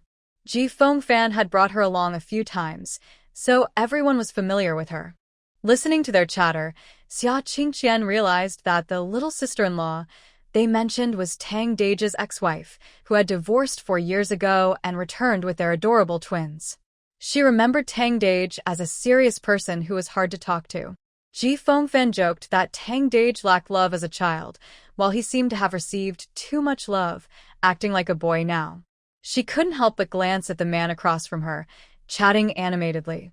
Xia Qingqian had heard them mention Tang Dage often when he wasn't around, and her curiosity about his ex-wife grew. At the entrance of the night bar, Lin Shu got out first and waited for Tang Yichen to park. After he parked, he saw her waiting at the door. "Why don't you go in first?" he asked, noticing her short-sleeved dress that left her arms and calves exposed to the chilly breeze. Lin Shu didn't know how to respond and stayed silent. It would be awkward for her to go in alone. However, given their current relationship, going in together felt even more awkward. She wished she had gone in first, feeling a bit teary-eyed. Following Tang Yichen inside, they walked in one after the other. The bar wasn't crowded that night. A singer on stage was playing the guitar and softly singing love songs, creating a calm atmosphere. As soon as they reached the booth, Lu Yan and Tang Wanner spotted Lin Shu and eagerly rushed over to greet her. Lin Shu had been worried about what to do, but their warm welcome eased her awkwardness. Tang Wanner pulled her to sit with Qin Qing and Xia Qingqian. Mose, Qin Hao, and Jifeng Fan also greeted her, calling her sister-in-law. Lin Shu felt a bit awkward hearing everyone address her the same way as before. Tang Yichen, sitting with Mose and the others, remained silent, so she could only smile and nod slightly. They were all divorced, and it felt strange for his friends and family to still call her sister-in-law. After being pulled down to sit by Tang Wanna, Lin Shu noticed a very beautiful girl sitting next to Qin Qing. The girl stood up to greet her, and Lin Shu realized she was a celebrity. She had previously ordered dresses from their studio and had watched a drama where the girl played a supporting role. Although she was not the main character, Lin Shu remembered her well because she acted beautifully. In real life, she was even more stunning, and Lin Shu's impression of her improved instantly. Tang Wanner asked what she wanted to drink. Lin Shu was unsure. When she was still married to Tang Yichen, she had come here a couple of times with him. He would order her a juice, and she would quietly sit to the side, waiting for them to finish so they could go home together. After the divorce, she hadn't come back at all. So, she didn't know what drinks were served at the bar. Looking at the colorful cocktails on the menu, she didn't know what to order. She noticed a beautiful cocktail in front of Tang Wanner. She saw a particularly attractive cocktail on the menu, which was the bar's signature drink called Misty Night. Thinking it probably had a low alcohol content, she decided to order it. Wanna looked like she wanted to stop her. "Sister Shu, this." But she was interrupted by Lu Yan. "This one is good, very tasty." He winked at Tang Wanner. She glanced at her older brother, realizing he wasn't going to oppose it, so she quickly kept quiet. Qin Hao, as the bar owner, had a slight smile in his eyes. The other men wisely stayed silent. Lin Shu tilted her head and asked, "What's wrong?" "Nothing, nothing, Sister Shu." Fifth brother said, "He wants to take us to his place for dinner. We should plan a time when you're free, and they can also go see Cheng Cheng and Nua Nua, my two lovely nephews and niece." "Sure," Lin Shu replied. Seeing that Lin Shu ordered the Misty Night, Qin Qing felt a bit worried for her. The drink looked nice and tasted good, but it had a strong aftereffect. Wanner often had to meet for projects and had built up her drinking tolerance, but since Lin Shu didn't drink often, she figured this drink might get her tipsy tonight. She noticed that the fifth brother and the others were doing this on purpose, probably to matchmake Sister Xiaoshu and Brother Tang. In her brother's bar, she wasn't worried about anything happening, so she stayed quiet. After Lin Shu entered, Xia Qingqian took the initiative to greet her. This was finally the mysterious sister-in-law everyone had talked about. She wore a white dress that hugged her waist, looking elegant and well-designed, making her appear smaller. With her fair skin and soft voice, she seemed very pleasant and always smiled. It was clear that she and Brother Tang made a lovely pair, a handsome man and a beautiful woman, one cool and one warm. When the waiter brought the drinks, Lin Shu took a small sip of her cocktail. It was her first time trying one, and she was surprised at how good it tasted. She quietly listened to everyone chatting, and no one asked her where she had been for the past few years, as if she had never left during those 4 years. She waited for Tang Yichen. Worried that Lin Shu might be bored, Tang Wanner called over Qin Qing and Xia Qingqian. The three of them pulled Lin Shu to dance, but Lin Shu really couldn't dance and refused them no matter what. The three lively girls danced and laughed in the middle of the dance floor, while a few men at the table chatted, some glancing elsewhere. Qin Hao looked at Tang Wanner on stage with fondness, saying, "This girl is always so full of energy." Ji Fengfan watched Xia Qingqian join in the fun and commented, "So clumsy. She dances really poorly." Since sitting down, Tang Yichen kept stealing glances at Lin Shu. He noticed she ordered a misty night, and Xiao Wu purposely didn't let Wanner stop her, nor did he say anything. Looking over now, he saw her cheeks were flushed as she leaned back on the sofa. Tang Yichen set down his drink and walked over to sit beside Lin Shu. He then realized Lin Shu was drunk. Silly girl, she had almost finished her drink. She found the cocktail tasty, and while the others danced, she quietly sipped her drink alone. Before she knew it, she had nearly finished a glass and started to feel warm and a bit dizzy, so she leaned against the sofa. Feeling someone approach, she swayed slightly to sit up straight, but found it didn't help, so she leaned back again and looked up to see it was Tang Yichen. Seeing Lin Shu's drunken state, with her rosy cheeks, slightly pouting lips, and a charming blush on her face, he noticed her eyes were hazy, and she exhaled a faint scent of alcohol. The drink had added a touch of allure to her already delicate features, and she tilted her head, gazing at him with a dazed expression. Tang Yichen looked at her and suddenly regretted not stopping Xiao Wu's little actions earlier. He didn't want anyone to see Lin Shu like this after drinking. Lin Shu saw the familiar face in front of her, which made her relax, and she immediately fell into Tang Yichen's arms. Tang Yichen was caught off guard by her sudden movement and froze in his seat, completely stunned. He didn't expect her to come over like that, so he instinctively reached out to support her shoulders as she leaned her head against his chest. Her unique scent wrapped around him, giving him a feeling of something lost and then found again, which was wonderful. Lin Shu felt very dizzy and instinctively tugged at Tang Yichen's white shirt sleeve. Mo Zhe and the others watched the scene, finally feeling a sense of accomplishment, especially Lu Xiaowu, who was the most excited. Tang Yichen grabbed his coat and bent down to carry Lin Shu out. At that moment, Tang Wanner and the others returned and saw their older brother carrying his sister-in-law away.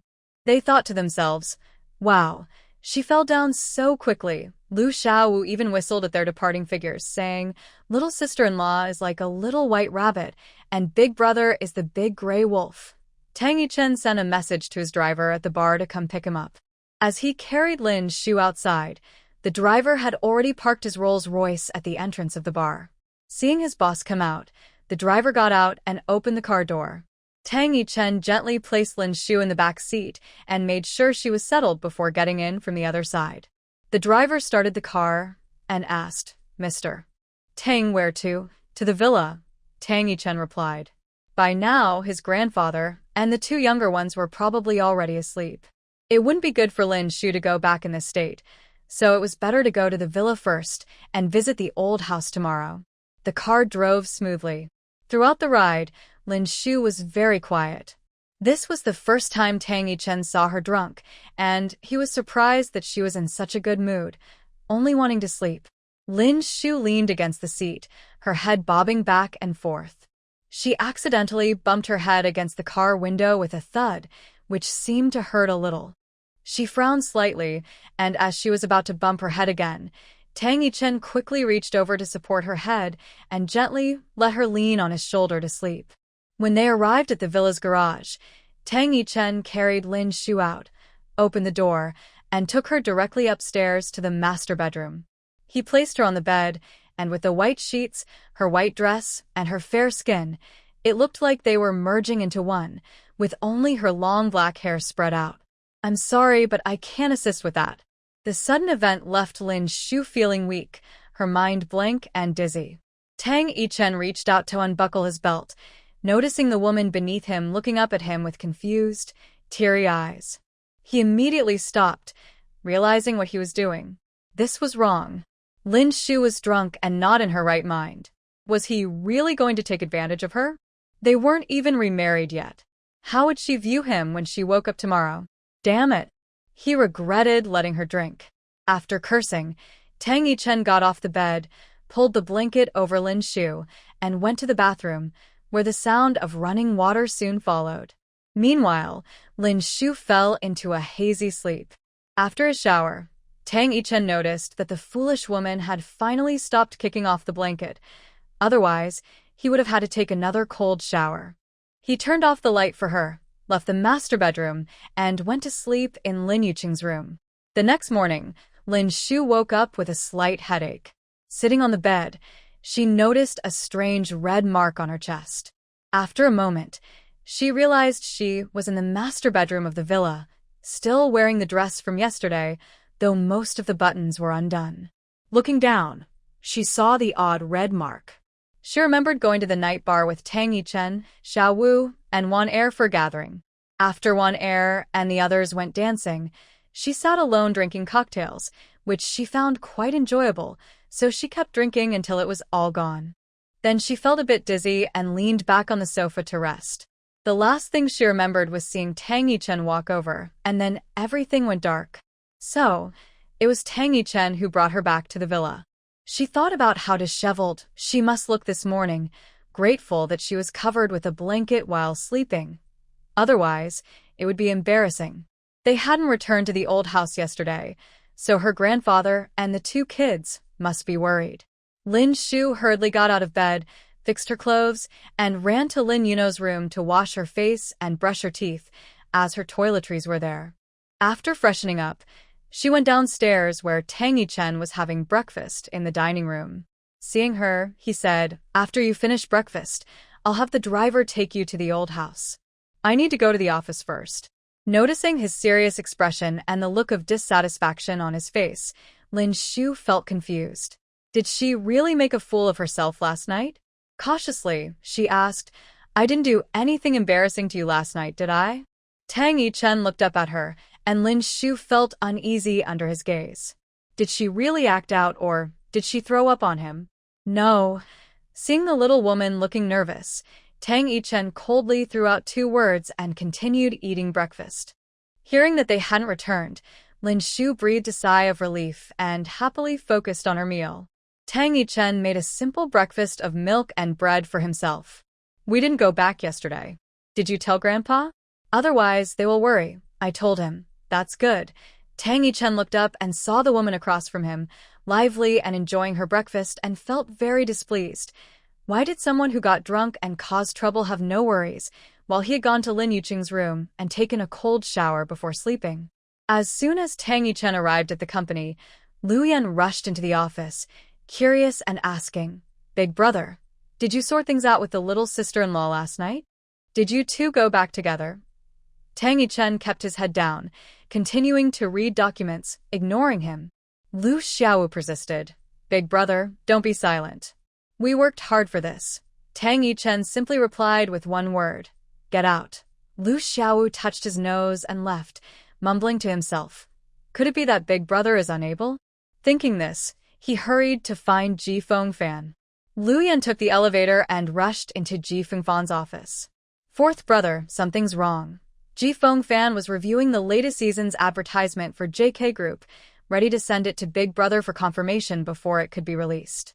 Seeing Lu Xiaowu's serious expression, he quickly asked, "What happened?" "Big Brother might be unable." Lu Yan lowered his voice, speaking vaguely. "What do you mean unable?" Ji Fengfan looked confused. "Unable in that way. I asked him this morning if he had.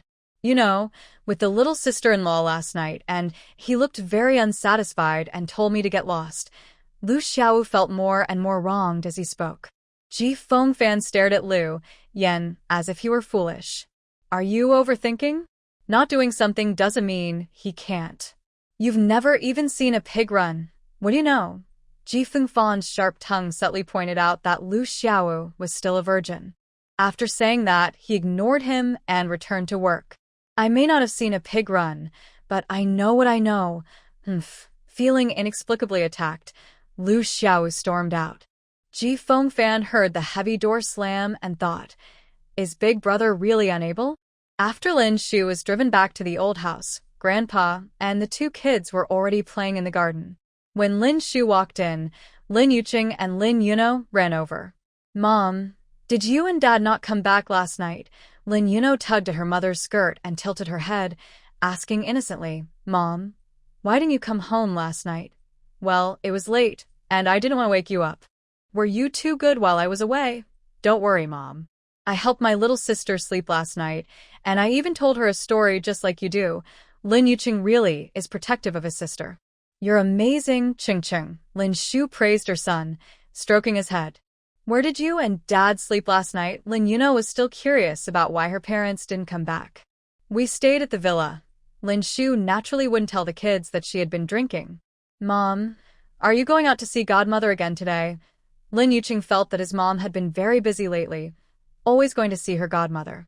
He knew she worked in fashion design and guessed that her studio was doing well. "Yes, so you both need to listen to Great-Grandpa, okay? Okay, Mom, don't worry. I'll take care of my sister." Lin Shu went upstairs to change her clothes, first calling the agent she had contacted earlier, then calling Chen Sisi. She planned to finalize the house purchase before Chung Chung and Yuno started school.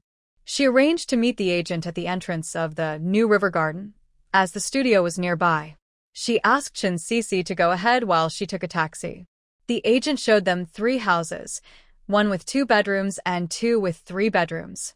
However, one of the 3-bedroom houses was unfinished, so Lin Shu decided against it.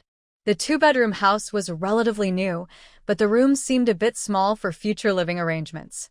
So, she mostly focused on the other 3-bedroom house, which the owner was selling because the whole family was moving abroad. They were offering all the furniture and appliances, and since it had been lived in for less than a year, everything was still new. If she decided to buy it, it would be ready to move in right away. After asking Chen Sisi for her opinion, she agreed it was a good choice, especially since they wouldn't have to worry about renovations or buying new things. They could just add some personal touches. Lin Shu asked the agent to negotiate with the owner and learned they were the first to view the house. Everyone felt it was a good match, and they even received a discount of several $1,000s on the total price. Lin Shu decided to buy it immediately, paid the deposit, and scheduled to sign the official contract next week. With the house situation mostly settled, she held the receipt from the agent and suddenly remembered how unhappy Tang Yichen had looked that morning. After confirming the house, she needed to find a chance to tell him they were moving out. Today, Lin Shu didn't have lunch with Chen Sisi. She has been busy outside lately, so it's better to go back and spend time with the 2 little ones. Chen Sisi asked Lin Shu to take the kids out for a meal before school starts to celebrate. After they parted ways, Lin Shu took a taxi back to the old house. It was still early, so Tang Yichen hadn't come home from work yet. When the 2 little ones saw their mom return, they pulled her to read picture books. Tang Yichen came home a bit later today. After dinner, he told Grandpa that he was going back because Lin Yuqing and Lin Yuno would start school next week, and he thought they should prepare for it. He planned to come back and spend time with Grandpa when the kids had a break on the weekend. Having the 2 great-grandchildren around these days made Grandpa very happy. He ate well and slept well. Although Grandpa felt a bit reluctant to see them go, they needed to prepare for school. So after dinner, Lin Shu gathered the kids' things and Tang Yichen drove to the front gate. The little ones hugged their great-grandpa goodbye, looking as if they wouldn't see him again for a long time. "All right, get in the car. We'll bring you back on the weekend," Tang Yichen urged, and the kids slowly climbed into the car. The family of 4 returned to the villa. Lin Shu took the things back to the room to organize, while Tang Yichen went to the study. They hardly spoke to each other all day. Lin Shu noticed that he had been frowning since breakfast and didn't understand why, so she didn't approach him. After giving Lin Yuno and the others a bath, the kids lay on the bed and she was about to take a shower when there was a knock on the door. Lin Shu knew it was Tang Yichen. There was no one else at home, but she wondered why he was coming so late. When she opened the door, he stood there looking angry, holding the receipt she received today after paying the deposit with the agent. Tang Yichen had even forgotten the kids were there. He angrily knocked on their door, questioning the woman in front of him about what this meant. He had just finished working in the study and was going downstairs to get a glass of water when he found the receipt on the stairs with today's date. So, she went out to look at houses today? Did she also go house hunting with that guy last time while telling them she was going to see schools? He had already clarified things with Wen Qing and tried to spend more time with them, yet she was secretly buying a house. Raising the receipt in his hand, he suppressed his anger and coldly asked, "What is this?" Lin Shu opened the door and froze when she saw the list in Tang Yichen's hand. She had planned to discuss this matter with him, but she wanted to find the right moment, not be caught off guard as if she had done something wrong. He looked terrifying, his face tight with anger, his eyes blazing. Lin Shu was so scared she couldn't make a sound. From the other room, Lin Yuno heard Tang Yichen's voice and called out, "Mom, is that Dad?" Lin Shu snapped back to reality and turned to look at Lin Yuno. But Tang Yichen quickly grabbed her hand. Dad needs to talk to Mom. Chung, take your sister to bed."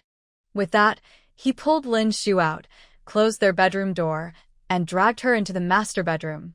His grip was strong, and by the time he let go, her wrist was already red. Tang Yichen tossed the receipt in front of Lin Shu and demanded, "What's going on?" It's just," Lin Shu stammered, unable to find her words while looking at his intense expression. Tang Yichen's gaze was fixed on her. "What is it?" "I plan to buy a house. This is the deposit." Lin Shu finally blurted it out, standing tall and meeting his gaze. Why should she be afraid? It was her money, and buying a house was her choice. Tang Yichen looked at the defiant woman before him, and instead of getting angrier, he laughed in frustration. He paced back and forth with the receipt before stopping in front of Lin Shu again. "So, are you planning to live with your friend A Yao?" Lin Shu found his comment puzzling. Her buying a house had nothing to do with A Yao. Seeing her silent, Tang Yichen smirked, feeling he had guessed correctly. "Well, you two have known each other forever. You didn't want to marry me in the first place, did you? If it weren't for Grandpa, you probably wouldn't have agreed to marry me. Were you happy when I suggested divorce? It seems that's what you wanted. Now you want to build a love nest together, right?" As Lin Shu listened to his words, she bit her lip in silence. How could he say such things?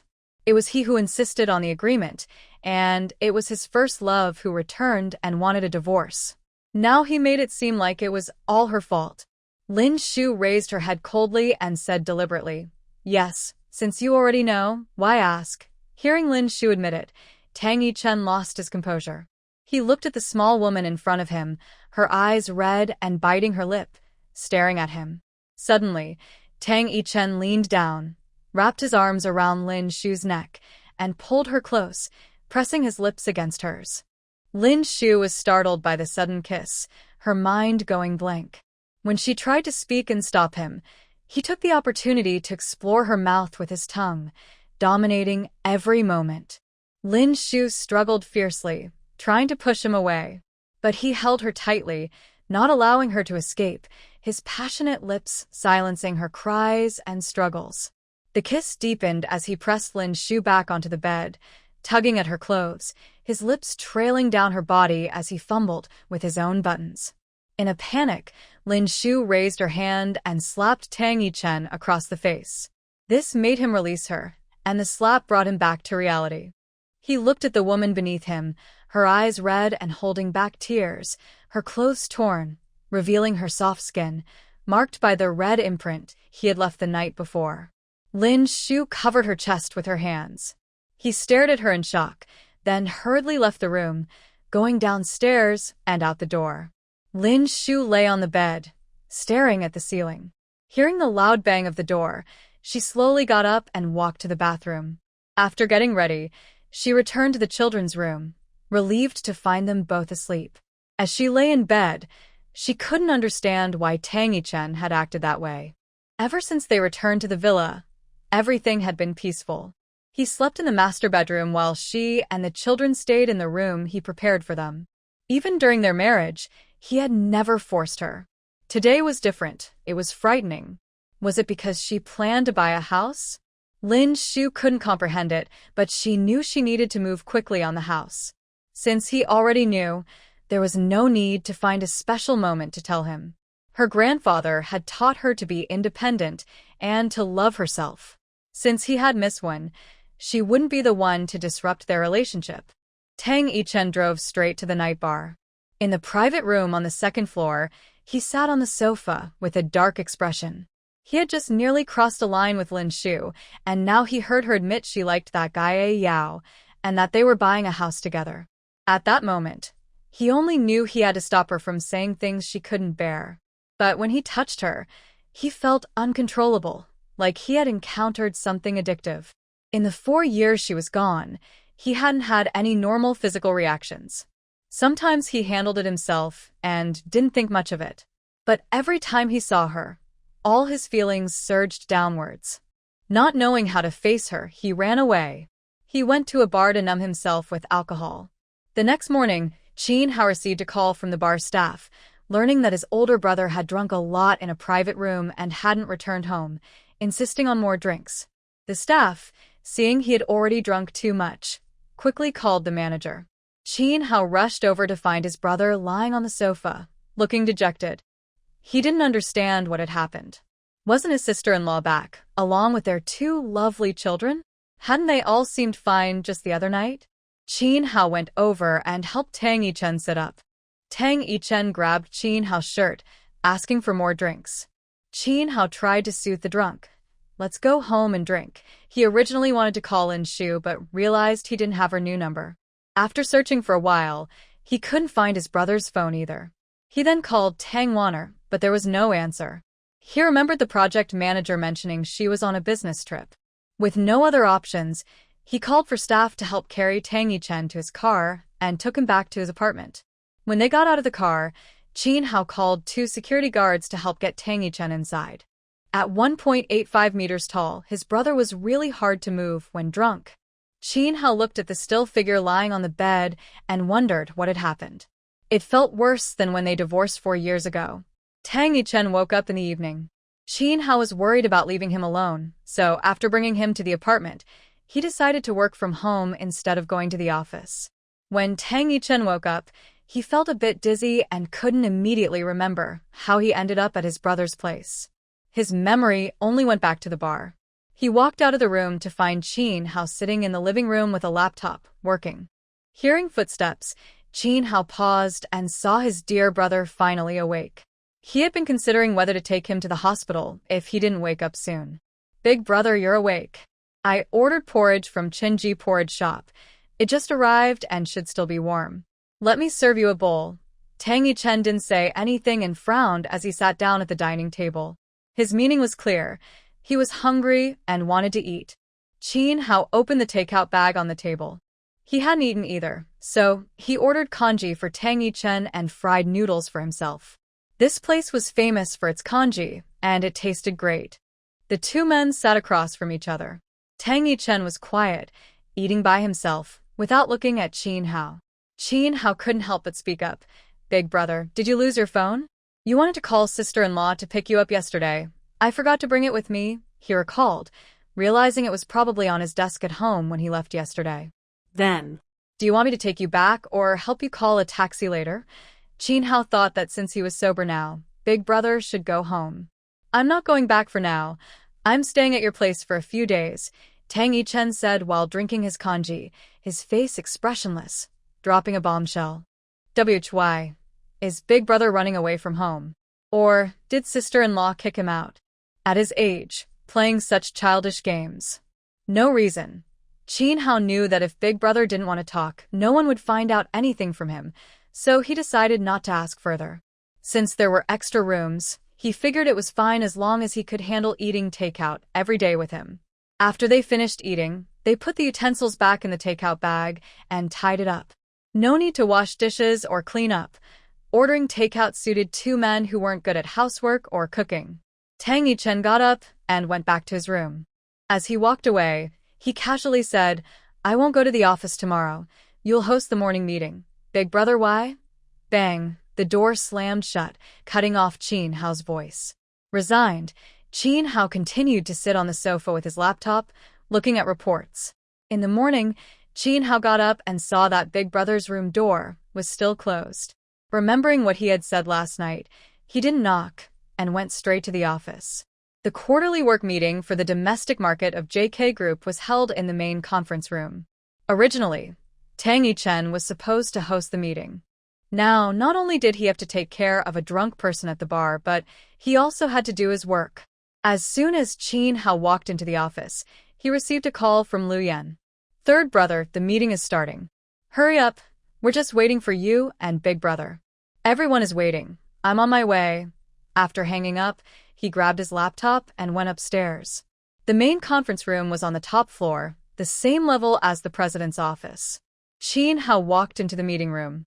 Mose mainly manages the international market and usually does not attend domestic work report meetings. So, apart from Mose, the other brothers would typically be present, along with the department directors and project leaders. Ji Fengfan sat on the left side of the main seat at the conference table, next to Liu Yan, while Qin Hao's original spot was on the right. When Qin Hao entered, he went straight to the president's seat and sat down. "Today, President Tang has something to attend to, so I will host the meeting. Let's begin." Qin Hao had hosted meetings before and no one questioned it. As the meeting started, everyone quieted down. However, Liu Yan and Ji Fengfan found it strange, since they hadn't heard of any reason for their older brother's absence. Liu Yan thought his brother was just late, but it turned out he wasn't coming at all. Ji Fengfan raised an eyebrow. But since the meeting had already started, they didn't say much more. The department directors and project leaders took turns reporting on their work summaries for the past quarter and their plans for the next quarter. During the break, everyone gradually stepped out. Liu Yan leaned closer to Qin Hao and quietly asked, "Third brother, where did big brother go?" "He didn't come to host the meeting, and he didn't answer my call this morning." Ji Fengfan, sitting nearby, also focused his gaze on Qin Hao. Qin Hao sighed helplessly. "Who knows what he's up to? He's probably lounging on my big bed at home and didn't even take his phone with him. Big brother seems to be in trouble," Liu Yan said seriously. "Is that why he was kicked out?" Ji Fengfan speculated, now a bit doubtful. Qin Hao looked at the two of them in disbelief. As more people entered the room, he ignored them. Liu Yan returned to his seat but continued to whisper to Ji Fengfan. Lin Shu had a restless night and got up early in the morning. After Tang Yichen left, he did not come back. Hearing a phone ringing from the study, Lin Shu went in, but the ringing stopped just as she entered. She noticed his phone was left behind, lying on the desk. As she turned to leave, the phone rang again. She glanced at it, stepped out of the study, and closed the door to block the noise, ignoring the persistent ringing. She went downstairs to make breakfast for the two little ones still sleeping. After preparing breakfast, she went back upstairs to wake them. The two little ones washed up and came down on their own. The three of them sat at the dining table for breakfast. Lin Yuno noticed Tang Yichen was missing and asked, "Mom, where's Dad?" Recently, he has been at home having breakfast with them, so they might not be used to him suddenly not being there. "Yeah, he went to work." Lin Shu didn't know where Tang Yichen went after going out last night, but at this time, he should be at the office. While they were eating, Chen Sisi called to invite Lin Shu to take the two kids out shopping, saying they needed to buy some things for Lin Yuqing and Lin Yuno before school started. Lin Yuqing and Lin Yuno were very happy to hear their godmother's voice, both shouting, "Godmother, Godmother, we miss you." They hadn't played with their godmother for a while, and hearing they would go out made them quickly finish their breakfast. After receiving Chen Sisi's call, Lin Shu temporarily forgot about the unpleasantness with Tang Yichen from last night. Once the kids finished eating, they happily went out together. When Lin Shu arrived at the central square where she had arranged to meet Chen Sisi with Lin Yuqing and Lin Yuno, Chen Sisi was already sitting on a bench with 2 sticks of candied hawthorn waiting for them. Lin Yuqing and Lin Yuno spotted their godmother from a distance, let go of their mother's hand, and ran over while shouting, "Godmother, Godmother, we're here." As Chen Sisi stood up, she quickly squatted down, opening her arms and raising the hand holding the candied hawthorn high, welcoming the 2 adorable little ones. Cheng no no komegere. "Godmother bought you candied hawthorn. Let's see if it's as good as in Yun City."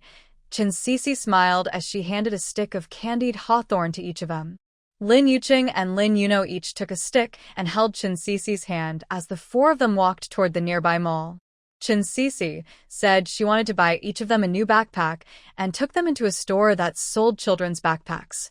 Lin Yuqing chose a backpack with a car design, while Lin Yuno picked one with Elsa from Frozen. They were so happy that they put them on without even paying. Then, the four of them went to a local amusement park to play. Lin Shu and Chen Sisi followed them in, and the two adults watched as the kids had a blast. They had a light lunch before going back in to play some more. By evening, Lin Yuno was still reluctant to leave, and it was only when it got dark that Lin Shu had to carry her out. For people came out of the amusement park after a day of fun, and were quite hungry. Lin Yuno insisted on having hamburgers and fries, so they all went to KFC and ordered a family bucket. They also got 2 sundaes for the two little ones. By the time they finished dinner, it was already 9 p.m. Lin Shu didn't let Chen Sisi see them off and took a taxi back to the villa. When the car stopped at the villa entrance, she noticed the lights were off inside. She felt a bit puzzled. Was Tang Yichen not back yet? Holding the two little ones, she got out of the car, opened the door, and turned on the lights, which finally brightened the room. Mom, Dad isn't home yet. Lin Yuno noticed the quietness. Dad might be busy with work. I want to call Dad, she said, raising her wrist to dial Tang Yichen's number on her watch. However, after waiting for a long time, no one answered. Dad didn't pick up. Hearing Lin Yuno say that, Lin Shu remembered she had seen his phone left in the study that morning. Don't call anymore. Dad forgot his phone at home. Let's grab our backpacks and get ready for a bath and bed, Lin Shu said, stopping Lin Yuno from dialing again. Dad must have left in a hurry this morning and forgot his phone. Lin Yuno ran upstairs with her new backpack, making a thumping sound. Lin Yuqing wasn't as easily fooled as his sister. Last night, Dad mentioned he needed to talk to Mom about something, but after a long time, Mom still hadn't come back. Yuno fell asleep, and he later dozed off too, but he thought he heard the door close. Was Dad late because he and Mom had a fight? But Mom didn't seem upset, so maybe he misheard. Dad might really be busy with work.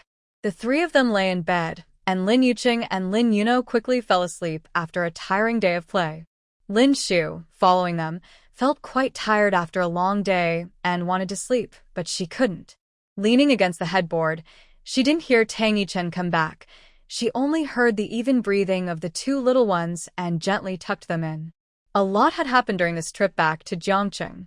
When Yuqing and Yuno went missing, she sought Tang Yichen's help to find them.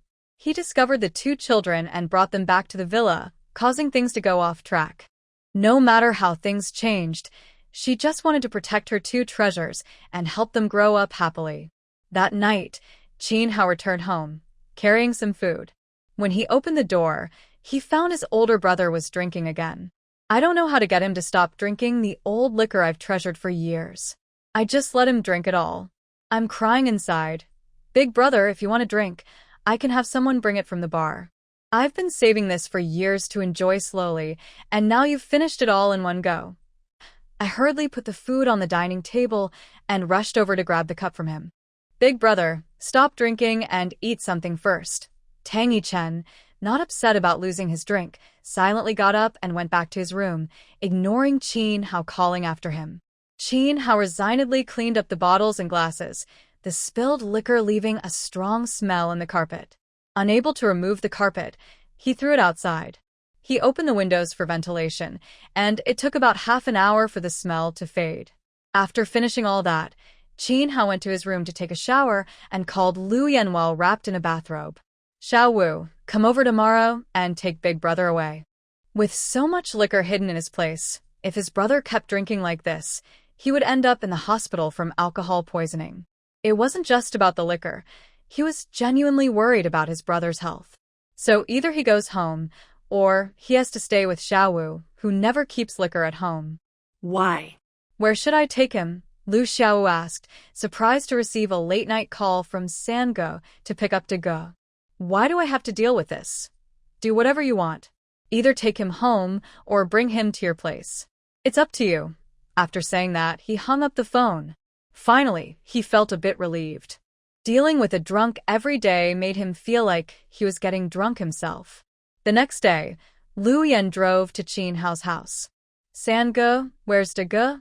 Lu Yan looked around but didn't see his brother. Qin Hao pointed to the bedroom door with his chin. He's sleeping in there. Go wake him up. Sange, are you joking? You want me to wake up to Ge? I'll be in big trouble. Luyan stepped back, pretending to cut his throat. At that moment, they heard a noise and turned to see the bedroom door open. Tang Yichen walked out, looking dazed. His lips were tightly pressed, his eyes red, and his usually cool demeanor was replaced by a disheveled and hopeless appearance, as if he felt nothing anymore. Qin Hao had gotten used to this after 2 days. But Luyan was truly shocked by his brother's state. Is this really my charming and handsome big brother? Tang Yichen walked straight to the sofa and sat down, ignoring the 2 people still standing at the door. The 2 snapped back to reality and sat down beside him, one on each side. Big brother, what happened? Did you have a fight with sister-in-law? Luyan couldn't help but ask. Tang Yichen kept his head down and remained silent. Then I'll call sister-in-law, Luyan said, pulling out his phone to call Lin Shu. Go ahead if you have her number. Why not say so earlier? Qin Hao also thought it must be related to sister-in-law. It's best to ask her directly. No need to call. I'm fine. Can you go to the villa and bring me my phone? Also, pack a few clothes for me. Tang Yichen finally spoke after staying quiet for a while. Luyan drove to the villa. When Lin Shu heard the doorbell, she went to open the door. Sister-in-law, I came to get Big Brother's phone. Lin Yuqing and Lin Yuno heard the noise and ran down from their rooms. Mommy, who is here? Luyan looked at the 2 adorable kids standing behind Lin Shu, especially Lin Yuno, who looked so cute. He had only heard about them from Wanner before, but now he finally got to see them. No wonder Big Brother kept them hidden. They were so charming. Luyan smiled and squatted down to meet the kids at eye level. Lin Shu introduced, Chung, say hello to Uncle Wu. Hello, Uncle Wu. The 2 little ones greeted Luyan politely. Luyan picked up Lin Yuno, who was not shy at all, and carried her inside. Uncle Wu, am I going to work with my dad? Lin Yuno asked.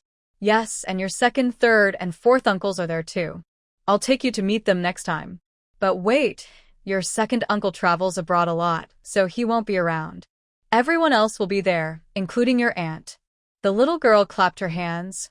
Great. I want to go to Daddy's company with Uncle Wu today. Today might not work. Uncle Wu has to go on a business trip, and your dad is going too. Let's wait until we come back, okay? Luyan thought about how he couldn't take Yuno with him. Big Brother wasn't at the company, and he was in that state. He had to gently explain to the little girl that they were going on a business trip, so if Big Brother wasn't back in a couple of days, it wouldn't be strange to her. Oh, it was really worrying. Uncle Wu, the phone is in the study. You can go get it yourself. Yuno, come down first while Uncle Wu goes up to get something for Daddy. I'll go with Uncle Wu to get it. I know where it is. After speaking, Luyan took the little princess upstairs to the study. Lin Yuqing didn't expect his dad to be away for 2 days and now say he had to go on a business trip. He felt that something was going on with his parents. In the study, Luyan entered carrying Lin Yuno and saw a phone on the desk.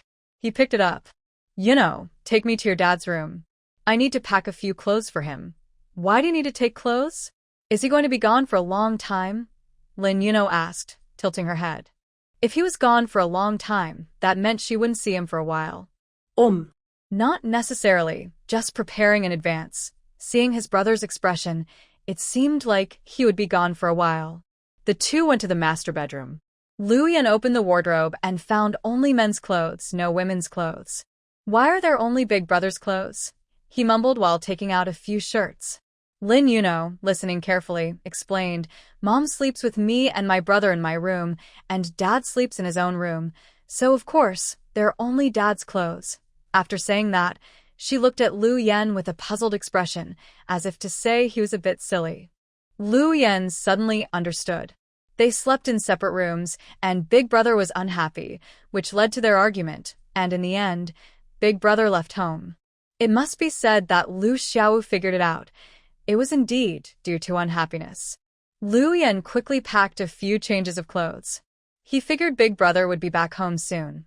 After all, with his wife and kids at home, it wouldn't be fun to leave. After going downstairs, he really wanted to stay for a meal since he hadn't eaten his sister-in-law's cooking in a long time. But thinking of Big Brother's gloomy face and that he was waiting at Sanji's house, He reluctantly turned around and said goodbye to the two little ones before driving away. Lin Shu felt relieved when Lu Yan said Tang Yichen was on a business trip. Although he hadn't returned since that night, and they hadn't seen each other, his phone was still at home, which made her worry about an awkward encounter. It was good that he was on a business trip. She could focus on getting the house sorted out. After seeing Lu Yan off, Lin Shu went back to her room to call the agent and check on the contract signing. Just after scheduling a time with the agent and hanging up the phone, she turned around to see Lin Yuqing standing at the door. They had just been in the garden watering the flowers and plants, having a great time. Lin Shu had gone upstairs to make the call and hadn't closed the door, so it seemed Ching Cheng had heard her talking on the phone. Ching Cheng, where's Yuno? Yuno is downstairs watering the plants. Lin Yuqing originally wanted to go upstairs to ask his mom for a bigger watering can. Then, he heard her talking on the phone about signing a contract for a house. Lin Shu let Lin Yuqing into the room and pulled him to sit on the edge of the bed. Since Cheng Cheng had overheard, and she had decided to move with them, she needed to tell them in advance. Mom, what's wrong? Did you have a fight with Dad? Cheng Cheng, why do you never call him Dad to his face? The little boy looked down, finding it hard to speak. Finally, he looked up at his mom and said seriously, I saw Dad with another girl on TV. Lin Shu was a bit surprised by Lin Yuqing's words. So, does Cheng Cheng not like Dad? It's not that I don't like him, but if he hurts Mom, I would rather not have a dad. Lin Yuqing was very firm. He had wanted to find his dad out of curiosity, but if Dad hurt Mom, he would prefer to do without him. Cheng Cheng, Dad and Mom are actually divorced. They separated before you were born, so it's normal for Dad to be with another girl now. Lin Shu didn't want the kids to have any feelings of hate. She just wanted them to be happy, especially Lin Yuqing, who kept everything inside. I know you're divorced, so does that mean Mom wants to move out? He had heard her on the phone, and it seemed she was buying a house. Yes, you and Nua Nua can stay here, but Mom can't. But Mom doesn't want to leave you. So, would Ching Cheng like to stay with Mom? You can always come back to see Dad and Great-Grandpa, just not live together. Ching Cheng wants to stay with Mom, and so does Nua Nua. We don't want to be apart, Mom. Cheng Cheng nodded vigorously. Dad will probably get remarried like our classmate Xiao Taidan and have his own new home, right? Yeah, I guess so. We can't blame Dad completely. Mom didn't tell him when she was pregnant. But you have to believe that both Dad and Mom love you. Lin Shu didn't want the kids to feel hurt. She could see that Tang Yichen truly cared for them. So, the adults would handle their own matters. Lin Shu didn't know when Tang Yichen would remarry, but that day would come eventually. Let's go downstairs and find Nua Nua. Mom will talk to her later, after we confirm the house. Okay.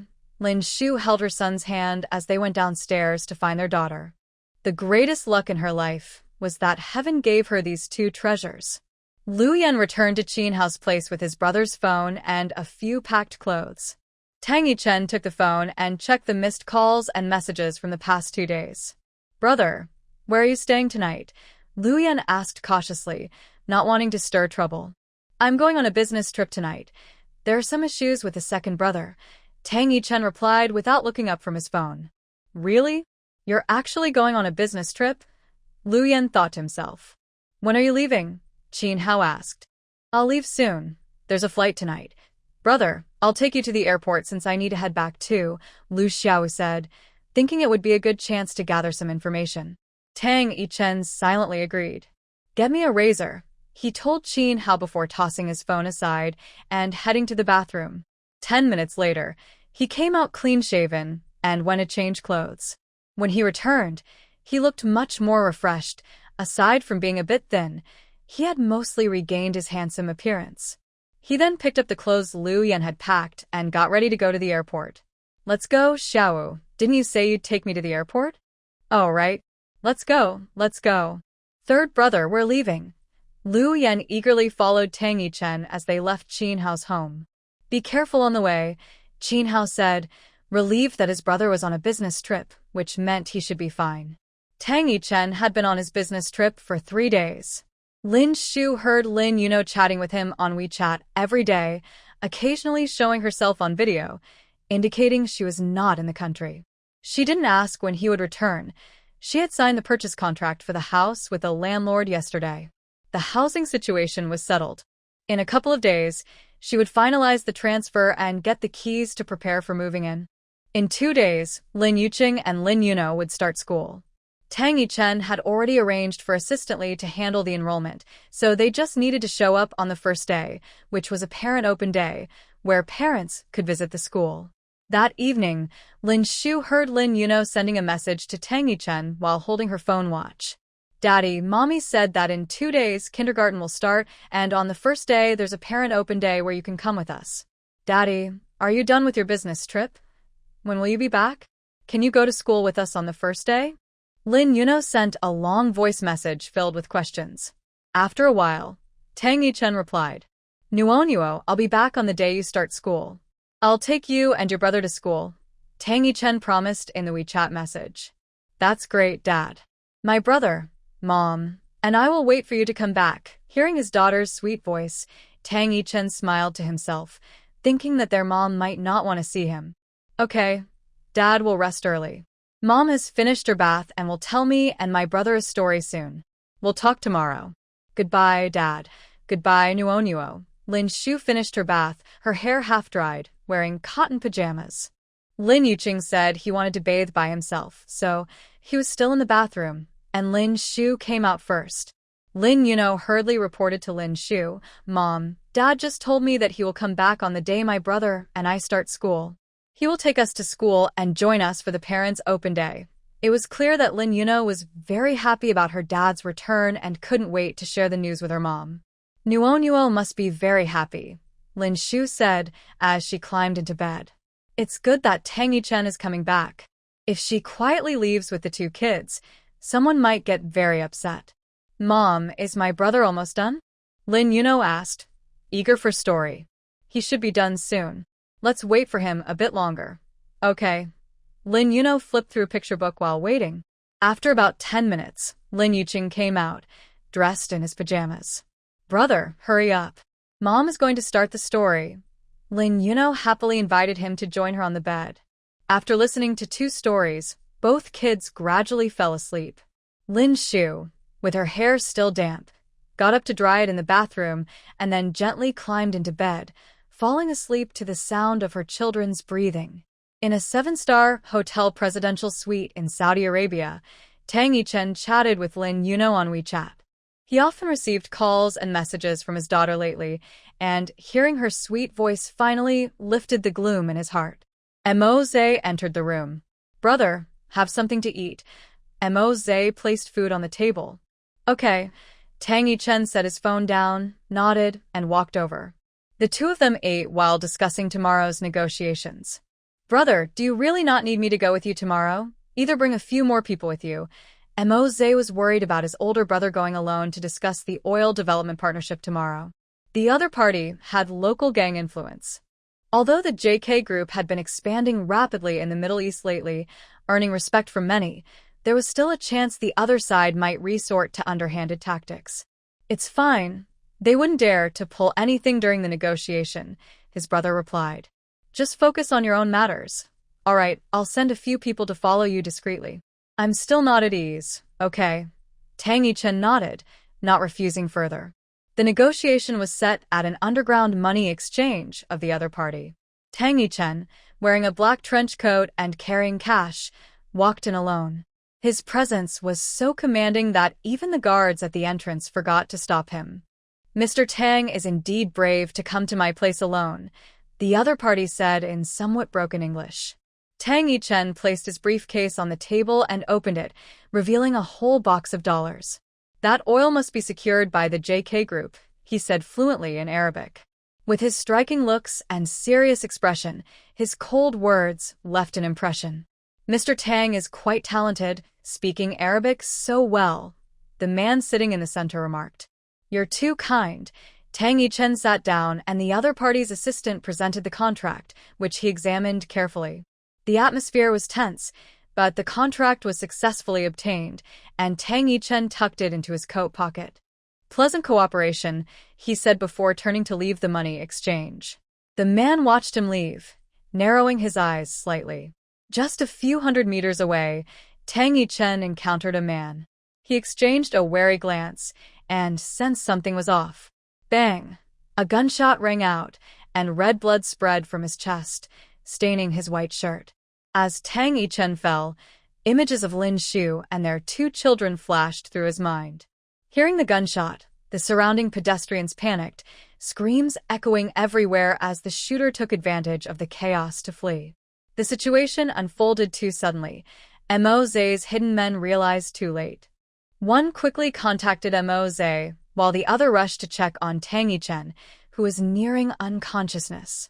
Following Mo Zhe's instructions, they transported Tang Yichen back to their base in Saudi Arabia. Private Dr. Kevin and his assistant were already waiting in the treatment room. Mo Zhe watched as his brother, covered in blood, was carried in by his men, feeling a rush of panic. Without time to think, he hurriedly sent him into the treatment room to begin surgery. He looked at the bullet's location, estimating it was near the heart, and there was a lot of blood. The only certainty was that his brother needed the bullet removed quickly to stop the bleeding. Kevin was a highly skilled doctor working for JK Group, and he believed his brother would be fine. During the surgery, Mose waited outside. After 4 or 5 hours, the treatment room door finally opened, and Dr. Kevin came out, removing his mask. Mose stood up to greet him. "Kevin, how is my brother? The bullet has been removed, and his life is not in danger, but he has lost a lot of blood. We are giving him a transfusion, and he hasn't woken up yet. Normally, he should wake up by tomorrow afternoon," Kevin said while taking off his gloves. "Don't let anyone disturb him. I'm going to rest, call me when he wakes up," Kevin said before leaving. After Kevin left, Mose arranged for someone to guard the treatment room door and to notify him as soon as his brother woke up. He turned and went upstairs to continue investigating the shooter. It was bold to shoot on the street in broad daylight, and the escape route was clearly planned in advance, leaving no traces. He needed to find out who was behind it quickly. Mose arrived at the information room, where someone was already reviewing the surveillance footage near Tang Yichen's shooting. Mose had a serious expression, and the atmosphere in the room was tense. "Any updates? Have you found anyone?" Mose asked coldly. "Not yet," one of his men replied. "Expand the search. Check the surveillance from nearby businesses, too." "I don't believe he left no traces," Mose ordered. "Also, send someone to check with the oil workers. My brother just signed a contract with them, and then he was shot. I don't believe that's just a coincidence. Keep a close watch on that," he added. Understood. His team started working. One of his men walked in and handed over the phone that Tang Yichen had dropped during the chaos. "Mose, here's Tang's phone." Mose took the phone and noticed there were unread messages on WeChat and a missed call from the third brother. He had been too worried about his brother's surgery and eager to find the shooter to inform them. He didn't touch Tang Yichen's phone and simply put it in his pocket, deciding to give it to him to handle when he woke up tomorrow. Using his own phone, he sent a message to their group of 5. "Mose, there's a situation with my brother. He was ambushed and shot, so our return time is now uncertain. Qin Hao, what happened? Who did it? Mose, I haven't figured it out yet. It might be those oil traders. They demanded a 50% profit increase in the new contract. My brother went to negotiate with them at their underground bank this morning with cash. He had already received news that the contract was signed and settled, but then he got shot. Qin Hao, these oil traders are really pushing their luck. Ji Feng Fan, how is my brother now? Mose, he has already had surgery and is out of danger, but he hasn't woken up yet. Kevin said he might wake up tomorrow afternoon. Mose, Xiao Wu, don't tell on air, and the others yet to avoid worrying them. Lu Yan, got it. But how could someone ambush my brother like that? Everyone fell silent. They all knew what state my brother was in before he left. When they arrived in Saudi Arabia, Mose could tell that my brother seemed distracted, which is why he offered to go with him. My brother refused to let him accompany him, and his hidden subordinates failed to detect the danger in time. They never expected something would actually happen. Knowing Mose was busy, they didn't continue the discussion. Since Ergus said Kevin was there, and that they had passed the critical period, everything should be fine. Mose stayed up all night, reviewing the surveillance footage in the information room. The other side was well prepared, and much of the footage was damaged and couldn't be restored. After 2 days of checking the footage, he finally spotted suspicious individuals in the video outside a cafe. He took his team to catch them for questioning. Mose successfully cornered them in an alley and brought them back to the basement. Then, he went upstairs to check on his brother. He hadn't received any calls from his subordinates. Was his brother still not awake? He headed straight to the treatment room. Moe. The 2 guards at the treatment room door stood up and respectfully nodded as Mose entered.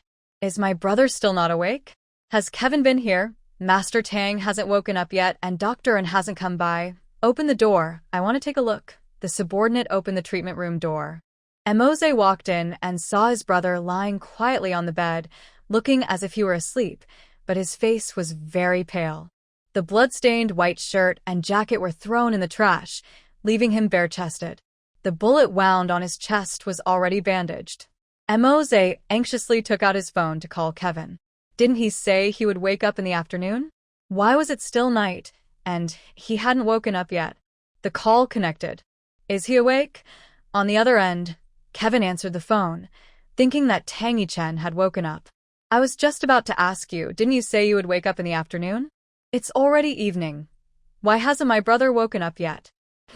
He hasn't woken up? Let me come over and check. Kevin thought it should be time for him to wake up. Okay, hurry over. After Mose hung up the phone, he waited in the treatment room for Kevin. Kevin lived nearby, and he arrived in about 10 minutes. He walked in, put on a white coat, and wore a mask and gloves. Everyone else, please step outside. We don't want too many people in here. Mose instructed 2 of his subordinates to wait outside while he stood by. Kevin checked on Tang Chen again, confirmed everything was fine, and said, I assure you he's okay now, he won't die. Let's have him move to the room upstairs to rest. He shouldn't stay in the treatment room. Don't worry, he will definitely wake up tonight. Hearing Kevin's words, Mose finally relaxed and called someone to take Tang Chen to the upstairs bedroom. When Tang Chen woke up, it was already past 2 in the morning. The outside was pitch black, and only a sliver of moonlight came through the curtain, faintly illuminating the room. He realized he was in the villa at the base. He propped himself up slowly. The wound on his chest throbbed with pain. Since he was back at the base, the bullet must have been removed. He couldn't find his phone, so he pushed himself off the bed and opened the door. At the door, Mose had 2 people stationed to guard. When they saw him awake, they hurried to inform Mose, who quickly came over to find Tang Chen sitting on the edge of the bed. Brother, you're awake? You should lie back down. Why are you getting up right after surgery? Mose noticed his brother sitting on the edge of the bed, the white bandage on his chest already stained with a bit of blood, likely from him getting up too soon and moving around the stitched wound. I'm fine, I won't die. Is my phone here? Tang Chen asked Mose. Tomorrow was the first day of kindergarten, and he promised Noa he would be back to attend the parents' open day with her. Yes, I'll go get it now. Mose went back to the room to retrieve Tang Chen's phone from his coat pocket and brought it to him. Tang Chen took the phone and checked WeChat. Noa had sent him 2 voice messages along with many cute stickers. He opened the voice messages and Lin Yuno's sweet voice came through. Daddy, have you eaten yet? The other one said, Daddy, today Mommy took me and my brother to plant succulents. We each planted a pot to see whose grows faster. After listening to the 2 voice messages and carefully looking at every emoji sent by Lin Yuno, he finally put away his phone. Arrange a private plane for me. I need to go back to Jiangqing now. Big brother, why are you in such a hurry to go back? You were shot just a few centimeters from your heart. You almost died, you know? Plus, you just had surgery, and it's not suitable for long flights right now. Mose coldly refused. Yuno and Changcheng start school tomorrow. I promised her I would return. Tang Chen didn't want to break his promise, and he trusted Kevin's medical skills. Since the surgery was successful, there shouldn't be a big problem. He realized he had been careless. Ever since he learned that Lin Shu wanted to leave, he had been distracted. His reactions weren't as quick as usual, or else he wouldn't have let the other party take advantage of him. Mose didn't know what to say. Knowing his brother's temper, he wouldn't listen anyway, so he resigned himself to arranging a private plane to send his brother back. It was better to handle the arrangements than to argue with him. Half an hour later, everything was set, and Mo Zhe personally took Tang Yichen to the airport. "Did you find the person?" Tang Yichen asked on the way. "Yes, we caught him. He's locked up in the basement, but we haven't had time to interrogate him. It should be arranged by that group of oil traders." Tang Yichen recalled that he had seen the robber when he was inside. They had brushed past each other, but he hadn't paid attention due to his own worries. It was only after waking up that he remembered. "I think so too. We'll drag him over to them later. I was too lenient with them before, giving them the same rewards as last year. If they did this, they won't get a single cent. Meet with the crown prince in advance. Okay, big brother, you can rest assured and go back. I'll handle things here." It took almost 8 hours to reach Jiangcheng, and it was already past 10 a.m. As soon as Tang Yichen got off the plane, he rushed to the kindergarten. The day before school started, Lin Yuno noticed that her dad still hadn't returned. He hadn't replied to her WeChat messages in the past 2 days, nor had he answered her calls. She asked her aunt, who only knew that her dad was on a business trip and didn't know when he would be back.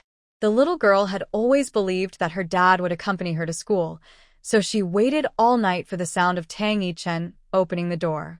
She fell asleep without hearing it. The next morning, Lin Shu woke up the two little ones early.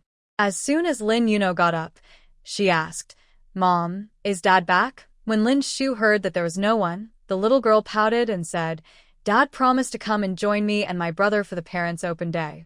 He must be waiting for us at the school gate. Let's go." Uncle Wu said Dad is on a business trip, right? He might be too busy to come back. "How about Mom and Annie take you to kindergarten?" Lin Shu thought that Tang Yichen probably wouldn't make it back. Lin Yuno must have believed that Dad was waiting at the kindergarten gate, so after breakfast, she eagerly put on her little backpack and pulled her mom and brother out the door. As they were about to leave, they heard a car. Lin Yuno quickly opened the door and saw Chen Sisi had arrived. Lin Yuqing followed and smiled, saying, "Andy, you're here. Yes, it's your first day, so Annie came to see you off." "Thank you, Annie." Chen Sisi looked up at Lin Yuno, who was pouting and seemed a bit unhappy. "What's wrong, Nono? You're pouting on your first day of school. Are you not happy?" Chen Sisi asked. Lin Yuqing explained for her. She probably thought it was Dad, so she's a bit disappointed. Does Nono not like Annie anymore because she has a dad? Chen Sisi joked with Lin Yuno, smiling. "That's not it, Auntie. Dad promised to come, but he didn't come back last night. Well, he might be waiting for you at the school gate," Chen Sisi said, trying to comfort her. Lin Yuno immediately brightened up. "I think so too. Dad must be waiting for us at the school gate. Auntie, let's go." Lin Shu looked at her daughter with affection, smiled, and opened the car door for them. The three of them sat in the back seat as Chen Sisi drove them to the school. When they arrived at the school, Chen Sisi parked in the lot, since they couldn't drive in.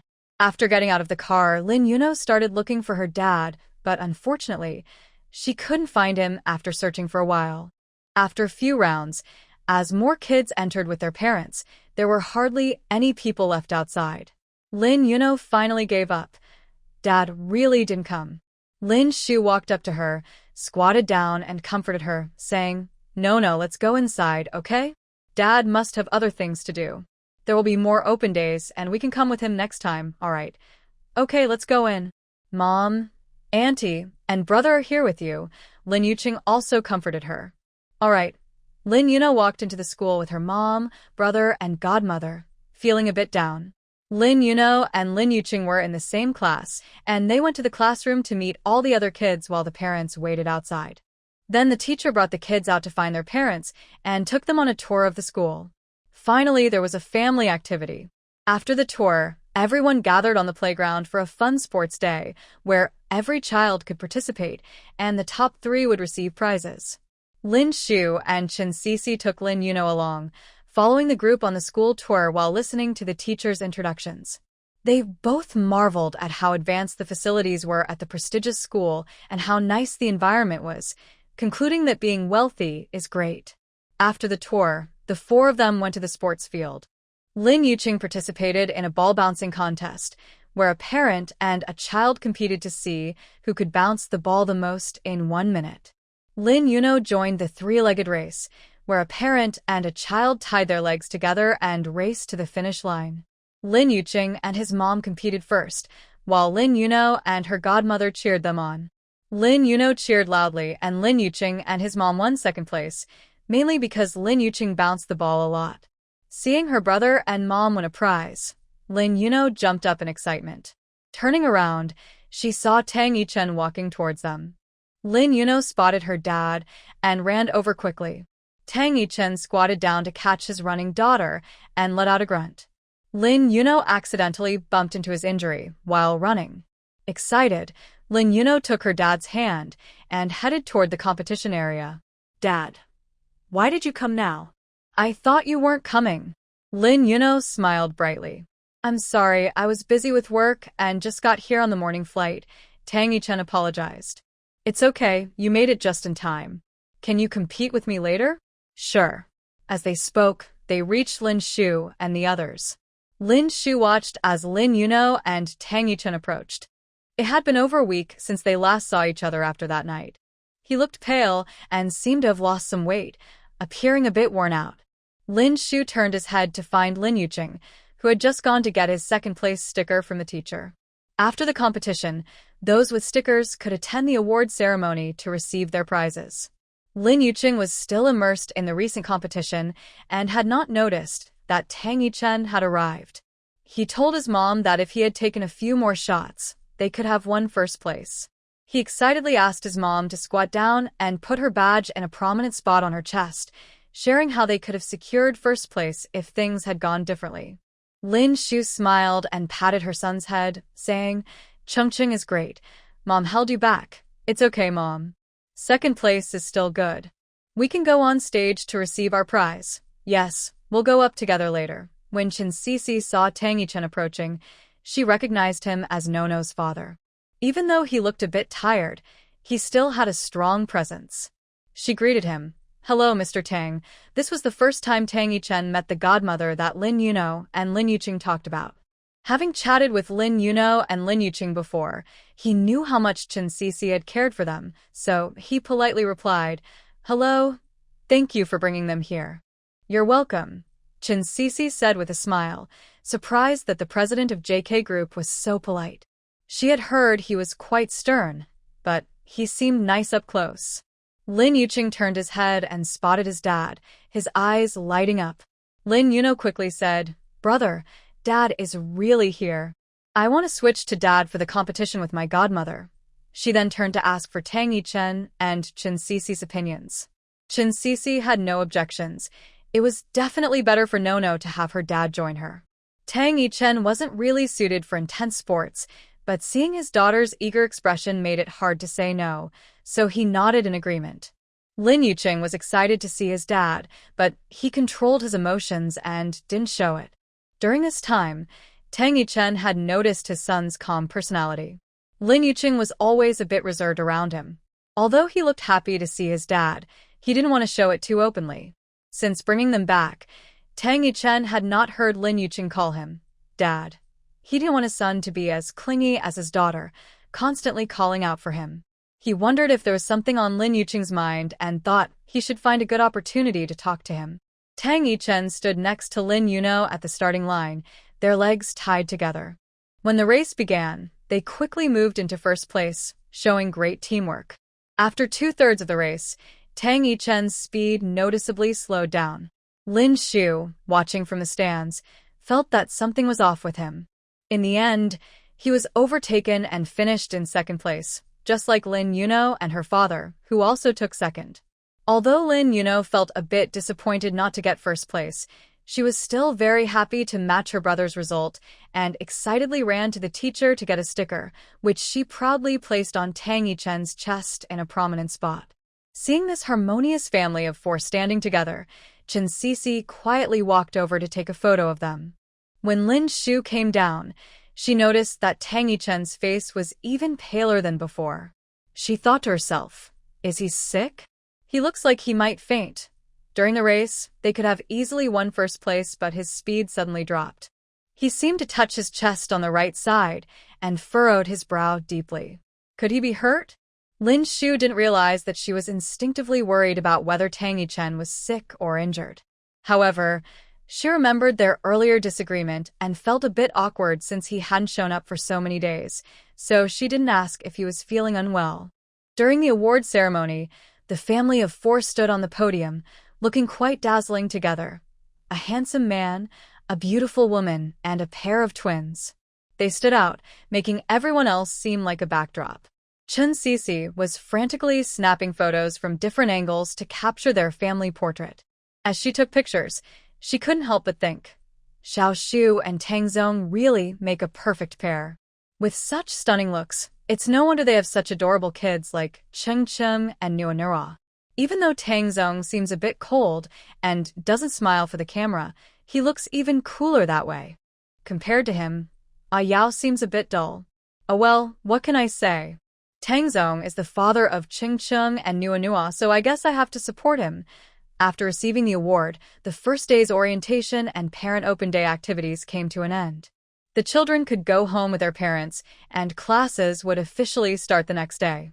Not wanting to disturb the harmonious atmosphere of the family, Chen Sisi said she had something to do and slipped away. After Chen Sisi left, Lin Shu wasn't sure if Tang Yichen was going back to the villa. Hesitating, she spoke up, "If you're busy, we can just take a taxi back." Tang Yichen looked at Lin Shu and replied seriously, "I'm not busy. Let's go. My car is parked in front." He then took Lin Yuno's hand and walked ahead, while Lin Shu followed behind with Lin Yuqing. Once they returned to the villa, Lin Yuqing and Lin Yuno went to their rooms to unpack their prizes. Tang Yichen also went upstairs to his bedroom. Lin Shu went to the kitchen to prepare dinner. Half an hour later, 3 dishes and a soup were ready. Stir-fried asparagus, garlic vermicelli shrimp, stir-fried meat with green peppers, and finally, tomato and egg soup.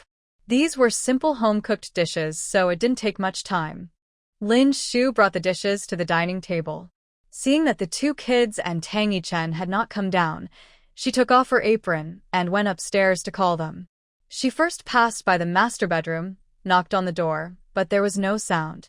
Gently pushing the door open, she walked in and saw that the room was empty, thinking Tang Yichen was in the study. Just as she was about to leave, Tang Yichen came out of the bathroom shirtless. Lin Shu was startled and quickly turned around, facing away from him. Blushing, she stammered an explanation. I thought you weren't in the room. It's time to eat. I'll go call Cheng Cheng and Nuonuo, Lin Shu said before quickly leaving. Tang Yichen returned to his room, took off his clothes, and noticed that the white bandage was already stained red, even soaking through his black shirt. Fortunately, he was wearing a suit jacket over it, so it wasn't visible. He found the medicine box at home and took it into the bathroom. Slowly, he removed the bandage, revealing a stitched wound that had reopened. He took some hemostatic powder from the medicine box and poured it directly onto the wound, causing sharp pain that made him sweat, with drops falling onto the floor. Despite the pain, he only frowned slightly. He then rewrapped the wound with fresh gauze and bandages. After cleaning up, he came out of the bathroom and was surprised to see Lin Shu standing in the room. He froze for a moment. After she quickly said something and left, he went to the wardrobe to grab clean clothes, even putting on an extra jacket to hide his injury before heading to the dining room. He wondered if she had seen the bandages on him when she turned away so quickly. He instinctively didn't want Lin Shu to know about his injury. As Lin Shu ran out of the room and walked down the hallway, she slowly realized that she had seen the thick bandages on Tang Yichen. Was he really injured? She had felt something was off about him today. It turned out her guess was correct. He had been competing with Nuonuo despite his injury, and his face looked really pale. Call Lin Yuno and Lin Yuqing downstairs. When they saw Tang Yichen at home wearing a coat, they realized he was indeed injured and didn't want them to see it. Lin Yuno wanted to break free from Lin Shu's hand and rush over to Tang Yichen. Daddy Lin Shu didn't let go this time. If Yuno rushed over, Tang Yichen might accidentally hurt his injury while catching her. Yuno, wash your hands first. You were playing and got dirty.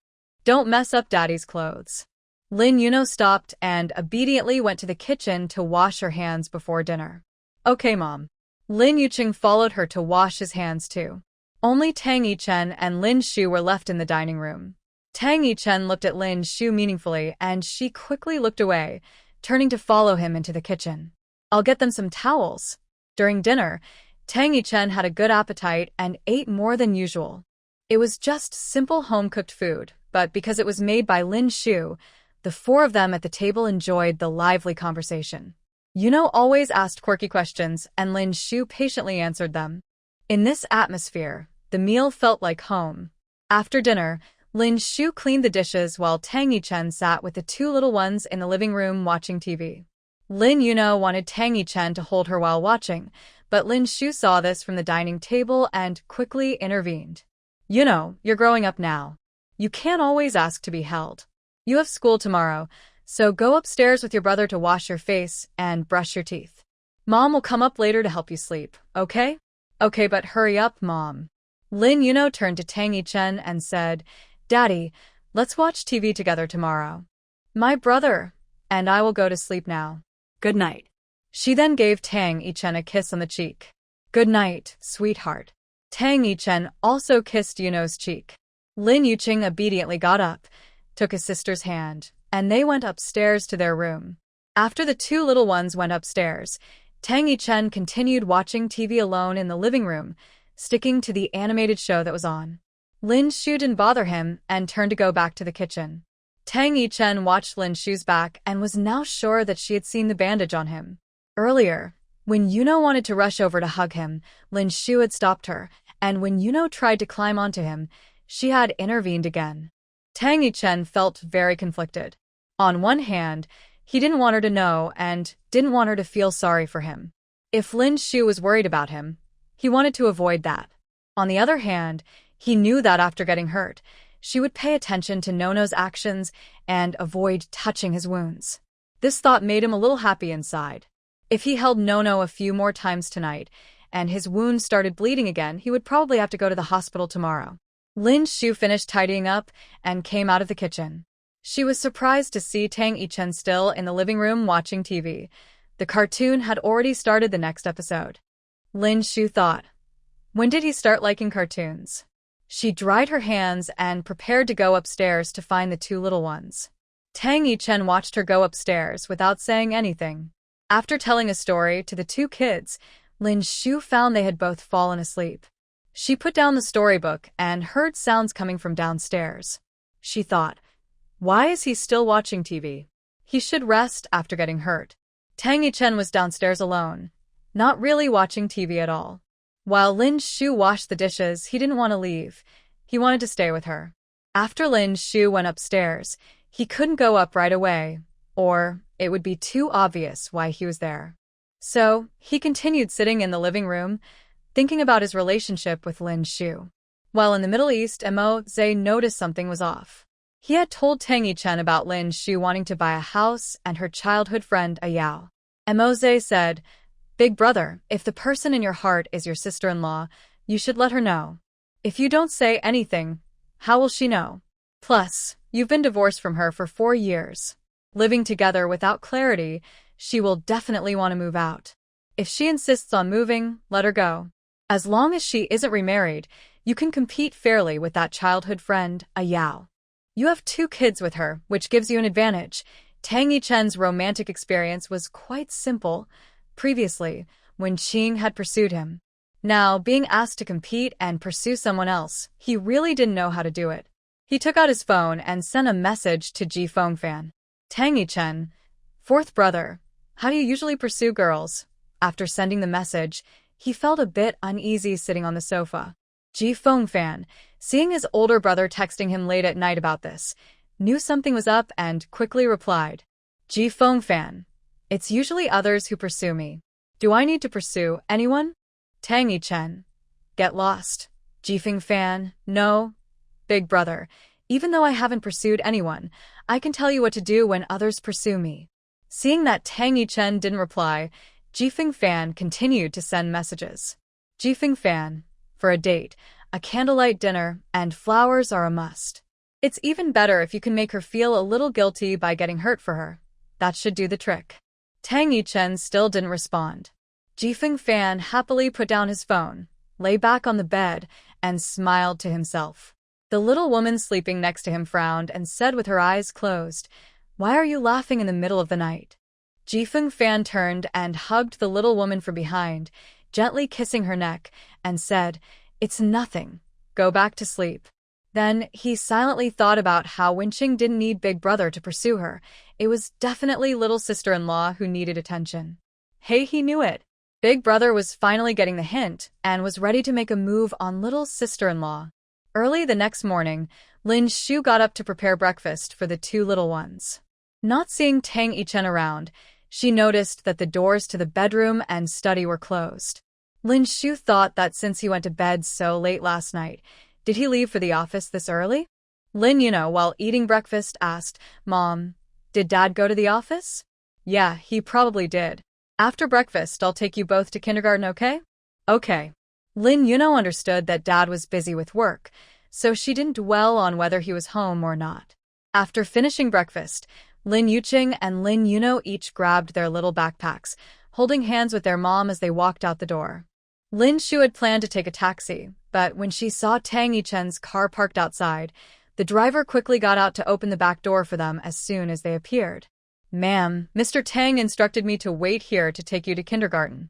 Lin Shu guessed it was arranged by Tang Yichen when she saw the car, so she didn't refuse. Worried about the difficulty of getting a taxi and wasting time, she led Lin Yuqing and Lin Yuno into the car. After dropping the two kids off at school, the driver waited and then took Lin Shu back to the villa before leaving. After getting out of the car, Lin Shu opened the door and entered the house. She changed her shoes, hung up her bag, and prepared to go upstairs to draw. With the kids starting school, she had more time to work on her designs. As she poured herself a glass of water in the kitchen, she heard the front door open. Standing still with the cup in her hands, she was surprised to see Tang Yichen coming in. Why was he back so early? Looking closer, she noticed he was holding a bag that looked like it came from the hospital. Did he go to the hospital this morning? Tang Yichen walked in and saw Lin Shu standing by the sofa with the cup in her hands. Two people looked at each other without saying a word, remaining silent. Tang Yichen woke up in the middle of the night with a painful stitched wound and a slight fever. He quickly called the family doctor. Lin Shu was at home with the two kids, so it wasn't convenient for the doctor to come over. He decided to take a taxi to the doctor's office, arranging for the driver to come back in the morning to take the kids to school. The doctor restitched his wound and advised him not to get it wet, avoid intense activities, and prevent the wound from tearing again, listing many precautions. After listening, Tang Yichen nodded and said, "Got it." The doctor prescribed some fever-reducing and anti-inflammatory pain relief medication for him to take home. He didn't expect to run into Lin Shu as soon as he got home. She usually stayed in her room at this time. Tang Yichen cleared his throat, breaking the silence between them. Lin Shu hesitated while holding a cup of water, then finally asked, "Are you okay?" Tang Yichen knew she was asking about his injury. She had seen it yesterday, and now caught him coming home with medicine. However, he didn't plan to tell her about being shot and vaguely replied, "Yeah, I'm fine. Just a minor injury, got some painkillers from the hospital." "Oh, then take care of yourself. Don't hold Nuanoa too much with an injury," Lin Shu said, not pressing him further about how he got hurt. She turned and went upstairs with her cup. Watching Lin Shu's back until she was out of sight, Tang Yichen snapped back to reality. He went into the kitchen, poured a glass of warm water, and took his medicine before heading upstairs with the bag of medication. Lin Shu was in her room drawing plans when she received a WeChat message from Chen Cece. She opened it to find a photo. It was taken yesterday when the four of them went on stage to receive an award, and Chen Cece had snapped it from the audience. She hadn't realized she was standing next to Tang Yichen at that moment, with Lin Yuno on Tang Yichen's right and Lin Yuqing on her left. The photo captured a great moment, with the two kids happily holding their prizes and her smiling too. Most notably, Tang Yichen had a slight smile at the corner of his mouth. Lin Shu had always known he was good-looking, but he rarely smiled in everyday life. His gentle smile in the photo gave him a softer charm, making him even more striking. Lin Shu gently pressed the save button, quietly storing the photo on her phone. She put her phone away and picked up her pen to continue drawing. Interrupted by the photo sent by Chinsisi, my thoughts and inspiration faded away. The image lingered in my mind, and after staring at the design for a long time, I couldn't put pen to paper.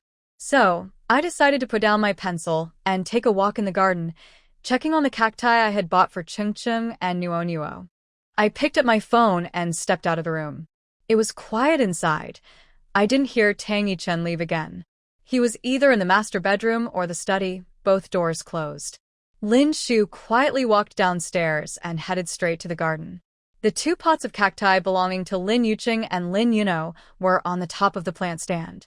The yellow pot was Lin Yuno's and the blue pot was Lin Yuqing's. Upon closer inspection, it seemed that Lin Yuno's pot had two flower buds starting to emerge. Lin Shu felt a surge of joy, wondering if the two little ones would see the flowers when they returned from school. They should bloom by tomorrow. After observing the cacti for a while, she finally went to get the watering can to water the other plants. The cacti didn't need much water, so she only sprinkled a little to moisten the soil. Just as she finished, she received a call from the real estate agent. The agent said the paperwork was done, and she could pick up the keys to the house. Lin Shu thought that after dropping off Chungchung and Nuonuo at school tomorrow, she could go get the keys, so she scheduled to meet the agent at 10. After hanging up, she turned to head back inside, but was startled to see Tang Yichen standing behind her. She hadn't noticed him arrive and wondered if he had heard her talking on the phone. Would he be upset like last time? Lin Shu waited in the garden for a moment, noticing that Tang Yichen didn't seem angry. His face was calm, unlike before when his anger felt overwhelming.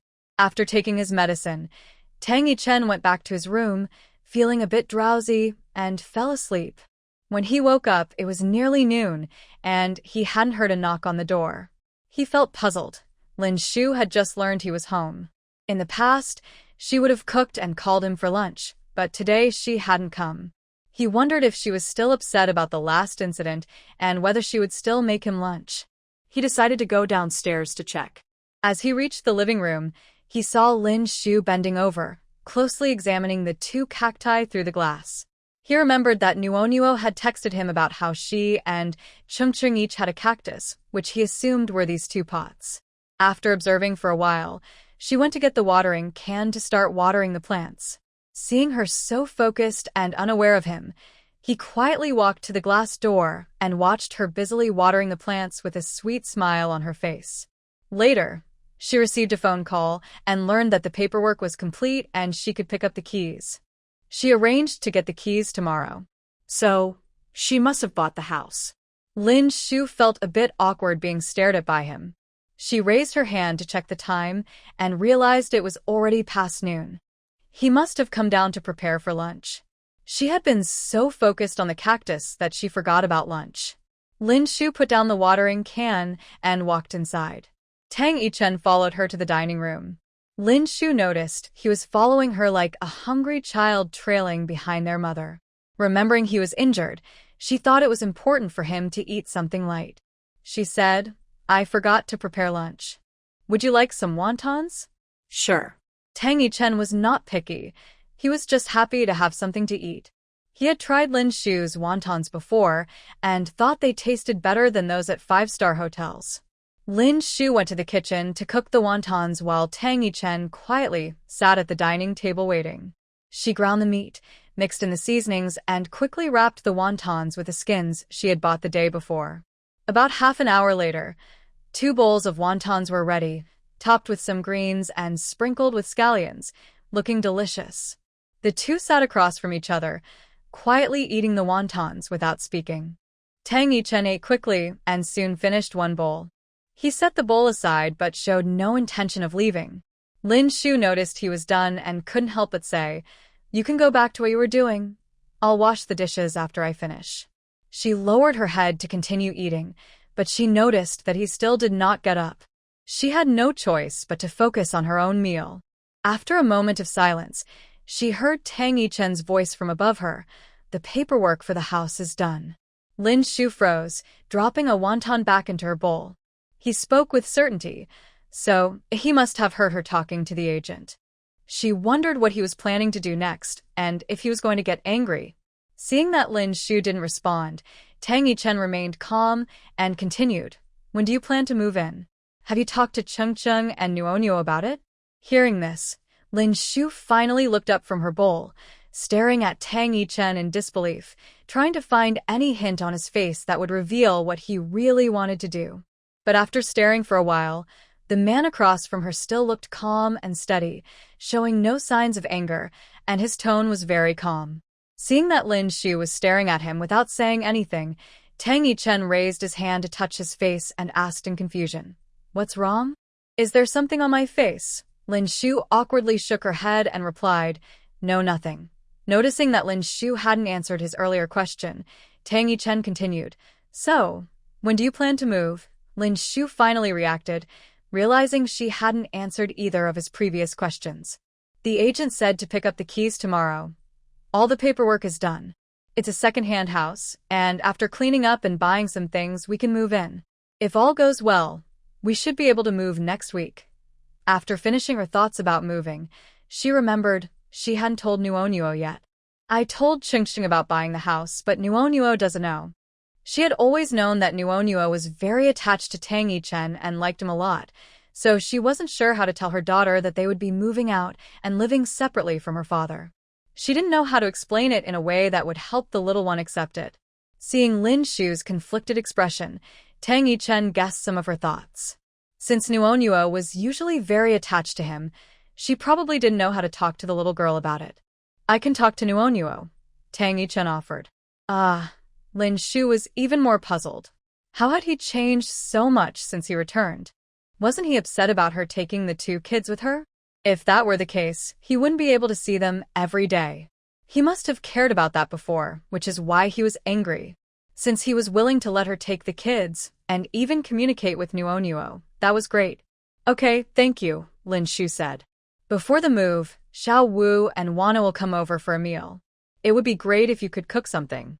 Let me know what ingredients you need, and I'll go buy them." Previously, the second and third brothers wanted to come and see Ching and Nuonyo. The second brother happened to return to the country these days, so everyone is here. Okay, Lin Shu knew that the brothers had a good relationship, and their visit was out of affection for Ching and Nuonyo, so she wouldn't refuse. Seeing her agree, Tang Yichen immediately said, "Let's do it this Saturday." Lin Shu nodded in agreement. In the past, the fourth and fifth brothers liked to come over for meals, and she was quite familiar with their tastes, so cooking for them wouldn't be difficult. After finishing her meal, Lin Shu cleaned the dishes and went to the kitchen to wash them. Tang Yichen also left the dining table and went upstairs. Since lunch was late, after cleaning up, Lin Shu went upstairs to read a design book. She hadn't finished it when it was time to pick up Lin Yuqing and Lin Yuno from school. She put on her coat and went downstairs. Just as she reached the staircase, she heard the study door open and Tang Yichen walked out with the car keys in hand. Seeing Lin Shu, He Dudong said, "Are you going to pick up Ching and Nuonyo? I'll drive you there." Lin Shu thought that since they had already discussed it and he agreed to let them move out, they might move as soon as next week, so she didn't refuse and followed Tang Yichen to the car. She opened the passenger door and got in.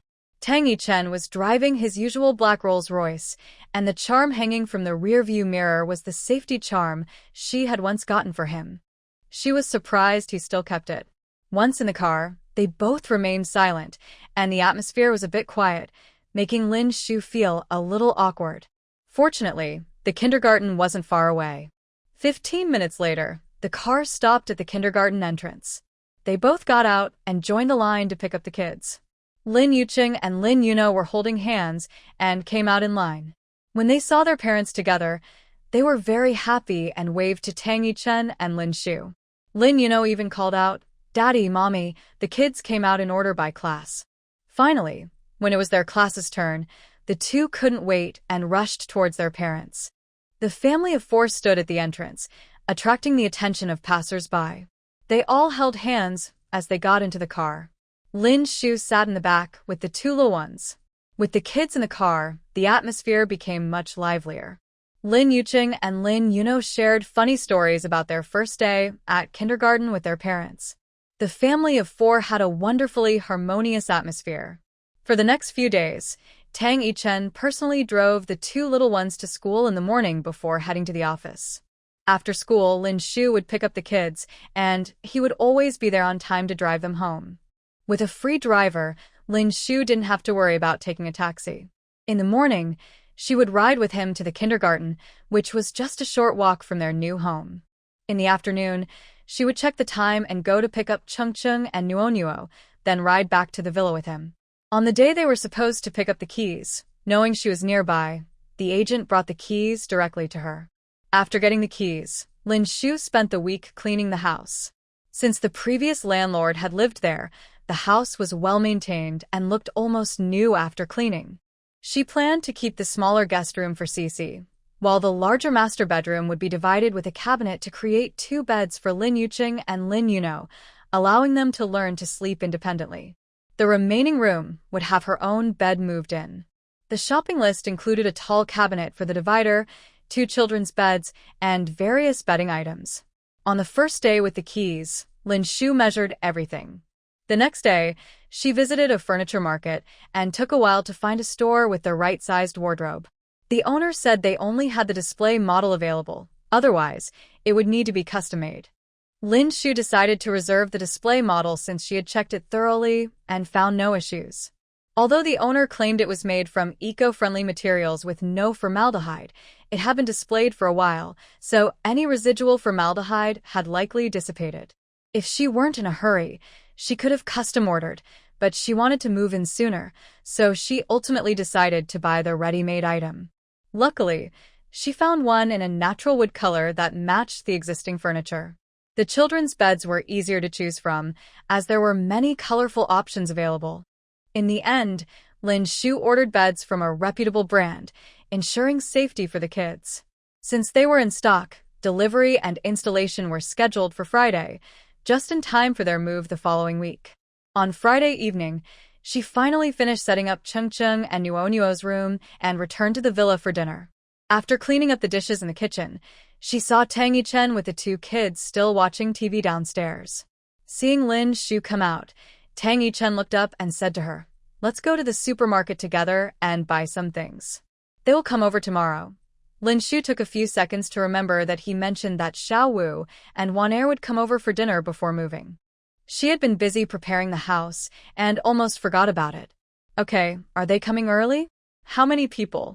We could have a barbecue in the garden for lunch and cook dinner later.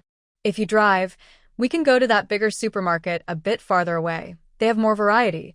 Lin Yucheng and Lin Yunua heard they were going to the supermarket for food and rushed to the door to change their shoes. When they heard Lin Shu mention the barbecue, they eagerly agreed. Back in Yun City, the street barbecue stalls were delicious, and sometimes the two little ones would use their pocket money from their mom to buy a couple of skewers, but unfortunately, their mom didn't let them eat too much. So they clapped and said, "Great! Barbecue sounds awesome." Seeing Lin Shu actively preparing for them, Tang Yichen quietly muttered to himself that he should have known better than to invite them and arrange a barbecue. Lin Shu had already walked to the entrance to put on her coat and grab her bag, not hearing his mumbling. "What did you say?" Tang Yichen came over with the car keys and seriously replied, "Nothing, just a few people I saw at the bar last time. I'm fine with whatever we eat. It's up to you. I'll take care of the payment and carry the things." Lin Shu felt a bit embarrassed. After all, she was just hosting guests for him, so why was he saying it was up to her? She felt her face heat up, stopped talking, and hurriedly turned to open the door, grabbing her bag and pulling the two kids outside. Tang Yichen watched the little woman rush out and found it strange. Why was she in such a hurry? He hadn't said anything. The family of four arrived at the supermarket, and Tang Yichen pushed a cart from the entrance. Lin Yunua insisted on sitting in it, so he lifted the little girl and placed her in the cart. Lin Shu walked ahead with Lin Yucheng, while Tang Yichen pushed Lin Yunua from behind.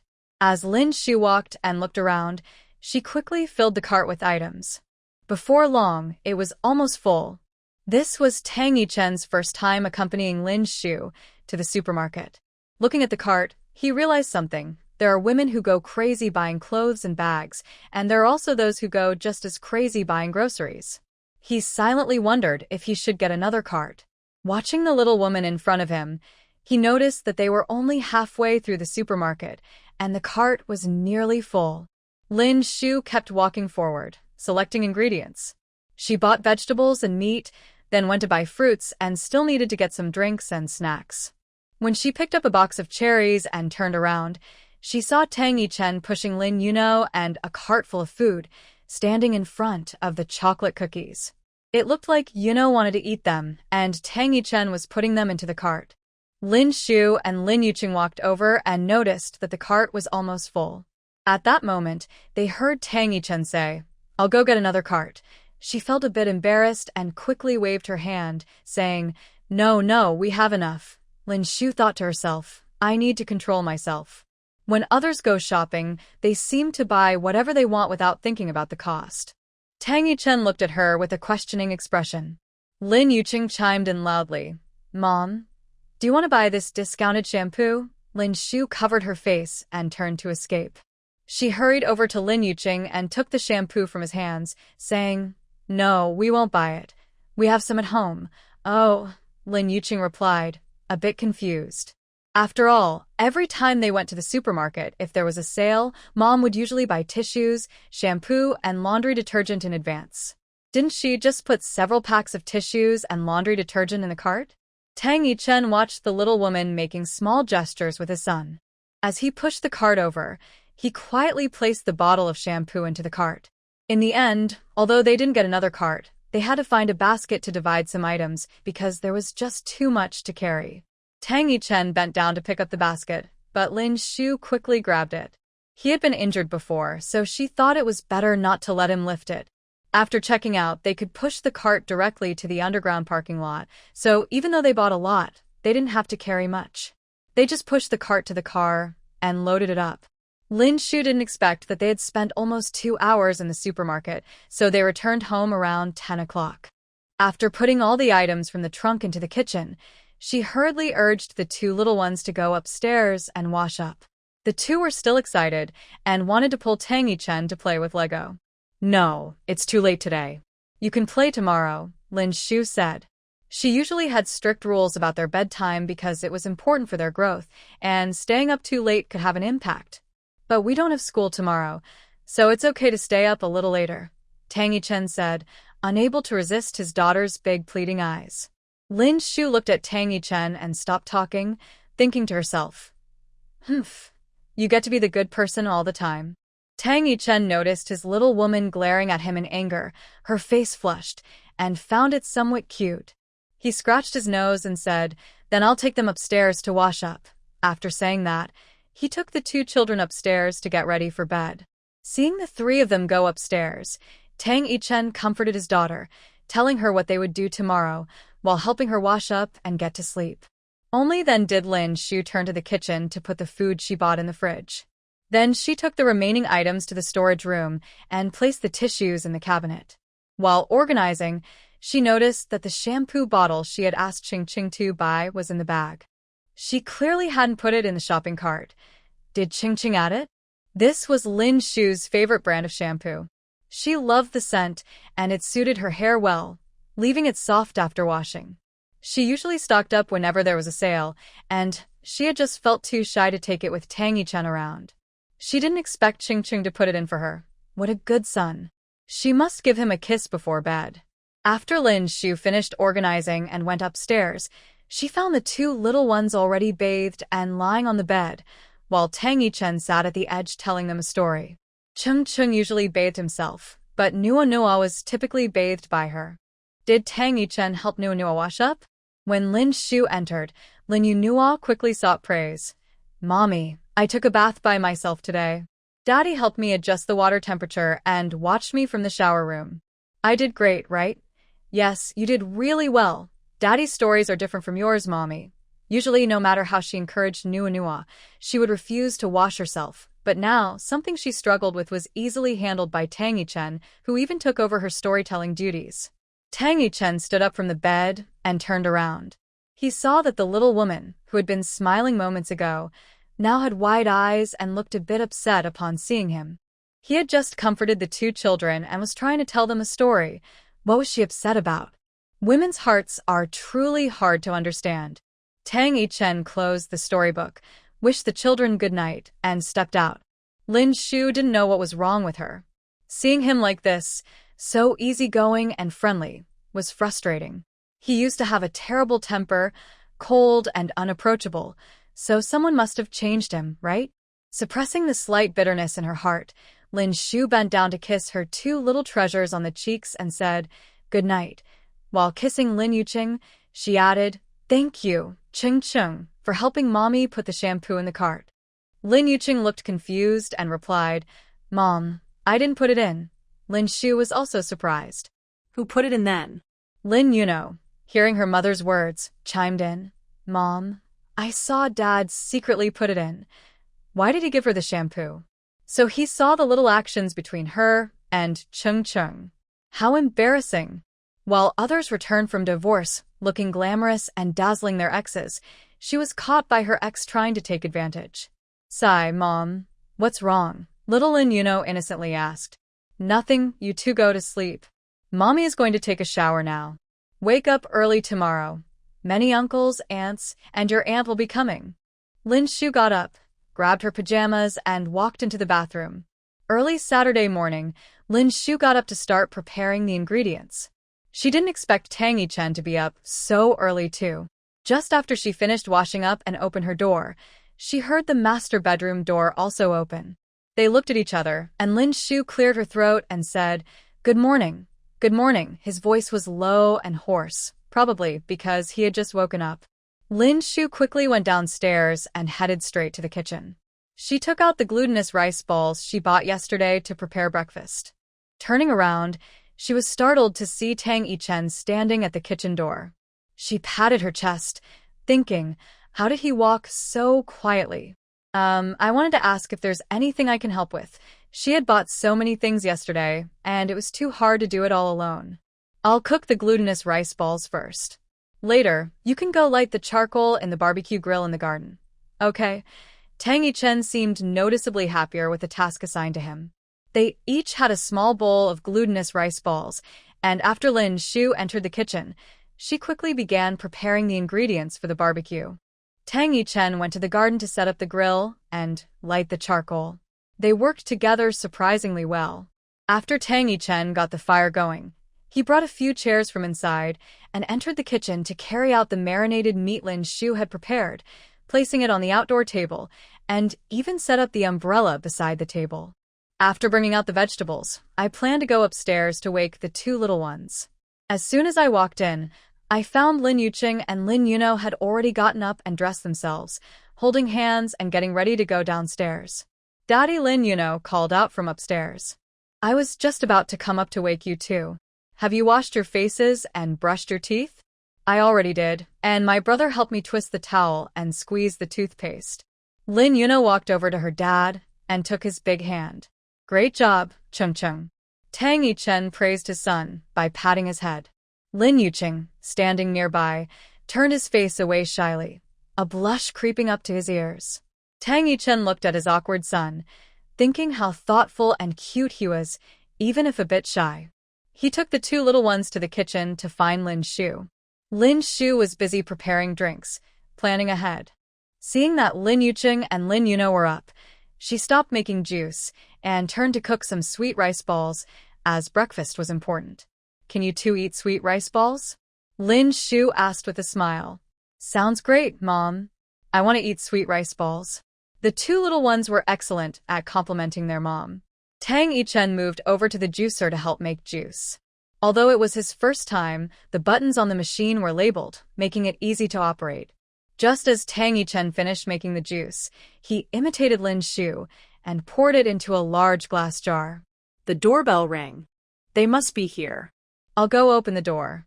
As he spoke, Tang Yichen wiped his hands with a clean towel and walked to the door. When he opened it, he saw Tang Wan'er and Lu Yan at the front, with Lu Yan holding a giant teddy bear and Tang Wan'er carrying a Barbie doll. Looking back, everyone had gifts in their hands. "Big brother, we're here. Where's sister-in-law? Where are Cheng Cheng and Yuno?" "They're in the dining room." Tang Yichen stepped aside to let everyone in. It was Summer Qingqian's first visit, and she brought a big box of Lego for the little ones. Then she joined Wanner and Qin Qing to greet everyone. Lin Yuqing and Lin Yuno had just finished breakfast and, hearing the lively sounds at the door, hurried out of the dining room. Upon seeing Tang Wanner and Lu Yan, they felt especially close since they had met before and ran over to hold their hands. Auntie, Uncle Wu. Tang Yichen stood by, introducing everyone one by one. The two little ones politely greeted each person, from their second uncle, third uncle, fourth uncle, to Aunt Qingqing and Aunt Qianqian. Then they received a lot of gifts, and Lu Yan volunteered to help take them to the room, leading the two little ones upstairs. The men went to the garden, while Tang Wanner and a few girls, including Qin Qing and Xia Qingqian, ran to the kitchen. Sister-in-law, is there anything we can help with? You're doing so much cooking all by yourself, Lin Shu said, looking down as she prepared the barbecue sauce and oil. She looked up and saw the three lively girls enter, and a sweet smile appeared on her face. It's not hard. It's rare for you all to come over. Sister-in-law, if you say that, we'll have to come often. Qin Qing joked with a smile. Sure. Lin Shu loved cooking, and even though she couldn't host them at the villa anymore, they could always go to the new Jiang garden to eat. They just wouldn't be able to have barbecue. They could only have hot pot or stir-fried dishes. Next time, remember to invite me, Xia Qingqian quickly added. She didn't have many commitments right now, and hadn't taken on many roles. Then she walked over to Lin Shu's side. Sister-in-law, this is for serving, right? I'll take it out. She picked up the barbecue sauce and oil and headed out. Lin Shu had seen this girl once at a bar and later heard from Wanner that she was the girlfriend of the fourth brother. Although she had only met her twice, she liked her. The girl was sincere, innocent, and a star, which was rare in that industry. Tang Wanner and Qin Qing followed her outside to the garden. The men were casually chatting while throwing a few pieces of meat and chicken wings onto the grill. When Xia Qingqian saw this, she quickly took the tongs from them, knowing that if these young masters were in charge of grilling, they probably wouldn't get to eat any. So, the three girls had to step in. The men were sitting together chatting when Tang Yichen noticed Lin Shu hadn't come out yet. He got up to check inside. As they watched their older brother head into the house, the others whispered behind him. Qin Hao said, "Second brother, doesn't it seem like Big Brother has a bit more of a down-to-earth vibe now?" Mo Zhe replied, "Wasn't he just an ordinary person before?" Qin Hao clarified, "That's not what I meant. I just think he seems to have this feeling of harmony, like a couple working together." Ji Fengfan added, "Yeah, when has Big Brother ever been this busy serving tea and helping out? He just can't bear to let sister-in-law work hard alone." Lin Shu heard footsteps and thought it was Tang Wanner and the others. With her back turned while washing fruit, she said, "Wanner, can you take the juice outside? Also, check if there are any cups out there. If not, there are some in the sterilizer." After a while without a response, she turned around and was surprised to see who it was. Tang Yichen was holding a bottle of freshly squeezed juice and was about to open the sterilizer to get a glass. "Wanner and the others are grilling. I'll get it." Lin Shu snapped back to reality and said, "Oh, okay. Sure. Is it ready? Do you need to do anything else?" Tang Yichen noticed Lin Shu was busy and thought to suggest they could help themselves to whatever they wanted. "It's ready. I just need to take the fruit outside." Lin Shu had prepared the ingredients for dinner, so she had been busy all morning. She carried the fruit, following Tang Yichen to the garden, where they both placed the juice and fruit on the table for everyone. Seeing the two of them coming together, Qin Hao remarked, "Why does this feel a bit enviable?" Ji Fengfan replied, "Yeah, this scene seems so lovely. Just a couple of days ago, my brother was asking me how to pursue a girl, and now his little sister-in-law is already taken." Qin Hao raised an eyebrow at Ji Fengfan. "Is that true? Looks like my brother has figured things out. But why did he ask you and not me?" Ji Fengfan shrugged. "How would I know, third brother? You should ask him." Mo Zhe ignored the two of them, thinking to himself that it seemed his brother had taken his advice to heart and was ready to start fair competition. The group politely said, "Sister-in-law, don't worry about it. Come sit and eat something. Here, sister-in-law, try the chicken wings I grilled," Tang Wanna said, bringing over a small bowl with some freshly cooked food for Lin Shu. Lin Shu accepted the bowl from Tang Wanner, smiling. Thank you, Wanner. The sizzling sound and aroma of grilled meat drew everyone in. Lu Yan also came down with Lin Yuqing and Lin Yuno, saying they could smell the deliciousness from upstairs. They had been playing with toys, but couldn't wait to come down and eat.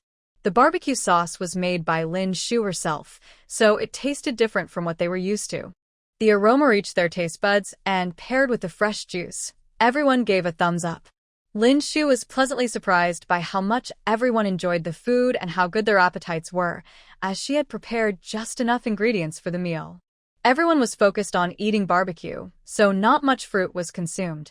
After everyone was full and put down their chopsticks, Lin Shu started cleaning the table. Tang Wana, Qin Qing, and Xia Qingqian helped her, while Lu Yan continued to play with the kids, taking 2 little ones upstairs to play with toys. Tang Yichen was in charge of putting out the charcoal in the grill. After a heavy lunch, everyone chatted for a long time. To keep everyone entertained, Lin Shu asked if they wanted to play cards. The men quickly agreed to play mahjong and even had a new mahjong machine delivered to the villa. With Lu Xiaowu taking care of the kids, the 4 men gathered around a table. The men sat down to play. Tang Yichen and Mo Zhe faced each other, with Qin Hao on the left and Ji Fengfan on the right. Xia Qingqian moved a stool to sit behind Ji Fengfan, while Tang Wanu and Qin Qing sat between Tang Yichen and Qin Hao, watching the 2 men's cards. Tang Yichen had great luck, winning several rounds in a row. Lin Shu brought them some freshly washed fruit. Ji Fengfan complained, "Sister-in-law, please get my brother away from the table. Since he sat down, he hasn't lost a single game. If this continues, we'll have to go home empty-handed." Tang Yichen glanced at Ji Fengfan and replied, "Winning a little money isn't a big deal for you. Then give it back to me," Ji Fengfan boldly demanded. "Win it back yourself." Tang Yichen didn't even look up, focusing on his cards. Ji Fengfan played an 8 of dots. "I won. All one suit," Ji Fengfan exclaimed. He then declared he wouldn't give up and rolled up his sleeves, determined to win a round back. Tang Wanner jokingly said, "Fourth brother, hurry up. I'll help you sneak a peek at brother's cards." "No need. We rely on skill," Ji Fengfan firmly refused. He believed luck wouldn't favor his brother forever. Maybe it would turn in his favor next. Mo Zhe and Qin Hao watched Ji Fengfan banter with Tang Yichen, shaking their heads with smiles. They didn't mind. As Tang Yichen said, losing a little money was no big deal. The 4 men started the next round. Lin Shu didn't know how to play, but she watched for a while and found it quite interesting. Tang Yichen won another round while secretly glancing at Lin Shu, who stood diagonally across from him, looking like a diligent student, seriously observing the game. She was completely focused on the little woman across from her and was caught off guard by the 4th brother. Tang Yichen deliberately stretched and said to Lin Shu, "Lin Shu, can you play a hand for me? I need to go to the bathroom." Lin Shu, who was studying hard nearby, was suddenly called out and asked to help at the table. She quickly shook her head. "I can't play cards. Why don't we wait a bit?" Then she looked at everyone. Ji Fengfan noticed his brother's intentions and called out loudly, "That won't do. I just want a hand, and my luck is turning. If we wait, the luck will go back to my brother. Maybe Wanner can play." "I really can't." Lin Shu thought that if she joined, she would definitely lose back the money Tang Yichen had just won. Ji Fengfan grinned mischievously and said, "Sister-in-law, just play a hand for my brother. It's okay if you can't play, just lose some money for us." Tang Wanner also encouraged her, "It's fine, sister-in-law. My brother has money, so come on over." At this point, Tang Yichen had already stood up and cleared his spot. Lin Shu felt teary-eyed. She had just figured out how to win, and now they wanted her to play with a few experienced players. Wasn't that just giving away money? Seeing the eager looks from everyone, she reluctantly sat down at the table. As expected, she was giving away money. After sitting down, she didn't win a single hand and lost several rounds in a row, while Mo Zhe, Qin Hao, and Ji Fengfan took turns winning, especially Ji Fengfan, who won the most. After Tang Yichen returned from the bathroom, he went upstairs to check on the 2 little treasures. He pushed the door open and saw the kids on the floor. Xiao Wu was seriously building with Lego alongside the other two. The set they had just received from the fourth brother's family was already taken apart, and from the box design, it looked like a Disney castle. None of them noticed he had entered, so he cleared his throat and asked, "Do you want something to eat?" "Dad, Mom just brought us some fruit. Come quick." I, along with my brother and Uncle Xiaowu, have already finished half of it, Lin Yuno said, eagerly lifting her head to show her progress. "Big brother, I think I heard you all playing mahjong, right?" Lu Xiaowu casually asked. "Yeah, do you want to go down and play? I can let Wanner come up to keep them company." "I don't want to play. I don't like mahjong. It's much more fun with Qing and Nuo," Lu Yan thought. He didn't want to play mahjong with his brothers because he always ended up losing badly. After he lost a sports car last time, he vowed never to play with them again. Tang Yichen thought about the little woman playing cards downstairs. He reminded Lin Yuqing and Lin Yuno to eat some fruit before turning to go downstairs. As he approached the mahjong table, he heard Wanner speaking up for fairness. "What's wrong with you brothers? Just because the eldest brother isn't here, you're picking on your sister-in-law? She keeps losing every round. How can you be so shameless?" "Yes, sister-in-law just learned to play. Can't you go easy on her?" Qing and the fourth brother's wife joined in. Lin Shu lowered her head, almost wanting to hide under the table. "Maybe you should stop talking. She's the only one losing every round." When she saw Tang Yichen return, she felt relieved and quickly stood up. She awkwardly said, "You're back? You should play. My luck is terrible." Tang Yichen looked at the thick stack of money he had just won, now reduced to a single 100 and a few coins. He was a bit shocked. Seeing her standing there, looking interested, he made an excuse for her to join the game. He expected her to lose but didn't think it would be this bad. Silently, he thought, "Are you sure it's just bad luck?" Lin Shu noticed Tang Yichen's expression, feeling a mix of embarrassment and anger. She hadn't been able to draw the card she wanted. If that's not bad luck, then what is? She knew how to win. Qin Hao teased, "Now that the eldest brother is back, we'll have to give back the money we just won from sister-in-law." Tang Yichen raised an eyebrow. "Shouldn't we?" "Of course we should," Ji Fengfan quickly agreed, as he had won a lot from her. He turned to comfort Lin Shu, sister-in-law. "Everyone pays a little tuition when they first learn to play mahjong. Don't take it to heart. We can battle again next time." Lin Shu blushed, smiled awkwardly, and quickly made an excuse to prepare dinner, slipping into the kitchen. Once in the kitchen, she realized it was getting late and took out the ingredients she had prepared in the morning, starting with the pork rib soup. Then she put on an apron to prepare the seafood. During this time, Tang Wanner and the other two girls came in to offer help. Lin Shu thought that she had already done the washing and cutting in the morning, so she insisted they go out and have fun instead. Dinner was served promptly at 7 p.m., with a total of 11 people, including Qing and Nuo, gathered around the large round table. Lin Shu knew their tastes well, so she prepared dishes that everyone would enjoy, with spicy and non-spicy options: crispy pork, boiled meat slices, braised pork, spicy hot pot, steamed fish, garlic lobster, corn rib soup. The table was truly filled to the brim. Xia Qingqian was having Lin Shu's cooking for the first time, and after the first bite, she couldn't stop praising it. The others hadn't had a meal like this in a long time, and once they started eating, they couldn't stop. Tang Yichen sat next to Lin Shu, his face clearly showing, "My wife's cooking is the best." Everyone had knowing smiles. It was rare for them to gather and eat together, especially since Mo Zhe often traveled abroad for work. Lu Xiaowu suggested having a little drink, and the other brothers agreed. However, since they needed to drive home later, the ladies opted for juice and took on the role of designated drivers. Tang Yichen went to the liquor cabinet and brought out 2 bottles of white liquor. After pouring drinks for everyone, he poured himself a glass too. Lin Shu, sitting beside him, thought about his previous injury and wondered if he was fully recovered and able to drink now. However, with so many people around, she felt shy to ask and held back her curiosity. The men were chatting happily and had already consumed quite a bit of alcohol. After finishing the 2 bottles of white liquor, they opened a bottle of red wine and moved from the dining table to the living room.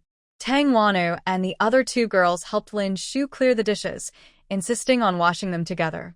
Seeing that it was getting late, Lin Shu agreed and went to the living room to call the two little ones upstairs, planning to get them to bed first. The men downstairs were still enjoying themselves, and she guessed it would take a while before they wrapped up. Lin Yuqing and Lin Yuno were obedient and quickly washed up and fell asleep shortly after getting into bed. When Lin Shu came back downstairs, everyone was still in the living room.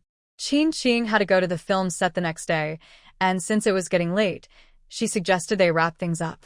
Except for Xiaowu, the others were a bit tipsy. Fortunately, they all behaved well, quietly enjoying their drinks without causing a fuss. Xia Qingqian helped Ji Fengfan, and they were the first to leave in the old car. Qin Qing was responsible for taking her brother home, making her the second to leave. Lin Shu was worried that Wan'er couldn't manage alone, so she suggested they stay over. Wan'er thought about how they had already disturbed them for a day, and since her second brother was going home, she just needed to drive to the gate where someone would come to help. As for Xiaowu, he had drunk enough to be tipsy but still able to walk, so she politely declined. Lin Shu helped Mo Zhe into the car, and Lu Yan followed him. Tang Wan'er sat in the driver's seat and waved to Lin Shu, saying, "Sister-in-law, we're leaving now. You go inside and check on your brother. He probably drank too much. Sister-in-law, let's come again next time," Lu Yan said, thinking about the next meal. "Okay, Wan'er, drive slowly on the way and be careful," Lin Shu reminded. "Sure, sister-in-law, you go inside now. Bye-bye." After seeing everyone off, Lin Shu returned home and saw Tang Yichen lying on the sofa, his face flushed and eyes closed. She walked over and gently shook his shoulder. The man on the sofa slowly opened his eyes, staring blankly at the little woman in front of him. His expression resembled that of Ching Cheng. "Are you okay? Can you go upstairs by yourself?"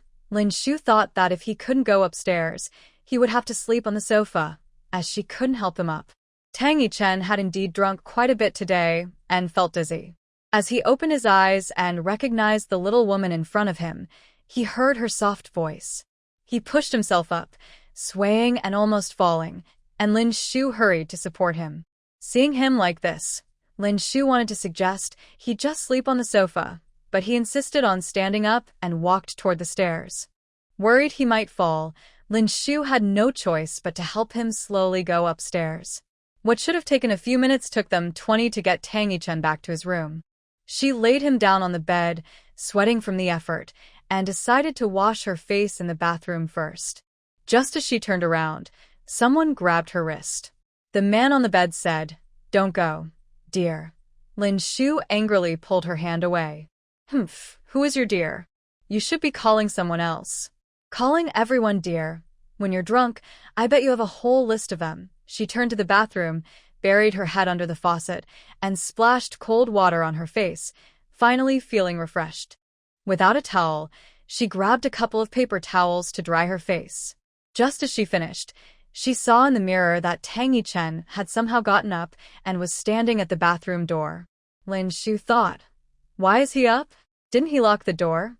She turned around to see Tang Yichen staring at her with a confused look. Then she heard his childish voice say, "Dear, I thought you left." Lin Shu fell silent, wondering when he had developed the habit of calling people dear when drunk. With a frown, she replied coldly, "I'm not your dear." Tang Yichen stepped closer to Lin Shu, causing her to back up to the sink in surprise. "You are my dear." "My dear is Lin Shu, and you look just like her. We're divorced, so I'm not your dear. Then let's go get remarried now." Pulling Lin Shu's hand, it really looked like they were going to the Civil Affairs Bureau to remarry. "Hey, wait a minute, it's the middle of the night. Who works at this hour?" Lin Shu was truly speechless. Why was she discussing this with a drunken person in the bathroom at such a late hour? The most important thing now was to get some sleep. "So, when does someone start working?" Tang Yichen looked at Lin Shu with innocent eyes, making her wonder if he was really drunk or just teasing her. To get him to sleep quickly, she had to coax him, saying, tomorrow when you wake up, there will be people working. Let's go then, okay?" As she spoke to him like a child, she held his hand and walked out of the bathroom toward the big bed. "Oh, okay then." "Good. Let's get into bed and sleep, all right?" Tang Yichen obediently followed Lin Shu's lead, sitting on the bed and then lying down. But he didn't let go of her wrist. "Aren't we sleeping together? We're divorced now, so we definitely can't sleep together." Lin Shu felt like she was comforting a child, patiently trying to get him to sleep. If he could just fall asleep quickly, she would be free from the situation. After all, she was used to taking care of 2 kids. "Oh, so we can sleep together tomorrow. Just lie down now. We'll talk about tomorrow when we wake up. You promised just now you can't lie." Okay, I promise." Hearing the satisfactory answer, Tang Yichen finally let go of her hand. Lin Shu sighed in relief, gently tucked him in, and went to the bathroom to wring out a towel to wipe his face. Tang Yichen closed his eyes and quickly fell asleep. Lin Shu quietly left the master bedroom and returned to her own room. After all the fuss, she could finally lie down and sleep. She didn't pay much attention to Tang Yichen's drunken behavior last night. Who takes a drunk person's words seriously anyway? The result of a hangover was waking up the next day feeling extremely thirsty and dizzy. Tang Yichen woke up because he was thirsty and had to get out of bed to go downstairs for water. After drinking 2 big cups of warm water, he finally felt a bit better. Last night, in a moment of joy, he had drunk too much with a few friends, and he woke up still wearing the same clothes from yesterday. He clearly remembered lying on the sofa. So, he had no idea how he made it back upstairs to his room.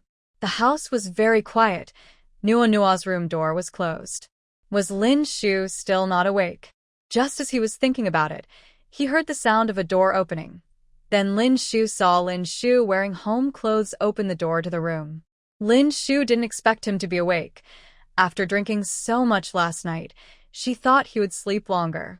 Remembering the silly things he said while holding her last night, she couldn't help but feel a blush creeping up to her ears.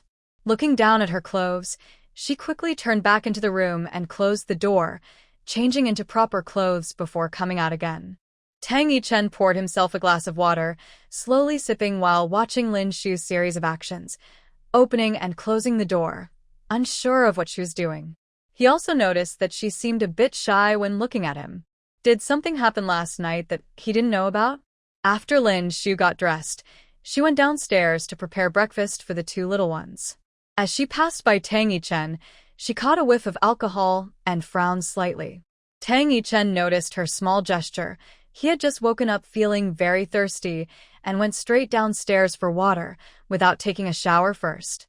Looking down, he saw his wrinkled clothes and still smelled some alcohol from yesterday. Was he being looked down upon? He put down the cup, turned around, and went back upstairs to the bedroom, grabbing some clothes to wash up. Tang Yichen took a particularly long shower today, using shower gel twice. After showering, he brushed his teeth and, feeling uneasy, lightly sprayed some cologne. He sniffed it to make sure there was no smell before heading downstairs. When he went downstairs, Lin Yuqing and Lin Yuno were already sitting at the dining table, starting their breakfast. For breakfast, Lin Shu had steamed corn buns, made soy milk, and prepared pancakes. Lin Yuno thought Dad had just woken up and said to Tang Yichen, "Dad, why did you wake up later than me and brother?" Dad overslept. Tang Yichen cleared his throat and replied, "Dad is such a big sleepyhead." Lin Yuno made a funny face at Tang Yichen and continued eating her pancakes. Tang Yichen looked at his daughter with a fond smile but said nothing. Lin Shu came out of the kitchen with the last 2 pancakes and immediately saw Tang Yichen sitting at the table.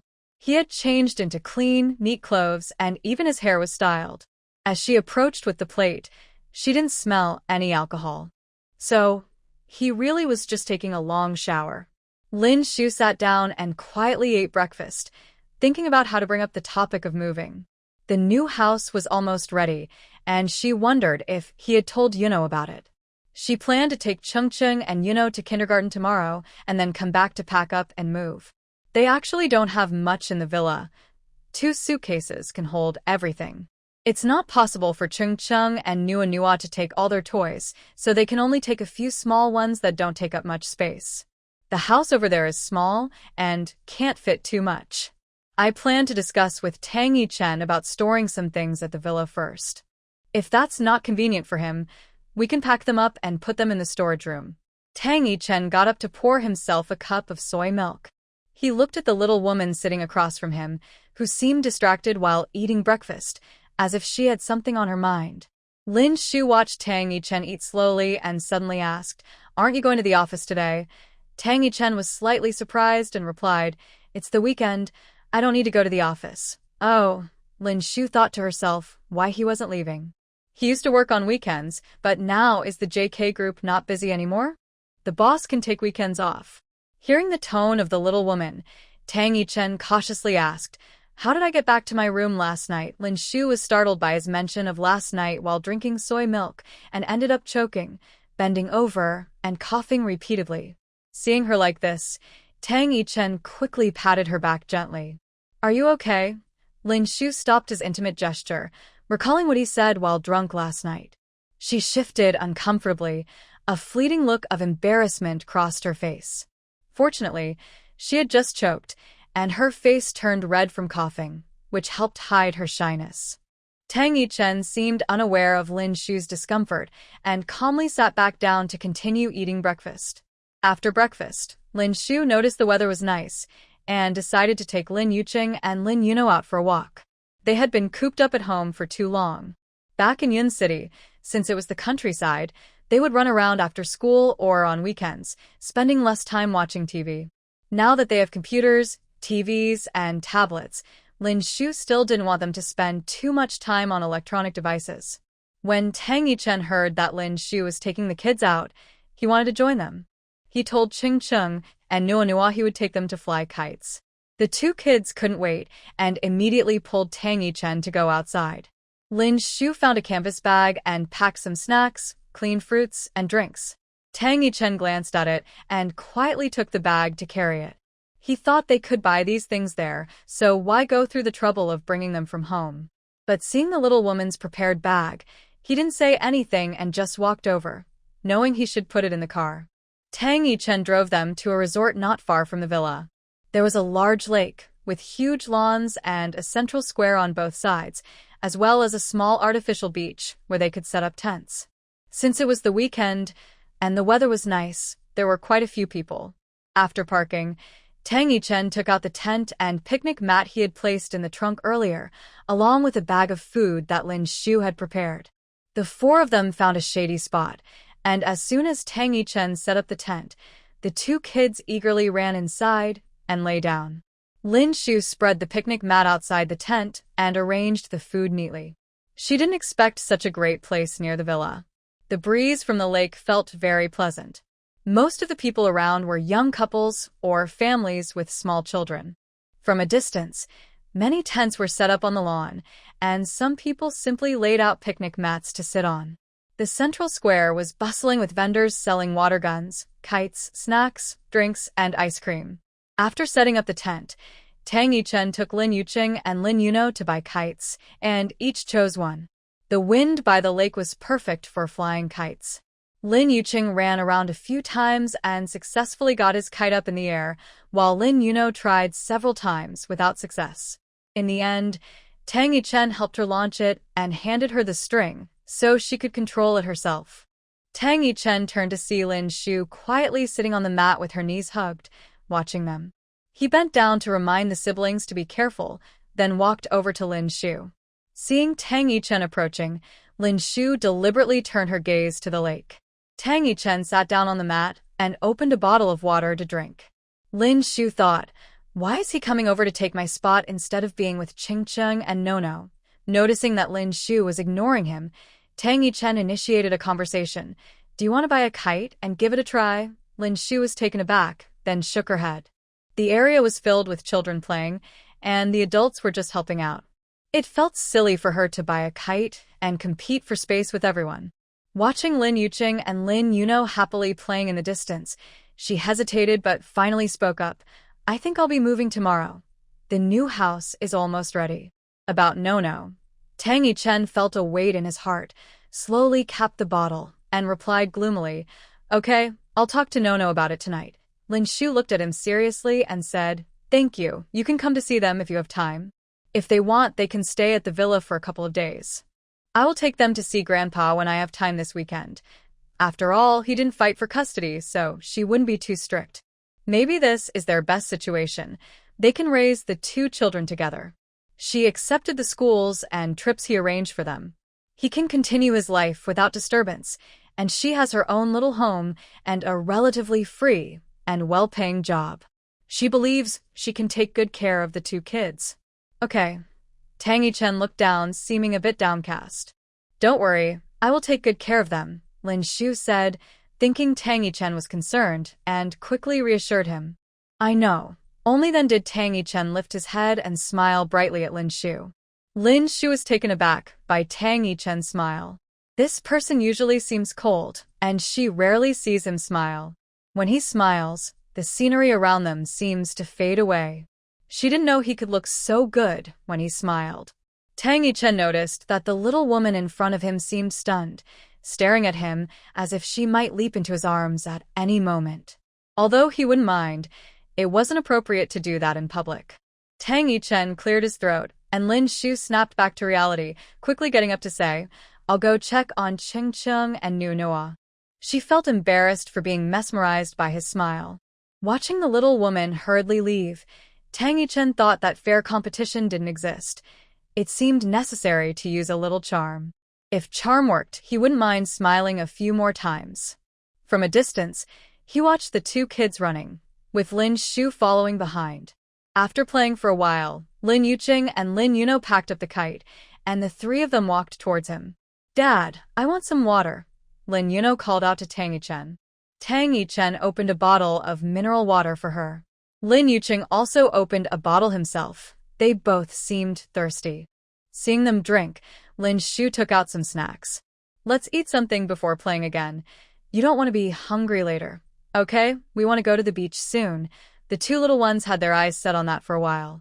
All right, after you eat well, Dad will go with you, Tang Yichen promised. Thinking about school the next day, Lin Shu decided it was time to head back around 4 p.m. That evening, while giving Lin Yuno a bath, she asked, Mom, are we moving to live next to the school tomorrow? Lin Shu held a towel and was slightly surprised, as it seemed Tang Yichen had already told their daughter. While lifting Lin Yuno out of the bathtub and drying her off with the towel, she answered her daughter's question. Yes, Mommy bought a house over there, and we can move in tomorrow. It will be easier for Yuno to go to school with her brother. That's great. Lin Shu wasn't sure how Tang Yichen explained it to Yuno, but the little girl only confirmed if they were moving and didn't ask anything else, looking quite happy. Lin Shu felt relieved. She didn't want the children to feel sad about leaving.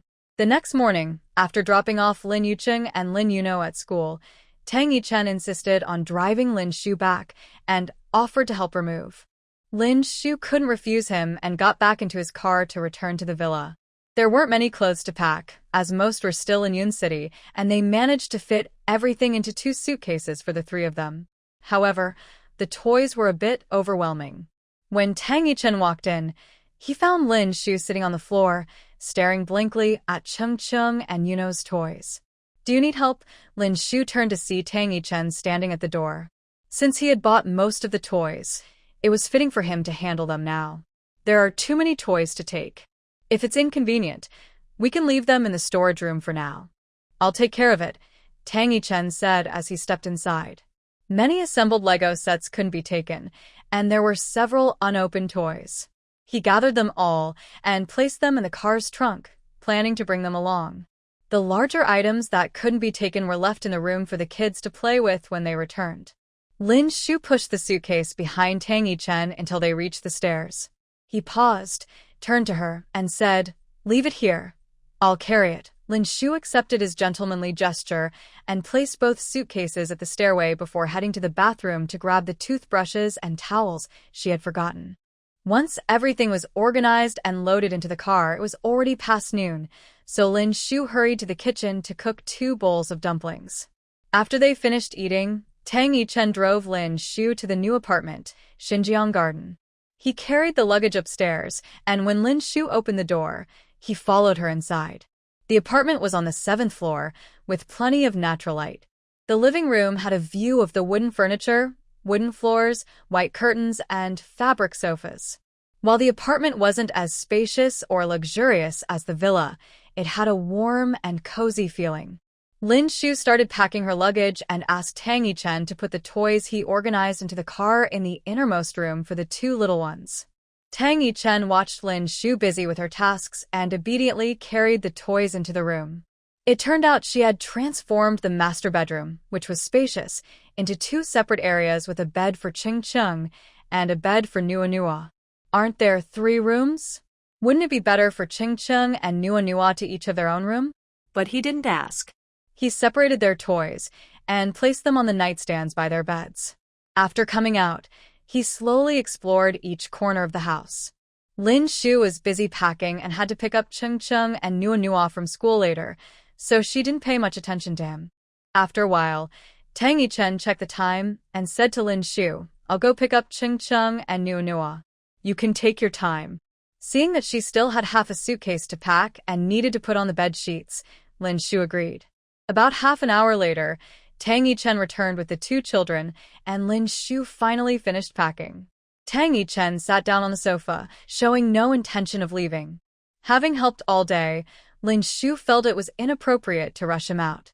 She walked over and suggested, "There's nothing to eat at home. How about we go out for dinner tonight? I'd like to treat you." Tang Yichen looked up at Lin Shu and smiled slightly, saying, "Sure." The area near Xinjiang Garden was lively at night, filled with the aroma of food, unlike the quiet villa area where you had to drive out to find something to eat. Lin Shu led them outside, and right at the entrance of the community, there were fruit shops, milk tea shops, and snack shops. As they walked, Lin Shu noticed a beef hot pot restaurant, stopped, and asked for everyone's opinion. The 2 little ones loved hot pot, so they were excited. Tang Yichen had never tried this type of beef hot pot, so he was open to it as well. Lin Shu confidently led the 3 of them inside. After a busy day and having eaten dumplings for lunch, she was already quite hungry. When Lin Shu looked at the menu, she found the prices very reasonable and ordered a feast. To her surprise, the food was delicious. Tang Yichen was also pleasantly surprised that such a small restaurant had tasty dishes. The 4 of them enjoyed their meal. On the way back, Lin Shu stopped at a fruit shop downstairs to buy some fruit. When they reached the ground floor, she noticed Tang Yichen was still following them. Unable to hold back, she said, "It's late now, you should head back." "We can go up by ourselves." Tang Yichen stood there silently, looking at Lin Shu with innocent eyes. Lin Shu felt like she had done something wrong as she was stared at by him. Little Lin Yuno, standing beside her, sweetly tugged at Lin Shu's hand and said, "Mom, let Dad rest for a bit and eat some fruit." Lin Shu quickly picked an orange from the bag of fruit she had just bought and handed it to him, thinking he should have asked for fruit sooner. Lin Yuqing and Lin Yuno watched their innocent mother and couldn't help but sigh.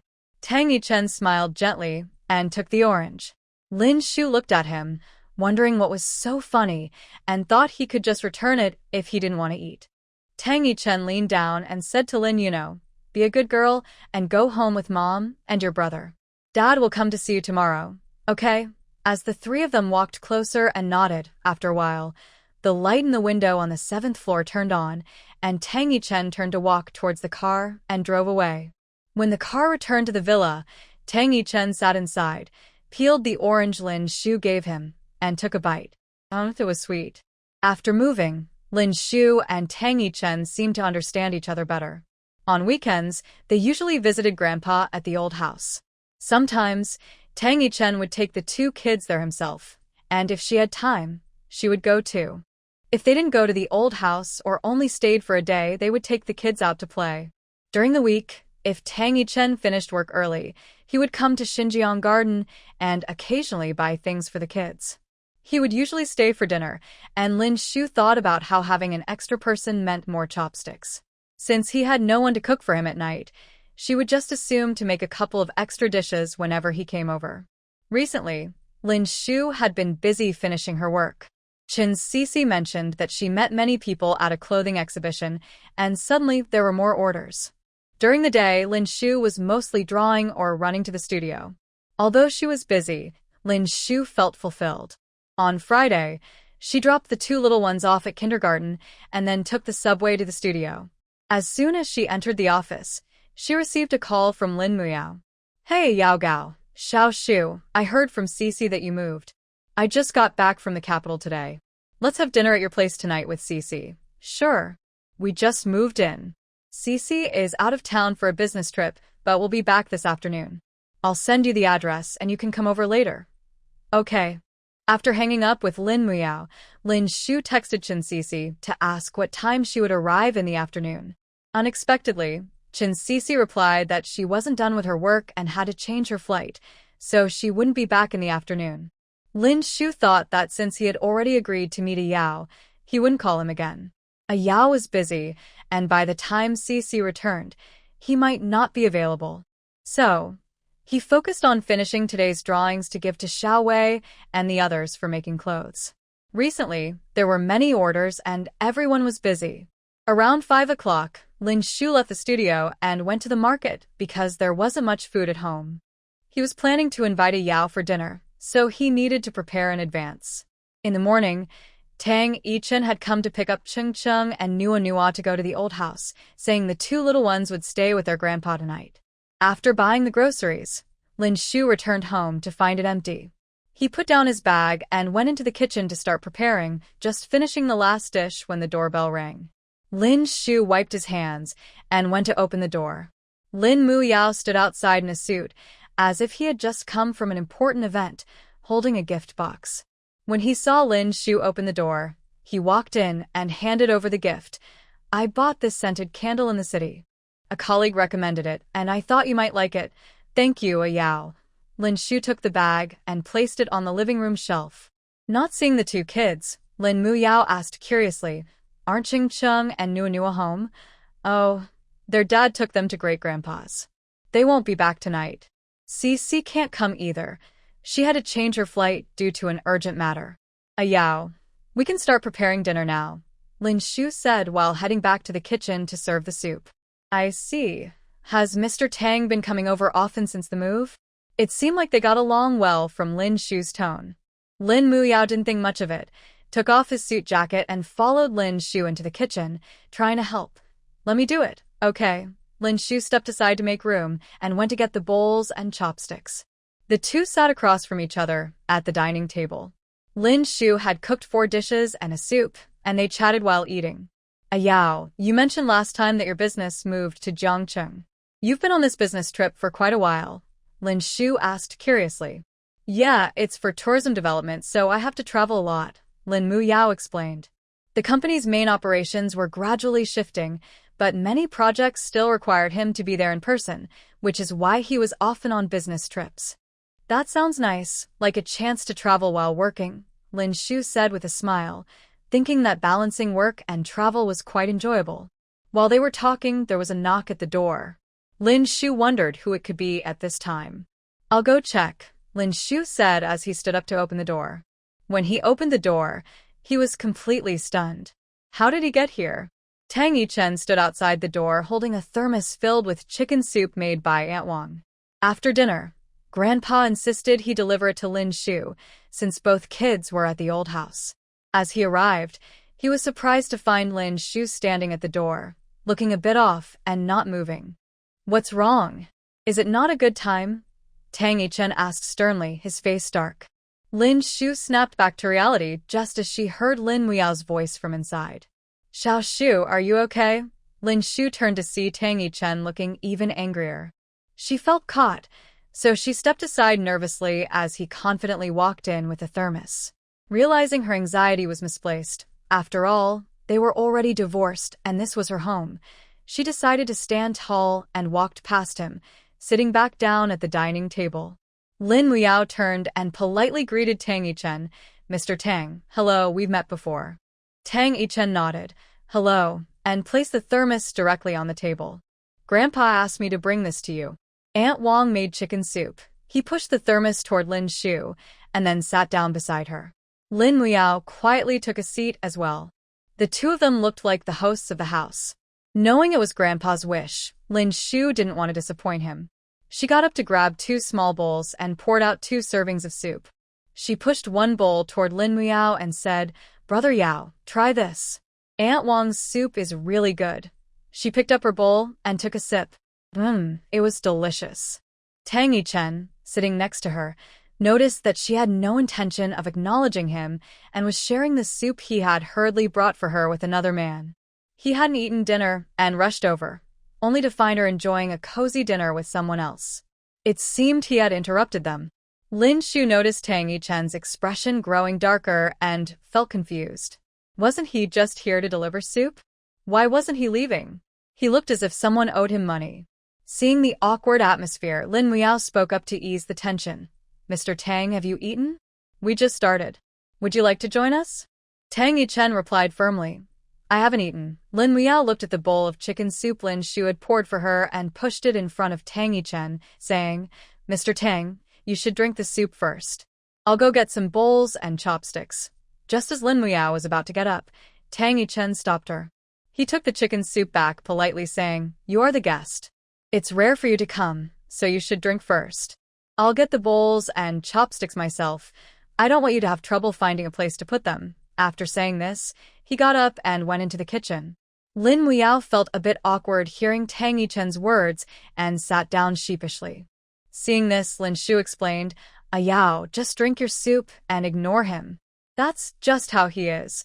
Lin Muiao felt even more bitter as she listened to Lin Shu defend Tang Yichen, realizing that Lin Shu might not even notice how much she was supporting him.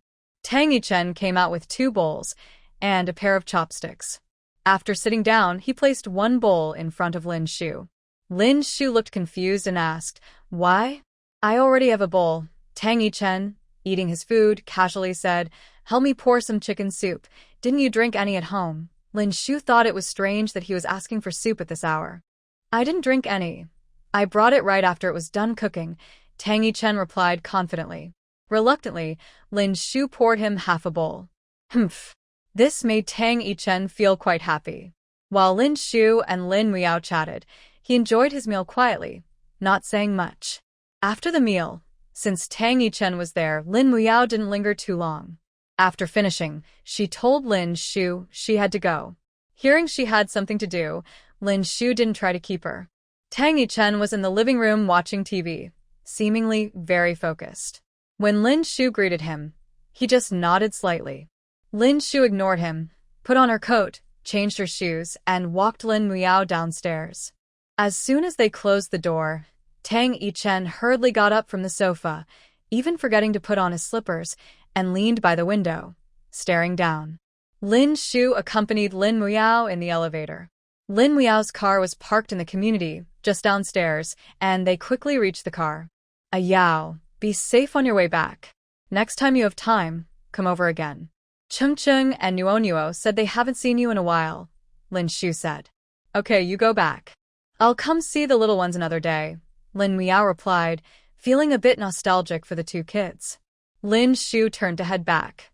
"Lin Shu," Lin Muiao called out to her. "What is it, Yao?" Lin Shu looked at Lin Muiao, who seemed hesitant to speak, and asked with concern, "Is something wrong?" "Nothing, just call me if you need help in the future." "You should head back now," Lin Muiao replied with a smile. The question she wanted to ask had an obvious answer, didn't it? "Okay," Lin Shu nodded with a smile. Lin Muiao opened the car door, got in, and drove away. Lin Shu turned and went back inside. Upstairs, Tang Yichen saw Lin Shu enter the building and quickly returned to the sofa by the window, pretending to watch TV seriously. When Lin Shu opened the door and entered, she found him still lying on her sofa watching TV. "When did he start enjoying those evening soap operas?" "Aren't you going home?" "It's getting late," Lin Shu said. She still had to work late on her drawings and go to the studio early the next morning. What did it mean that he was lingering? Plus, with Chung and Nuo not home tonight, it wasn't like they were in a big house. With both of them under the same roof, she couldn't help but feel awkward about going in and out of the bathroom with him lying on the sofa. Tang Yichen remained silent on the sofa, continuing to stare at the TV. Lin Shu was annoyed by his attitude and decided to ignore him, heading to her room to work on her drawings. In reality, Tang Yichen wasn't watching TV at all. After Lin Shu went into her room, he kept changing channels with the remote.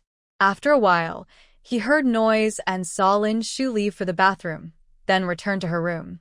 Soon after, Lin Shu came out with clothes and a towel to take a shower, and half an hour later, she emerged wearing a modest cotton nightgown. I'm going to rest now. When are you going home? Lin Shu said again, her expression serious. Tang Yichen finally looked up and replied slowly, You can rest first. I'll leave after I finish this episode. Lin Shu was baffled. What show could be so captivating that the president of JK Group would waste so much time watching it? Fuming, she returned to her room and closed the door. He was outside, making it impossible for her to sleep. If she couldn't sleep, she might as well draw a few more sketches. She walked over to her desk and began to draw slowly. After listening for a while and hearing no sound from her room, Tang Yichen got up and walked over, gently knocking on the door, but there was no response. He turned the doorknob. The door was unlocked. Tang Yichen pushed the door open and saw Lin Shu asleep at her desk. He walked over slowly. There were unfinished drawings on the table, all of clothing designs, similar to what he had seen her draw at the villa. He bent down, picked her up, and placed her on the bed, covering her with a blanket. Sitting on the edge of the bed, he stared at the little woman in front of him for a while, admiring her rosy cheeks, and couldn't help but pinch them gently. He said, Silly woman. Lin Shu felt uncomfortable, swatted his hand away, turned over, and went back to sleep. He smiled indulgently, then got up and left the room, turning off the TV as he went. In the CEO's office of JK Group, Tang Yichen sat behind his desk, focused on the documents on his computer. Yifeng Fan casually wandered upstairs. Brother, I heard that sister-in-law moved out, Ji Fengfan asked with a mischievous look. Tang Yichen glanced at him but didn't respond, continuing to look at the reports on his screen. What's going on with you two? Didn't we all have a good time at dinner last time? Did you use the tips I gave you? Seeing Tang Yichen's dark expression and silence, Ji Fengfan exclaimed, No way. Brother, you can't just sit there doing nothing. Now that sister-in-law has moved out, what if she meets another man? He could become the stepfather of Cheng Cheng and Nuo, and they would have to call him dad. Get lost. Hearing Ji Fengfan constantly mention Lin Shu and other men made Tang Yichen remember the guy he met in her room yesterday. With a gloomy face, he glared at Ji Fengfan and told him to leave. Ji Fengfan, undeterred, continued, Brother, seriously, you should invite sister-in-law out for dinner, then buy her a bouquet of flowers and confess your feelings. It will definitely work. Get lost. Tang Yichen replied coldly, still frowning. The ultimate move is to just go for it. If sister-in-law still doesn't agree, just keep trying. If one time doesn't work, try again. The more you try, the better your chances. Tang Yichen threw the folder in his hand at him. Get out now. As Ji Fengfan ran away, he teased, Brother, you're not actually starting to look up restaurants and flower shops, are you? After Ji Fengfan left, Tang Yichen paused his work, sitting in his chair, lost in thought. Li Qing knocked and entered to report on his work.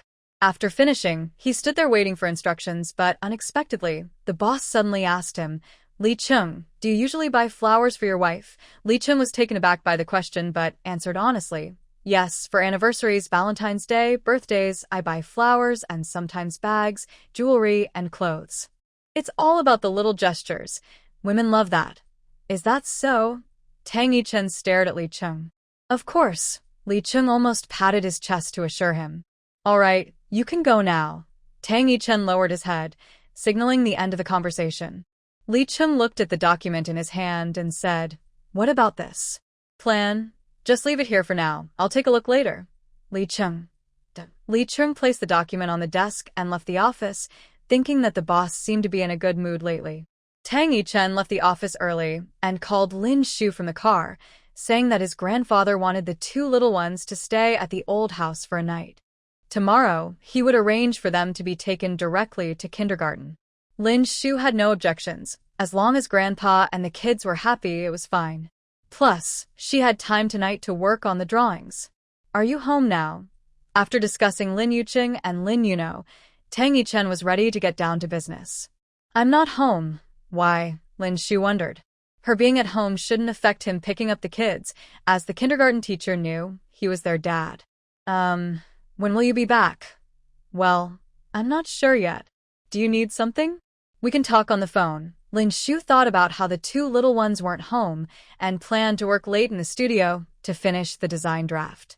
Nothing. Tang Yichen hung up the phone. Lin Shu heard the beeping sound, realizing it was typical of Tang Yichen, who was unpredictable. She didn't think much of it, put down her phone, and continued working. Tang Yichen went to the kindergarten to pick up Lin Yuqing and Lin Yuno early. The two little ones sat in the back seat. "Dad, why are you picking us up today? And the other kids haven't left yet?" Lin Yuno asked, leaning over the back of the driver's seat.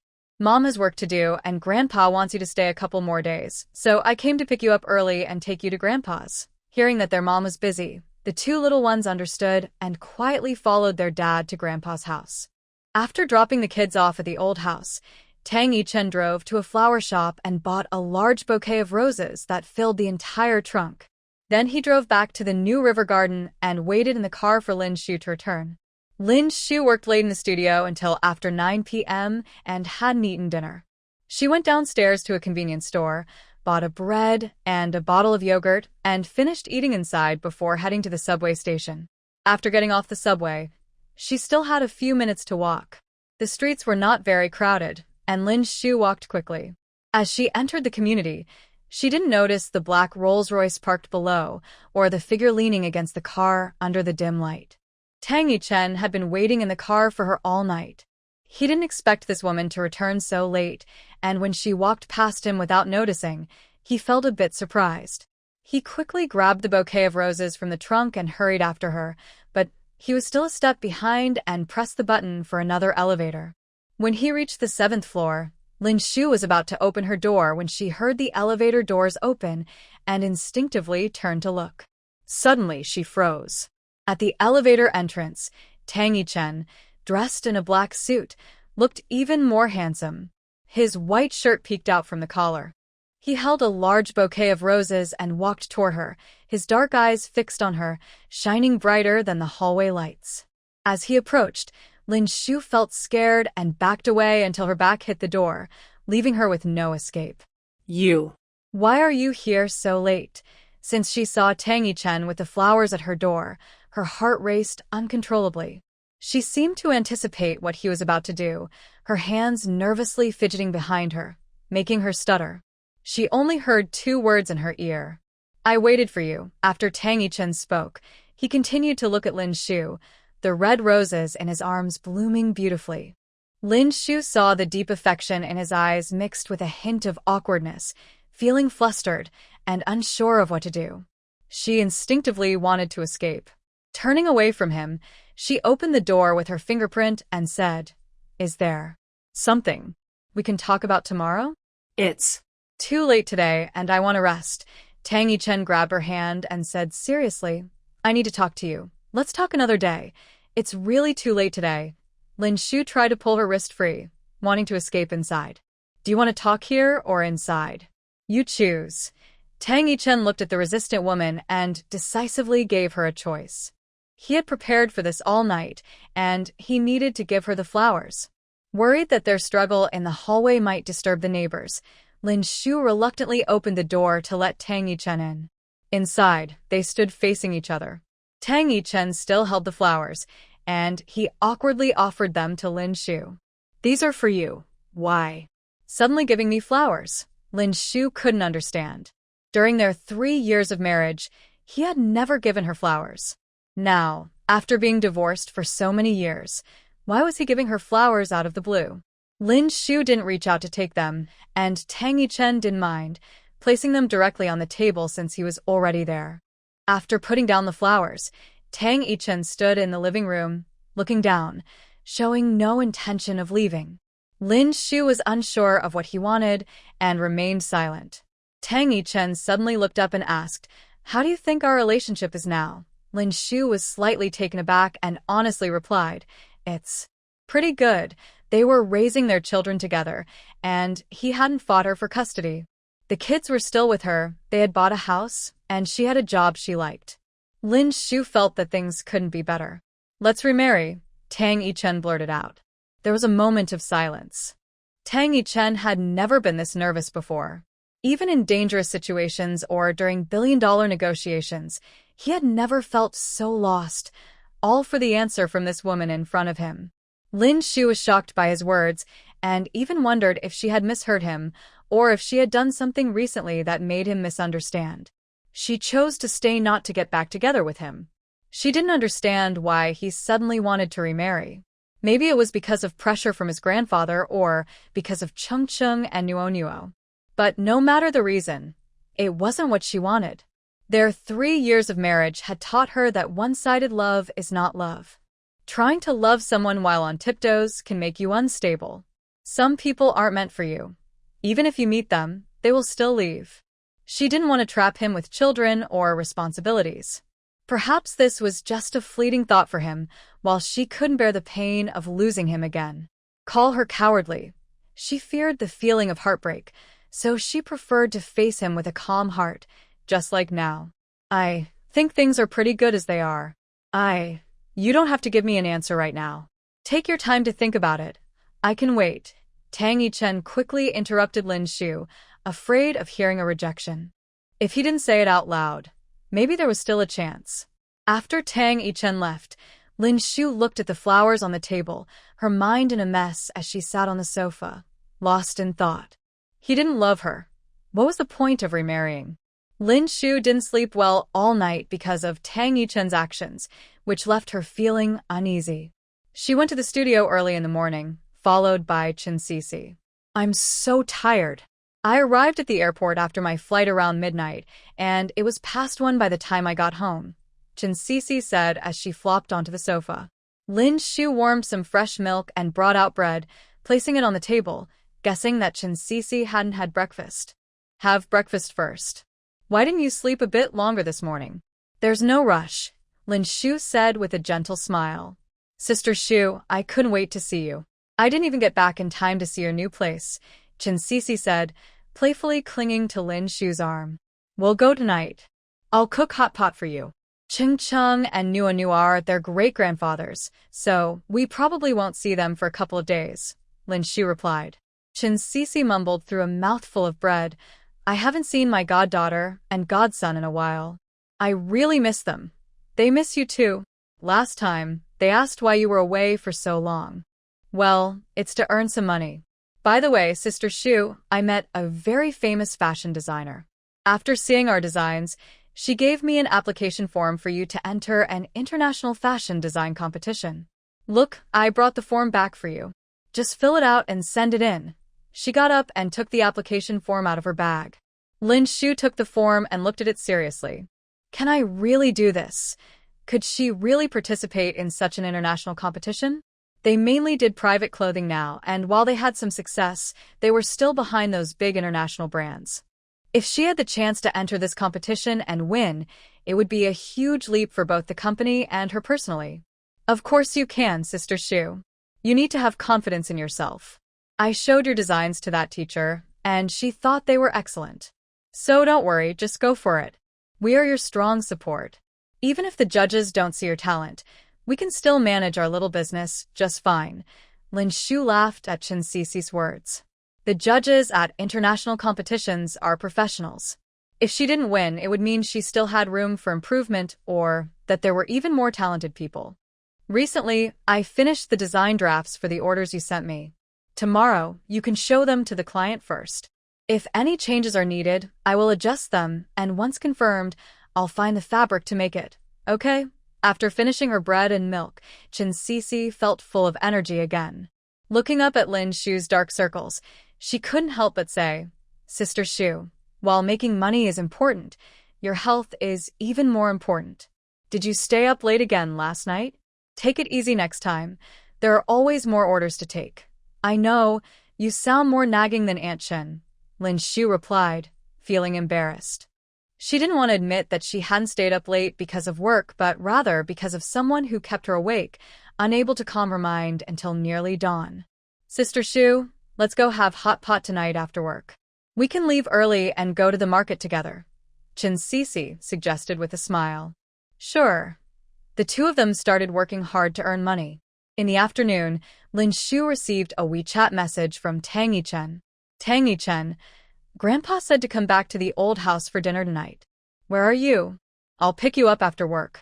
Lin Shu looked at the message and remembered what someone had said last night, her heart racing. She didn't want to meet him right now, and she had already promised Cece to have hot pot together. After a while, she replied, I'm going out for dinner with someone else tonight, so I won't be going.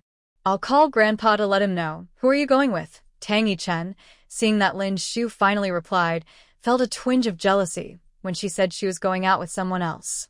He instinctively wanted to know who she was meeting. Was it her friend A Yao? Lin Shu noticed his questioning tone and felt a bit annoyed. Did she really need to report to him about who she was eating with? She glanced at her phone and tossed it aside. After spending another half-hour finishing her work, she called Chen Cece, and they left the studio to drive to the market. Tang Yichen, not receiving a reply from Lin Shu, paced back and forth in his office, tugging at his tie. He couldn't focus on any documents or reports on his desk and eventually left with his coat. Lin Yuqing and Lin Yuno finished school early. Their grandfather had already taken them back to the old house. He had planned to pick up Lin Shu after work so they could go home together. Now, his mind was filled with thoughts of Lin Shu going out with someone else, and he had no idea where they were eating. He drove straight to the new Jiang Garden and waited downstairs. He didn't expect that shortly after he arrived, he saw Lin Shu get out of a car. The driver was a girl he had seen before. He remembered she was the godmother of Qing Qing and Nuanua. It seemed they had just come back from grocery shopping, so when she mentioned having dinner with someone, it was probably with Qing Qing's godmother at home. His restless mood finally faded in the afternoon as he foolishly watched the young woman carrying 2 bags of groceries, chatting and laughing with the girl beside her as they went upstairs. Tang Yichen sat in the car, feeling like a voyeur, yet he was eager to learn everything about her. After they went upstairs, and he could no longer see them, he drove to the old house. Lin Shu and Chen Cece bought a lot of groceries at the market. As soon as they opened the door and entered the house, Chen Cece was drawn to a large bouquet of red roses on the table. Without even putting down the 2 bags of food she was carrying, she rushed to the table and exclaimed, "Oh my gosh, Sister Shu, who sent you such a big bouquet of roses? Did something happen while I was away?" Lin Shu suddenly remembered that Tang Yichen had placed the bouquet on the table last night, and she hadn't put it away, so it was still there. Lin Shu felt a bit embarrassed. Seeing Lin Shu's awkward expression, Chen Cece guessed, "This. It can't be from Mr. Tang, can it? How did you know?" Lin Shu looked at Chen Cece in surprise. How could she tell? Chen Cece had a look that said it was obvious. As she took the groceries to the kitchen, she explained Lin Shu's confusion. "Do you know what brand the wrapping paper of this bouquet is?" Lin Shu shook her head in confusion. Did roses even have brands? "Sister Shu, these are roses from the most famous flower shop in Jiangcheng. Their flowers are all flown in from France. I wouldn't even buy one for myself, let alone this big bouquet. Don't ask me why, it's just too expensive. So, how do you know he sent them?" Lin Shu still didn't understand. Chen Cece shook her head and sighed. Who else could afford to spend the equivalent of a down payment on a house for a bouquet? Only Mr. Tang has that kind of money. Can you think of anyone else? Lin Shu never imagined they could be so expensive. If she had known, she would have asked him to return them yesterday. It was such a waste of money. They would wilt in a week anyway, what was the point? Seeing Lin Shu's expression, Chen Cece guessed what she was thinking. "It's really beautiful, Sister Xiaoshu. Don't worry about President Tang being stingy. This little bit of money is nothing to him. Let's find a couple of vases, and we can unpack them and decorate the house."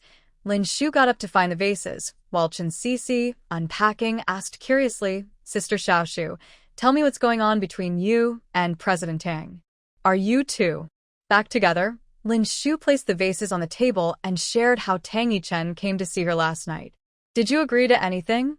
Chen Cece asked. "No. He told me to think it over before giving him an answer." Lin Shu looked down at the beautiful roses that Chen Cece had already cut. "That's right. Don't let him win you back too easily. At least make President Tang pay a price. Otherwise, it's too easy for him." Chen Cece joked, but it was clear to everyone that Sister Xiaoshu hadn't really moved on from President Tang. Things that come too easily are often not cherished, so he should face some challenges. Lin Shu thought it wasn't that complicated. She just felt that Tang Yichen didn't love her and didn't want them to compromise for the sake of the child, ending up in the same situation again. After trimming the roses and placing them in the vase, Lin Shu went to the kitchen to wash vegetables. Cooking hot pot was easier this way. She didn't let Chen Sisi help and encouraged her to explore the house, mentioning that the spare room was reserved for her. Chen Sisi couldn't wait to rush to the room. Sister Xiaoshu had prepared everything for her. Even the bed sheets were freshly laid, which touched her heart.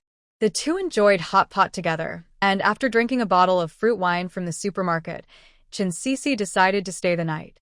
In the following week, Lin Shu intentionally avoided Tang Yichen because she was busy finishing design drafts for a client and preparing for a competition. She had Chen Sisi pick up the kids, so every time Tang Yichen came by and saw Chen Sisi, he felt awkward about going back with them.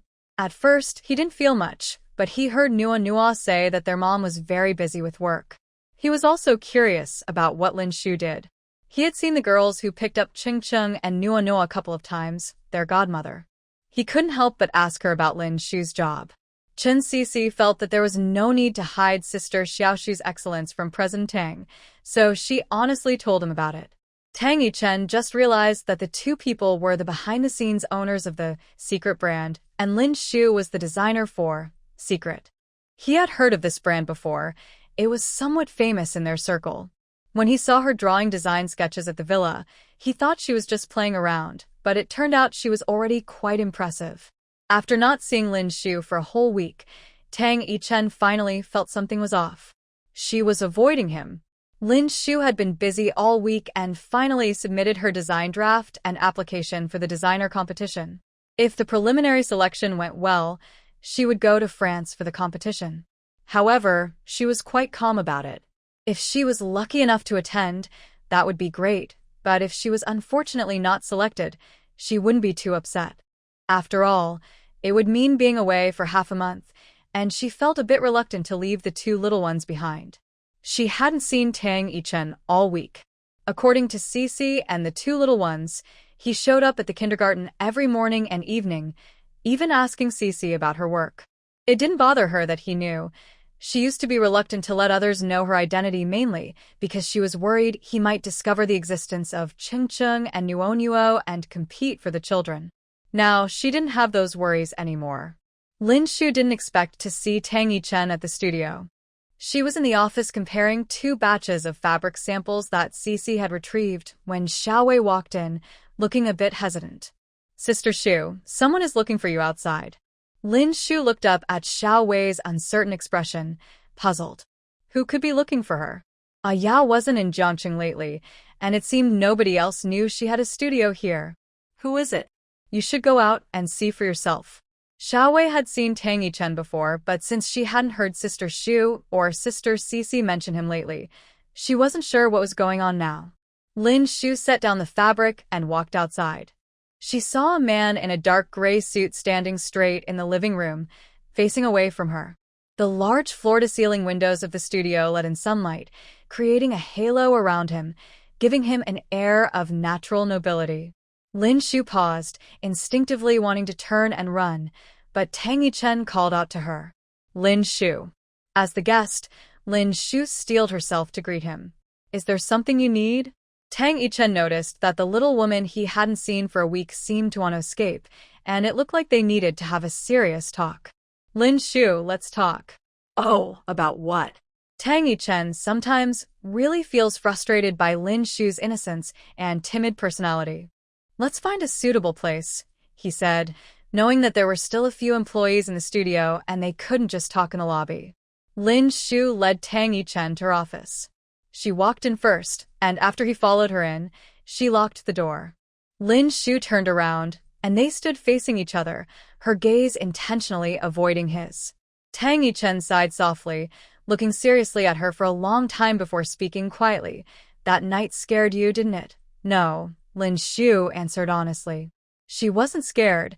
She just didn't want to change the situation or think about the answer he wanted. Then why have you been avoiding me these past few days? Tang Yichen asked directly. I haven't. Lin Shu replied, a hint of embarrassment in her voice, a blush creeping onto her cheeks. Tang Yichen watched the blushing woman with her head down and gently smiled, deciding not to press further. Please don't feel pressured. I know the past has made you cautious and unsure about me.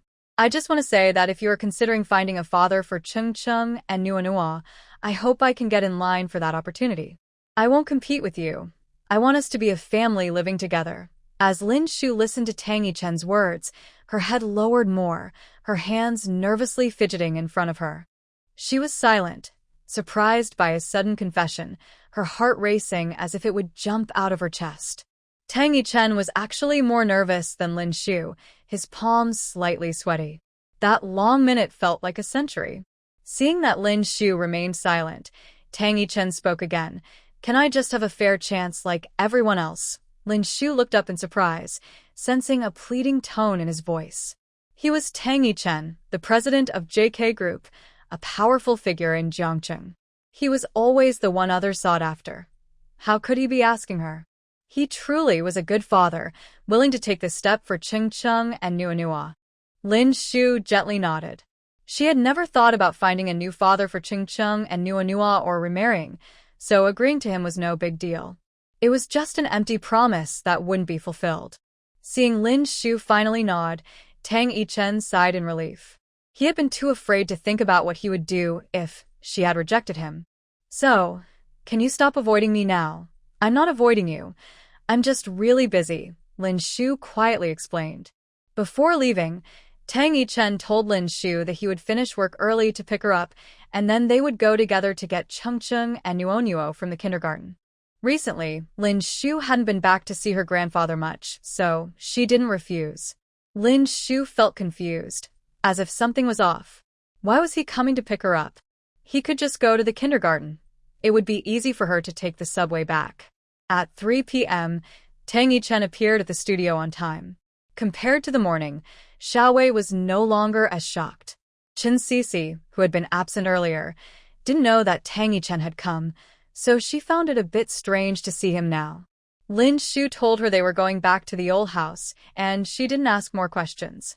After all, Lin Shu couldn't bring herself to talk about the fair competition that Tang Yichen had mentioned. When the family of four arrived at the old house, the grandfather was very happy. He had received a call from his grandson during the day, saying that he would bring Lin Shu and the two little ones back for dinner, so he had asked Aunt Wang to prepare a lot of dishes in advance. Recently, either Tang Yichen had gone back alone or just taken the two little ones. Each time he returned, he seemed distracted, and the grandfather thought they had quarreled. He asked his grandson, but he didn't say anything. Plus, he heard from Cheng and Nuonuo that they had moved out with their mother. The grandfather had to call Lin Shu, who said she had been busy lately and would return in a few days. He didn't want to ask about the move since some things needed to be handled by the grandson himself. Finally, seeing the family of four together again made the grandfather happy. During dinner, he kept signaling Tang Yichen to serve Lin Shu more food and pour her soup. However, his grandson acted like a statue. Finally, the grandfather directly said, Yichen, serve more food to Lin Shu and get her a bowl of chicken soup. If you don't take care of your wife, who will? Lin Shu felt embarrassed and wanted to refuse. She looked up at Tang Yichen, hoping to stop him, but he acted as if he didn't see her and calmly said, Okay, Grandpa. Lin Shu gently kicked him under the table, but Tang Yichen kept his head down and ignored her. The grandfather watched the couple's little interactions, feeling pleased, thinking that his grandson had finally realized how to treat Lin Shu well. At the entrance of the Dihao Hotel, luxury cars were everywhere. A major business cocktail party was being held here tonight. Qin Sisi managed to get 2 entry tickets and said she wanted to take Lin Shu to see the world and find some design inspiration.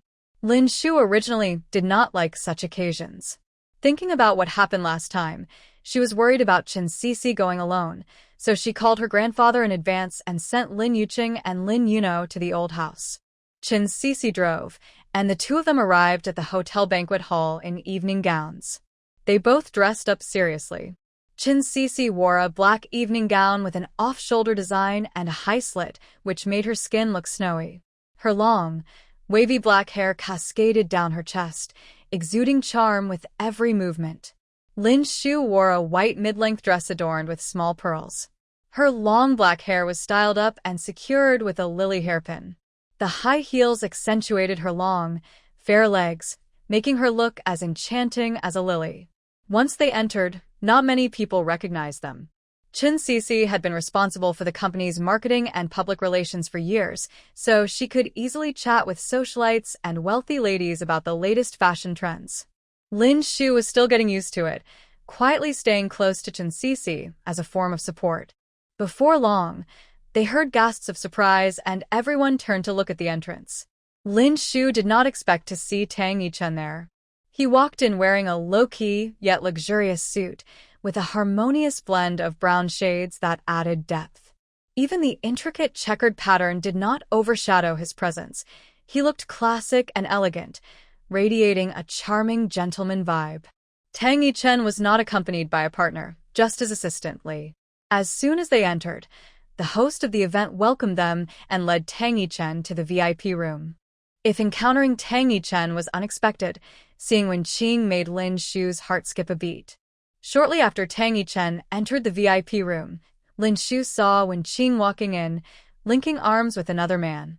She was tall and wore a red evening gown with a high slit, revealing her long, fair legs. Her figure was curvy and even more beautiful than a few years ago. Feeling a bit insecure, Lin Shu turned away and walked to a corner with a glass of orange juice, waiting for Chen Cece. She had never met Wen Qing before, and Tang Yichen had never mentioned her, so she was unsure of their current relationship. Seeing Tang Yichen and Wen Qing together made her want to leave. However, noticing Chen Cece working hard to engage with the wealthy ladies for the studio's business, Lin Shu ultimately chose to stay quietly by her side. Wen Qing entered and soon spotted Lin Shu. She thought Lin Shu had come with Tang Yichen, and her jealousy made her want to rush over. Recently, her godfather had asked her to gather some information, so she tried to get close to Director Lin of the Lin family, attending the party with him tonight. She also knew that Tang Yichen would definitely be there. After watching for a while and seeing that no one was around Lin Shu, Wen Qing finally couldn't hold back and walked over. "Miss Lin, long time no see." Lin Shu was taken aback, her face pale as she straightened up. "Hello, Miss Wen. I thought I was mistaken at first, but it really is you." "You," Wen Qing said with a graceful smile, warmly chatting with Lin Shu as if they were old friends. Lin Shu felt uncomfortable with such enthusiasm since they had only met once before and were not familiar. "I came with a friend," Lin Shu replied calmly. Wen Qing was unsure if Lin Shu had come with Tang Yichen. "This morning, Yichen called me to ask if I had time to attend the party with him. Director Lin helped the Lin family recently, and I felt a bit embarrassed about it. I think Yichen might be a little upset with me," she said. Lin Shu stood there, her face growing even paler, almost unable to stand. She tightly gripped her cup, as if trying to crush it in her hands. "So that's why he didn't bring a partner tonight, right?" Because when Qing turned him down, he preferred to come alone and leave a spot open for her. The flowers he sent a few days ago and his words about wanting to reconcile were all just for the sake of the children, right? She thought she had moved on and wouldn't care anymore, but seeing him again and his misleading actions and words made her heart crumble easily. Learning the truth again made her heart tighten, and she bit her lip, unaware that it was bleeding slightly. When Qing noticed Lin Shu's expression, and a flash of triumph and malice crossed her eyes. Achieving her goal, she turned on her 10-centimeter heels and walked away. In the VIP room, Li Cheng approached Tang Yichen and leaned in to whisper in his ear. "Mr. Tang, your wife is also in the party hall, and Miss Wen has arrived too. It seems she just went to speak with your wife." Hearing that Lin Shu was outside, Tang Yichen quickly stood up and excused himself to go out. Finally, he found her in a corner, sitting on a sofa with her head down. Tang Yichen was about to walk over when he was unexpectedly stopped by Wen Qing. Tang Yichen paused and glanced at her, wanting to move past her. Wen Qing quickly grabbed his arm, her tone pleading. "Yichen, are you really not willing to spend a few minutes talking to me?" Tang Yichen stopped, his voice as cold as December, sending shivers down the spine. I thought we made everything clear last time, so I don't think there's anything left to discuss. He then pulled his arm away from Wen Qing's grip. Wen Qing's face turned pale, and she took a small step back. She grabbed his sleeve again, tears in her eyes, sounding pitiful. Yichen, can't we at least be friends after all these years? Tang Yichen hesitated. I think my wife might mind. With that, he walked away without looking back. Wife. He said wife. Have they remarried? But Lin Shu's expression just now clearly didn't match what he said. Wen Qing stared at Tang Yichen's back, unwilling to accept the situation. Tang Yichen didn't expect to be delayed by Wen Qing for a few minutes, and he was surprised to find that Lin Shu had already disappeared. He quickly took out his phone to call her, but there was no answer. Then he realized she must have gone back. He grabbed the car keys from Li Cheng and drove off to catch up with her at Xinjiang Garden. At the party, Lin Shu saw Tang Yichen come out of the VIP room, and then she noticed Wen Qing holding his arm, talking to him. Lin Shu didn't look again. Just then, Chen Sisi approached. They had mostly sorted out their contact information and decided to leave the party. Tang Yichen sped all the way, pressing the gas pedal to the floor, even arriving at the bottom of Xinjiang Garden a bit earlier than Lin Shu and the others. So when Chen Sisi's car stopped, Lin Shu immediately spotted Tang Yichen's Rolls-Royce and the man who had just been at the party, now standing by the car. Recalling Wen Qing's provocation at the party and their earlier tug-of-war, Lin Shu got out of the car without looking at him and walked past Tang Yichen to head upstairs. Tang Yichen watched the little woman act coldly towards him, completely ignoring him, and reached out to grab her arm. They stood there in silence, neither saying a word. Chen Sisi noticed that Lin Shu was in a bad mood at the party and had been quiet on the way back. Now that the source of the problem had appeared, Chen Sisi said, Sister Shu, you should talk to Mr. Tang. I'll head up first. With that, she quickly left. After Chen Sisi left, Lin Shu finally spoke coldly. Let go, I want to go back. What did Wen Qing say to you at the party today? Tang Yichen hadn't expected Lin Shu to be at the party tonight, nor did he expect Wen Qing to be there as well. Lin Shu clearly looked angry. Li Cheng had mentioned that Wen Qing had talked to her. Did Wen Qing say something to upset her? Lin Shu felt exhausted and didn't want to get into a conflict with Tang Yichen. This was not her concern, so she tried to pull her arm away forcefully. But no matter how hard she tried, Tang Yichen held on tightly. Tang Yichen looked at the small woman in front of him, who was clearly resisting him. He knew he had to explain himself tonight and prove his innocence. Seeing her in a thin evening dress, he firmly pulled her into the back seat of the car and sat down beside her, locking the doors. Lin Shu struggled to get out, but the man remained calm, allowing her to fuss. Eventually, she grew tired and sat quietly in the car, waiting to see what he wanted to do. Noticing that Lin Shu had finally stopped resisting, Tang Yichen still held her hand tightly, as if worried she might run away, and gently began to explain. I didn't go to the party with Wen Qing. When I arrived, I went straight to the VIP room. Li Cheng said he saw you outside, so I was about to come find you when Wen Qing stopped me. By the time I turned around, you were gone, so I drove back immediately. Tang Yichen explained everything truthfully. Lin Shu replied sullenly, In our current relationship, you don't need to explain anything to me. You can be with whoever you want. It has nothing to do with me. Hearing Lin Shu's cold tone, Tang Yichen grew frustrated and asked angrily, How can it not matter? I left a multi-million deal to come here and explain to you, and you say it has nothing to do with you. I didn't ask you to come. Lin Shu didn't understand why she felt this way. Watching Wen Qing provocatively challenge her and seeing them together made her unable to control her anger, so she couldn't give him a pleasant response. Tang Yichen had never faced a challenge from a woman before, especially since Lin Shu had always been gentle and never responded like this. He didn't expect the little woman to be so feisty. He found himself at a loss for words, unsure how to convince her that he truly had no relationship with Wen Qing anymore. With a sigh, he continued, Lin Shu, I know my past with Wen Qing might bother you, but I hope you can trust me and not let that be a reason to push me away, okay? Lin Shu looked down at her feet and didn't respond. Tang Yichen felt he had said everything he needed to say and explained himself fully. The two of them fell silent, and Lin Shu's discomfort stemmed from her own insecurities. She had always seen Wen Qing as a dazzling presence and doubted that Tang Yichen wanted to remarry her out of genuine feelings. She believed he was making sacrifices for Lin Yuqing and Lin Yuno. The small space in the car felt warmer as Tang Yichen had turned up the heat to keep Lin Shu from getting cold. Lin Shu's face flushed slightly, and Tang Yichen, in his suit, felt even hotter. He wanted to open the door, but the little woman was clearly still upset and hadn't absorbed his explanation. Tang Yichen recalled what his friend had said, "If all else fails, just go for it." He looked closely at the little woman in her white evening dress, her slim waist, long legs, and fair skin. She seemed to have put on makeup today, making her lips look even redder. His gaze lingered on her slightly pouting lips, making him want to kiss her. Noticing his intense gaze, Lin Shu instinctively tried to move away. Tang Yichen reacted quickly, placing a hand on the back of her head and pulling her into his embrace. He leaned down and kissed her, gently yet possessively, as if she were a treasure.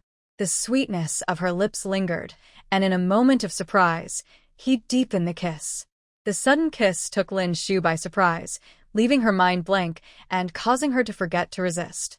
Tang Yichen felt like he was under her spell. Every time they met, he acted like an uncontrollable young man, kissing her passionately while his hands slowly moved down to her softness. Lin Shu was wearing a dress today that only had a chest cover. His fiery hands felt like they were directly touching her, and the thin fabric couldn't stop his warm touch. Lin Shu was startled and pushed the man away with all her strength.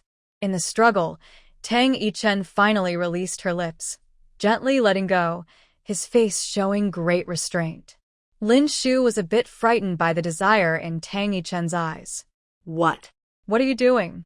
Why are you acting like this all of a sudden? Tang Yichen took Lin Shu's hand and gently guided it down, his voice low as he said, "I want to." Lin Shu hurriedly tried to free her arm, flustered as she rushed to open the car door. To her surprise, it opened, and she quickly got out and ran upstairs. Tang Yichen felt a bit frustrated, as if he had messed things up again. He didn't return to the party, but drove straight to the night bar, calling Qin Hao and the others out. Mo Zhe was there too. The 5 friends were in a private room on the 2nd floor, having ordered a bottle of red wine. Tang Yichen didn't drink much, but he felt so troubled that even a little made him feel tipsy. Lu Yan and Ji Fengfan entered, chatting loudly. "I was just thinking we haven't had a drink together in a long time, and then I got a call from you third brother," Ji Fengfan joked. "Yeah, I really want to have another meal at eldest brother's place," Lu Yan said, still thinking about Lin Shu's cooking. Tang Yichen listened, his gaze dimming. Ji Fengfan and Lu Yan exchanged glances, wondering what was going on since everything seemed fine before. "Has eldest brother not won over sister-in-law yet?" Ji Fengfan asked directly. Tang Yichen remained silent, and Qin Hao and Mo Zhe were confused, making the room quiet. Ji Fengfan, gathering courage, asked eldest brother, "Did you use the method I told you?" Tang Yichen looked up, wearing an expression that said, "Of course." Everyone stared at Ji Fengfan, curious about what idea he had given. "What are you all staring at me for?" "Eldest brother asked me how to pursue a girl, so I taught him all my tricks." The 2 older brothers shook their heads, knowing that the 4th brother probably didn't have any good ideas. Seeing eldest brother like this, they could tell it wasn't helpful. "Second brother, third brother, what kind of expressions are those? Don't you date, give flowers, or make a move when pursuing a girl?" Ji Fengfan said confidently. Lu Xiaowu whispered beside them, "Fourth brother, isn't tackling too intense for the little sister-in-law? Those 2 ended up together, didn't they? Besides, the eldest brother and the little sister-in-law already have a child," Ji Fengfan said confidently. Tang Yichen was too lazy to listen to his nonsense and continued to drink on his own. "Wait, big brother, did you send flowers? Did you confess to the little sister-in-law? My plan shouldn't be wrong," Ji Fengfan asked persistently, full of confidence in his suggestion. Tang Yichen paused pouring the wine and asked in surprise, "When did you say you wanted to confess?" Everyone was shocked, completely stunned. Molitensha. Qin Hao, "Big brother, you can't be serious." Ji Fengfan, "Big brother, you haven't confessed to the little sister-in-law yet, have you?" Lu Yan, fourth brother didn't lie to me. Big brother really has some shortcomings. Tang Yichen felt uncomfortable under their direct gazes. Fourth brother hadn't mentioned it before. Alright, let's wrap this up. Big brother, you should plan your confession well. If you need help, we can assist. Ji Fengfan waved his hand, thinking it was time to leave. Tang Yichen drank and called the driver to pick him up, pondering fourth brother's words. Was it because he hadn't expressed his feelings to Lin Shu that she rejected him? On the way, he had the driver turn around and head to the office. Once in the office, he opened the left drawer, revealing a delicate gift box. Inside was the pink diamond ring he had won at the auction last time. Tang Yichen stared at it for a while, then closed the lid, put the ring in his pocket, and took it with him. Lin Shu ran upstairs, opened the door, and Chen Sisi had just finished showering. Seeing Lin Shu's flushed face and that her lipstick was gone, she silently wondered how intense their conversation had been. "Xiao Shu, did you talk things over with President Tang?" Chen Sisi asked casually while drying her hair. Lin Shu felt a bit shy looking at Chen Sisi and replied, She hurriedly dashed into her room to grab her pajamas and went to take a shower. After coming out, she opened her computer to check if there were any updates about the competition she had signed up for. To her surprise, she received an email saying she passed the preliminary round and was invited to France for the semi-finals. Lin Shu excitedly ran out of her room. CC, I passed the preliminary round. I get to go to France for the semi-finals. Hearing Lin Shu's excited voice, Chen Sisi quickly walked out of her room. Really? I knew you could do it, Sister Shu. You are the best. The two hugged each other excitedly. Lin Shu thought about the two little ones. The email said the semi-finals would be held in a week, and she needed to go 2 days early to get familiar with the environment. She had to leave soon. Her grandfather was getting old and had to pick her up every day, which was tiring, but she didn't want to tell Tang Yichen. Chen Sisi noticed her hesitation and confidently said, Sister Shu, don't worry. I'll take care of Chingching and Nuonuo. I'm staying here for a while, so I'll handle everything for you. You can focus on the competition. Lin Shu replied seriously, Thank you, Sisi. There's no need to be polite. They call me mom, too. A godmother is still a mom. With Sisi staying at Xinjiang Garden to care for the little ones, Lin Shu felt relieved. She returned to her room and immediately scheduled an appointment for her visa the next day, planning to book her flight as soon as she got it. The next day, Lin Shu successfully obtained her visa. In the afternoon, she picked up the two treasures from kindergarten and went to the nearby market to buy groceries. Mom, can we have shrimp for dinner tonight? Lin Yuno started ordering. I want to eat the steamed fish you make, Mom, Lin Yuqing added. Okay, let's buy shrimp first and then get fish, alright? Lin Shu's excitement from last night carried into today, and she was happy all the way. The family of 3 headed toward their goal. For dinner, Lin Shu made garlic shrimp, steamed base, stir-fried asparagus, steamed egg with mincemeat, and winter melon soup with ribs. When Chen Sisi arrived, the soup was just being served. Wow, it smells so good. We're in for a treat tonight. Hello, godmother. Lin Yuqing and Lin Yuno greeted her happily, already eager to sit at the table. Perfect timing for dinner, Lin Shu said with a smile to Chen Sisi. Sure. Chengcheng and Nuonuo, go wash your hands first. Seeing the two little ones rushing to the table, she reminded them to wash their hands before eating. They hurried to the sink and rushed back, as if afraid the food would disappear. At the table, Lin Shu told Lin Yuqing and Lin Yuno about her competition, explaining that she would be away for 4 or 5 days. Although the little ones were sad, they supported their mom and assured her they would listen to godmother. Seeing her caring and understanding kids, Lin Shu felt warm inside. In the past few days, Tang Yichen had been holding back from visiting Lin Shu. When Nono called him, he said he was too busy with work and would visit them on the weekend. He personally chose and reserved a restaurant, booking it for dinner. Everything was ready, but he still hadn't figured out how to let Lin Shu discover the ring for a surprise.